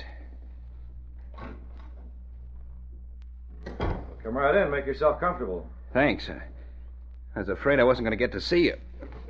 We might as well come to the point. My secretary said you came in connection with a Libby murder case. Yeah. Yeah, that's right. Well, if you know anything about that, why do you come to me? Why don't you go to the police? Look, I know I'm being tailed by one of Ellis's guerrillas, see? I wouldn't have a chance. The cops went into the drugstore downstairs and sneaked through to the Sentinel building lobby. That's how I got up here without them being wise. And why did you come to me? I've been reading the Sentinel. I saw how you were ribbing the cops about getting the killer and breaking up rackets and all, so I decided you'd be the guy to see. But I still don't... I'm Jim Libby. Joe Libby's brother. You're the brother of the man who was shot last night? Yeah, that's right. I know why Joe went out to the Swankmore Club last night. And they know I know it. They? Yeah, Ellis and his gang. I can't prove it, of course, but I feel sure Lou Ellis killed my brother Joe. I see. What makes you think so? You remember when Tony Paterno was indicted for his black market racket, don't you? Oh, yes, I remember. He was murdered before he went on trial. Yeah. Well, my brother Joe was working with Paterno. Ellis was in on Paterno's deals. The night Paterno was bumped off, Joe went up to his apartment to make a report. He saw Ellis and one of his gunmen coming out of Paterno's place. Joe kept out of sight till they left. Then he went in. Well? He found Paterno with a knife in his back, laying over his desk. Paterno wasn't dead yet. He tried to tell Joe something, but couldn't talk. So he scrawled on a hunk of paper, telling who knifed him. Well, why wasn't that evidence turned over to the police by your brother? I'm coming to that. Joe got scared when Paterno slumped over, so he grabbed the hunk of paper and scrammed. He thought about going to the cops till he heard he was next on Ellis's list. He decided to hold on to the paper, putting it in a safe place, and then to let Ellis know he had it, thinking Ellis wouldn't dare have him bumped off, see? Go on, then what? Joe got in touch with Lou Ellis. Ellis said he wanted to be friends and would take Joe in on some good deals. Did he? Sure. He treated Joe like a brother, till Joe got to thinking Lou was an all-right guy. Yesterday, he told Joe there wasn't any use of him keeping that paper since they were close friends now. And said if Joe'd bring it out last night, he'd give him $1,000 as sort of bonus. So your brother took the incriminating paper out with him last night? Yeah. And I know Ellis got his mitts on it and bumped Joe off. Well, as I see it, Ellis is smart enough to know it'd be your word against his, since he has that paper in his possession. Yeah. But he still wouldn't want me to shoot my mouth off to the cops. When I saw I was being tailed, I got scared.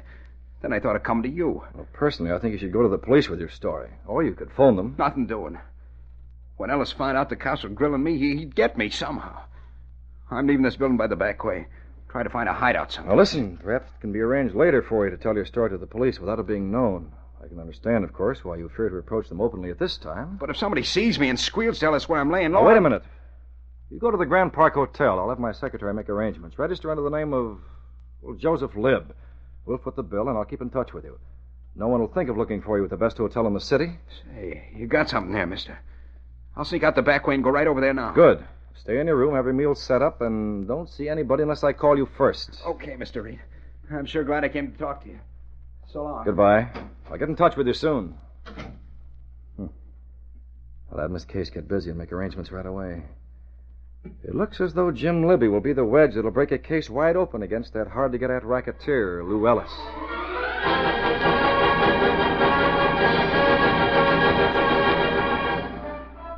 The next few minutes were spent making the necessary arrangements with the hotel. Then, as Britt Reed was about to turn his attention to other matters, Axford excitedly entered the office. Axford, what's the idea of Reed, we just got another scoop for the Sentinel. What's happened? Another murder, that's what. A guy we just shot down in the alley behind the Sentinel building. What? That's right, Reed.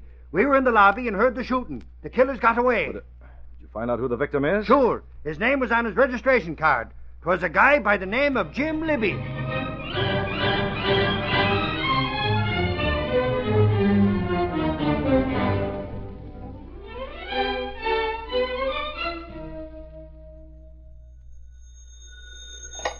Mr. Reed's apartment. This Mr. Reed's valet speaking. Kid, I want you to do something right away. Oh, it's you, Mr. Britt.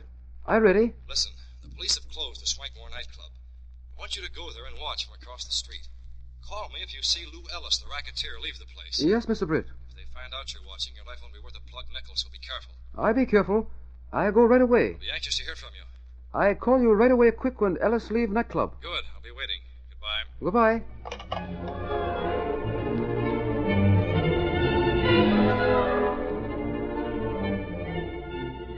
Dusk had fallen when Cato phoned to tell Reed that Lou Ellis, with his bodyguard, had left the Swankmore Club. Britt Reed directed Cato to get the Black Beauty and mask, and to meet him at an appointed place downtown. Soon the powerful low-slung car stopped in the alley behind the club. Wait here, Cato. I'll be back in a few minutes. Moving cautiously, Britt Reed approached the rear entrance to the club. Using the special skeleton key, he effected an entrance. Then, after making certain the place was deserted, he used the same means to enter Lou Ellis's private office.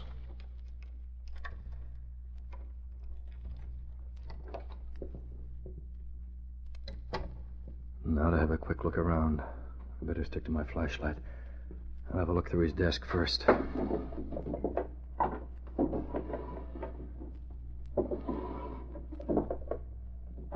He wouldn't put anything in unlocked drawers. I'd better locate the safe. It's probably a small wall safe for his private stuff. Ah, there it is. What? Oh, I thought for a moment someone was trying to click on the lights. Let's see now. It's not here. I guess he must carry it with him if he hasn't destroyed it. I better move. Oh, Ellis coming back. He'll come in out of the door. Here's where I do a quick fade, and how.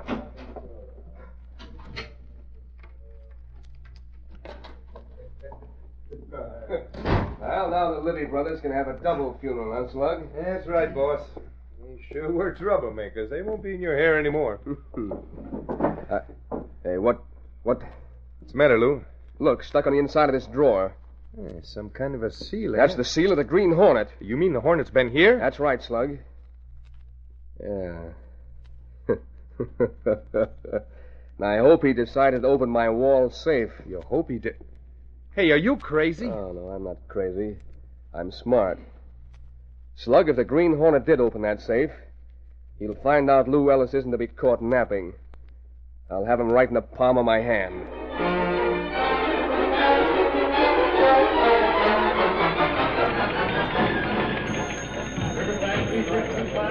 Sentinel City Room. What's that? Sure, there's a standing reward of $25,000. Why?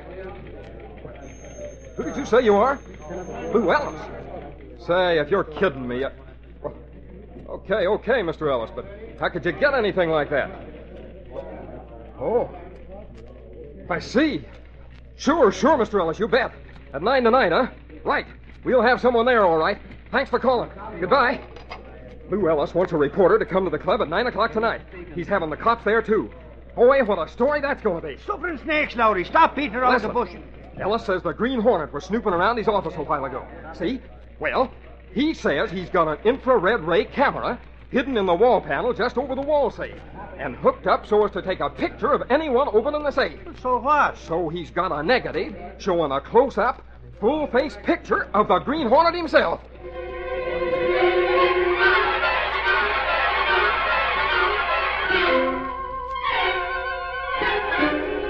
We'll continue our Green Hornet adventure in just a moment.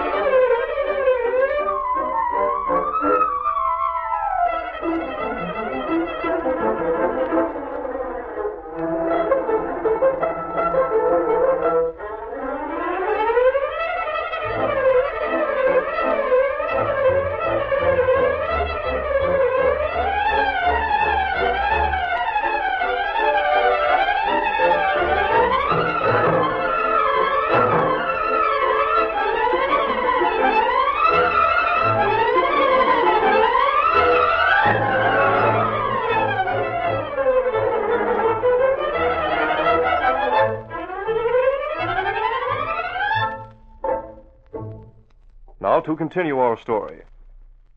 After searching Lou Ellis's office, Britt Reed and Cato went to their apartment, where they were discussing the situation. Lou Ellis have a reputation for being very smart racketeer, Mr. Britt. Yes, Cato, he's smart, all right. That's why he's been able to get away with as much as he has. There must be some way to get at him. Some way to expose him for the killer that he really is. You have idea, perhaps? No, nothing definite, Cato. If Ellis still have paper Jim Libby speak of... Yes, that would be evidence enough to show him up, if he hasn't destroyed it. Also, the problem is how to get it if he still has it. Well, maybe you have thought... Oh, Mr. Reed's apartment. This is Ashford, Cato. I want to talk to Reed right away. Just a minute, Mr. Axford. I could hear him. He probably thinks he has a big lead for the next edition. Hello, Axford. What's up? 'Tis news that'll make your eyes bulge, that's what. And if you don't believe what I tell you, you can ask Ed Lowry. 'Twas him who took the message. Well, my eyes are bulging. I'm ready to believe what you say. Now, get to the point. Sure, that's what I'm doing if you'll give me a chance. Now listen to this. Lou Ellis himself phoned in a while ago. He says he's got the goods on the Green Hornet. Got the goods on the Hornet. That's right. Me and Lowry are going out there at 9 o'clock to see the evidence. Well, what are you talking about, Axford? I haven't time to listen to you. Lou Ellis says he's got a close-up, full-face picture of the Green Hornet. The negative, that is. What? Well, that's impossible. No one can get a picture. Showing Ellis had an infrared ray camera rigged up to his safe. The Hornet was snooping around and got his picture took. Great Scott. If Ellis has what he says, won't that be something, though? Yeah, I can readily understand the shock it'll be to the Hornet. Well, thanks for calling, Axford. Okay, Reed. I'll get in touch with you later. So long. Goodbye, Axford. What Axford say? Not good, Mr. Britt? Not good is right, Cato. Lou Ellis is smarter than we give him credit for. He has a close-up, full-face negative of a picture of the Green Hornet. We've published artist sketches of what people thought the Hornet looked like. But an actual close-up picture, even though masked, would be dynamite on the hands of the police and the FBI. With such a picture, it's not long before they find the real identity of Green Hornet. We not wait. Must do something quick, Mr. Britt. Yes. It's come to the point where it's got to be either Lou Ellis or the Green Hornet. It's after 8 o'clock. We've got to have a showdown with Ellis before he has a chance to turn that negative over to the press and the police. Come on. Stepping through a secret panel in the rear of a closet in his bedroom, Britt Reed and Cato went along a narrow passageway built within the walls of the apartment house itself. This passage led to an adjoining building which fronted on a dark side street. Though supposedly abandoned, this building served as the hiding place for the sleek, superpowered Black Beauty, streamlined car of the Green Hornet. This is something I didn't bargain for, Cato. It certainly has me worried. Worry not good, Mr. Britt. It dull mind and clog up thoughts. Okay. I'll let Britt Reed do the worrying later. But right now, the Green Hornet will think up a plan of action. Let's go. Britt Reed pressed a button. The great car roared into life. A section of the wall in front raised automatically, then closed as the gleaming Black Beauty sped into the darkness.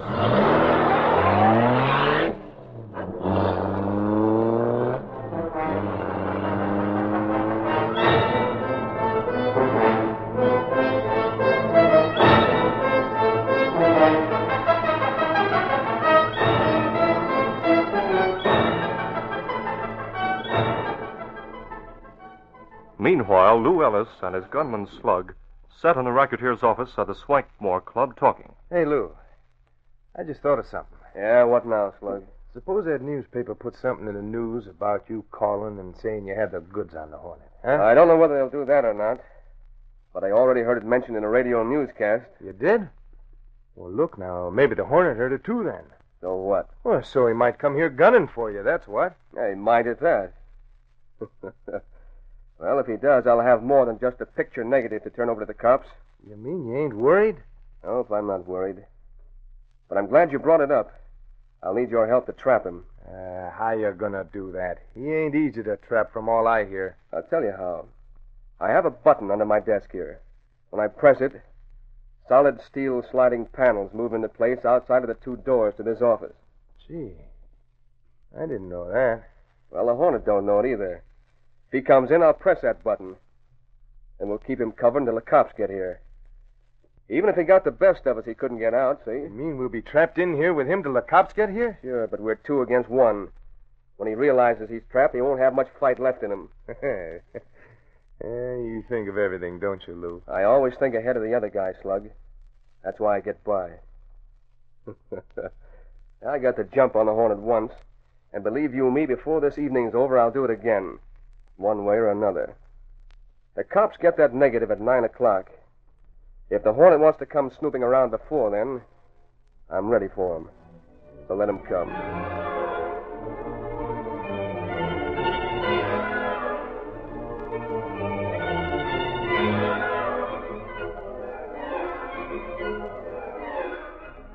While the two men were planning how to trap the Green Hornet in case of a visit, a long, gleaming black car came to a stop in a secluded spot near the nightclub.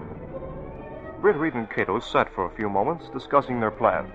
Ellis is smart enough to expect a visit from the Hornet, Cato. He knows the news of his call to the Sentinel would be made public. If he expect visit, not be easy to surprise Ellis, Mr. Britt. Well, I'm going in, whether he's surprised or not. Come on. Be sure to bring those pliers with you. I bring them.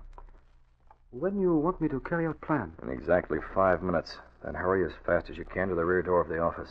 I'm going through the hallway to the other entrance. We go now? Yes, this is it. And let's hope we can turn the tables on Ellis. If we don't, it's curtains for the Green Hornet and Britt Reed both. Come on.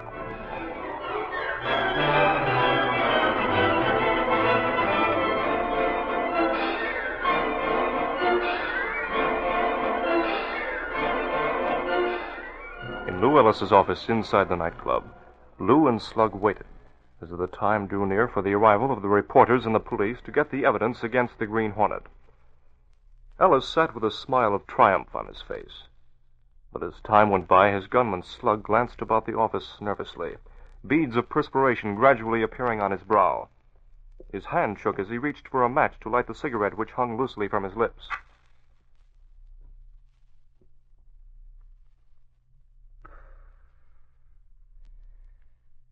Them doors locked, Lou? Nope, it'll be easy for anyone to come in. But if the wrong one comes in, it'll be tough for him getting out. Don't look so worried, Slug. I ain't worried. Who said I was worried? You sure look it. Just keep your rod handy in case it's needed. Time's getting short. He may not come at all.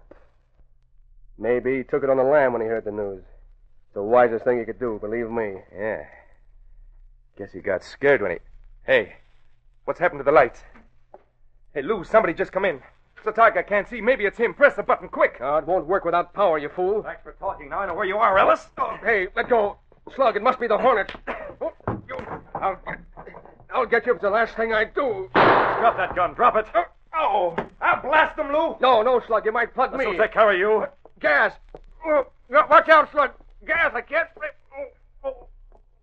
You ain't scaring me, Hornet. I'll get you before you leave here. Well, say something. Go on, say something. I know you're still in here. Slug stood listening, trying to hear the slightest sound that might betray the presence of the man whose very name struck his heart with a cold, clutching fear. The rapid beating of his own heart filled his ears. His heavy breathing was audible throughout the room, indicating to Britt Reed that fear of the mysterious Green Hornet dominated the mind of the man in the darkness before him. A paralyzing fear that had taken the place of reason. Slug crouched in the corner of the office, afraid to move. Afraid that at any moment the hands of the dreaded Green Hornet would reach out of the blackness and clutch his throat. The thought that made him cry out involuntarily. No, I won't let him get me. Slug held his breath. That laugh came from the other side of the room to the left. Or was it? As he strained forward, waiting for the Green Hornet to laugh again, a sudden sound came from across the office to the right. Oh. So you're over there, huh? Well, maybe that winked you. You can't get away. If you open the door, I can spot you. The desk, huh? I won't miss next time. Now, pull it, say, Slug. Why, you... Now for the finish, big boy. No, hey, wait. Here's some gas, tough guy. No. You all right? Yes. Cutting power line do trick. Yes, use your flashlight. I light it. There. We've got to hurry. I want to find that negative, also that incriminating note if Ellis still has it.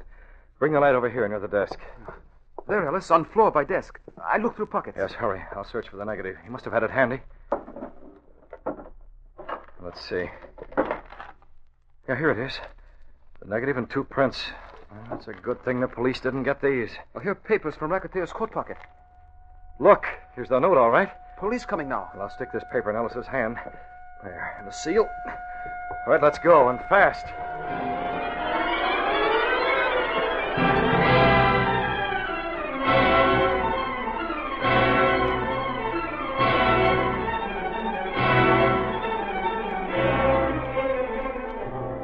Later in Britt Reed's apartment. And that's the whole story, Reed. And Lowry's here to bear me out on it.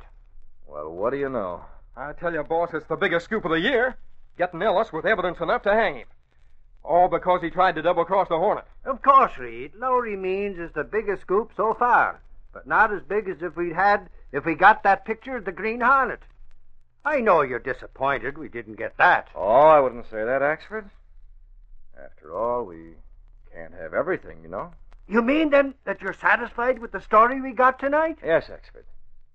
As a matter of fact, I'm far more satisfied than you think.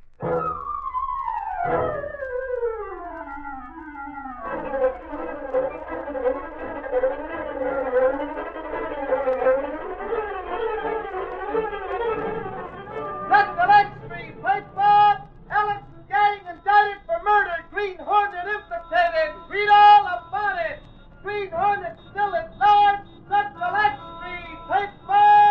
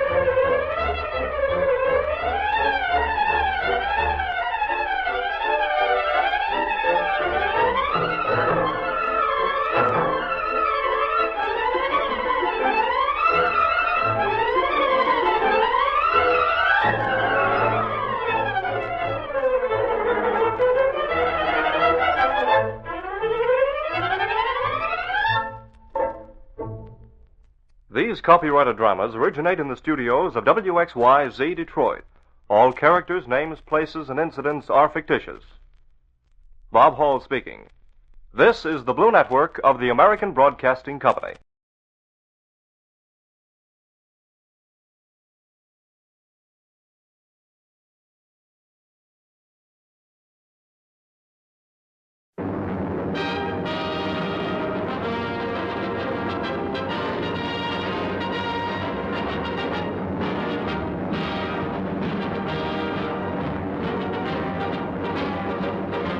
A giant 4-motor, 26-ton flying boat takes off from Alameda, California, in an attempt to fly 8,600 miles across the Pacific Ocean to China. The world watches breathlessly. Every paper in the land headlines the news. Radio stations keep 100 million listeners advised of the plane's progress. It's history in the making. And in Hollywood, the movie producers get busy. Behind the facts of the flight, they find an amazing wealth of romantic drama. Perfect screen material. A swashbuckling tale of 3 adventurers of the air. Daredevils, fighters, and pioneers who turn the dangerous mud flats of the West Indies into flying fields. Brave tropical storms to blaze a trail down the uncharted coast of South America. Take virtual possession of a group of coral islands in the Pacific Ocean and play a shrewd game of international intrigue. No author has ever written a more powerful drama of man's courage or a more tender story of a woman's love and sacrifice. And for sheer excitement and suspense, no air film has equaled Warner Brothers' production, China Clipper.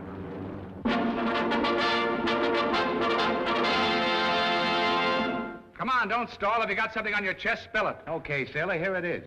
You used to be regular, but now you aren't even human. You can't get anywhere with men by stepping on them with spikes in your shoes. You're fired. Get out. Go. Boy, I sure hope you get educated soon. Then I can dump all the mean jobs in your lap and take off. Yeah, for where? I can see the headlines now. Heroic pilot spans Pacific. When you walked out on me in Key West, it was your own doing, not mine. No man thinks he means much to his wife if she leaves him. I didn't want to leave you, Dave, but I had to because... Because you didn't believe in me then. And I can't quite sell myself the idea you believe in me now.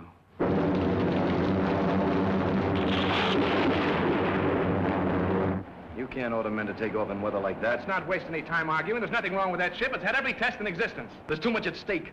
Trouble now will wipe out everything we've done. Why didn't you think of Hap and his men? Why didn't you think of Dad Brunn? It was you that put him in the hospital, hammered the heart out of him. Well, you're not going to destroy everything he slaved for.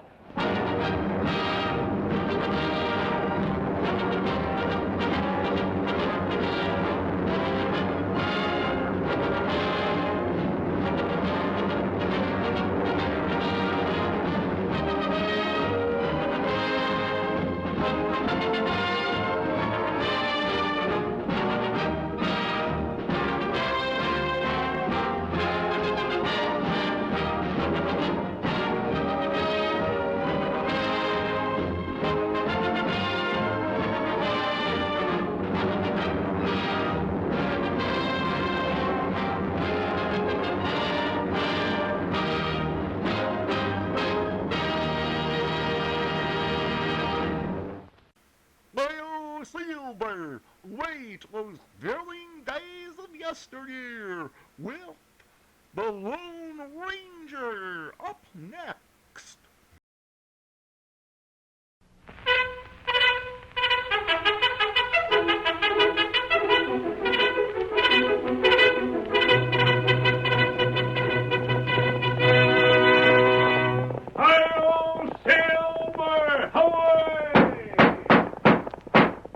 A fiery horse with the speed of light, a cloud of dust, and a hearty hi-yo Silver, the Lone Ranger.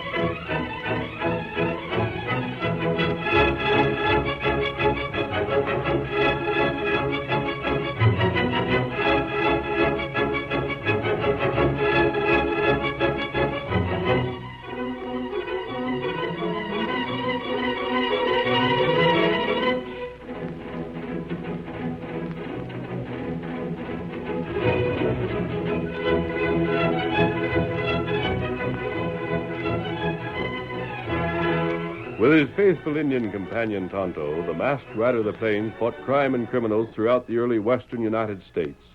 His great strength and courage made him the hero of countless adventures, and the stories of his deeds have been handed down through the generations.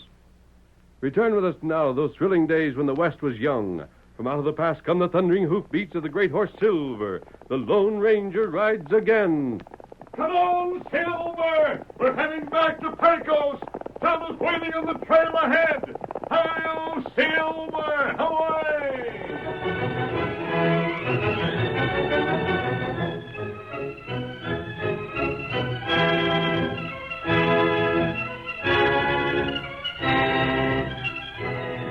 As our story begins, old Missouri, top hand at the Lazy J Ranch, is in a Pecos cafe talking with several of his friends.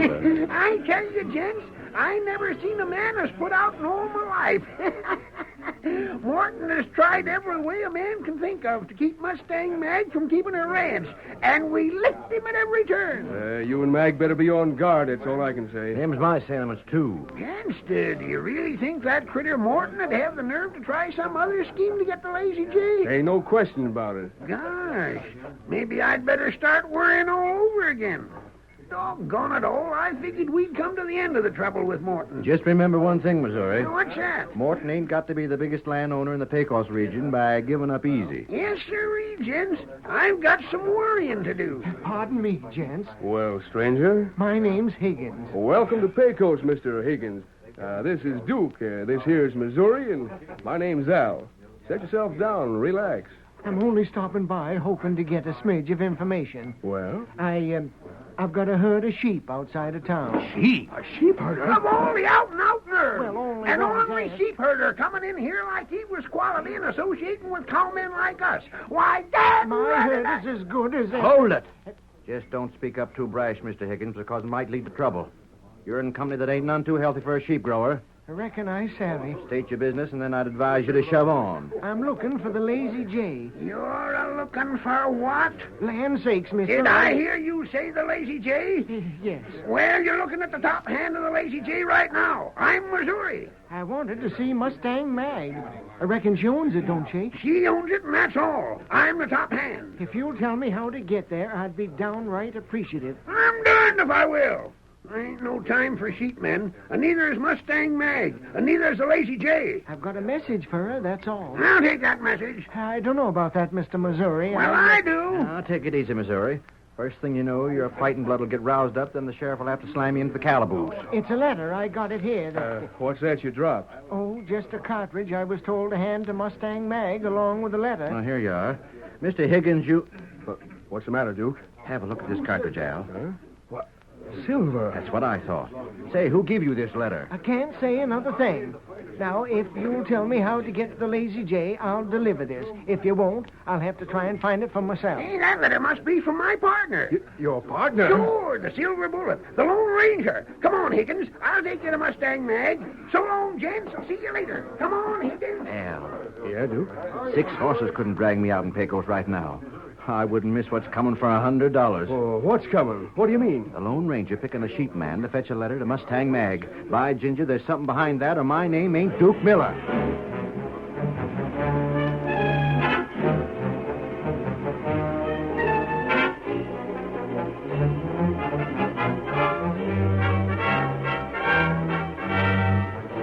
Missouri questioned the sheep herder as they rode to the Lazy J ranch house, but Higgins' replies were unsatisfactory. As the two dismounted near the house, the patience of the foreman was exhausted. He said, I never in all my born days see a man as cantankerous as you are, Higgins. You don't tell me where you met the masked man, where your sheep is at right now, or anything else that'd satisfy my craving for knowledge. I got to deliver this letter to Mustang Mag. That's all I heard for the last half hour. Blast your hide. There's the house, and like as not, she's right inside. Now go on, deliver the dad-ratted hunk of paper. Who you got there, Missouri? There she is. Who are you, stranger?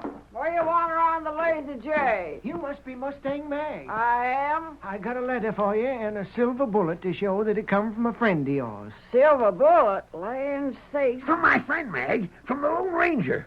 Open her up fast and let's see what he's got to say. You go put your horse where it belongs. Sure I will, Mag. But I'm just all fired anxious to know how my friend is and where he's at. I told you to put your horse in the corral. Sure, but is there a rush about it? When I give an order, I want it carried out. Now go do as you're told. Come on, you hay-burning, four-legged galoot. His curiosity rouses me to distraction sometimes.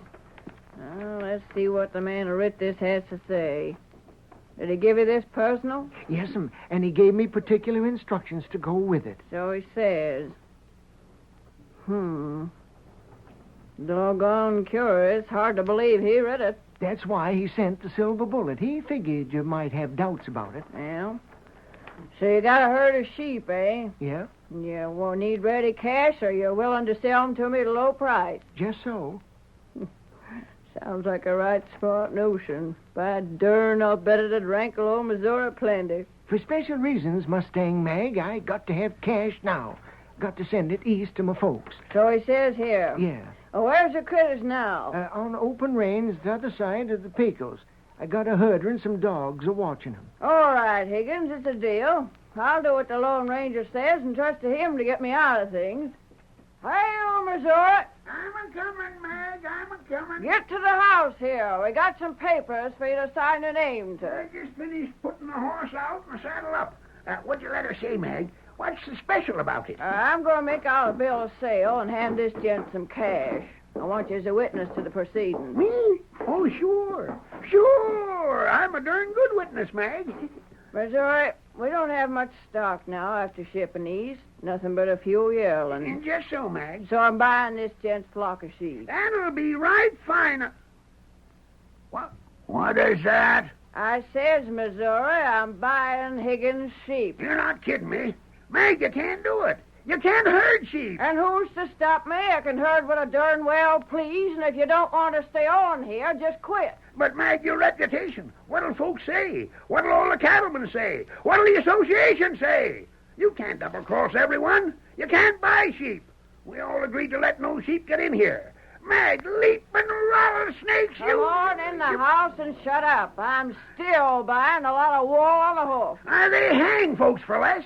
They might hang you. They'll drive you out. The men are all on the side of Morton. Mag, you're just the same as stealing open range land. Oh, Mag, don't do it. Hang it all. Don't be stubborn this time. Think it over, Mag. Don't do it. I tell you, don't do it.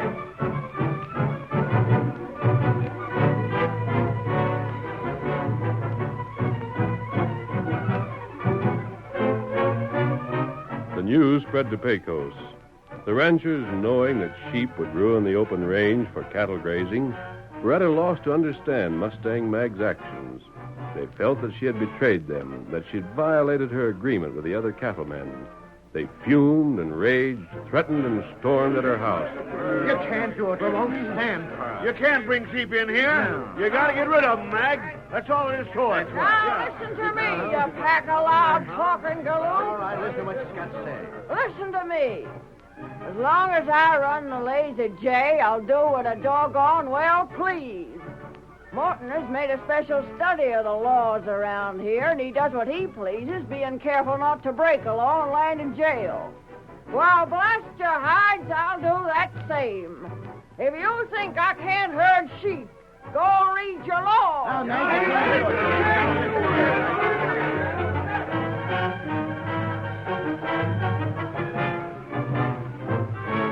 While public sentiment ran high against Mustang Mag, Higgins appeared at Morton's ranch and said, I'm willing to do most anything for cash. I thought that before Mag herded them sheep into the valley, I might be able to fix up the Lazy J water holes. Fix them up? Yeah. How? With some stuff I got. It's a sort of medicine. It'll make the sheep terrible sick for a time. You savvy? Yeah? But they'll get over it. As long as a man don't drink none of the water, it'll be all right. I wouldn't want to poison nobody. Sure not. There won't be none of the stuff to be put into the well near Mag's house, just in the water holes where the sheep will drink. What about her livestock? They won't touch the water holes, not if the sheep's using them. She'll water the cattle at Gopher Creek. Where do you figure on getting cash for that? Now, as I says, Martin, the sheep won't be seriously hurt at all, just sick, and they'll look bad. Then what? The whole thing is just this. Mag bought them sheep, figuring on selling them right soon to a man that's coming through. She knows that folks won't stand for her keeping sheep. They'll run her out of the region. That's what I'm counting on. Just so. She has to sell them soon, and I'd hang around myself and wait for this eastern gent, but I can't. I got to have cash quick, then get. So if he don't like the looks of the sheep and don't buy them, she'll be stuck with them. Sure. And every man around will help to run her out. Not even the lawman will be on our side. You know how the laws are overlooked when sheep come into cattle country. Higgins, you get. Huh? I figured you might pay me. I says get. The idea you thinking I'd pay you to poison water holes. Go on, out of that door and keep traveling. Get going. I'll help you along with gun lead. Travel or I'll shoot your heels. Hey, boss, what's the shooting for? Butch. Glad you got here. Come on inside. Who was the hombre that just skedaddled so fast? That's Higgins, the sheep herder. Butch, he's given me a slick idea. Yeah? Now listen, Butch. What's the stuff that can be put into water and make sheep powerful sick and bad looking for a time without hurting them permanent? I don't know, but I can find out. Lefty knows sheep pretty well. You find out. I got the slickest idea a man could have. Meg's leaving her land. But she don't know it yet.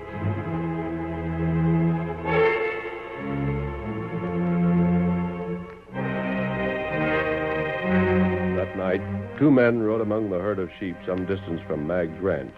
One wore a mask and the other was an Indian. This will be the real test of Morton's life, Tonto. That's right. If he's honest, he'll have nothing to be concerned about. If the man is not honest, he'll trap himself this time unless something goes wrong. Tonto, hope that's true. What's the matter, Silver, old boy? Hear someone? Rider come that way. Too dark to see who it is. I can hear the horse, though. There, him. Hello there. I'm looking for Higgins. Hold on. Oh. This is the Higgins flock, isn't it? It was. He sold out. That's what I mean. I'm his brother. We've been waiting for you. I couldn't come until... Are you masked? Yes. What were you going to say? But you're a masked man. Go on. You waited until you got the latest price on sheep, didn't you? Yes, but that mask, you say my brother sold his sheep? He has. But I told him he knew I was coming. I was to meet him here. I wanted to be sure you got here. A lot depends on that. Now we can ride away. Ready, Tonto? Me ready. But who bought this flock? Who are you and what do you... You can ask your brother when you see him. He'll have a lot to tell you. But You'll learn everything later. Come, Tonto. Good luck, friend. Get him up, Kyle Silver! Away!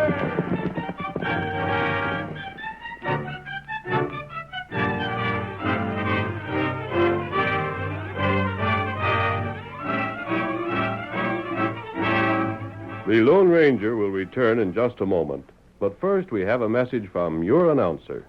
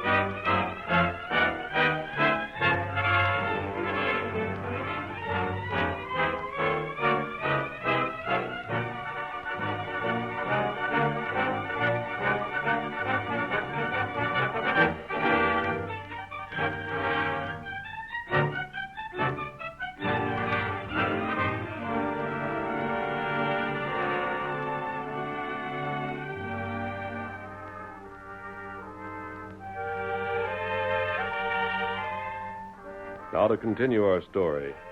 On the day following his talk with Higgins, Morton and his top hand headed toward the office of the sheriff in Pecos. There's sure a lot of sentiment against Mustang Mag, ain't they, Butch? That's all you hear around the town. Reckon it'll be right nice to have a talk with the sheriff about things. Sure enough, will. Now, you let me do all the talking. I don't hanker to talk. Maybe you can talk yourself into the good graces of the sheriff now that he sees there's reason to want Mustang Mag drove out. Howdy, Sheriff. Oh, howdy, Morton. What's the matter with you? You look like you was watching a ghost or something. You sick or ailing? No, step right in. You shut the door behind you. Thanks for the invite. Now stand over there. What the Sam? Quick, the Lone Ranger. Stand against the wall and keep your hands above the hips. I'll fire at your first sudden move. Sorry, gents, but the masked man was behind the door there, and I couldn't warn you. What are you doing here? Calling on the sheriff, Morton. I wanted to find out just how willing he was to see the law carried out. For what? Mustang Mag has sheep. We know that. You We keep don't... out of this, Butch. My business here is purely with the sheriff himself. I told you that I'd do my best to see the law enforced. But me and two deputies can't find every cowman in the Pecos region if they take it into their heads to drive out Mustang Mag and her confounded sheep. And that's what they're going to do, Sheriff. I'm warning you. I guess we understand each other now, Sheriff. I reckon so. I'll see you again. I'll get that hombre. Hold it, Morton. Can't rat it all. If only I could get a shot at him. I wouldn't if I was you. I didn't see his horse. Left that around back. There, you savvy now? Yeah, I savvy. What was you and him scheming? You heard why he was here. It didn't seem as if he'd come here just for that. Maybe not. Maybe he come on something else. It's none of your business. What are you here for? Just to tell you that I know how you're trying all the time to get reason to slap me in the calaboose. And if Mag is driven from her land, I ain't going to take the blame for it. You doggone near threw lead at the masked man. That'd have put you in jail. If there hadn't been anyone else who was to have been shot in the back, I'd almost have let you do it, just to have an excuse to jail you.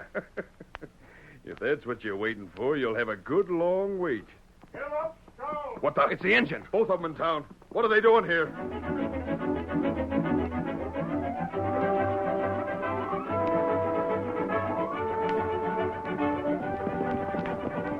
The Lone Ranger held Silver to a slow gallop, and Tonto quickly overtook him. Then, as the two left the town behind, the masked man said, I'm glad to know that's how the sheriff feels about Morton, Tonto. Sheriff, tell him just that. And I'm sure we can count on him. Too bad Morton had to come in just while I was there, but the sheriff heard enough. He'll play the game along with Mustang Mag and you and I. And now what me do? You'll stand guard. You'll watch the Lazy J. And when the next move is made, you'll signal me. Hi-yo, Silver! Away!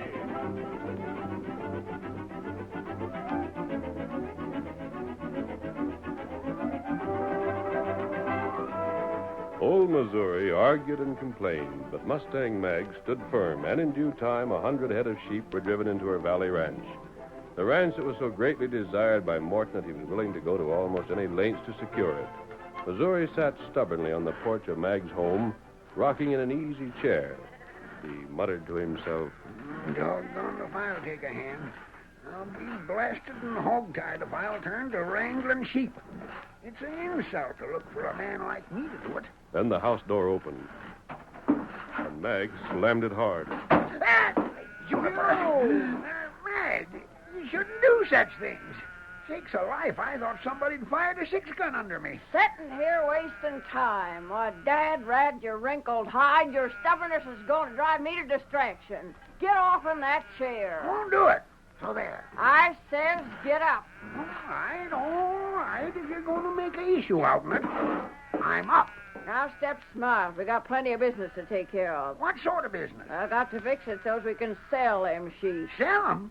You ain't going to keep them? You think I want a pack of sheep for cluttering up my range? But, Mag, I thought I figured I had the notion. You think and figure too blame much, Missouri. Who said anything about keeping the sheep? I was just buying them for the investment. Well, doggone. There's a man due here inside the next few days. He'll be buying them from me. I didn't see no letters come here. What none? Then how'd you know this hombre was coming? Missouri, stop asking questions and go tend to sheep. See their fence good so they don't get to the creek. And see they get plenty of water from the water holes. I reckon if the cows can stand a few days of the sheep being here, you ought to be able to.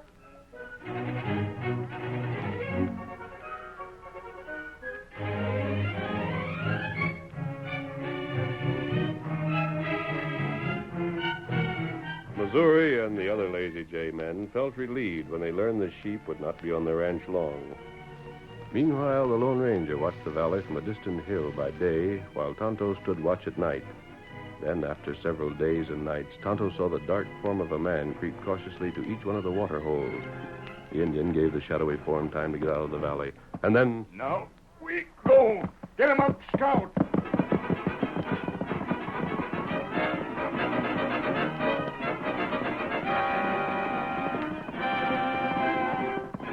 Tonto headed for the well-hidden camp in the hills where the Lone Ranger was waiting. When he arrived there, he brought Scout to a rearing halt. Oh, Scout, oh. Tonto. The masked man was awake and on his feet in an instant. Him go there. You sure of that? Tonto, sure. Here, Silver. Give me a hand, Tonto. I don't lose any time in cinching up. Me up. You know where you're to go. Tonto, get Sheriff. That's right. I'm going to ride for Morton. Silver ready now. Don't forget your punch. Tonto, not forget. Now, we go? Yes. Get along. Get him up, Scout. Silver, away!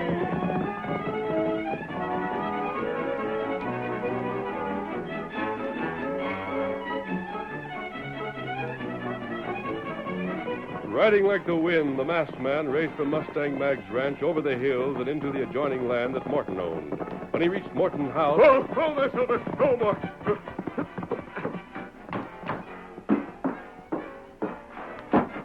You'll brace for guns. What's this for? Morton, I want you. Now, you see here. Get a butcher. I'll show you. My hand. Don't try another gun. I'll have you jailed for this. No, you won't, Morton. You're coming with me. Get your hands off Come me. on, I want to talk to you. So does Mustang Mag. For what? Come along. Butch, get the boys. Get them to stop them. Let me go. Bless you. Let me back, Butch. I'm taking your boss to call on Mustang Mag.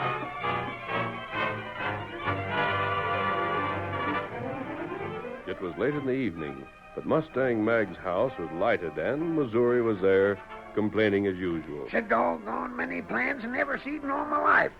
Mag, are you sure you know what you're doing? If you doubt that I know what I'm doing, get back to the bunkhouse. If you hanker to stay here and satisfy that ornery curiosity of yours, keep quiet and do what you're told. Is everything set in the other room? Yes, just like what you says. You bully, you. Then shut the door there. I hear hoofs coming now. Maybe that's Morton. It is. That's the masked man. It's Morton as well. You'll see. Come on in. I'm ready for you. Morton didn't want to come at first, Mag. If this is some sort of a trick, I'll have you all jailed. Shut the door and sit down. What's the idea of having that man get me like he done? Why couldn't you just send word you want to see me? I asked the masked man to get you, and I didn't care how. Morton, you still hanker to buy this outfit? I don't know why. It looks like I may have to sell out. Yeah? I feared the Carmen will chase you on account of the sheep, eh? I ain't said so. Missouri, get a pitcher of water. Yes'm. I don't know as I'm interested in buying right now. I thought you figured on selling the sheep. What gave you that idea, Morton? Well, I don't Ain't know. but one man knowed that, and that's Mr. Higgins. You talk to him? Why should I? There's the water. I reckon it must be dry after you ride, ain't you? Yeah. I just figured I'd see how high it'd go for the ranch, and then if the price is high enough... I don't know as I'm interested. Missouri, better go fill the pail again. You gotta go way out to the water hole, you know. What's that? What's the matter with the water? Oh, I'm having trouble with the well. Missouri got a pail from one of the holes a while ago, but slopped most of it toting a bag. What? What's the matter with you? I thought the water tasted salty. It's poisoned. That water's poisoned. You're crazy, Morton. We've been using it right along. I tell you, it's poison. Get me a doctor. Get me cured before I die. How do you know it's poison? What makes you think so? What's done it? I tell you, I know. Hurry, help me. What's poisoned the water hole? Is that what you say? Yes, you gotta help me. Why did he do that? Don't ask questions now. In the name of mercy, help me. Listen to me, Morton. Let go of me. Do not get help until you tell more about this Later poison. on, a doctor. Something to stop the poison. I feel faint already. Those sakes alive, help me. Why did you put poison in that water? Did you tell him to? Help. Did you? Yes, I told him to. You had the water hole poison to kill Mag's cattle? It wouldn't kill him, only the sheep. Make them sick. But it'd kill a man. You wanted to make the sheep look so poor that Mag couldn't sell them, is that it? Yes, that's it. You wanted her to keep them here so the cattlemen would turn on her. You knew she was going to sell them. Yes. You wanted to spoil that sale, isn't that right? Yes. I tell you, that's the truth. That's all right then, Morton. The only thing wrong with that water was that it had a little salt in it. What? And that was done, Morton, to make you confess that you poisoned the water hole. I didn't do it. You sent your top hand to do it, and that's enough to jail you on. You tricked me. If you hadn't been a crook at heart, you'd never have taken the suggestion Higgins made. And you did take that suggestion. Higgins? We all been waiting in the next room for this, Morton. You crook. All you needed was the suggestion I give you, and you acted on it. What you mean? You mean I ain't going to die? No, but you're going to jail. I'm getting madder all the time. Just to think of that scheming rat trying to poison my girl's cattle. Your girl? Meaning you. There's my brother, Mag. Yes, I'm prepared to take sheep off your hands. How do you come into this anyhow? Why did them sheep come here? Morton, I met a friend of mine, Higgins. He wanted to borrow money for a few days and leave his herd as security until his brother could get here. Mag loaned him the money. I asked Higgins to call on you with a suggestion you carried out. Yeah, and the fencing is handled so as none of the water holes will be used till they're pure again. If the sheriff wants evidence, he can draw a sample of the water. I won't need none. We got these for witnesses. I'm getting madder and madder. I'll get you for this. I'll get you. You won't get away Give me with this. room. I just finally biled over and had to let him have it on the chin. Reckon that'll hold him till we get cuffs on him and take him to the jail. Help me tote him outside, boys. Your idea worked out first rate, friend. I thought Morton would find the scheme one that he could use. Now, Dad, right it, Mag, while I'm fighting mad, I'm asking what's been on my mind for 10 years. Will you or won't you marry me? Sure I will. You never asked me before. I'll be glad to marry if you make one promise, you blame old fool. What's the promise? You won't fight no more. Why should I make a promise like that? Because you don't know your own strength. Just look at Morton, honey. Why, you might have killed him, you blame old fool.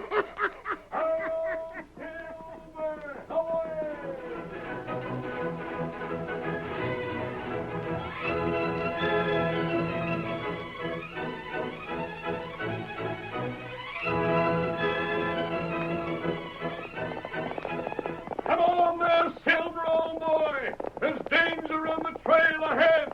Hi-yo, Silver, ahoy!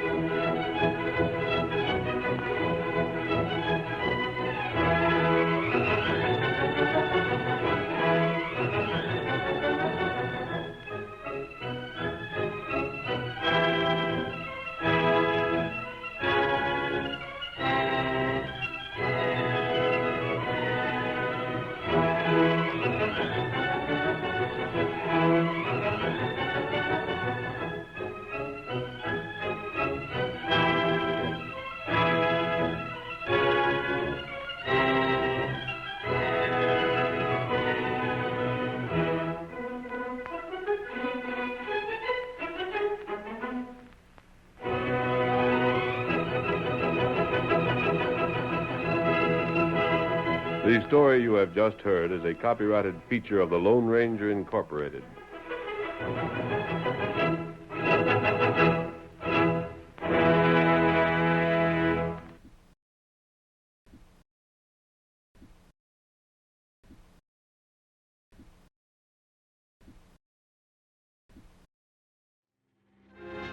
China sees, and your magic dream of adventure come true. The Orient, land of thrilling romance.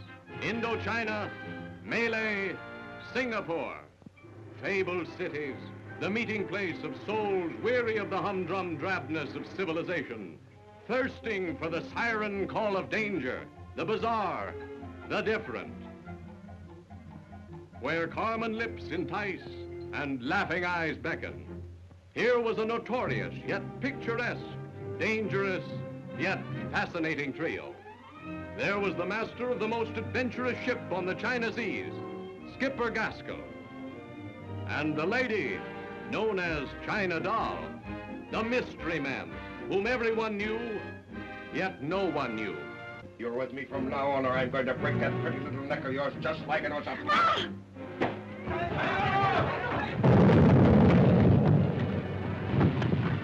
But you taught me something I didn't even know myself. When a woman can love a man right down to a fingernail, she can hate him the same way. Get out of here. Oh, I got a mighty good reason for being here. You always got a good reason for anything you do.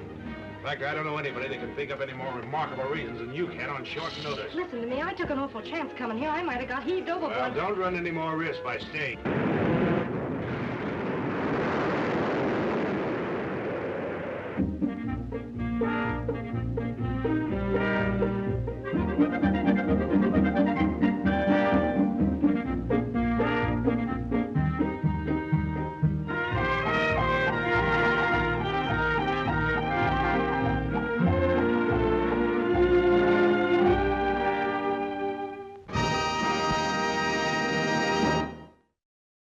Groucho Marx is your host, as some of the most interesting contestants you will ever meet compete on You Bet Your Life. Up next. Ladies and gentlemen, the secret word tonight is street. S-T-R-E-E-T. Really? You bet your life.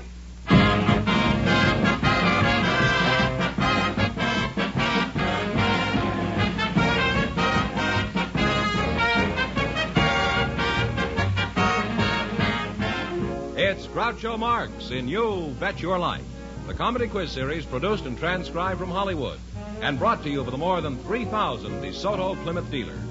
The dealers who have on display the outstanding DeSoto Automatic with fully automatic power flight transmission and the all-new Plymouth, your best buy in the low-priced field. And now, here he is, the one, the only... That's me, Teddy Roosevelt. Delighted.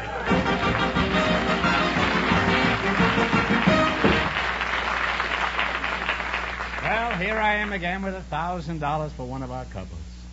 George, who's first? Well, Groucho, we have some people who were chosen because they have interesting stories to tell. Miss Beverly Ka'anapu and Mr. Ernest Ray. Would you come in, please, and meet Groucho Marx? Welcome for the DeSoto Plymouth dealers. Say the secret word and you'll divide $100. It's a common word, something you see every day. Mr. Ernest Ray and Miss Beverly Ka'anapu, huh?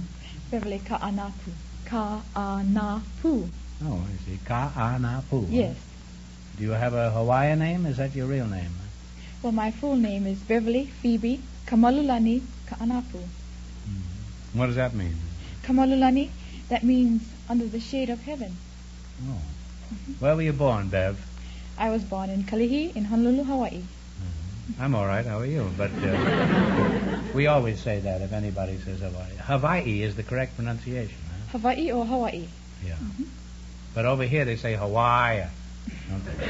Well, that's the easiest way. Yes, it is. And it also there's no joke. I mean, just to say I'm all right. How are you? Just to say Hawaii, you're dead. Aren't the real, genuine, blown-in-the-bottle Hawaiians pretty scarce now? I've heard there aren't too many of you left. Is this true? Yes, that's very true. As for myself, I'm part Hawaiian and part German. Really? Yes. Is that so? Well, whoever assembled the parts certainly knew what he was doing.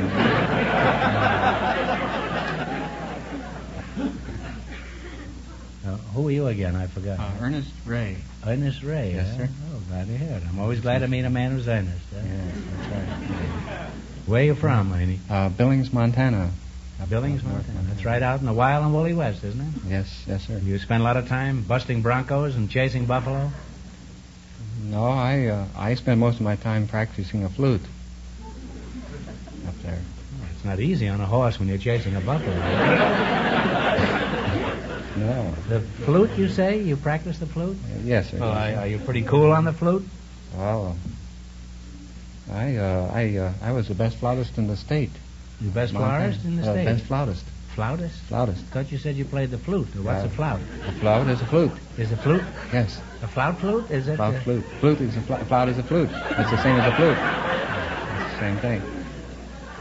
It's the same. Well, I've learned a word tonight, flautist, huh? Yes, sir. And you were the best flute player in Montana? Yes, I was the best flute player in Montana. Well, that's an easy claim to make. Can you substantiate this claim? Well, Groucho, while I was still in high school, I entered a Montana, the flute contest in Montana to see who was the best flute player, and I won first chair. And then after that, I won the chair, you say? Yeah, I won the first chair. I won the first position. I was the first flutist in the contest. They rated me first. Well, suppose in that contest you'd have hit a sour note, Ernie, would you have taken your flute and blown your head off? No, I had third chair there, but I'd probably been denoted to about the fifth chair, I figure, if I hadn't done a good job. The fifth chair? I had third chair in the second flute section. Did you ever have the second flute in the fifth chair section? No. I'm supposed to get you confused. Yeah, well, that second section, that second flute section, that there's 10 flutists, and 5 of them got in the first 10 section. flautists, isn't it? Flautists, yes. Yeah. Well, why do they call it flautists when it's really flutists, huh? Well, that's a foreign word. It's a French word, I think. Oh, well, why don't you play the French horn then? No, I don't know how to do that. Anyhow, then... That hasn't stopped the men in our orchestra from playing.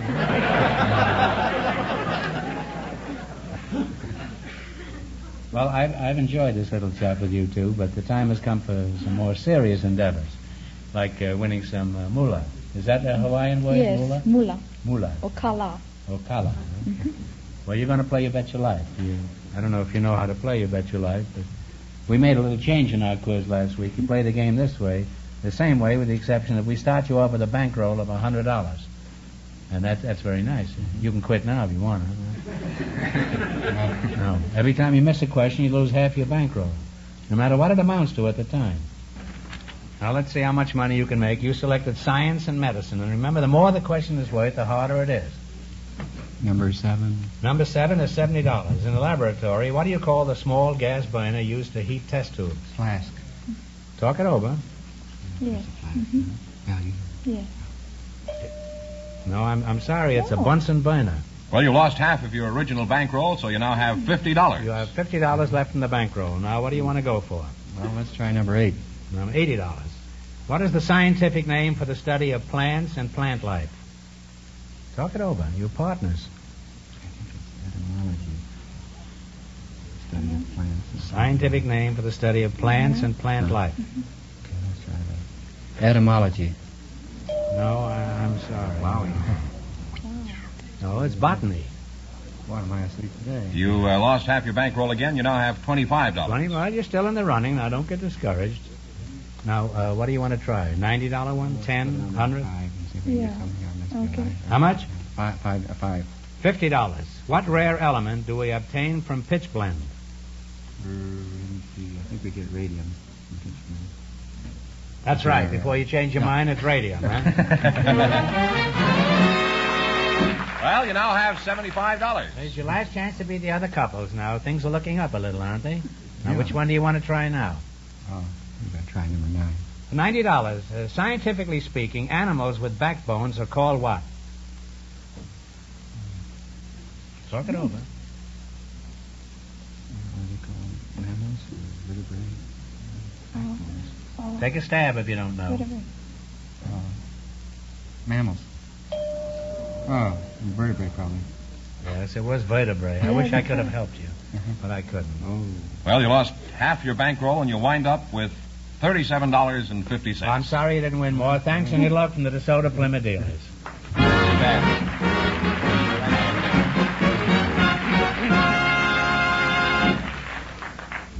Well, Groucho, we invited some Navy men to our show tonight, and just before we went on the air, our studio audience selected Walt Kluznik to be on the show. His partner is Pat Madgewick. So, folks, would you come in, please, and meet Groucho Marx. Welcome, youngsters, for the DeSoto Plymouth dealers.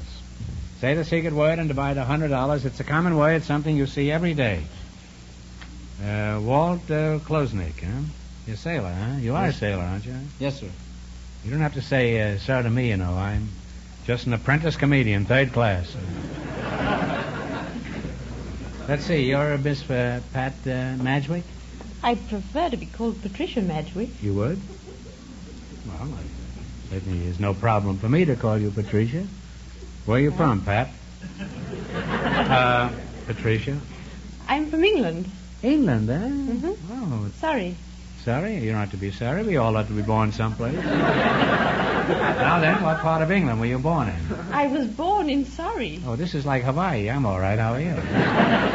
You speak very, very good English for an Englishwoman. We knew that's Of course, after you've been here a while, we'll take care of that. Walt, what is your hometown? Bay of Biscay or something, I suppose. No, I'm from Butchertown in San Francisco. Butchtown? What's in Butchtown? Is that a slaughterhouse? It's the exclusive section of the slaughterhouses. What made you decide to join the Navy, Walt? Did you want to see the world? I want to stay out of the Army.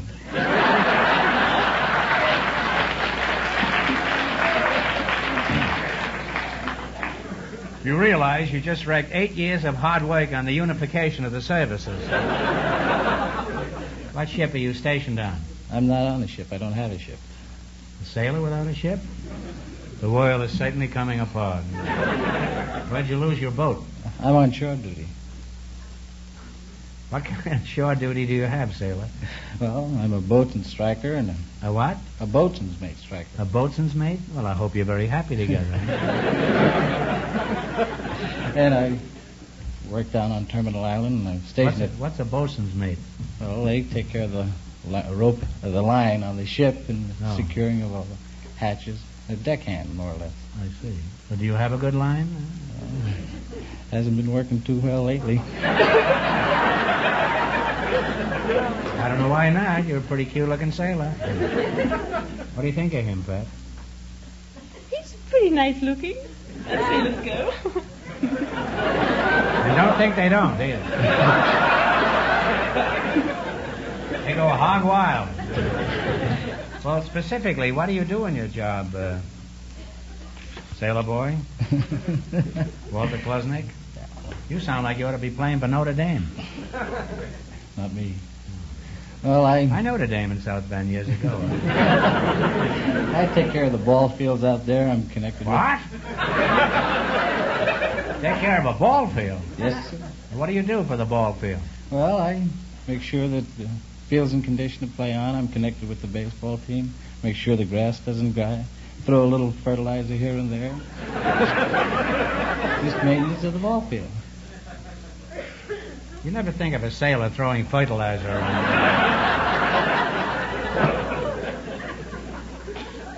Well, that's certainly a curious vocation for a man in the Navy.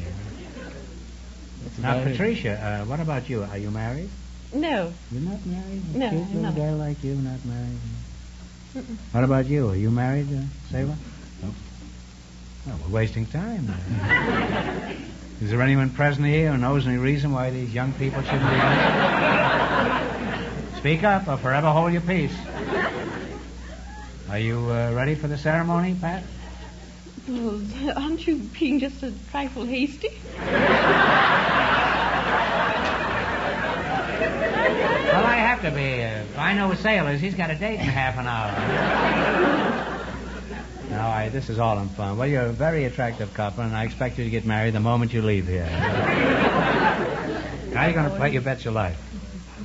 Now, let's see how much money you can make. You selected, do you know about the change in the quiz? Yes, Oh, yes. We start you off with a $100 bankroll, and when you miss a question, you lose half of whatever bankroll amounts to at that time. Clear?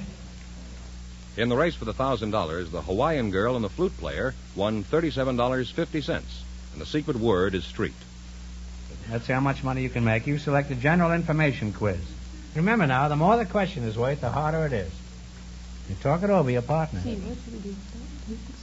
It's a lucky number. Seven's your lucky number? Let's do it. $70. What is the name of the plane Lindbergh flew across the Atlantic in 1927? The Spirit Talk of, it over. The Spirit of St. Louis? That is absolutely right. The Spirit Well, you now have $170. Now, which one do you want to try? 60. 60. What is the distaff side of a family? Talk it over. Come on. Oh, the female side? Yes, that's right, the female side. You've now run your bankroll up to $230. Now, what do you want to try? We'll take 90. number 9. Okay. What is the proper term for a bicycle built for two? A tandem. That is right. A tandem is right. You now have $320. It's your last chance to be the other couples. We'll be very brave and have number 8. Number 8. All right. What do you call a motherless calf or an unbranded steer? Talk it over. A motherless calf, that's a young cow, isn't it? Yes. Or an unbranded steer. Talk it over. No, I'm sorry. It's a maverick or a dogie. You lost half of your bankroll at that time, so you wind up with $160. Well, thanks and good luck from the DeSoto Plymouth dealers.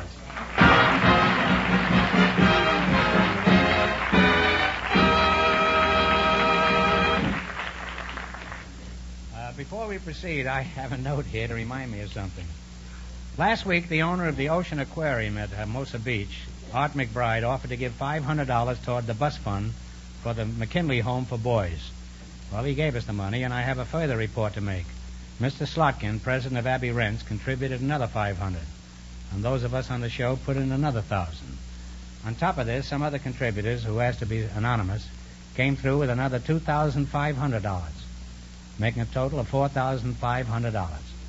So that's enough for a brand new bus, and now the 112 boys of the McKinley Home have transportation to take them to Sunday school, the mountains, and the beach.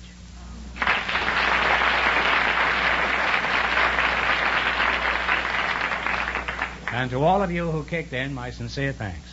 George, who's next? Well, Groucho, we have a couple of interesting guests who have special stories to tell. Father Michael Montoya of the Claretian Fathers and Nelson Gary. So, folks, would you come in, please, and meet Groucho Marx. Well, welcome. Welcome to the DeSoto Plymouth dealers. How do you do, God? Say the secret word and you'll divide $100. It's a common word, something you see every day. Okay. Nelson Gary and Father Michael Montoya, eh? Father right. Montoya? What should I call you? Well, you can call me Father Michael. That'll be perfectly all right. Father Michael, that's okay. You know, I'm no authority on religion. Will you correct me if I make a mistake here tonight? I'd certainly be very happy to correct you if you make mistakes. Well, actually, you'd have to start back about 40 years. Well, you're Nelson Gary, eh? Yeah, that's me. How old are you, Nelson? I'm 12. 12 years old, huh? Yeah. Where do you live, Nelson? I live in San Fernando Valley. San Fernando Valley? 1388 Dickens Street, West Hollywood. The Dickens.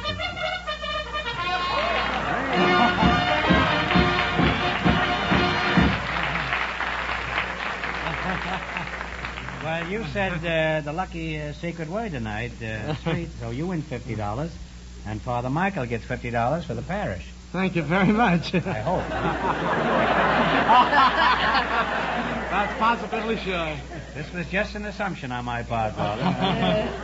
Nelson, I realize I'm not being polite, but I think our listeners would be interested in knowing about your arm. Could you tell us about it? I lost an electric mangle when I was 2 years old. You lost it in what? Electric mangle when I was 2. An electric mangle? Mm-hmm. Ironing machine? Mm-hmm. Well, that's too bad. That's a shame. Did you find it much of a handicap? No, I can do anything anybody else can do just about. Yeah. Well, I guess if you got that spirit.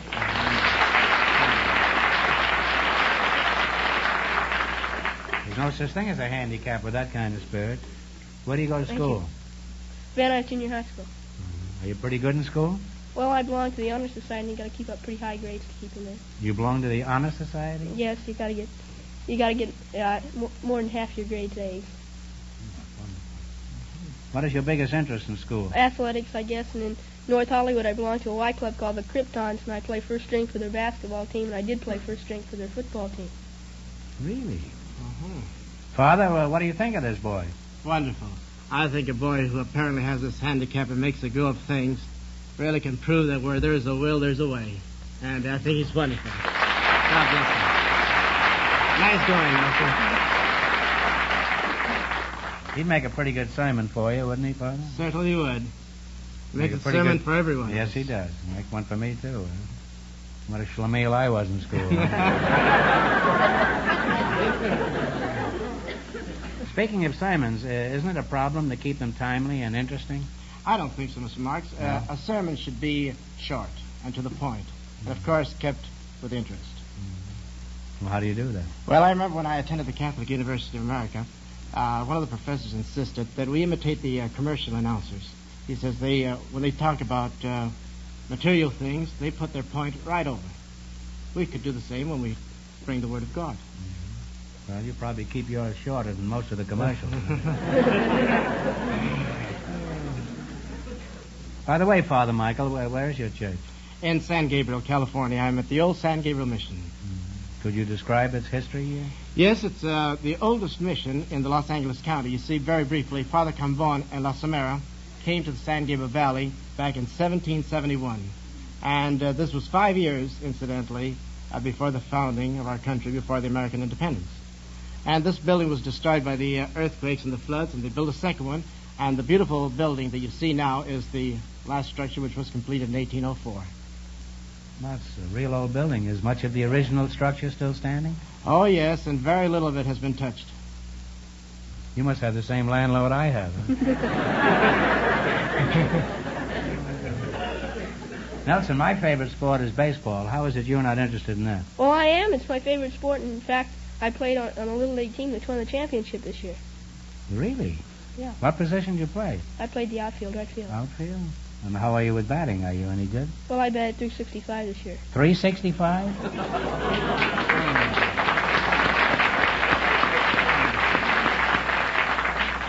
Is that your best record? No, last year I batted 437. Well, you're slipping, huh? Yeah. The league got older, the pitchers got better. Do you realize even Ted Williams can't hit that good in the major leagues, well, 365? He faced a little better pitchers, I think. Well, he's a much older man, too. He must be hitting around pretty near 30, I guess. Huh? Well, it's been inspiring talking to you two, to both of you. Thank and you. now let's play You Bet Your Life for a chance at a lot of money. If you'll excuse me, Mr. Marks, I think the world of Nelson. I think he's a wonderful boy. And so if you'll excuse me, I met his father, and I think he's also a wonderful man. So I'm going to let him participate in the contest. Where is your father? He's right off stage. He's backstage. Oh, you carry your father with If you? you'll excuse Yeah. me. Well, yes. Well, come back again, though. Huh?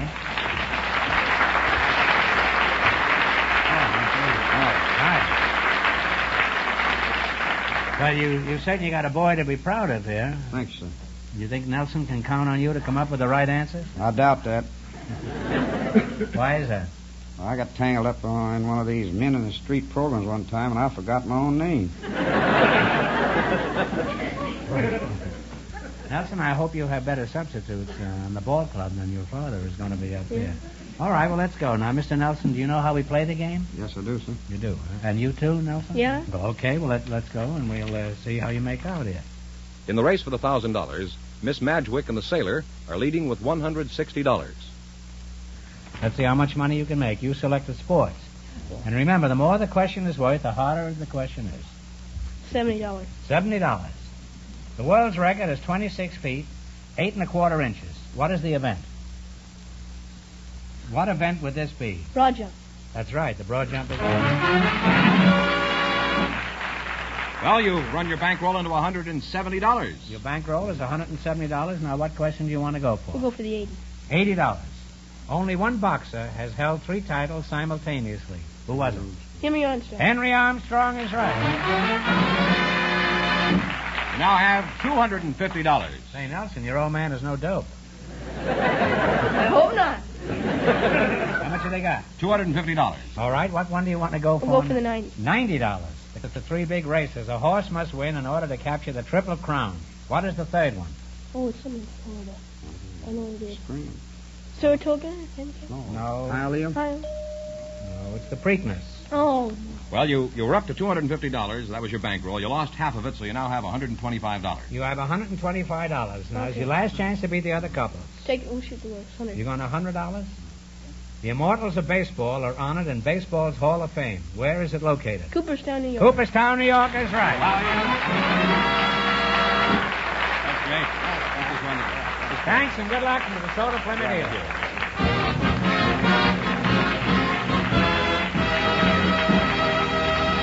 And that means that Nelson Gary and his dad, with $225 in just 1 minute, get the chance at the DeSoto Plymouth $1,000 question.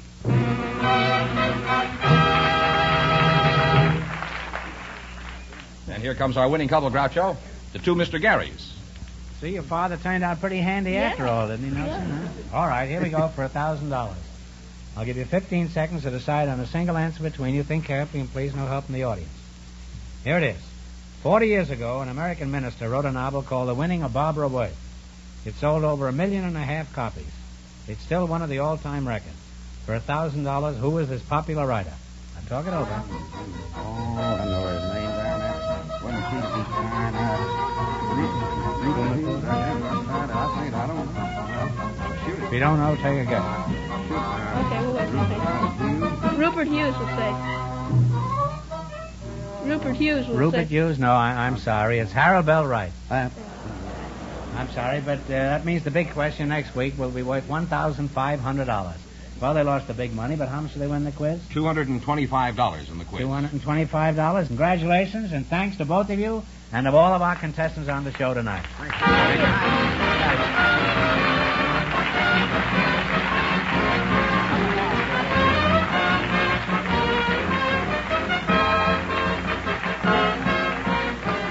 Be sure to tune in again next Wednesday night at this same time for the Groucho Marx Show, when the big question will be worth $1,500. And don't miss Groucho's television show, also brought to you by the DeSoto Plymouth Dealers of America. And remember that the dealers who sell the outstanding 1954 DeSoto Automatic with fully automatic power flight transmission also have on display the remarkable new Plymouth, engineered and built to be your best buy in the low-priced field. DeSoto, Plymouth. Two great new cars, both products of the Chrysler Corporation. And when you drive in, tell them Groucho sent you. Good night, folks, and remember, just be sure to see the DeSoto Automatic. Folks, here's a reminder from the Red Cross. You help your neighbors in distress, wherever they may be, when you join the Red Cross. So answer the call. Join and serve. You'll Bet Your Life, transcribed from Hollywood, is produced by John Goodell. Directed by Robert Dwan and Bernie Smith. Music by Jack Meakin. This is George Fenneman signing off for the more than 3,000 DeSoto Plymouth dealers from coast to coast. You Bet Your Life is heard by our armed forces throughout the world.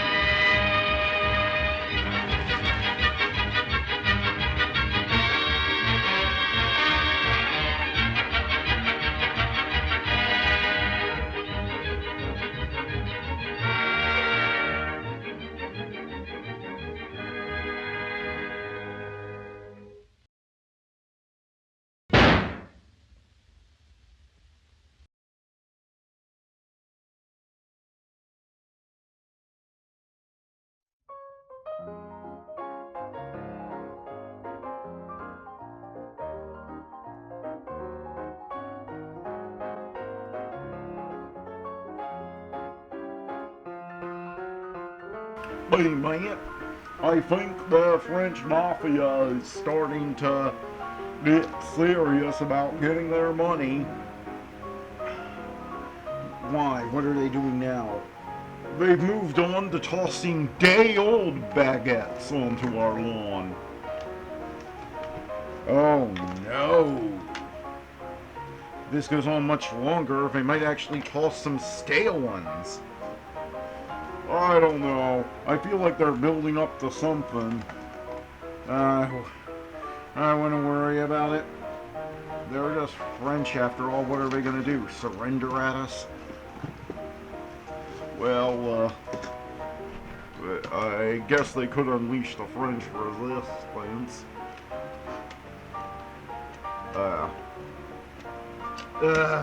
Let's just hope this doesn't turn into a whole thing.